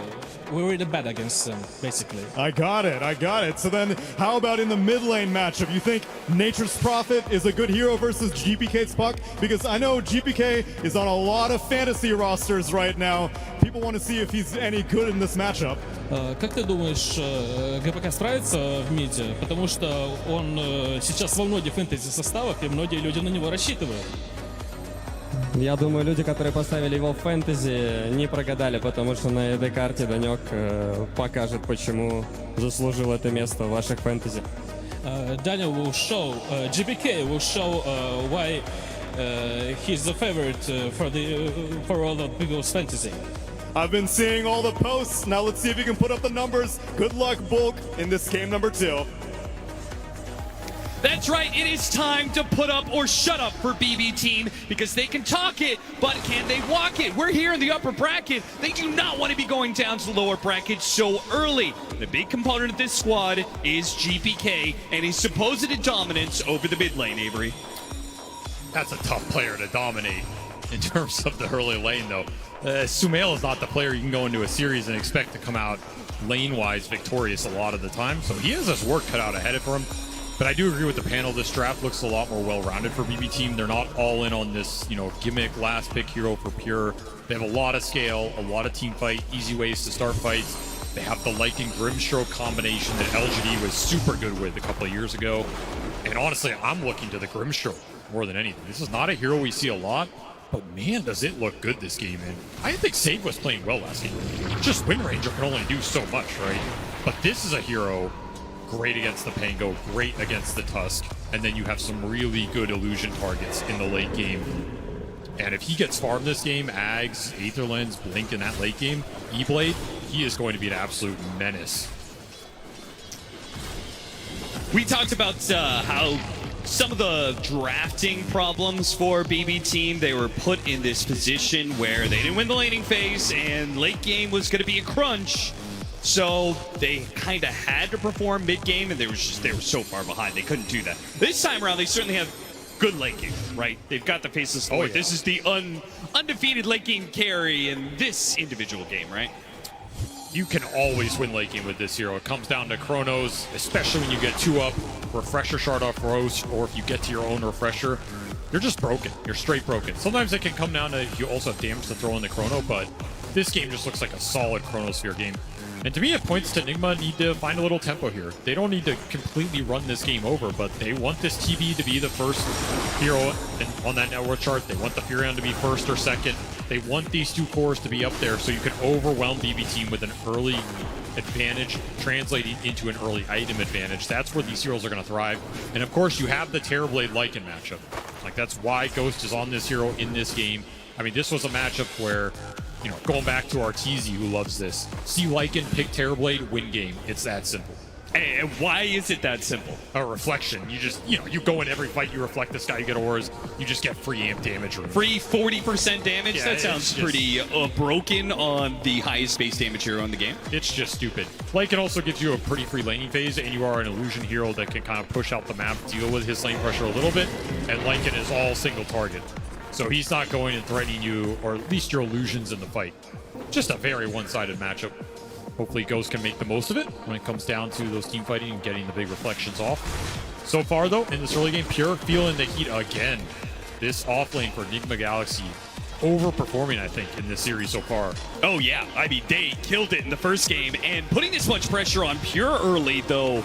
Noob, I think he thought he had a kill on his hands. Omar, there was still cooldown on his spells. I mean, they want Pure here. This wave got pulled to a stack camp for Katayomi. Usually really nice, but Pure got chipped so much, he's having a hard time staying. Teleport coming in from Sumail, immediate glimpse from Katayomi, but inside of the Sprout, and the Avalanche on 2. That's actually pretty decent damage. Still though, Pure, he thought he could go after Noob there, but way too much HP, and Pure, he's only got one single shared tango to deal with Omar. He takes the aggro for Noob to finish him off with the shield crash, a double for the Enigma off lane.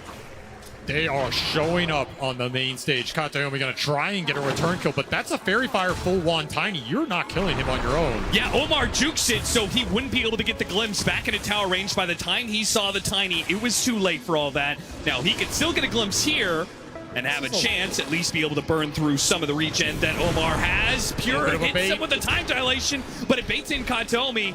Noob, he won't have the damage with the swashbuckle to finish him off.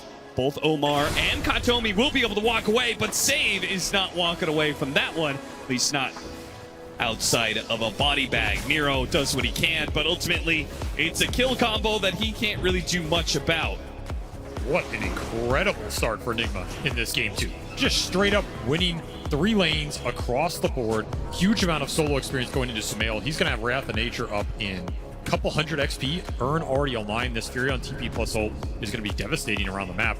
When you're losing lanes, this hero just takes advantage of it. He can go anywhere, do anything. Maybe the glimpse poses a little bit of difficulty, but that would be a huge courier snipe on top of it. That's the massive pickup. Goodbye to the Helm and an immediate tip from Noob onto Pure, who's already struggling this lane, but a big pick. Oh, nice snowball save. That rolls Sumail straight into Katayomi, though. And it looks like no way out for Sumail. GPK finds that kill. Can he find his way out of this way? Turn around, coil on a 2. GPK, he wants more. You gank me? Nah, son, I gank you. It's going to be a GH third kill. GPK turns it around thanks to his support's rotations. Well, all eyes were on this man to step up, and he is absolutely delivering, salvaging this early game for BB Team. That was about to be a 3-4K lead, complete route. If that Furion gets the pop ult, TP to a side lane, you are just getting owned across the board. Instead, you get a triple kill off your puck mid. Now this puck is well ahead. And this is going to be your best playmaker. I mean, also just getting the experience for your supports here. Such a big boon. Especially going into this Wisdom Shrine, which was not a guarantee, right? You have to think about these shrines against the Furion. Oh, a nasty little combo that isn't supposed to be successful before Miro has his 6. But, oh, with the help of the Nature's Prophet, they would certainly get that kill. Sumail, he's going to cut across and go after Save. Almost gets it off the reflection, but Sumail teleported in just a little bit too far left to really help Ghost claim the Grimstroke pickoff. Nice laning pressure, though. Again, you forced the Furion to TP unsuccessfully. That's a win for you. You might get this Wisdom Shrine. Though Save is really low, and GH got a plan of his own. This would be a big win if you can get both shrines here, take it away from the Grimstroke, who needs those levels. Yeah, it doesn't look like there's... He's going to let the Terrorblade illusion scout things out, see if there's a possibility. But, you know, there's no harm in trying, right? Ghost is perfectly fine solo in lane. Better that GH doesn't share in that experience, while GPK continues to pressure that mid lane. Off of the advantage he won from the kills, and now the Nature's Prophet rotating out of lane. Free damage on the mid tower. Next pressure point's going to be top lane, though. You almost have 6 on the Pango. You have the Furion that can come in, and GH already prepping this move. Glimpse back into Pure. The Grimstroke's going to teleport in. The Punk is trying to cut him off. They're going to go for this kill before Noob can hit his level 6. A shield crash, a big one. A giant shield, but now he's been trapped inside the coil alongside 2. A good toss over. That was beautiful. In fact, GPK's in trouble. He's got another orb up in a second and a phase shift to dodge a little bit of damage, but the urn is on him. It's ticking him away, and he will fall. Enigma Galaxy, they bring the numbers to this one, and BB Team are overwhelmed. 2 kills and a third as they find Katayomi looped around the trees, cut off by the kinetic field, but Sumail, he'll find him for another earn kill. Those charges are refunded right back into Sumail's pocket. And the vessel's flying out. Just when GPK had a good early game, no. Sumail puts you in your place. He is now the one leading the pack, making the moves. I like the idea from BB Team going on the Pango before 6, but Nigma are already set up. The fact GH is there prevents any sort of aggression. Round 2. Oh, beautiful snowball save! Now the silence will stop at least Noob getting off his ultimate, but they've already killed the Faceless Void, and now you still get off the Rolling Thunder. Bad news for BB Team, who just cannot seem to find an opening here to get a kill. They're still looking for it. Katomi's running at them, but he doesn't have glimpse. GH's Tusk is legendary for a reason. You gotta respect him on this hero. These saves have already been on point in this game. If you don't have that coil to throw out or the Soulbind, which neither was available in that fight. Dropped a ward, already spotted. Defensive sentries laid down. Very nice here, especially with all the stacks on this triangle already being built up. BB Team committed a lot of resources to try and shut this Pango down, play through the nice Faceless Void matchup, and they just got straight rebuked. So now you're gonna have to slow this game down. Look for the Soulbind. Look for some presence from the Lycan, who's up till now just been trying to farm to the helm, but he's the one losing his tower. Ghost just pushing it in, taking it to Miro here. This is looking like a repeat of game 1, right? A very early lead for Nigma Galaxy as they out-rotate BB Team around the map, and Ghost free-farming his lane because there's no threat from the off lane. They're in an amazing position right now. The exact type of gameplay you want with the mid Furion. Want to build a little early lead, get your supports ahead, and just feast on the map. Teleport by Miro. Miro, he's going to have to pop a shapeshift, but can he even get out with the Sprout and the shards? He's locked in a physical cage. He can't just Quelling Blade and run away. GH has owned this game. He has been in the right part of the map every time to make these plays happen. And now they're going to eye the GPK puck mid. I mean, this would be a backbreaker if you lose him with an Arcane in his pocket. You just need those level 6s on the BB Team. Because even if they bring equal numbers to the fights, Nigma Galaxy, they'll just beat you on ults. You need that Static Storm. Just look at the aggressive positioning. We're 10 minutes of the game. They have a ward on the cliff. They have a ward around that tier 2 top. They're scouting behind these towers. They're looking for aggressive opportunities. There's a meta on a tier 1 mid. And GPK, you have got to get out of there. Has to Waiting Rift over the shards to get away. Offers a high five to Sumail. Heavy investment from Nigma Galaxy. They don't find the kill, but it looks like they've got the tower. They understand how this draft is supposed to function. Absolutely on point. Are they even going to get it? GPK, he, thanks to the Arcane Rune, still has a way out. The orb is not on cooldown for long. But nothing is free in this game. No. At least you get 6 on your supports here. That's the one thing BB are getting out of this period. Yeah, still waiting for it. They just took your mid tower, and Katomi's still trying to soak experience. He finally gets it now, but Noob, the time to isolate him is gone. The mid lane tower is gone, and Nigma Galaxy can then break apart. You see the Tiny rejoining his Pango. GH guarding Ghost as he clears out through the triangle. You also need a lot of heroes to create threat around this map if you're BB. The Void's not giving you any damage. Disruptor's pretty minimal. The Lycan can be really minimal, depending on where that fight breaks out. Katomi wants this Nature's Prophet kill. Level 10 Sumail. They have the Wolves on him, and he's teleporting. Where's he teleporting to? He's going to try and find Miro. Does he know he's going to be outnumbered? Does he know the 2 supports are sitting on top of this Lycan? Underneath the Static Storm. Now caught in the Soulbind. No snowball save this time around the double silence. The Soulbind, it just lasts too long. GH, now he's going to be hit by the coil. GPK takes advantage of the situation, runs down the river, and finds the +1. Really nice rotation from Save.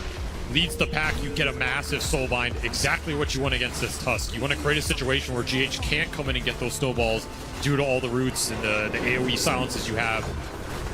Just let the Lycan go to work. Combine the damage, let the Void farm.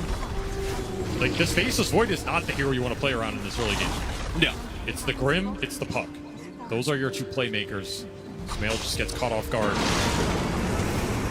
You could try and time walk that off, but you're going to have to Chronosphere to stop the Rolling Thunder. But then even Omar's on the other side, and GH closes in from the other, completely surrounded. You'll get a 2-for-1 refill those Vessel charges. The pace just does not stop here. And this is not the pace of game that a Faceless Void wants, especially when the fighting is around his lane.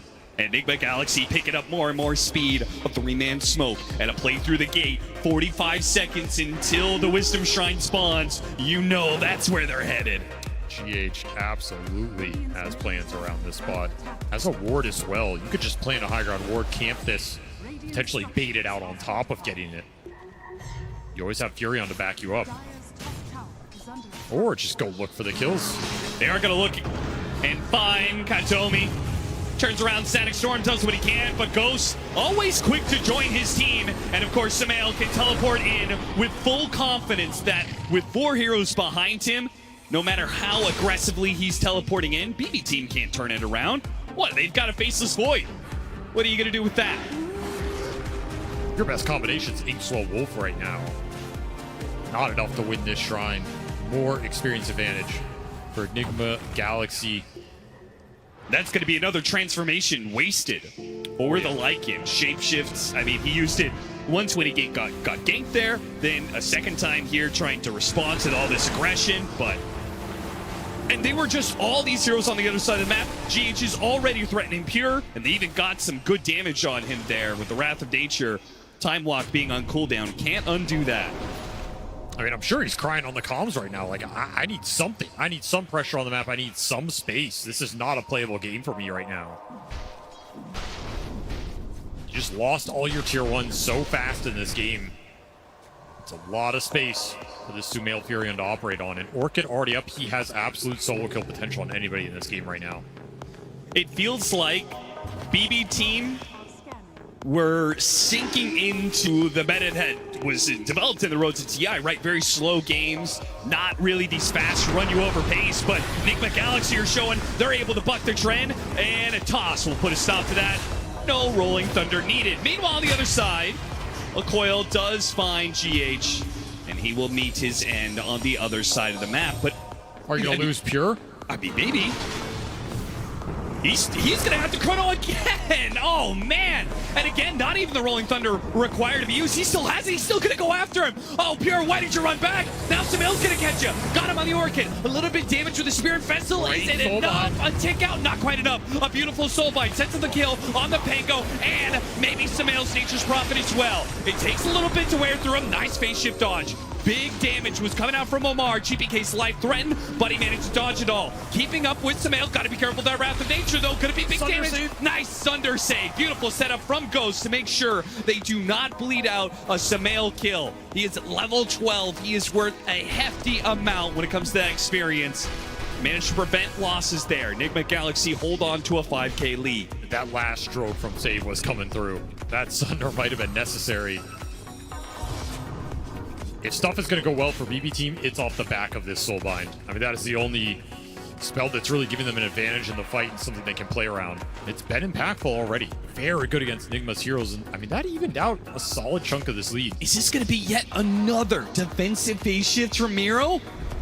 Runs right into GH, and now it's a question, can he even survive? The 2 supports toss him up in the air. Samael canceled his teleport, but they still blocked him in with the Ice Shards. Still got him inside of the Sprout. Oh, and a teleport away. Ooh, it's just enough heal. And look at the space it created. Another play on Noob. That's GPK. True. GPK is finding openings around this map as they keep on going for the side lanes. GPK is responding. They have picked up on Enigma Galaxy's tempo, and they are beginning to match them.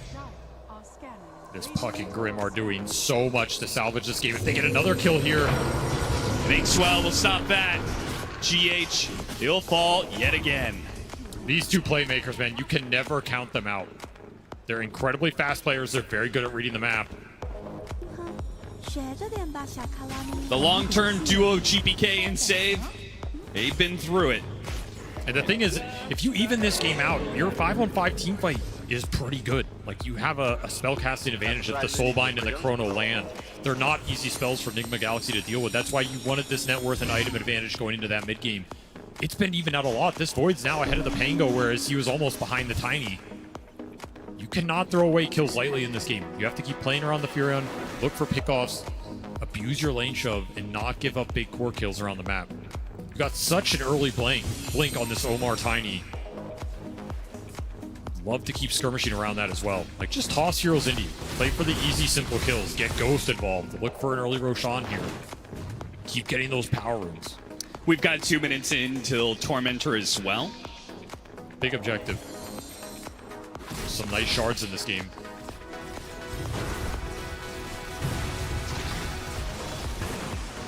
There's a smoke. Letting the Tiny lead the charge. Gonna try and find a nice target, just toss him in, combo him down. Oh, Pure, he's on the low ground right now. That would have been a huge catch. You still have a chance, though. They're gonna run into Katomi. Katomi breaks it, blink for blink, though. He thought that was gonna be the play, but Omar has him met. But honestly, BB team they'll take that. Sure. Like, lead the 5, who already had his item bought, to buy space for the Void and the Puck who are farming sides of the map right now.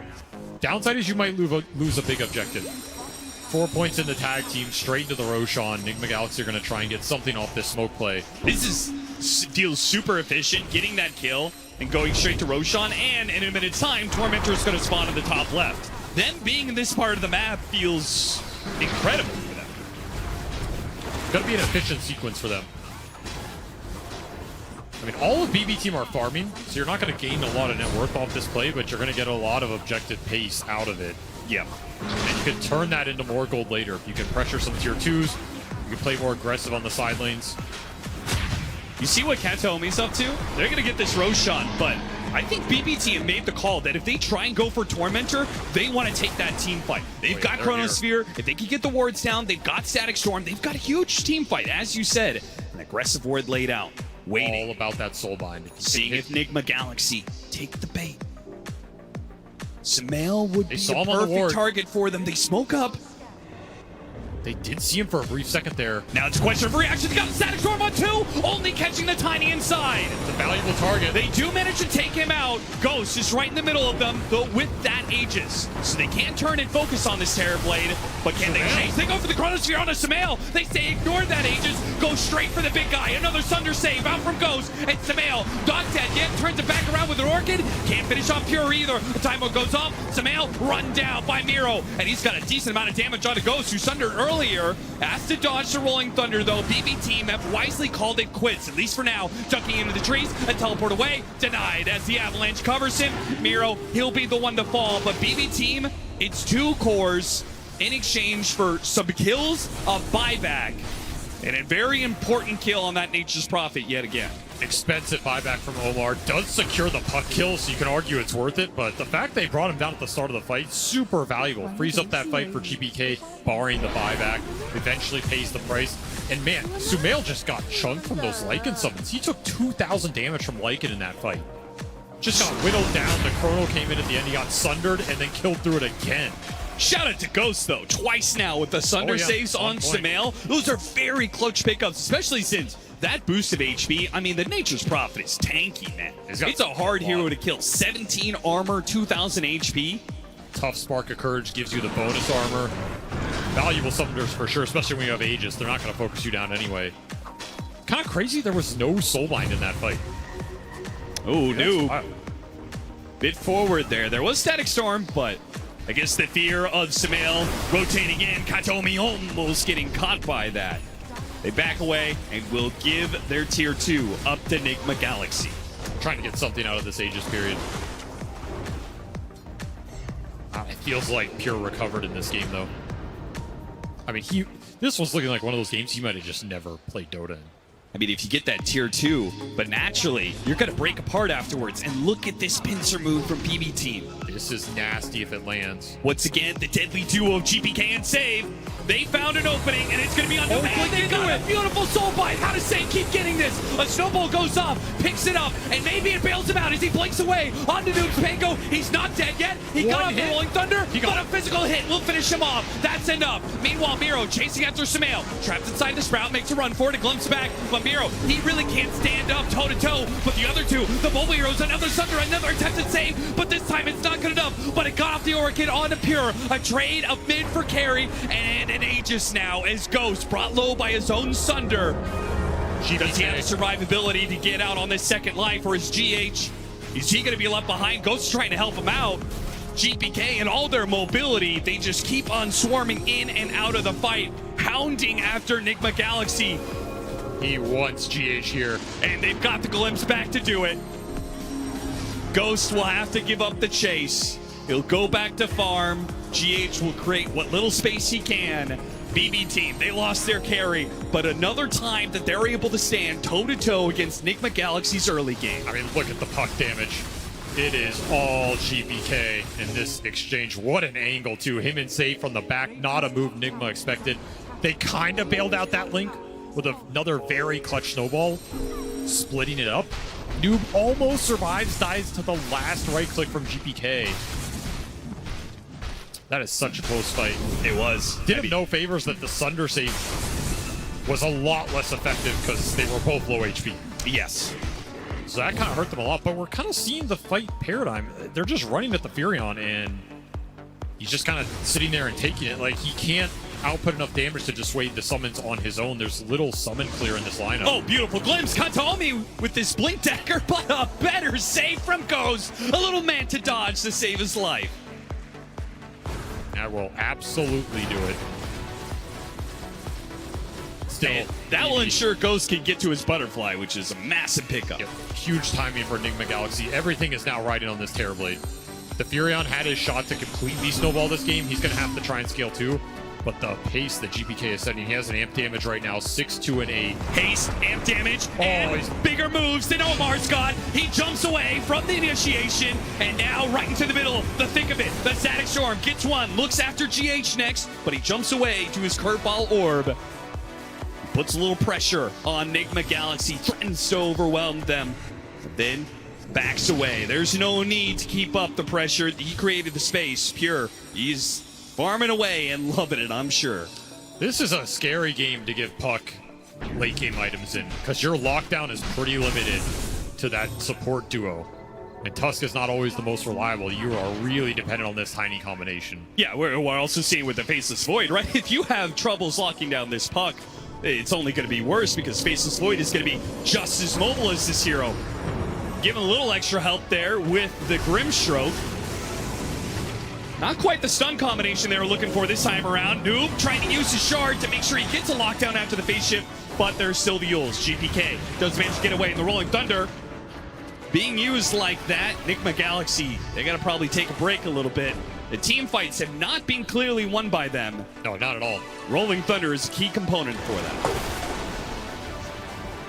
Just gotta keep playing for Ghost timings. Try and get the next Roshan around that butterfly. That's gonna be a nice power point for you. And try and keep dodging this Soulbind. If you can ever find the supports at the start of the fight between the Tusk and the Tiny, would be a huge win to begin that engagement. But some of that Lycan lane pressure is starting to add up here. We don't even have the shard out yet, so it can get better. Oh yeah, that's good in terms of stalling this game. Do you feel like the Nullifier is such a crucial pickup that it's more important than the side lane pressure that comes from the shard? I mean, Nullifier and Lycan is always just chef's kiss, right? You go in, you isolate a target, you know you're going to be able to bring this guy down. He already has AC. Downside is some of his auras are getting reflected, so he does have to pick his point of attack well. Sure. Otherwise, you're going to power up Ghost to just hit that butterfly, just hit level 18.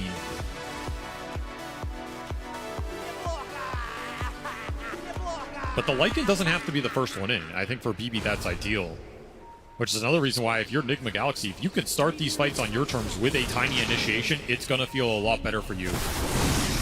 That's up to Noob. He's got to get that Rolling Thunder, Blink Dagger initiation. They can't afford to be picked off underneath their tower like this.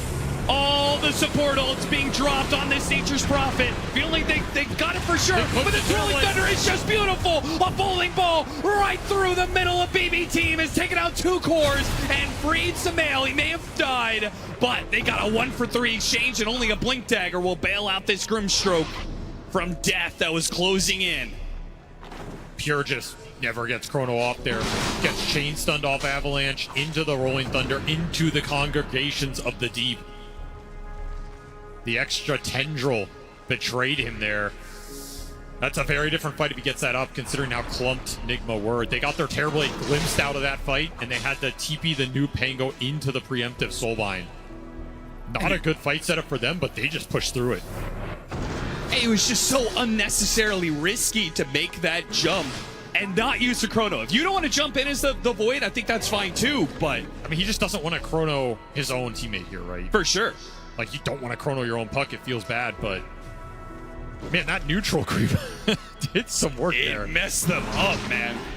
Fortunately, Miro was there to finish it off, but that was almost 3 for nothing. Enigma Galaxy, they'll claw back a bit of a lead. 2,000 net worth lead for them, 28 minutes. And another Tormentor's coming. Another Roshan is going to be available. Big objectives. Just have to keep scaling your 2 top net worth heroes here and hope it's enough to win the fights around Roshan. Will it be enough to win the fights 10 minutes from now? That's a very different story. Got to play with what's in front of you here and just gear up to power up this Terrorblade. Make Ghost as strong as possible. The saves need to go into him. You need to make sure that the lockdown is centered around this Terrorblade in the fight as well. He is the majority of your damage because the Pango. Oh, they've got a good high ground ward. These two are walking straight into it. Omar's going to TP away, but Noob, not as lucky. He's going to be trapped inside of a Static Storm. No saves available here. His Courier does manage to get away. Such a tough Pango game. If you get jumped by Static Storm or Coil, you're probably dead. If you play on the backside of the fight and go in later, you're probably getting soulbound or chronoed.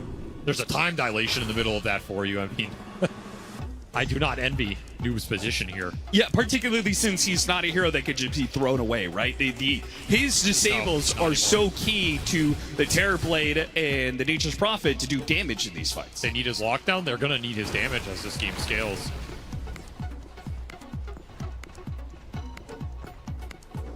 Scotty will certainly help if that will help to, just slow down some of these heroes just a tad bit if Ghost can get to that point. BKB will be a massive pickup for Samael, at least until the Disruptor has an Aghanim Scepter, and Katomi is really not that far away. He's been killing on the Disruptor with this early Blink Dagger, and the conservation of resources, he's just barreling straight to a fast axe. I mean, he's honestly had a very good game for how poorly that top lane went. This game is dead even. It's another game. They're within like 200 XP of each other. I don't know how these teams keep doing. One team fight could break things open. BKBs are wanted on both sides of the table here. The Nature's Prophet and the Faceless Void are so close to it. It doesn't feel equal though, Avery. Feels like that Faceless Void BKB is a little bit more powerful. It's a little better here, especially when you have nothing to go through it except that punch, which pretty hard to burst this guy down in a single punch. Yeah. The Fury on BKB could be really influential though. If Sumail can, TP, if he finds one of these supports at the start of the fight, can pick his point and just take one of them out, could be huge. If he gets jumped first, all that goes out the window. You might also want to save buyback. That could be really influential in the Roshan fight. You have 2 lives on the Spirit and you can come back instantly. Oh, there goes that Aghanim Scepter. Pure spotted that one. Worth the Observer Ward, as I'm sure. Enigma Galaxy know that it's warded up there, but they can't afford to worry about the other side of the map. They're focusing on controlling Roshan. Smoke on both sides. And a stalemate. That's a 4,000 net worth Courier right there. How do you start the fight if you're Enigma Galaxy? That's what you're thinking right now. They would love for someone to wander in and you just toss them back, but that is not going to happen when you have Wolves to scout. And if your BB team, time is on your side, right? You don't have to force anything here. Oh yeah, Pure is telling the team, yo, good job. I'm back in the game. I'm farmed up. I have BKB. I'm just going to continue to scale from here on out. I'm a big problem for them. No pressure on us. Enigma Galaxy can start working the map. That's always the advantage of a Nature's Prophet, as he runs down lanes with Treants and Mjolnir. Do Enigma have a gem? They don't have one yet. So they're pretty reliant on playing around these sentries with the Wolf Scouting.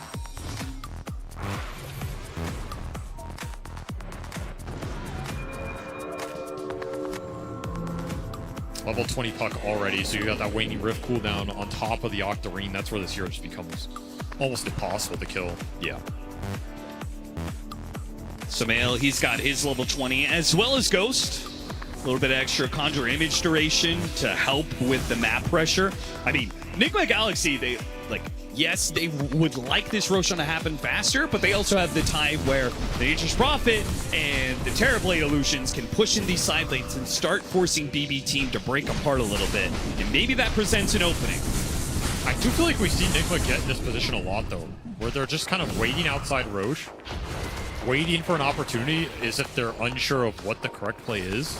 They don't want to aggressively smoke into BB, but the problem with waiting is it's at a loss. Like, BB are farming more of the map. They're eventually going to get some lanes in. You know, Pure is just showing top right now.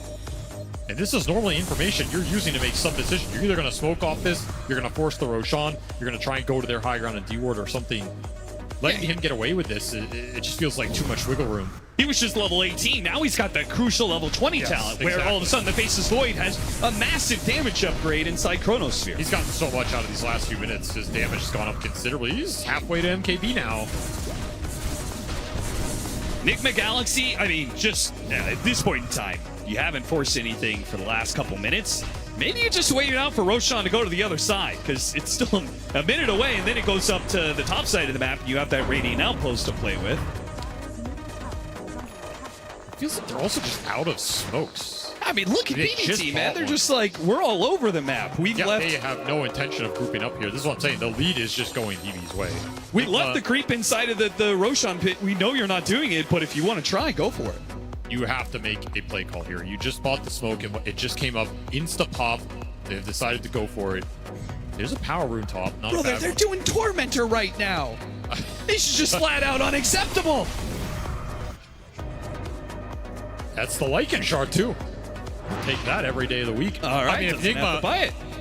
Can you end up? I don't think you can end up smoking in this corner of the map. They might try and look for someone who's farming their way back, but yeah, they just full U-turn. BKB, level 20, Faceless Void, BKB on the Lycan. Now he's got a shard. Now you've got Aghanim Scepter on the Disruptor. It feels like there's just crucial items flowing in for BB Team.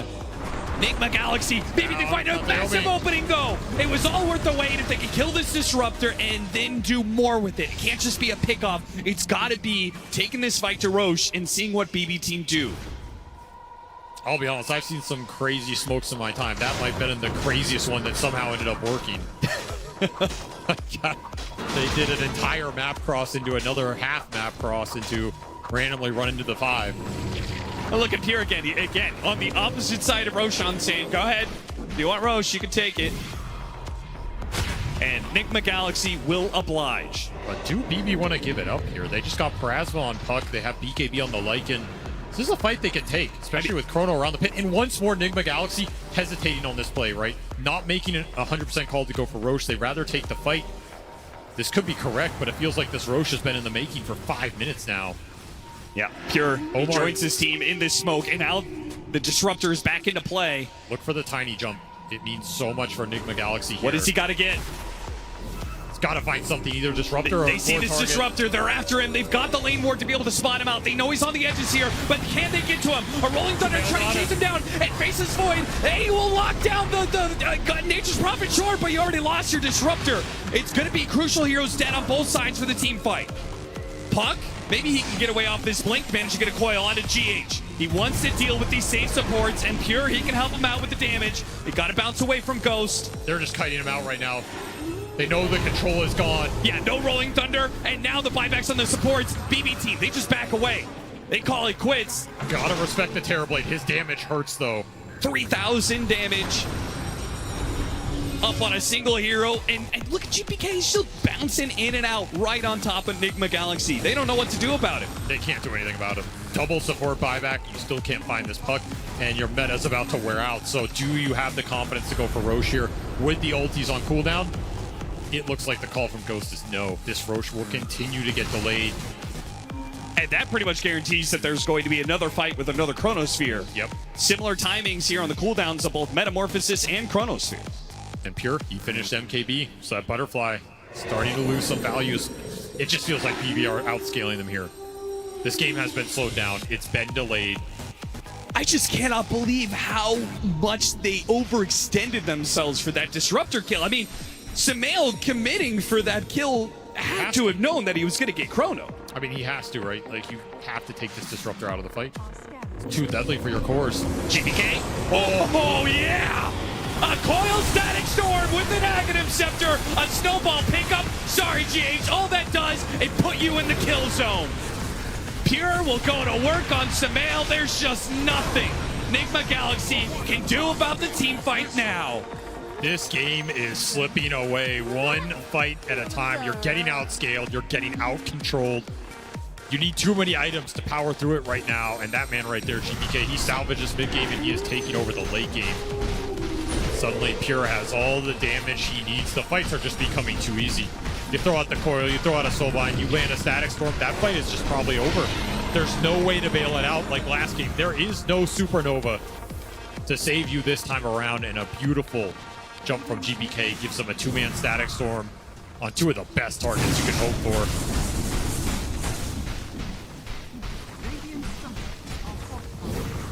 And you said it. It's a hard game at some point in time to deal with this Faceless Void, to deal with the puck and all the mobility they have. It's also not a great game now for the GH saves. All right, if that means he's still going to be locked inside of Static Storm and he goes in for the snowball, then you can't make the same kind of miracle plays that he did with the Supernova saves from game one. Nope, it's just not in the cards. I mean, you can get BKB on Tusk. You know, blink BKB, you can go that route, but it is not the utility route he went this game. Does not have the gold for it.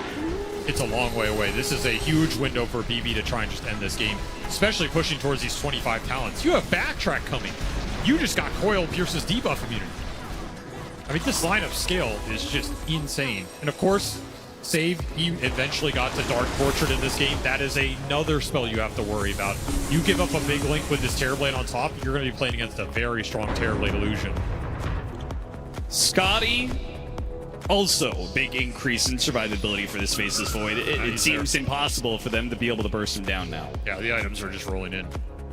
This is BB's game to take right here if they don't botch some sort of terrible high ground. Hex on Sumail gives you a little bit of hope. This means you can go in and try and take out the puck or the void. This is some of the control that they have lacked for a lot of this game. That means if you go in, you pop BKBs early, you ignore Static Storm, you have a chance to burst down one of these big targets with Chain Stun between the Hex and the Tiny. That's what you have to look for here.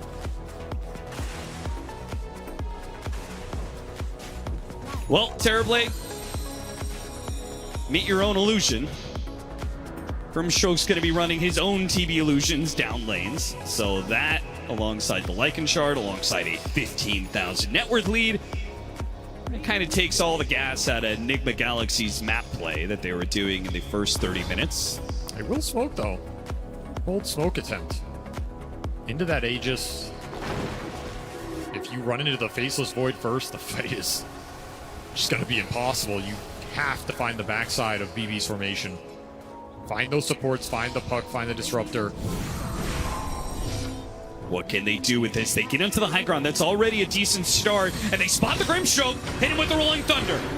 The team can't quite jump in as aggressively, but they've already killed the Grimstroke. That's a great start. Oh, yeah. Exactly. The Scepter, give it over. Wolf Bite on the Faceless Void. He's going to jump in 3-man Chronosphere, and he starts going to work on Ghost. Can he kill Ghost? Easily. Can he kill more? Without a doubt. He's already taken out 2 supports, and oh my god, Samael just made mincemeat. They can kill a hero, maybe 2. But once Pure gets involved, it's all over. Dude, that wolf fight was straight nasty. A wolf above time just demolished them in a second. No hesitation to chrono GBK there. He's like, brother, you carried the early game. I'm going to carry the late. And Pure, I mean, he's known for these sort of calls. He knows how to end games when they've got an advantage. He's just going to go straight for the tier 4s. Enigma Galaxy left with only 2 buybacks here.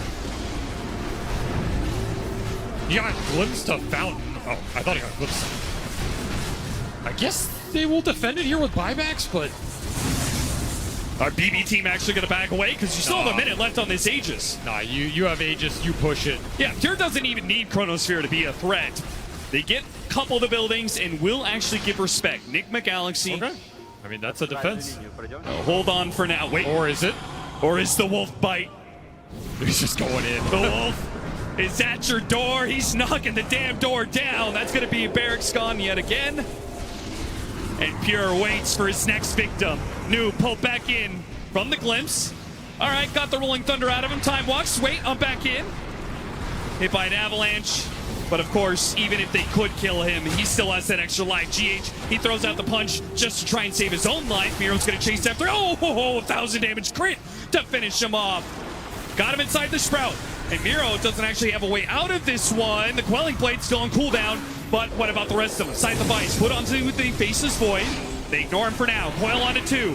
Onto Nature's Prophet. Pure's going to jump in after him. And he's got the Nature's Prophet. Again, he does not need Chronosphere to just knock you down. Just full on auto attacks all the way through. A click into the base. Whether it's heroes or buildings, they will all fall. Unless Pure can be locked inside the fountain. No, good try. But he's going to kill you at the fountain.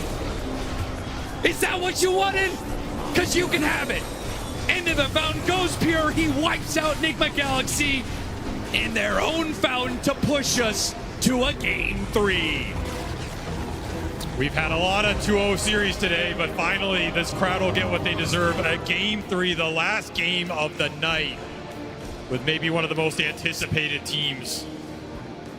Couldn't ask for more in this series. A very back and forth game. Nigma Galaxy, they had the tempo, they had the advantage. They had the laning phase win with one of the fastest mids in the meta, but that shows why it's very risky to go for the tempo all-in strats in this meta, because these games go late, they get stalled out, Wolves start pushing waves, Dom creeps start pushing waves. You mess up one fight, you lose one core once, that game flips on its head, and you're in big trouble. Both teams on the edge of a knife as we go into Game 3. Happiness and relief on the side of BB Team, who are the first team to push to a third game of the series. They overcame Nigma Galaxy in the second game, and I think maybe more than anything, Kezu, they kind of overcame some of the nerves they might have had in that first one. No, honestly, they did for sure, because I feel like that BB Team, they were really like backs against the wall, especially with the early game that happened. They were down like, what, 6K, 7K gold post the laning stage. I was like, yeah, I think Nigma, they're doing it. They're playing so fast. They're making things happen. But in the mid game, GPK with the supports, they punch back a lot, because at minute 10, I thought there was no coming back for BB Team in this game. Just the way that Nigma played out this game, it showed that they knew how to try and deal with the tempo and what you need to do to shut down BB, right? The task to do the snowball saves, and even at the end of the camera, right? We saw how Pure, even though he wins, he kind of feels defeat. Thank you for the like, guys. That is such a great match. The comeback starting to come back from they had his number so many times he'd enter the engagement, instantly die. He was at 1 and 5 in the void. Let's he gets go the to the BKB, game and 3. suddenly he lights The up, he one and enters the only game. game But 3 yeah, of BB, they're today's struggling in the early series. game. This time around, they found the way to come back. Yeah, this is where BB just really uses the elusiveness of the puck and Lycan's strength in wave shove, and they just made space. That is what Pure needed this game. That's what he needed. Aman Kaf, masih sanggup Kaf. Masih bisa kalah game kita ini. Yeah. That they need to win. They just needed to get him there, and that they did. There's also like one point, I think it was a couple minutes ago in this game from the highlight we're seeing now. Nigma still had an okay position, and I think Pure was looking to get like a BKB, but then maybe also an MKB. And he got both those timings without anything really happening from the Nigma side. I think there's a lot of pressure coming to you, especially when you look at BB Team's lineup, you know you are on a clock with the own draft you have. You know that it's coming in a couple minutes, you need to make something happen, you don't find it, it starts creeping up, and I think it showed a lot in their gameplay towards the end. I mean, their draft was very heavy on pickoff, very heavy on like snowballing from lanes, maybe running together early, getting that first Aegis, trying to run them down, but they did not have the team fight to punch back into BB Team's team fight. Like we saw in that highlight just now, when they were dropping Static Storm on the Terrorblade, there really wasn't counterplay. It's not something that a snowball can save you from. You can't blink into the Static Storm. So when you're playing against overwhelming team fight later on, you have to just find a way to like isolate targets, play the map yourself, and BB Team just did not let them. Yeah, I mean, the positioning was somewhat flawless from the supports, right? And of course, that's because of GPK on the puck. He's always going in, like you've already mentioned, FE Kezu with the Lycan, but once you have that recipe, the supports truly shine, right? Katomi on his Disruptor, constant Thunder Strikes playing in tree line. There's a top fight as well where he's on like 200 HP. He doesn't leave the fight, he hugs the tree and then save. It felt like every single engagement, there was a soulbind that was turning things around. Be it a preemptive soulbind to stop the snowball when he jumps in, or it's one just binding the Pangolier. So I think the support had an incredible game. They did have an incredible game. And to be honest, Nigma Galaxy, for those first 10, 15 minutes, they had an incredible game too, Effie. They really did. And who I wanted to focus on in particular was their offlane. I mean, This last game too, they had Pier's number. This game, same exact thing. As you see here, BB Team actually did a single pull under tower, which is a rare mistake, I would say, but because of this, they were able to chase them with the addition of the Fury on TPN. You get a little bit of bonus damage from Sprout, but you initially get that first kill on the Disruptor. And I just don't think this single pull that they made is something they would have done versus another team. Maybe a little bit disrespectful, but because of this, they're just like keeping it up. They have the double jumps on Pango. They just run down Pure here, and they make his life very difficult. Right after this, there's this really nice ward that Ahmed has, scouting out Pierre's career. He placed that like a few seconds ago, and because of this, he's able to snipe the Helm of the Iron Will. Like Faceless Void, who's already struggling on lane, loses that bonus regen, loses that bonus armor. And because of the great start that they had, this skirmish here, which looks like it may have gone well for BB Team, goes the complete opposite. Noob lives through the initial burst, in comes Simel and that Nature's Prophet, and they kill Pure one more time.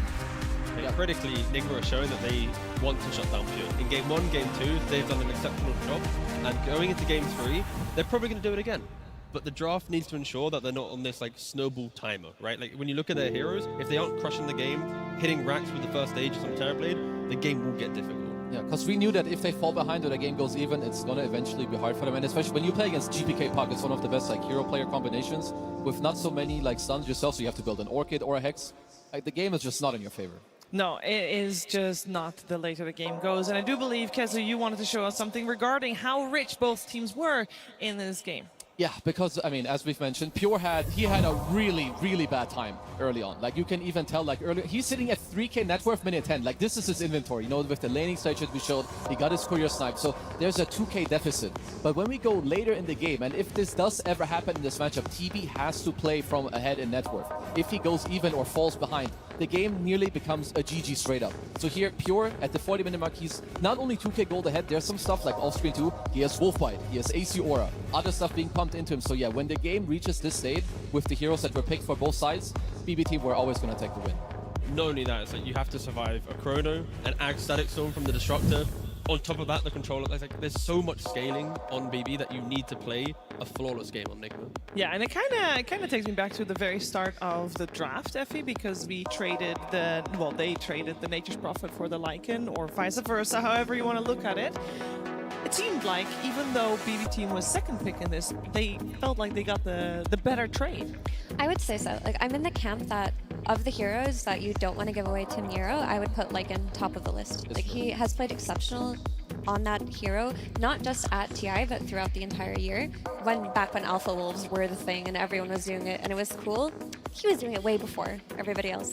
But when you have this hero that is also able to enable your carry in the late game with the Wolf Bite, you're just making it harder for yourself, because it is Pure. He is going to play hard hyper carry most of the time. Yeah, he did a fantastic job. And speaking of wolves or Ursa Bears or any kind of creeps you can get with the Helm of the Dominator, there sure were some creeps pushing about, weren't there, Fletch? There were maybe too many creeps potentially, and that was because they were so far behind in this early game. The Faceless Void was sitting at a meager, what, 2,900 net worth compared to the other heroes that we're comparing them to. It just did not look good for him. But the Helm of the Dominator build, and I've seen this before by other players, you start it right away for the Void, and what you're doing is you're just increasing your farm speed while also giving you regen. And they really needed to get that net worth because the pressure on the map was gigantic. They were just getting kills all over the place. We saw this gank already, but this is the dive under the tower. They had to Chronosphere defensively. He still ends up dying anyways. Just a lot of bad situations for BB Team. So what they needed to do was just push out side lanes. And this is one of the ways they did it. They basically just use their summons and they throw them down lanes. And there was a very crucial skill actually that we saw at the start of this. It's Howl here. This is a global minus armor ability. So all of the creeps that are being hit by these summons have less survivability. So it makes their summons farm faster and it pushes the waves. That means these waves are away from their towers and it's buying them time to hit creeps. And if they buy Helm of Dominator and their opponents don't, and their opponents can't get enough kills or can't pressure towers, that means they just get more and more net worth, which is what they're doing. They're sending these creeps across the map. They're sometimes tanking camps. They're howling off cooldown to push towers, and it's forcing the NGX players to rotate and try to kill them. And if they try to kill those summons, they just use the Helm again on a new creep. That means all the time they spent moving over there doesn't actually accomplish anything. So they again push out summons with these ancient creeps. They damage the towers, they auto attack creep waves. They don't even have to be there. Oh, you almost killed that one? Well, actually he did get that one, but then they resummon again with the final creep. So just very, very obnoxious play. I dare say a little cheesy because they're getting lots of farm on the map. It eventually wins them the game because they had such good late game heroes, but ultimately really bad laning stage. But I think this is all just part of the plan.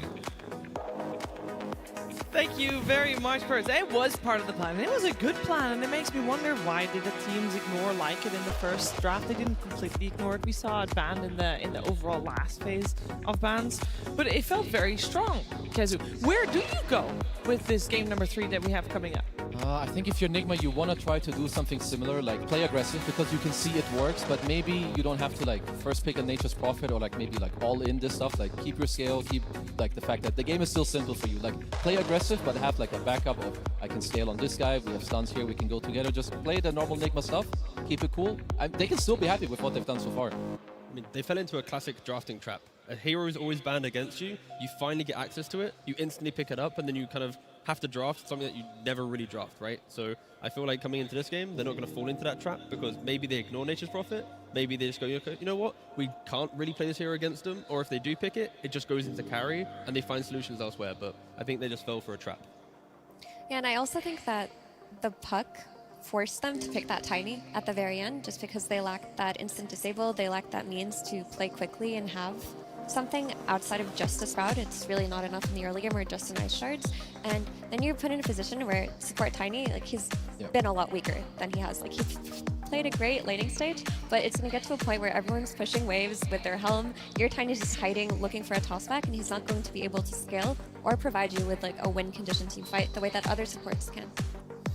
I will also say, like, one thing for a BB team, like, in this mid-game, if I'm the rest, like, sure, I feel pretty good. Like, Miero, GPK, and the supports, I think they did really well. But if I'm a BB team fan or, like, a teammate, I kind of want to maybe talk to Pure or, like, see if everything's fine. Because I think his early to mid games in these first 2 games, they were really not that good. So in order for them, I think, to take the game 3, like, nicely and feel better about it, like, maybe have a quick chat, what do you want to play, help each other, like, feel good. Because, yeah, first 2 games, not as good as I would hope from him. Yeah, and I'm sure that the teams are going to have a quick chat right about now. We had a little bit of a chat, but we're now going to have a little bit of a watch to another short film contest contribution.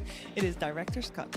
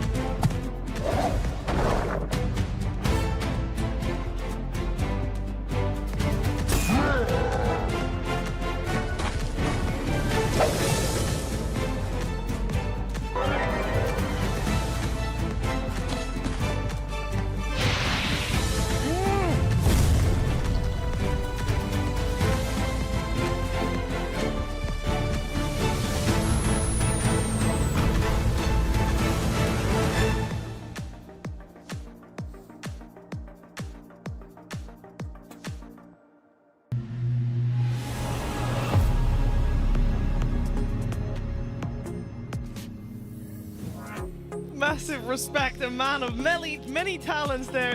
I mean, I'm sorry, that was obviously all different heroes, different actors coming into play. Tigov, just like we have 10 different heroes on the stage in just a moment. We still have to wait a little bit more before the draft of game number 3. And there's one thing that I don't feel we got to talk about at all today, the entire day. I want to talk about momentum because I think more than any other team we've seen today here on the main stage in Hamburg, for these 2 teams, momentum, Tigov, plays a big part.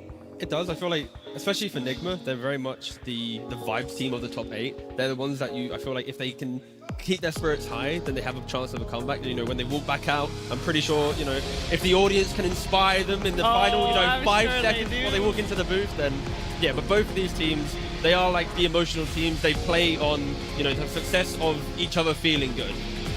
I mean, for sure, and also BB team, they should be very happy. Like, maybe it's a little bit shaky, but you clawed back, you get the win, and you were down a lot. And like, players look at the graph after you lose. If you can come back from a game like this, you're not going to be scared in this next game if you lose the early game, if something goes wrong in the lane. It's like, guys, doesn't matter, I'm going to do this, let's play for this timing. They're going to be chilling. The question is, will the last 2 laning stages have lit a fire in Pure to show them what's up and say, no, I will win a laning stage against you? Or has it actually gotten his motivations even lower? Because when you're going through these long games and you have a tough early game and you've got to play another, that doesn't feel good. I do feel like Pure said he's very confident in himself. So this is one of the times where I think maybe overconfidence is even good. So you don't like judge your own abilities like whatever, you know, like I was low HP, you pulled, it's okay, it happens next time. Let's talk to each other. I'm expecting a more stable game. I think my only concern for them is normally in this adjustment, you say, okay, give him more priority in the draft. Don't pick him blind and then don't enable Nigma to counter. But he's been counter-picking Noob in Game 1 and Game 2, right? He saw what he was playing into the off lane, he picked his carry, and then loses the lane. I think that's what kind of compounds to feel worse after you win the Game 2 and he has that frustration. It's because he's had the information, he's had everything. So coming into Game 3, I fully agree. They need to have had a chat on how to make him feel better, because even if he loses his lane, he can't feel defeated. He needs to have that spirit of Game 2 to bring that comeback potential. Yeah. I mean, there's also another approach they could take if they want to give him a break a little bit, is that they could just choose to fully enable a GPK and give him like a carry from mid type of hero. Like we've seen invokers at this tournament do well. He's one of the best invokers in the entire world. That could be something that they've talked about backstage. But at the same time, you don't want a team to lose faith in their carry in a Game 3. And then I want to also talk about Nigma Galaxy's road to victory here in Game 3. All 3 games, we talked about it, they do well in the laning stage.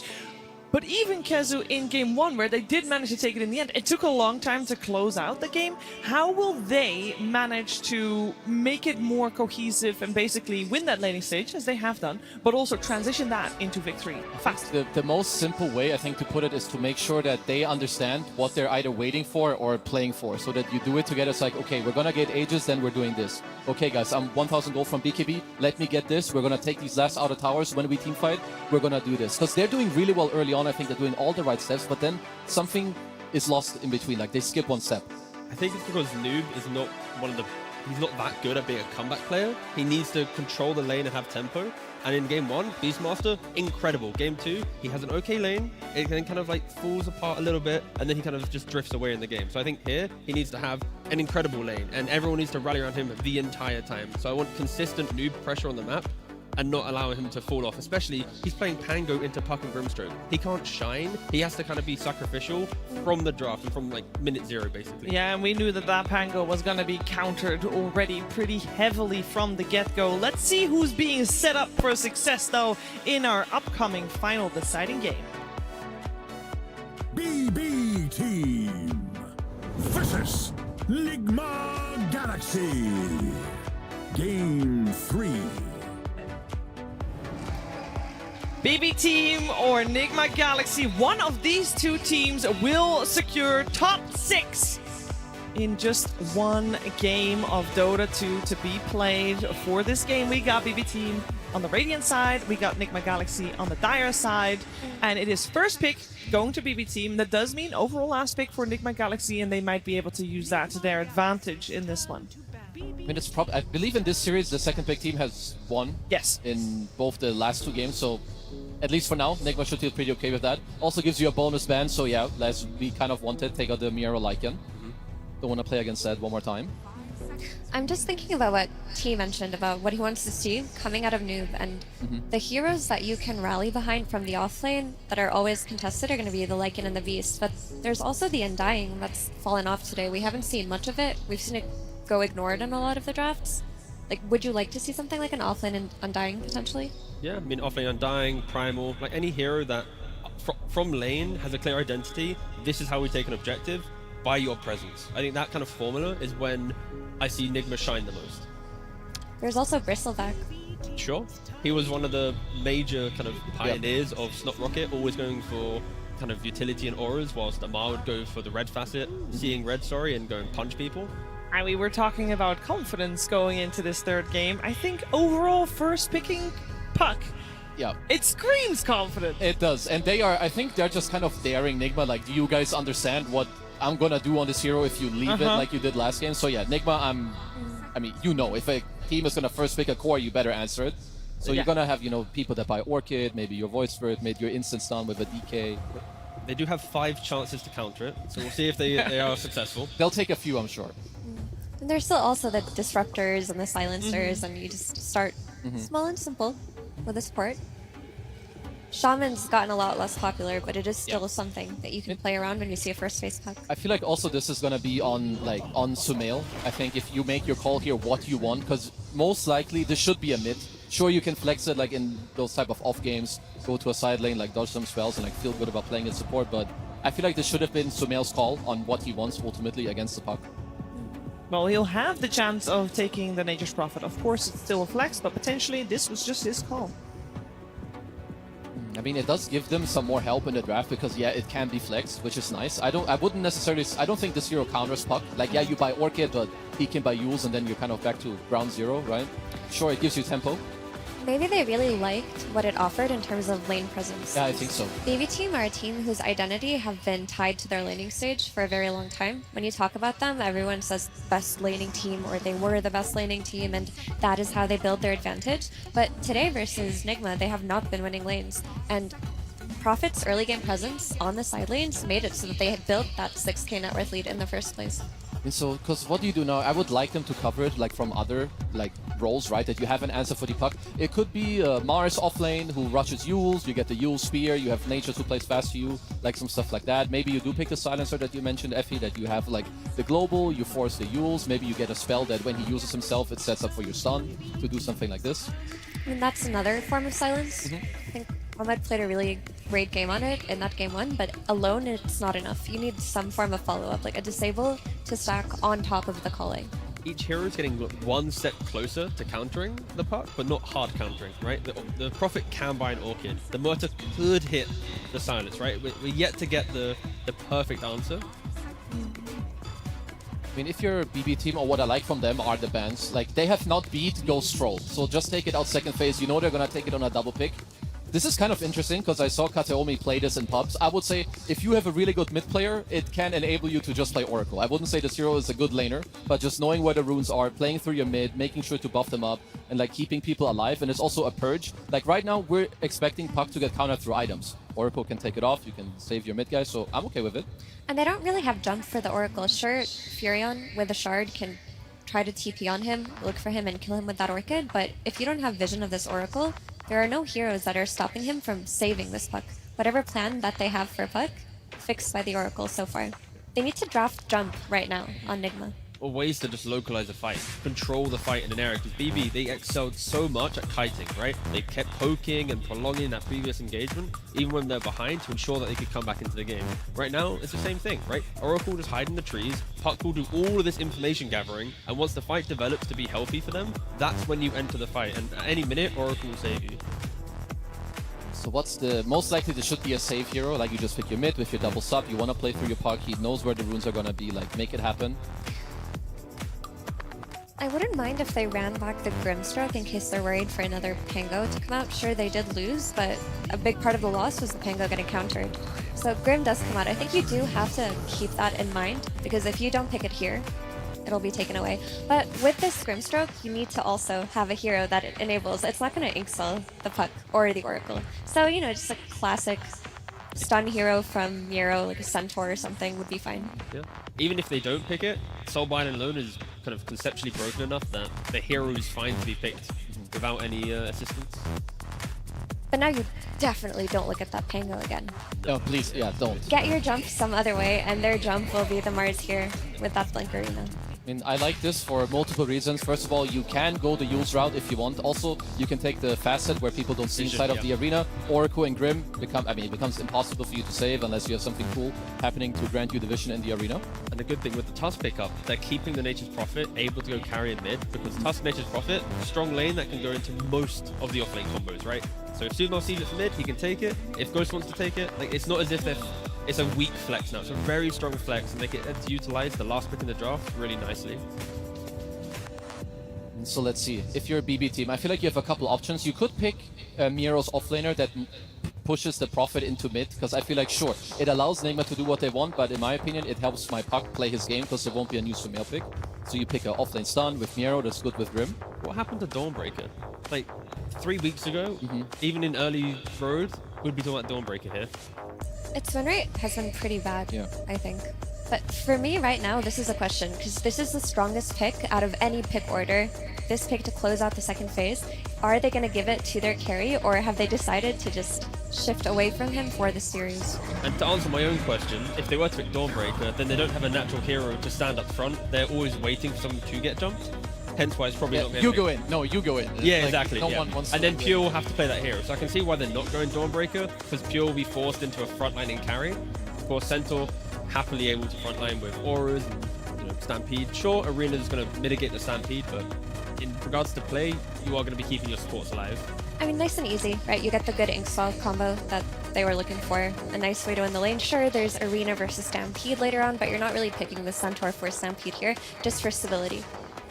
And later on, potentially an extra save with the cart. Always fun. Let's see. So BB team have to pick out of phase, which will be, of course, it will be Pure's hero. You're not. I mean, he's not laning with the strongest laner in Oracle, so it's not. Maybe there's a couple heroes he would like that he's like, never mind, we can't do it. I think like anything. Oh wait, Monkey's first phase. That's okay. Is Centaur enough to sway the Nature's Prophet away from the safe lane, or you're still fine with it? I think Nature's Prophet is fine carry with the Tusk, because you can actually kill the Centaur in certain situations, and then you give Sumo all the information to find the perfect mid pick. But they just take away some of Pure's staples, the Void and the Ursa. Of course, in the first phase, they took away the Monkey King.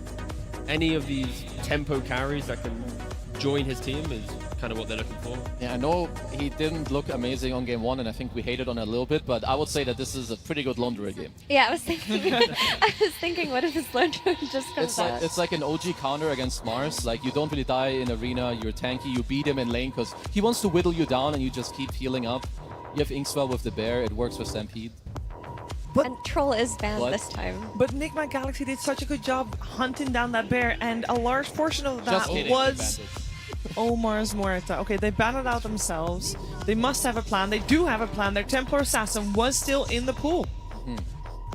It's a good TA game. Nothing really threatens her refraction, and it's a strong lane versus Mars. She should not be under any duress or kill threat unless multiple heroes are collapsing on her lane. It's also one of Pure's biggest comfort heroes, and as we mentioned, he did not have the best day today. So giving him this hero at this game 3, maybe it's just what he needs. And it fits in the card with a range hero. It very much does. You want some pacing? The Prophet goes back to mid, and you pick up Alchemist carry. Ooh. Radiance Blink, you're jumping in, you get an Orchid, but... You get the whole complete opposite. Ah, well, but it's still Prophet in the mid lane at least, so it is a carry and, yeah, Morphling. Cool.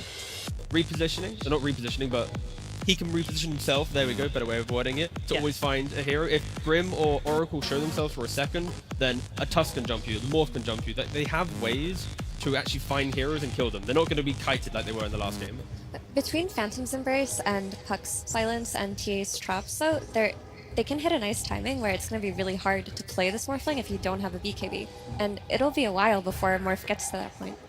Yeah, I would say that both carries, maybe they got what they want, like a nice carry matchup. You can sit in your safe lane. You're probably not going to get, like, pushed out of the laning stage. And Ghost Morph is very, very good, but I am a little afraid for Nigma in this draft. I will say overall, Nature's Prophet mid is an incredibly volatile hero.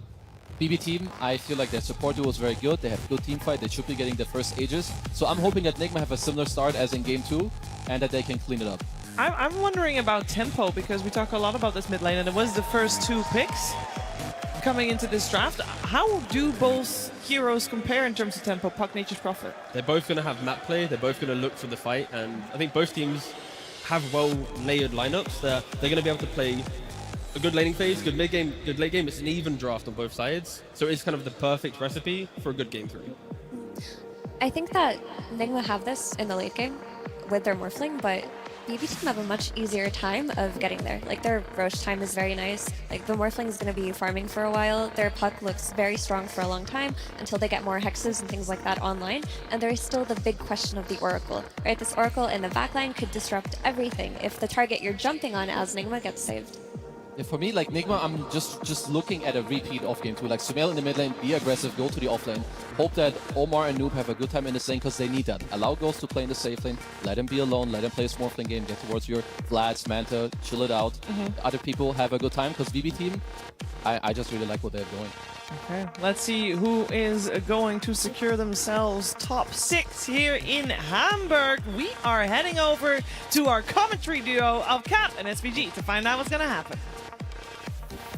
It's time to get down to business. Game 3 at the International is where teams are truly tested. Isn't that right, Avery? Well, other than the lower bracket. You know, because it's Nigma Galaxy. No. You really just had to kill that intro, huh? Thank you for the most awkward introduction to TI that I've been in like 10 years. Welcome everybody to Nigma Galaxy versus BB Team Game 3. No lower bracket. Neither one of these teams want to be there. They want to stay in the upper bracket, particularly since the history of teams and that lower bracket final. I mean, I've talked to a lot of teams lately, and they've just been like, yeah, trying to bounce back from the lower bracket at TI is hard. It's even harder if you're here to win. And that's what both of these teams are here for. Both of these teams have been searching for an Aegis lift in quite some time. But we're going to start off this game 3 with a very awkward proposition here. Nigma Galaxy thought they were looking for a first blood. Instead, they have been split apart into 2. Outnumbered, Noob being run down around the map, but BB Team, I guess they don't really have the way to be able to kill him and get it done quickly. They still have to worry about bounty runs. Well, no harm, no foul. Both teams looking for some early aggression. Don't find it, but you get to back off here. I think this looks like a high level of execution necessary for Nigma Galaxy to win the fights. Because you look at this BB lineup, and man, it has everything. I mean, it's not tied TA, so it doesn't have everything, but it's got pretty much everything going for it. You have save mechanics, you have BKB Pierce, you have initiation, you have stuns, you have damage, you have Roshan.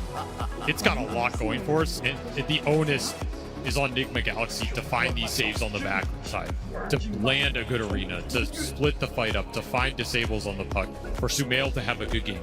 And if all that happens, I think they can take this game 3. Listen, so that's a lot of execution. I don't like to call suspect to pauses, but that one was pretty funny. You chase after Noob, you can't get the first blood, and then he snipes your courier, pauses immediately. Oh, sorry, I gotta fix my mouse real quick, guys. Sometimes you just gotta send a message, you know? It did send a message.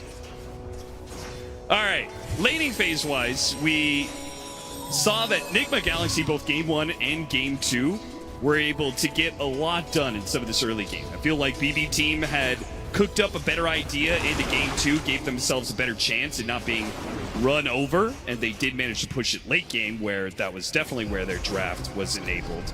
What is this Game 3 looking like between these two teams? Probably closer to Game 2 than Game 1 in terms of Nigma Galaxy want this Furion to control the pace of the game, particularly in the early portion. That's a huge kill. We'll get to that in a second. If the side lanes can do better than they did in Game 2 and the Furion can connect to them more reliably, I think they showed the power of that going to Pure in this safe lane and shutting him down with the extra numbers and the extra rotations. Yeah. That did a lot of damage to that Faceless Void. If they can repeat that, they can achieve something similar here.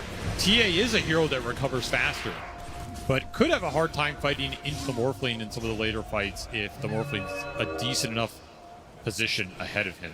Yeah. Which should be the case. Like, I expect Ghost to farm on this lane. I think Miro will also farm on this lane. I don't think either core is really going to get shut down. Save should have a better early game. This will be the tough lane for Nigma to rotate into, especially if the Centaur doesn't get chipped down. But the real X factor is like they gave GPK his puck again. And to me, that was the hero in game 2. This puck is what won BB game 2. Oh, 100%. When they were down, he was the one who clawed it all back for BB Team in that game 2. We had to pick off on Pure. You said we get back to that one. You said that the importance of being able to walk away with a win in some of these lanes. That pickup came out of nowhere. A dead shot into a spear. I mean, that takes really cool amount of coordination between these two. Omar and Noob have been cooking on this laning phase. Showing up on land with the crowd. Kuro's talked about it for years, right? Yeah. This team performs best when the spotlight is at its brightest. And it was easy to say for, old squad when you still had Miracle on the lineup, when Kuro was still playing with them, you could always say, oh, they step it up on land. But the fact that the new guys to the squad are stepping up on land when they're needed most, particularly guys who have been drawing the most amount of criticism, the fact that they have coming through in this series has been a massive win. GH and Ghost, though, maybe they found an opening. A second kill, perhaps, on the docket. A stun goes out, but the snowball pickup once again from GH. It's good, not good enough. A blood grenade turnaround, and it's GH who dies instead. So hard to win that trade when you lose Lotus. This Centaur's untouchable, still a Fairy Fire on save. Lotus potentially could have been passed in that situation.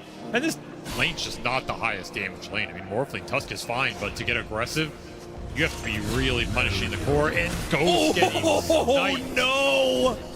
He went all the way down to agility. He had a full 10 stick charges. He got up to full, and somehow he gets surprised by the stun of the Centaur and just bursts it down before he can morph up strength and time. 2 points in that stroke, dealing a lot of damage. This lane can definitely catch you off guard.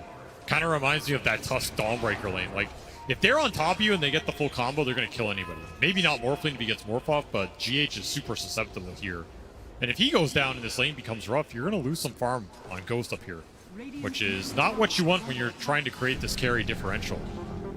Well, I think it's fair to say that the laning phase has not been the cleanest for either safe lane, as now Pure under threat, and this one, well, that's just not fair. Outnumbered as Sumail teleports in. They get the pickup on Pure yet again. I don't think it's possible to avoid 1 or 2 deaths on TA in this lane phase if Sumail commits his rotations to that lane. There's too much easy setup with the Mars Muerta. There's too much overwhelming damage for TA to get out of that lane. She's not fast enough. You have to accept a little collateral damage down there if your BB team just power through it and get some stacks up, right? Look for the Ancients, look for the recovery of TA in the jungle. It's definitely doable this game, but Sumail is going to get a lot if he keeps going down there. So if you know there is likely to be that kind of collateral, why did BB team chose to go for the Templar Assassin last? Maybe for that reason. If the Furion's going to rotate around and punish the lanes, we want a hero that can at least recover well in the jungle, can give us Roshan later, can contribute to fights early, even if he's behind, right? Just get a Deso, Dragonlane and stuff. He can join fights, he can clean up. A sneaky move, GH, he leaves Ghost alone.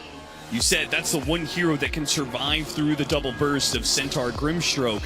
He's going to add yet another hero. Pure, after all, he just died. He just teleported in. If they could catch him with a 3-man again, Pure trying to be safe, but he got dead shotted. A beautiful position out from Omar, and now Pure desperately needs help. A spear that wins, but still with Sumail adding a 4th hero to the mix, they are simply outnumbered. Good snowball pickup from GH, and tries to get it with Inkswell, does manage to get it, but still, what a massive win. Nigma Galaxy, now it's going to be Pure doing a walk of shame perhaps. Nope, this TP scroll is going to be back up in 5 seconds, but taking him off the laning face a 3rd time in a row, that is rough. He just wants levels right now. Just wants to be left alone to get some experience. Even the CS isn't as important as him getting the experience up off this laning phase. He invested in Raindrop, Wand, Fairy Fires, everything to try and survive that gank. He knew it was coming. Just can't do anything about it. Strength of the Furion in this early game. Wrath of Nature online. Burn charges online. Sumail super strong on the map right now. Just pick your point of attack. Again, I think this Centaur is going to be the hardest target to go on, but you do have damage now with the Furion if he wishes to join. They're going to bring numbers up here. They might be eyeing Miro. It'd be a big kill, big prize, extra experience for Ghost as well.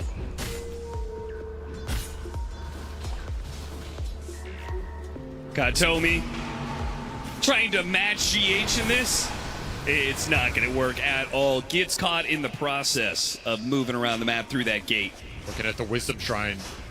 not going to be here in time. Unless the Sumail Furion really wants to commit for it, and he does. He teleports in just in the nick of time, and here comes the reinforcements. A snowball that picks him up, a snowball that hits into 2. Big damage on the save, but still though, with GPK coming in from behind, he's got a good coil, but he can't seem to do quite enough damage to burst these heroes down. They walk away, the winners of the Shrine of Wisdom, but can they survive? GPK, does he stick around? He doesn't jump to his orb. He needs a little bit of help, and a Wing Rift. He gets over the tree, Save trying to get this angle. He gets it through the neutrals and into all 3. What a swing from Save that helps them collect 2 kills and almost finds the 3rd on the Ghost. Once again, it is Save and GPK making something out of nothing here, and this puck wreaking havoc. Almost goes down 1 hit away. He got at least 3 or 4 orbs off in that fight. Just so much damage. 6 orbs off in that fight is ridiculous. And that could have been even more devastating because he solo coiled the Morphling. That coil could have gone on everybody there. Tag team in the fast play continues. Enigma Galaxy. Oh no, the spear didn't land as GH tried to snowball through. It breaks through some of the trees. And GPK, once again, he knows the name of Sumail and how he's going to be moving around the map. He's got to match it as much as possible. He's got to see his own name up there on the kill feed. He tries to find an opening onto the mid Muerta. Sumail returns back to lane though. Sumail unable to find his own kill in the bottom lane thanks to a Stampede being used. It's a big dodge. Again, trying to get levels up on Pure. This means he can get to level 6. No charges for the sneaking little play. Silence from behind. Too much damage. This trio overwhelms, but so does the GH Omar duo. You get a little bit of help from the Nature's Wrath of Sumail. Still though, BB team, they'll get a tower out of this, but Enigma Galaxy, they get it too. These 2 teams are mirroring each other around the map. These support duos are just setting up so much right now. They are strong support duos in this game, especially against the carries, against the mid laners. A lot of silence, a lot of disable. Helms for both offlaners here, just trying to bring the towers down, sustain themselves on lane, but it's definitely Miro getting the better of the situation. This Centaur is fat, man. He got double Morphling kills on the lane, absolute free farm into a tower. It's gonna be a really fast blade mail blink, and then he's just a beast in the fight. No one's gonna want to put the damage into him at that point. It's going to be fast, slowed down a little bit by that Helmet Dominator pickup, but the fact that it helps him take this tower. He's already got the blade mail. Like, this Centaur is just huge. Yeah, and the way that Centaur pressures map, I feel like this Helmet Dom is going to be really useful for this hero.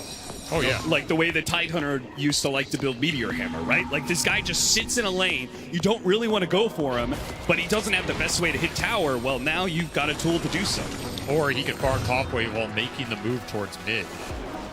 That's currently what he's looking at, though. The opening does not present itself. So back to the Bounty Runes, double sitting there. Just going to soak up all this farm. And that backstab to mid is always available if BB want to force it. Kind of a scary move to force, depending if the supports are off the map, which they are right now. And currently, they're looking for a smoke connection onto GBK. They want to land that calling. And they can get the Sprout into the silence. Beautiful stop. Execution on point, but Katomi saves GPK for now. Thanks to that Fate's Edict blocking away all that magic damage. They threw a ton of damage at him in that window. The Fate's Edict just blocks it all. If you don't get on top of the Oracle in these skirmishes, and especially the late game team fights, you are going to be in big trouble.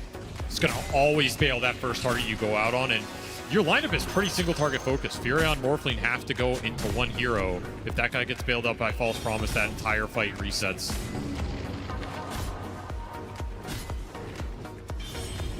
Ghost trying to get active, but it's just not the core you want to be leading the charge on these plays. Like, he's on recovery duty, doesn't have a lot to contribute. The Vlad's isn't even there.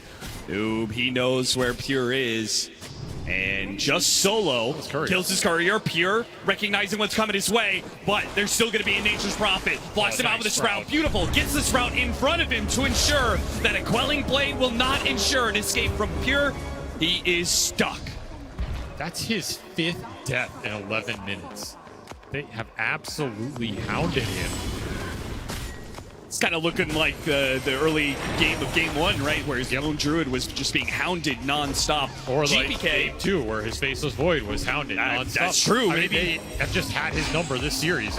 And amp damage makes it a whole lot easier, GH. He tried to stick around, tried to pull the aggro off the tower, and does actually do so successfully. No jump to the orb. GPK will get a help from Miro, though. This tower was going to die one way or another. And it's Power Rune after Power Rune, too. I mean, GPK is just having the freest time. Him and Miro that are loving life. It's just pure suffering. I think BB would be happy with most of these games this series if it wasn't the damage Enigma Galaxy's inflicted into their safe lane here. Just up to pure not to tilt, right? We saw him recover in game 2. Sometimes it can be really frustrating to be targeted this much. Yep. But you just have to take it and rely on your team to make the most out of the space, right? You're not behind this game. In fact, you are ahead net worth as a team. You just have to recognize that and recover, and you'll find your mark eventually. And if you're Enigma Galaxy, you can't rely on the fact that you keep shutting down Pure and that's enough. As we saw, GPK can absolutely just carry these games on the puck. With the start that Centaur's had, he's going to have his choice of either auras or initiation power to contribute to the fight soon. You need your initiation up. You need abilities to get onto this Oracle and find him at the start of fights. You need the ability to lock down this puck. These are the two biggest problems for you in this game.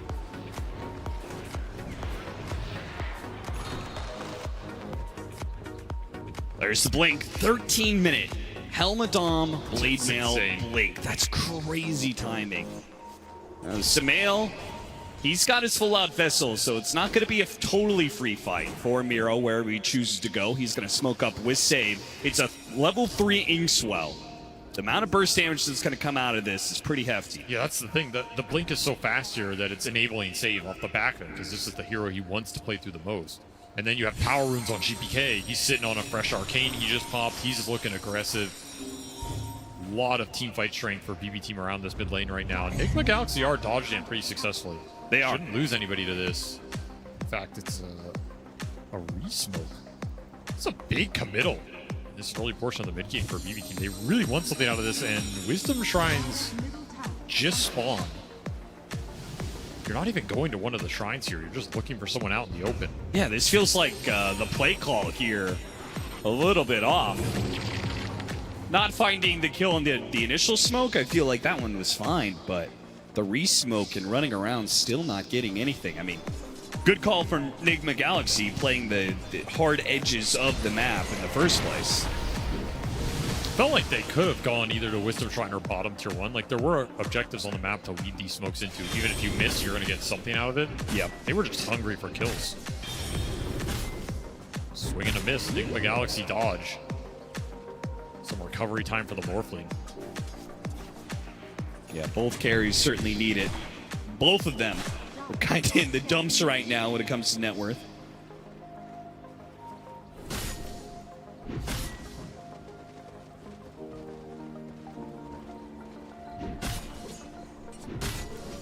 I guess the one thing when I was looking at the draft, I really felt like BB team, there was an extremely scary mid-game point where I feel like BB team's lineup can just roll over Enigma Galaxy.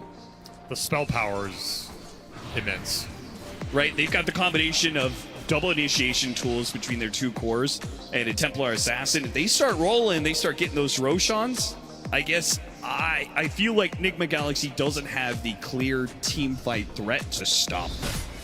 Their AoE control is entirely dependent on Arena. I mean, you have like the calling to throw out, but again, the execution just has to be there. You have to connect the right spells on the right targets. You have to land this calling on the puck at some point in the middle of the fight. You have to get an Arena that either catches the Oracle or splits the fight up in a way where this save isn't problematic for you. You ideally need more sources of initiation on your heroes right now. Right now, the fight looks difficult if you just take it head on. Do have a Yules on Nuke for some more setup and control. That's what they're looking around mid lane for. It's just so hard. Even if you see GPK, he walks into you, go on him, it doesn't do you any good if no one's checking the Oracle at the same time. Yeah. They do have the Arena blocking out the vision from the Oracle, but, you know, there's going to be a lot of times where Katomi's not doing it right now, but he might force staff into the Arena. He might drop wards inside of the Arena. It's not a guarantee. There's a couple small play rounds they have. I mean, you can go for that play. It's just not guaranteed. If it works, amazing. Have to keep that Stampede in mind as well. Yeah. So this Arena is a massive spell for Enigma in this game. Biggest spell they have to play around. They need to get value out of it. Bit of a standoff right now, though. Dom on Dom action. Yeah, what is this fight I'm watching right now? It's ridiculous. Looks like Save and Miro have got the heads up. Enigma Galaxy. They're moving into this side of the neighborhood. I have all the vision down here. Nice observer ward, defensive and traps on top of it. In fact, there is just no vision for Enigma Galaxy in general. Look at the sentries across the map. It's all green. No information for Dire to play off of right now. It's just making the moves impossible. Not ideally what you want with Fury. Like, you want to snowball the map more than this. You want to get deep vision out, take away those tier 1s. Tier 1 mid still standing. Tier 1 offlane still standing. A lot of vision, a lot of information for BB team to play around. Makes Sumail's life a lot harder. You just can't TP on anything you see on the map because you don't know where a lot of this turnaround potential is. Yeah, I feel a little torn because I agree with you. The objectives are not looking good, but this is the third smoke from BB team, and all they've gotten out of it is a 1 GH kill. It does feel like Enigma is failing in their aggression of the Nature's Prophet, but succeeding in dodging BB team's moves mostly. Downside is you dodge, they Roshan. Deaths are done for pure. Yeah. And this is the value of the TA. You can give him 5 deaths on that laning phase, but if he hits his timing and takes Aegis, none of it matters. Noob doesn't want to give it up without a fight, but it's going to be hard to get into that pit without a Blink Dagger. Maybe if they get an early pick off on GPK, but it would require some sentries. They drop one. GPK a little bit too far away. They hit him with the Yules, but he's already been silenced. He can't spear off of that. They can't calling, though. They hit him with a calling. They get him with a follow-up, but they have vision inside. And False Promise bails out GPK and pretty much kills anything that Enigma Galaxy is hoping for. As Miro jumps in and hits the 3-man Ink-Swell. They have the Avalanche there as well. That's going to slow him down. They managed to get the spear onto the Templar Assassin, but no damage whatsoever. Ghost did a lot, though. Managed to finish off both the Centaur and put the Templar Assassin down to health, and now he's tearing into this Oracle. Where did Ghost come from, and how did he manage to do all that? Pure, he gets caught by Sumail as he teleports back in, and Ghost finds another. That looked so good for a BB team. It did. Ended so bad. This Centaur just destroyed them. Reflected a lot of damage, got the double edge off. There was a soul bind. You had Puck throwing spells in. Initiation did not yield you the kill on him. None of it mattered. Oh, GPK, that was a bold move. Tries to snatch away an Aegis. He will get neither the Roshan kill nor the Immortality. I mean, the Fury on Vessel just didn't work in that fight. Sprout kind of blocked off the ramp. Ghost get pounded a little bit, but tough target to bring down. And not only do they fail to take away the Aegis from the pits, they fail to take the first life of the Morphling. It's rare that you're going to see a team do 800 more damage and walk away 0-3 in a team fight. Very rare, especially if you land a 3-man stomp like that. And your Centaur's the strongest hero in the game right now. You had Inkswell on top of him. He didn't catch all 3 with the stomp. He only caught 1. The Inkswell hit 3. Missed a little damage, but I mean, that spear was crucial because the side blades were dicing him up, and Ghost just went to work, man. He was entirely ignored in this fight. And he used that Oracle save early to kind of trade with Arena. Not a lot that Katayomi can contribute for the second half of that. Yep. That's Morphling strong, man. He's left unchecked in the fight. Does a lot of damage. And with this Aegis, they'll lock down the Tormentor, and it's BB team's turn to have to play a little bit dodge. Oh, Enigma Galaxy, they faking a little bit. Faking that they're doing Tormentor and looking for a fight instead. They have really good item timings right now. Oh, Pure, this would be real nasty. A 7th death for him. He blinks back. Ghost tries to get in front of him. Not able to do so. Stampede gets him ahead. Still got him inside the Sprout, but he cuts his way free. Good attempt. They'll just take that momentum to hit the tower instead. They could still go back for the Tormentor anytime they want. Oh, yeah, absolutely. I mean, that was all the Mjolnir timing on the Furion. Sumail knows if he just TPs in, throws the charge onto the Morphling, he's going to do a lot of damage. The Morphling's going to dice some people up. You have tag team going through there. Calling sort of prohibits this Puck from destroying the fights as much as we saw in that game, too. You're strong right now. Try and take as many objectives as you can. 2.5 minutes left on this Aegis. See who gets the shard. Go to Omar. Not the one you want to run in right now, but gives you a little more scaling over the course of a long game. And might be a nice build-up if we do end up going to late game, which Seems entirely possible considering BB Team lost their first Roshan, right? I mean, a Templar Assassin lineup, on paper, this is a lineup that was supposed to get the first Roshan, take some of the map, get second Roshan, start threatening some buildings. But if you're 0-5 off lane, you are not supposed to get that first Roshan. That's true. And Enigma Galaxy made sure of that. Surprisingly, though, BB Team are still going to be the aggressors. Not with their full 5 either. They're going to live pure behind to find farm and go with a 4-man squad to quickly kill the Mars. Can they get out? Samael, he's going to try and stop them. Centaur and Centaur violence. Miro trying to get away. Ice Shark blocks him in, and he's kind of stuck. He does have BKB. Is he going to pop it and TP out and can't even get out fast enough? Ghost, he's a bit afraid. Very awkward for staff. Sprout just messes with you sometimes. And yeah. Not the BKB charge he wanted to use there. Not at all. It's very fast BKB. It's a 9-second duration just to run away. It's looking to scale, though. Eyeing up the Shivas. He's had such a good game. Why not, right? Become a big damage threat. This hero can do a lot of damage with the double edge in the late game. With the Shard, with the Talents.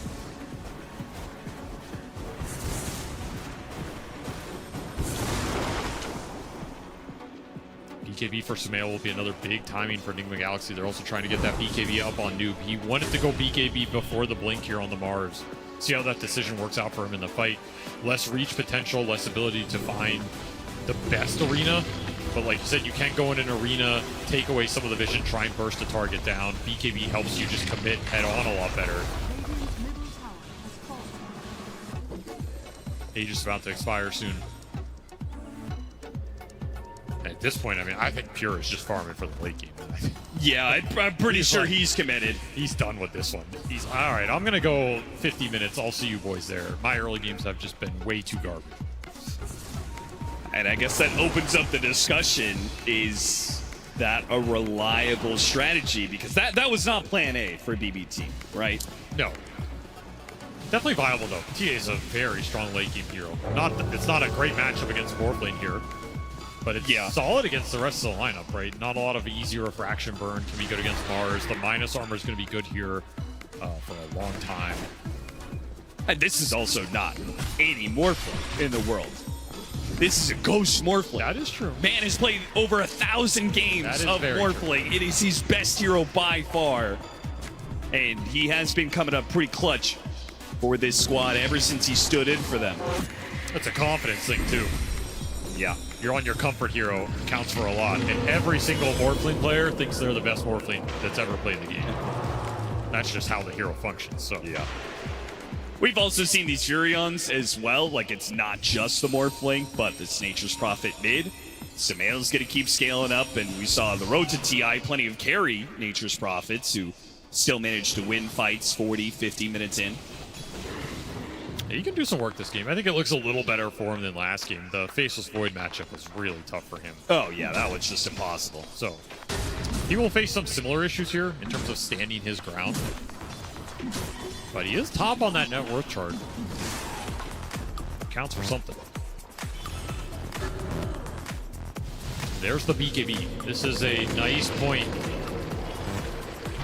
to try and force the issue a little bit more. If you're Enigma Galaxy right here, your Furion is very strong. Particularly if you can get on that backline. You can take supports out of the fight, the entire fight will open up. Miro scouting him out. You've got Noob pulling the creep wave with his Helmadom creep while Miro scouts out the jungle and sees, well, for now, all he sees is the Mars. There's still 3 members of Enigma Galaxy close by. Ghost is going to reveal himself, and yeah. BB Team, they know this push is coming, and I doubt they're willing to fight it. Man, everybody got to BKB at the same time. 6 BKBs across all the course in this game arrived within like the last minute. The last big item to come out here is that Ags for save. He's very close, just rushing that Dark Portrait this game. He wants to create a copy of Ghost in the fight. It'll be a very strong illusion this early on. Yep. So that's another interesting item he can sell for too. I mean, he'll get it for the next fight here, but these BKBs potentially rewards who finds the better initiation. And Stampede can be a really strong spell when you're trading out BKBs like this. Allows you to reset and pick a better point of attack.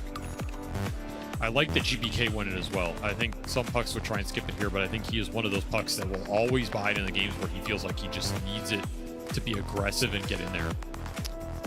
BB team did this earlier. Now we see Enigma Galaxy. What is with these teams just hanging out as a stack on the corner of the map? I mean, I understand sitting in the triangle, right? There's farm to be had there. So while you're waiting, you can hit neutrals, but... I mean, this feels like what Enigma did with the Roche last year. Like, I've seen them do this as a team across the season. Sometimes they just get an idea, let's sit here for 30 seconds. We have a feeling that they're running into us. More often than not, they're not running into you. Well, it doesn't work there, and maybe they'll return to the push. I thought they were just going to just 5 heroes into the tier 2. I didn't really see that BB team would put up much of a fight, but... They're going to fight now. They just got the Ags on safe, so they're fully online. They will smoke wrap if you hit this tower. Assuming they have one. Yeah, they do have a couple left. Might also want to save it here because the Roche spawn is guaranteed in the next 40 seconds. So why take a fight for bottom tier 2 when you can take a fight for Roche?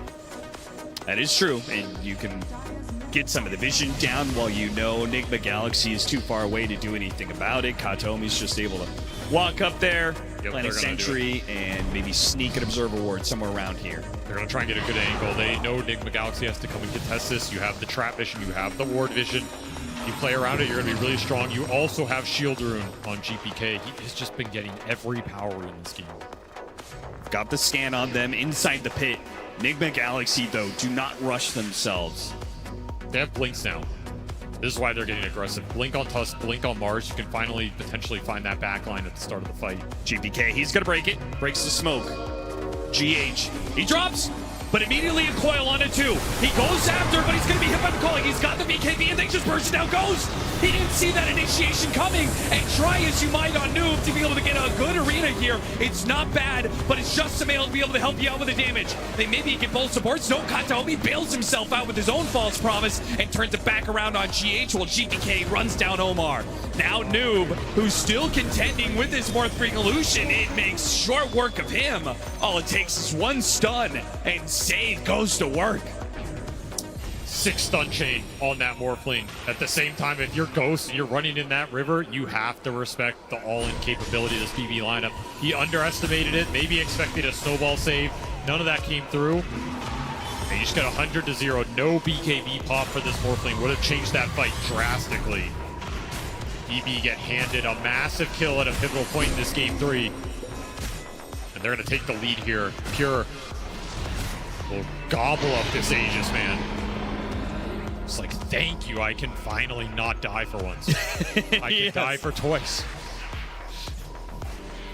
We'll see how that works out for him. I mean, he's recovered. This hero always recovers. 4 levels higher than his Morphling. Already level 20 talent online. Aegis intact. No Deso charges, but beggars can't be choosers here. So little things add up. And hey, I mean, if he can go in every fight and his team just takes care of Ghost single-handedly, he's not going to complain. Shiva's already done on Miro as well. All 3 of these cores are scaling into the late game. That's what's making BB feel very comfortable right now.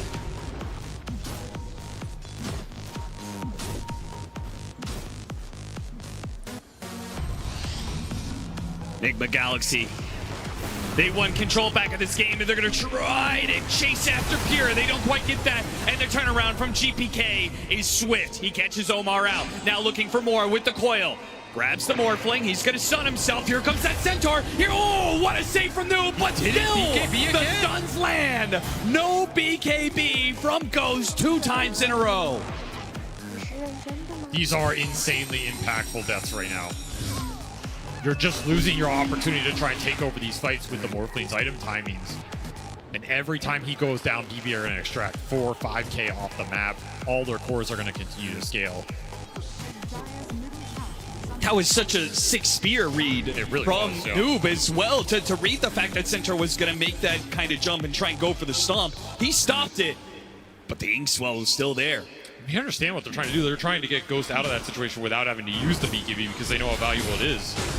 But that's basically 2 fights in a row where you don't pop it, you don't get to play the game.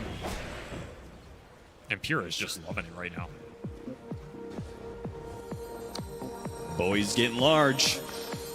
And Samael, I mean, he's just treading water. He may be top net worth, but he's not creating a gap. Noob, with spear. And is that going to cost him his life here? He's got gem on him. Samael gives him a little bit of backup here, throws out the sprout. Pure just blinks out of it. Fraction blocking the damage. And Noob at half HP. GPK does get silenced, but there goes that BKB. A punch comes out. GH. He catches GPK, who thought he was going to be fine thanks to the BKB. But there are multiple counters coming out from Nigma Galaxy. Super nice jump from GH. Salvaging the last few minutes here. As the AC arrives for the Furion, that'll give Sumail a lot more staying power. You can just look at this Tormentor real quick. Get some bonus gold for your team. Oh, that's going to cost Omar his life and almost GH as well. Solid shard, though. You can get in here and hit some spears. That will be worth it. Smail's probably sitting here going, guys, what the hell is going on? And Gary's not popping BKB. My supports are dying to Tormentor. Just gotta keep farming, keep playing the game, keep scaling up. We saw how significant that burst damage is, though. Like, this Tusk gets a punch tag team connection on you, and the Morphling or Furion are hitting you. You can absolutely take anybody down. 1 or 2 seconds, they're just gone. Might not even have time to throw out the false promise. So you're just gonna wait out this Aegis and then look to fight back on the map. 1 minute left for Pure, as they try and take as much map control as they can get right now.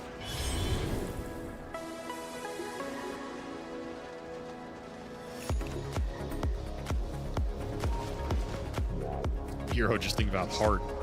Why not? I mean, this Centaur has had one hell of a game. He's a hero that Nigma can ignore a little bit. It's also a hero that can burst faster than it looks because of the physical burst damage coming out from the Tusk amplifying all of it.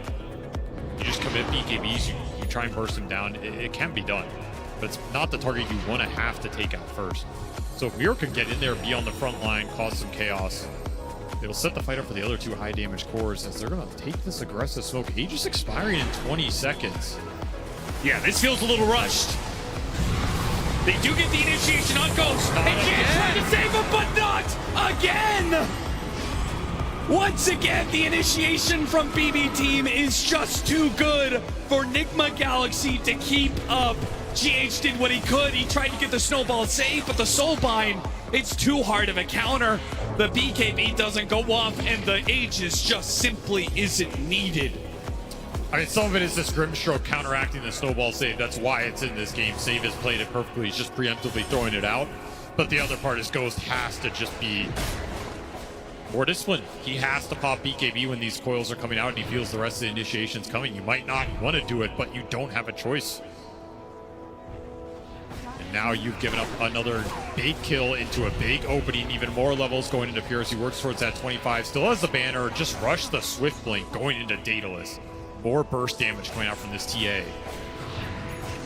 I mean, at this point, Avery, it feels like a game that has gone the direction it has off of just whatever team makes less mistakes at this point.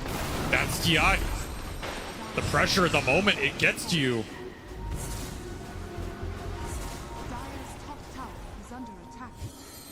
Sometimes Dota's about taking advantage of the mistakes your opponents make more than making brilliant plays of your own. And right now, Nigma are making some big mistakes. They've got to reset here. Oh, and Pure quick with the manage to get the blink away. A little bit of force staff, a Stampede to help him out. He gets hit by the Snowball Stun, but that's not good enough. Miro, a quick execution. Meanwhile, Noob does what he can. He stops the Grimstroke. Can they do something now the Grimstroke is gone? Ghost's gonna challenge Pure. He pops his own Templar Assassin Refraction here and goes after GPK, trying to burst him down. He gets one last hit in, not enough to finish off Noob. GPK is low, and Deathshot comes across. Fate to protect him for now, and the Templar Assassin, ooh, he got shredded there. GH on the second life enables his core to win a fight. Expensive buyback, but well worth it just to get that team fight win in. You get the Morphling BKB off, you use all three, you secure a victory. No Roshan to grab here, that's the downside, but at least you regain some momentum. take down that TA. That's a lot of experience. He was super high level. Might even get a tier 2 off this. Enigma Galaxy not out of this yet. They will strike back. And honestly, I mean, this game it's on Sumail, let's be real. Like, the fights have not gone Ghost's way, but this Furion has put it in the work. He is top net worth. He just hit level 25 first in the game. So no teleport cooldown for him. AC done, Hurricane Pike done. He is massive. He can do some serious damage in combination with this Tusk. All eyes on Sumail in these fights. And Ghost, he's also not fully out of it. He's got a Daedalus. His damage is ramping up. They've got 30 seconds left for this Templar Assassin. Time to try and set the map up so they have the advantage for Roshan. Problem's going to be is BB team know exactly when it spawns, when that potential timer starts, thanks to the Templar Assassin innate. So they're not going to be able to catch BB team unaware in that regard. I mean, honestly, as much as BB has controlled this game, a lot of it has been them just finding the Morphling. If that doesn't happen, the physical damage output from Nigma is insane. These fights can just happen. They can be over in 3 seconds. Oh, yeah. And that can be rough for Oracle. You know, Oracle prefers playing into magic damage where that Fate's Edict can do some work. This is just... You can't protect against a lot. You can throw out the False Promise, but the hero might die in it anyway if the Furion and Morphling are just going ham. This team can absolutely swing either way here. BB team getting back out there, playing for that top Roshan spot. We'll love to get the 25 puck too. For that Dream Coil debuff Pierce. Oh yeah. Huge here against the Morphling. And all the Daggons he's recently picked up. Yeah, he's just going Dagon off this Pharasma. I mean, this is a Giga Chat build. Yeah, Noob has survived thanks in part to his Bulwark blocking all the damage, or at least half the damage to GPK, but it's going to be a whole lot more when the Dagons come into play. I like how Nigma are scaling right now, though. These two right-clickers, man. You're going to have another Daedalus on this Furion, and Sumail wants to buy for it. What is this play? I have no idea, but he's going to get punished for it. What? He's going to get punished real bad. Sumail, I mean, you said he was holding it all down for Nigma Galaxy, and all of a sudden he just throws it all away, and now his team is left without that opportunity. They jump back in onto Pure, but they got the False Promise on him. Big damage got thrown out. Hurricane Pike bounces back. Soulbind, they dealt with the illusions as best they could, but they're down, they're low, and JPK, he pounced in for the kill. A quick dagger to finish off GH. Ghost, a teleport away from Miro. A turn on a dime there from BB team as they get what kills they can, and then call it quits on the fight. That's because that's Sumail buyback committed there. You get out of there with him committing that, that's an auto teamfight win. Expensive death and recommit for Sumail. What was that original attempt? That was just TPing into no man's land, trying to solo take out an Oracle with heroes off the map. I have seen this kid do some bold moves at TI. That was ambitious, to say the least. And it cost him big time. And now BB, they have an opening. No Furion buyback, you know you can commit into this guy without the second life coming back into the fight, particularly as we go into this Roshan. That is insanely valuable to have right now.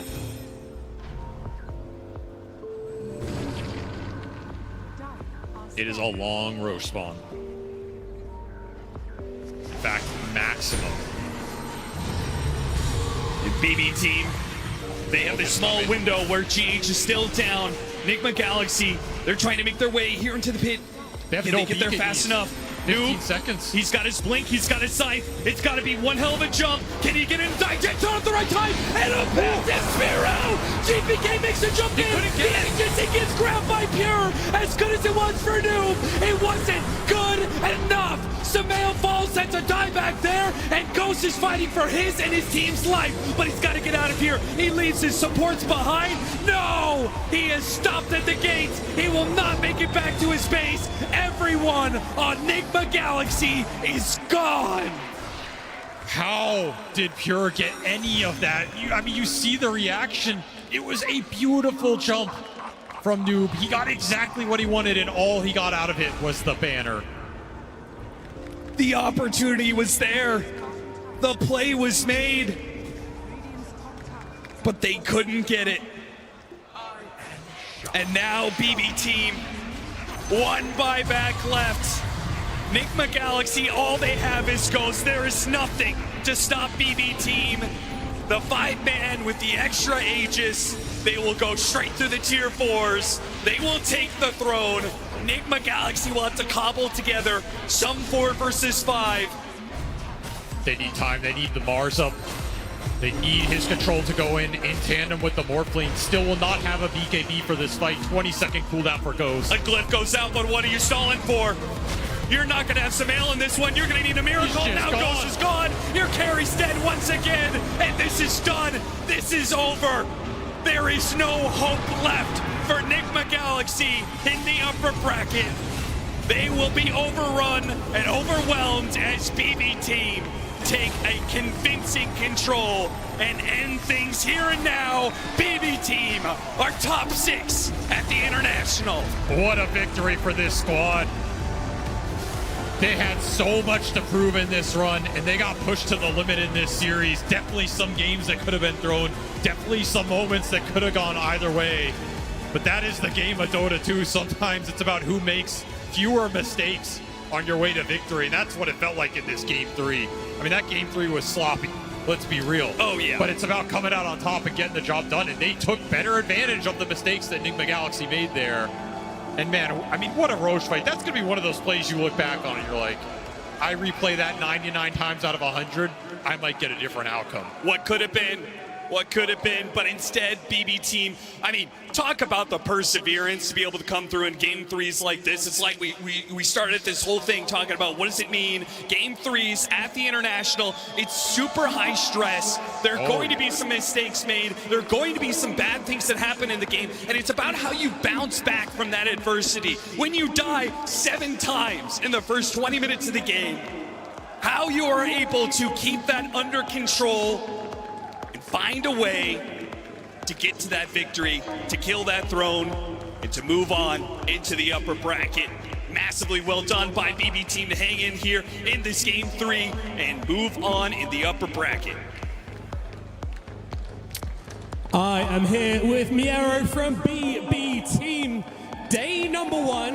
Nigma did get the better of you, but now day number 1 of the main stage, you get them back. How was that series?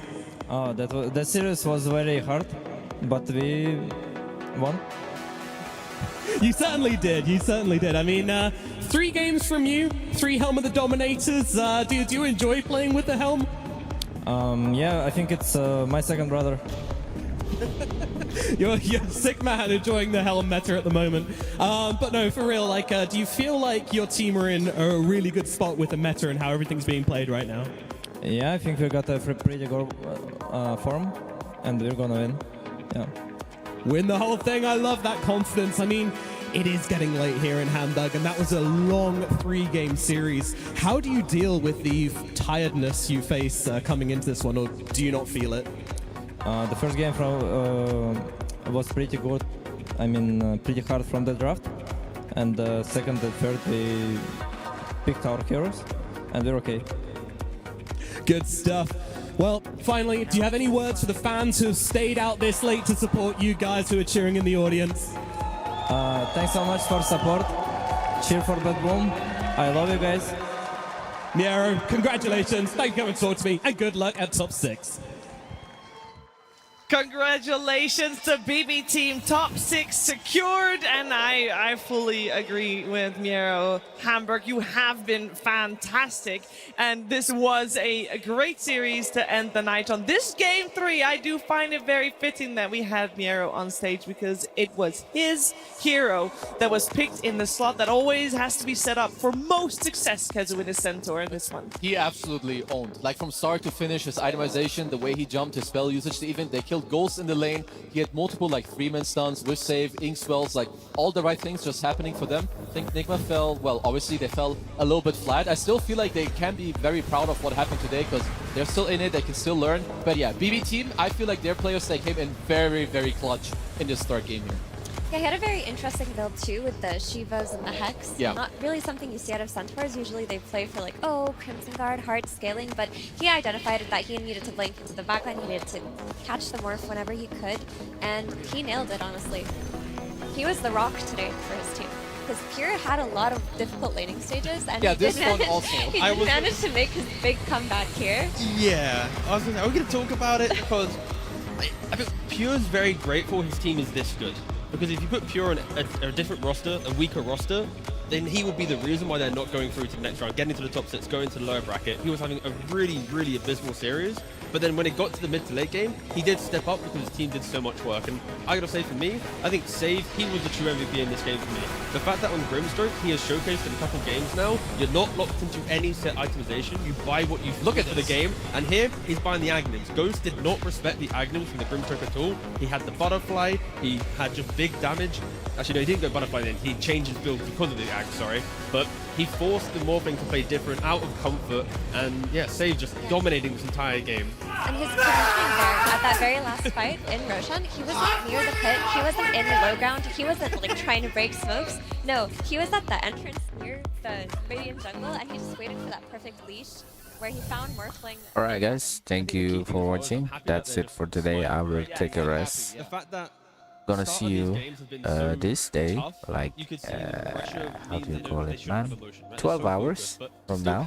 12 hours from now, 10 hours, 12 hours. We're gonna stream again today.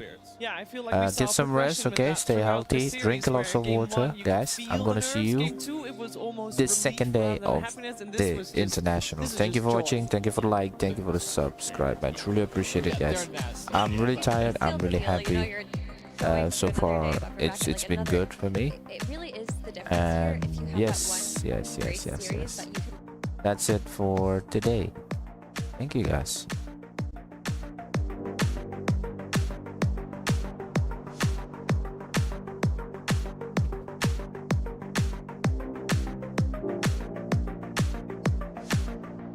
Terima kasih, selamat beristirahat ya teman-teman ya. I'm gonna redirect the stream if you guys still wanna watch DotA. That will be a next streamer. Mantap bang, 100% bang kita bentarnya. Pulang, udah malam.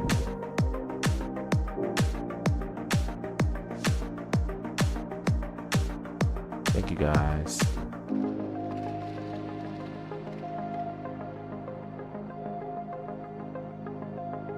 Icy snow.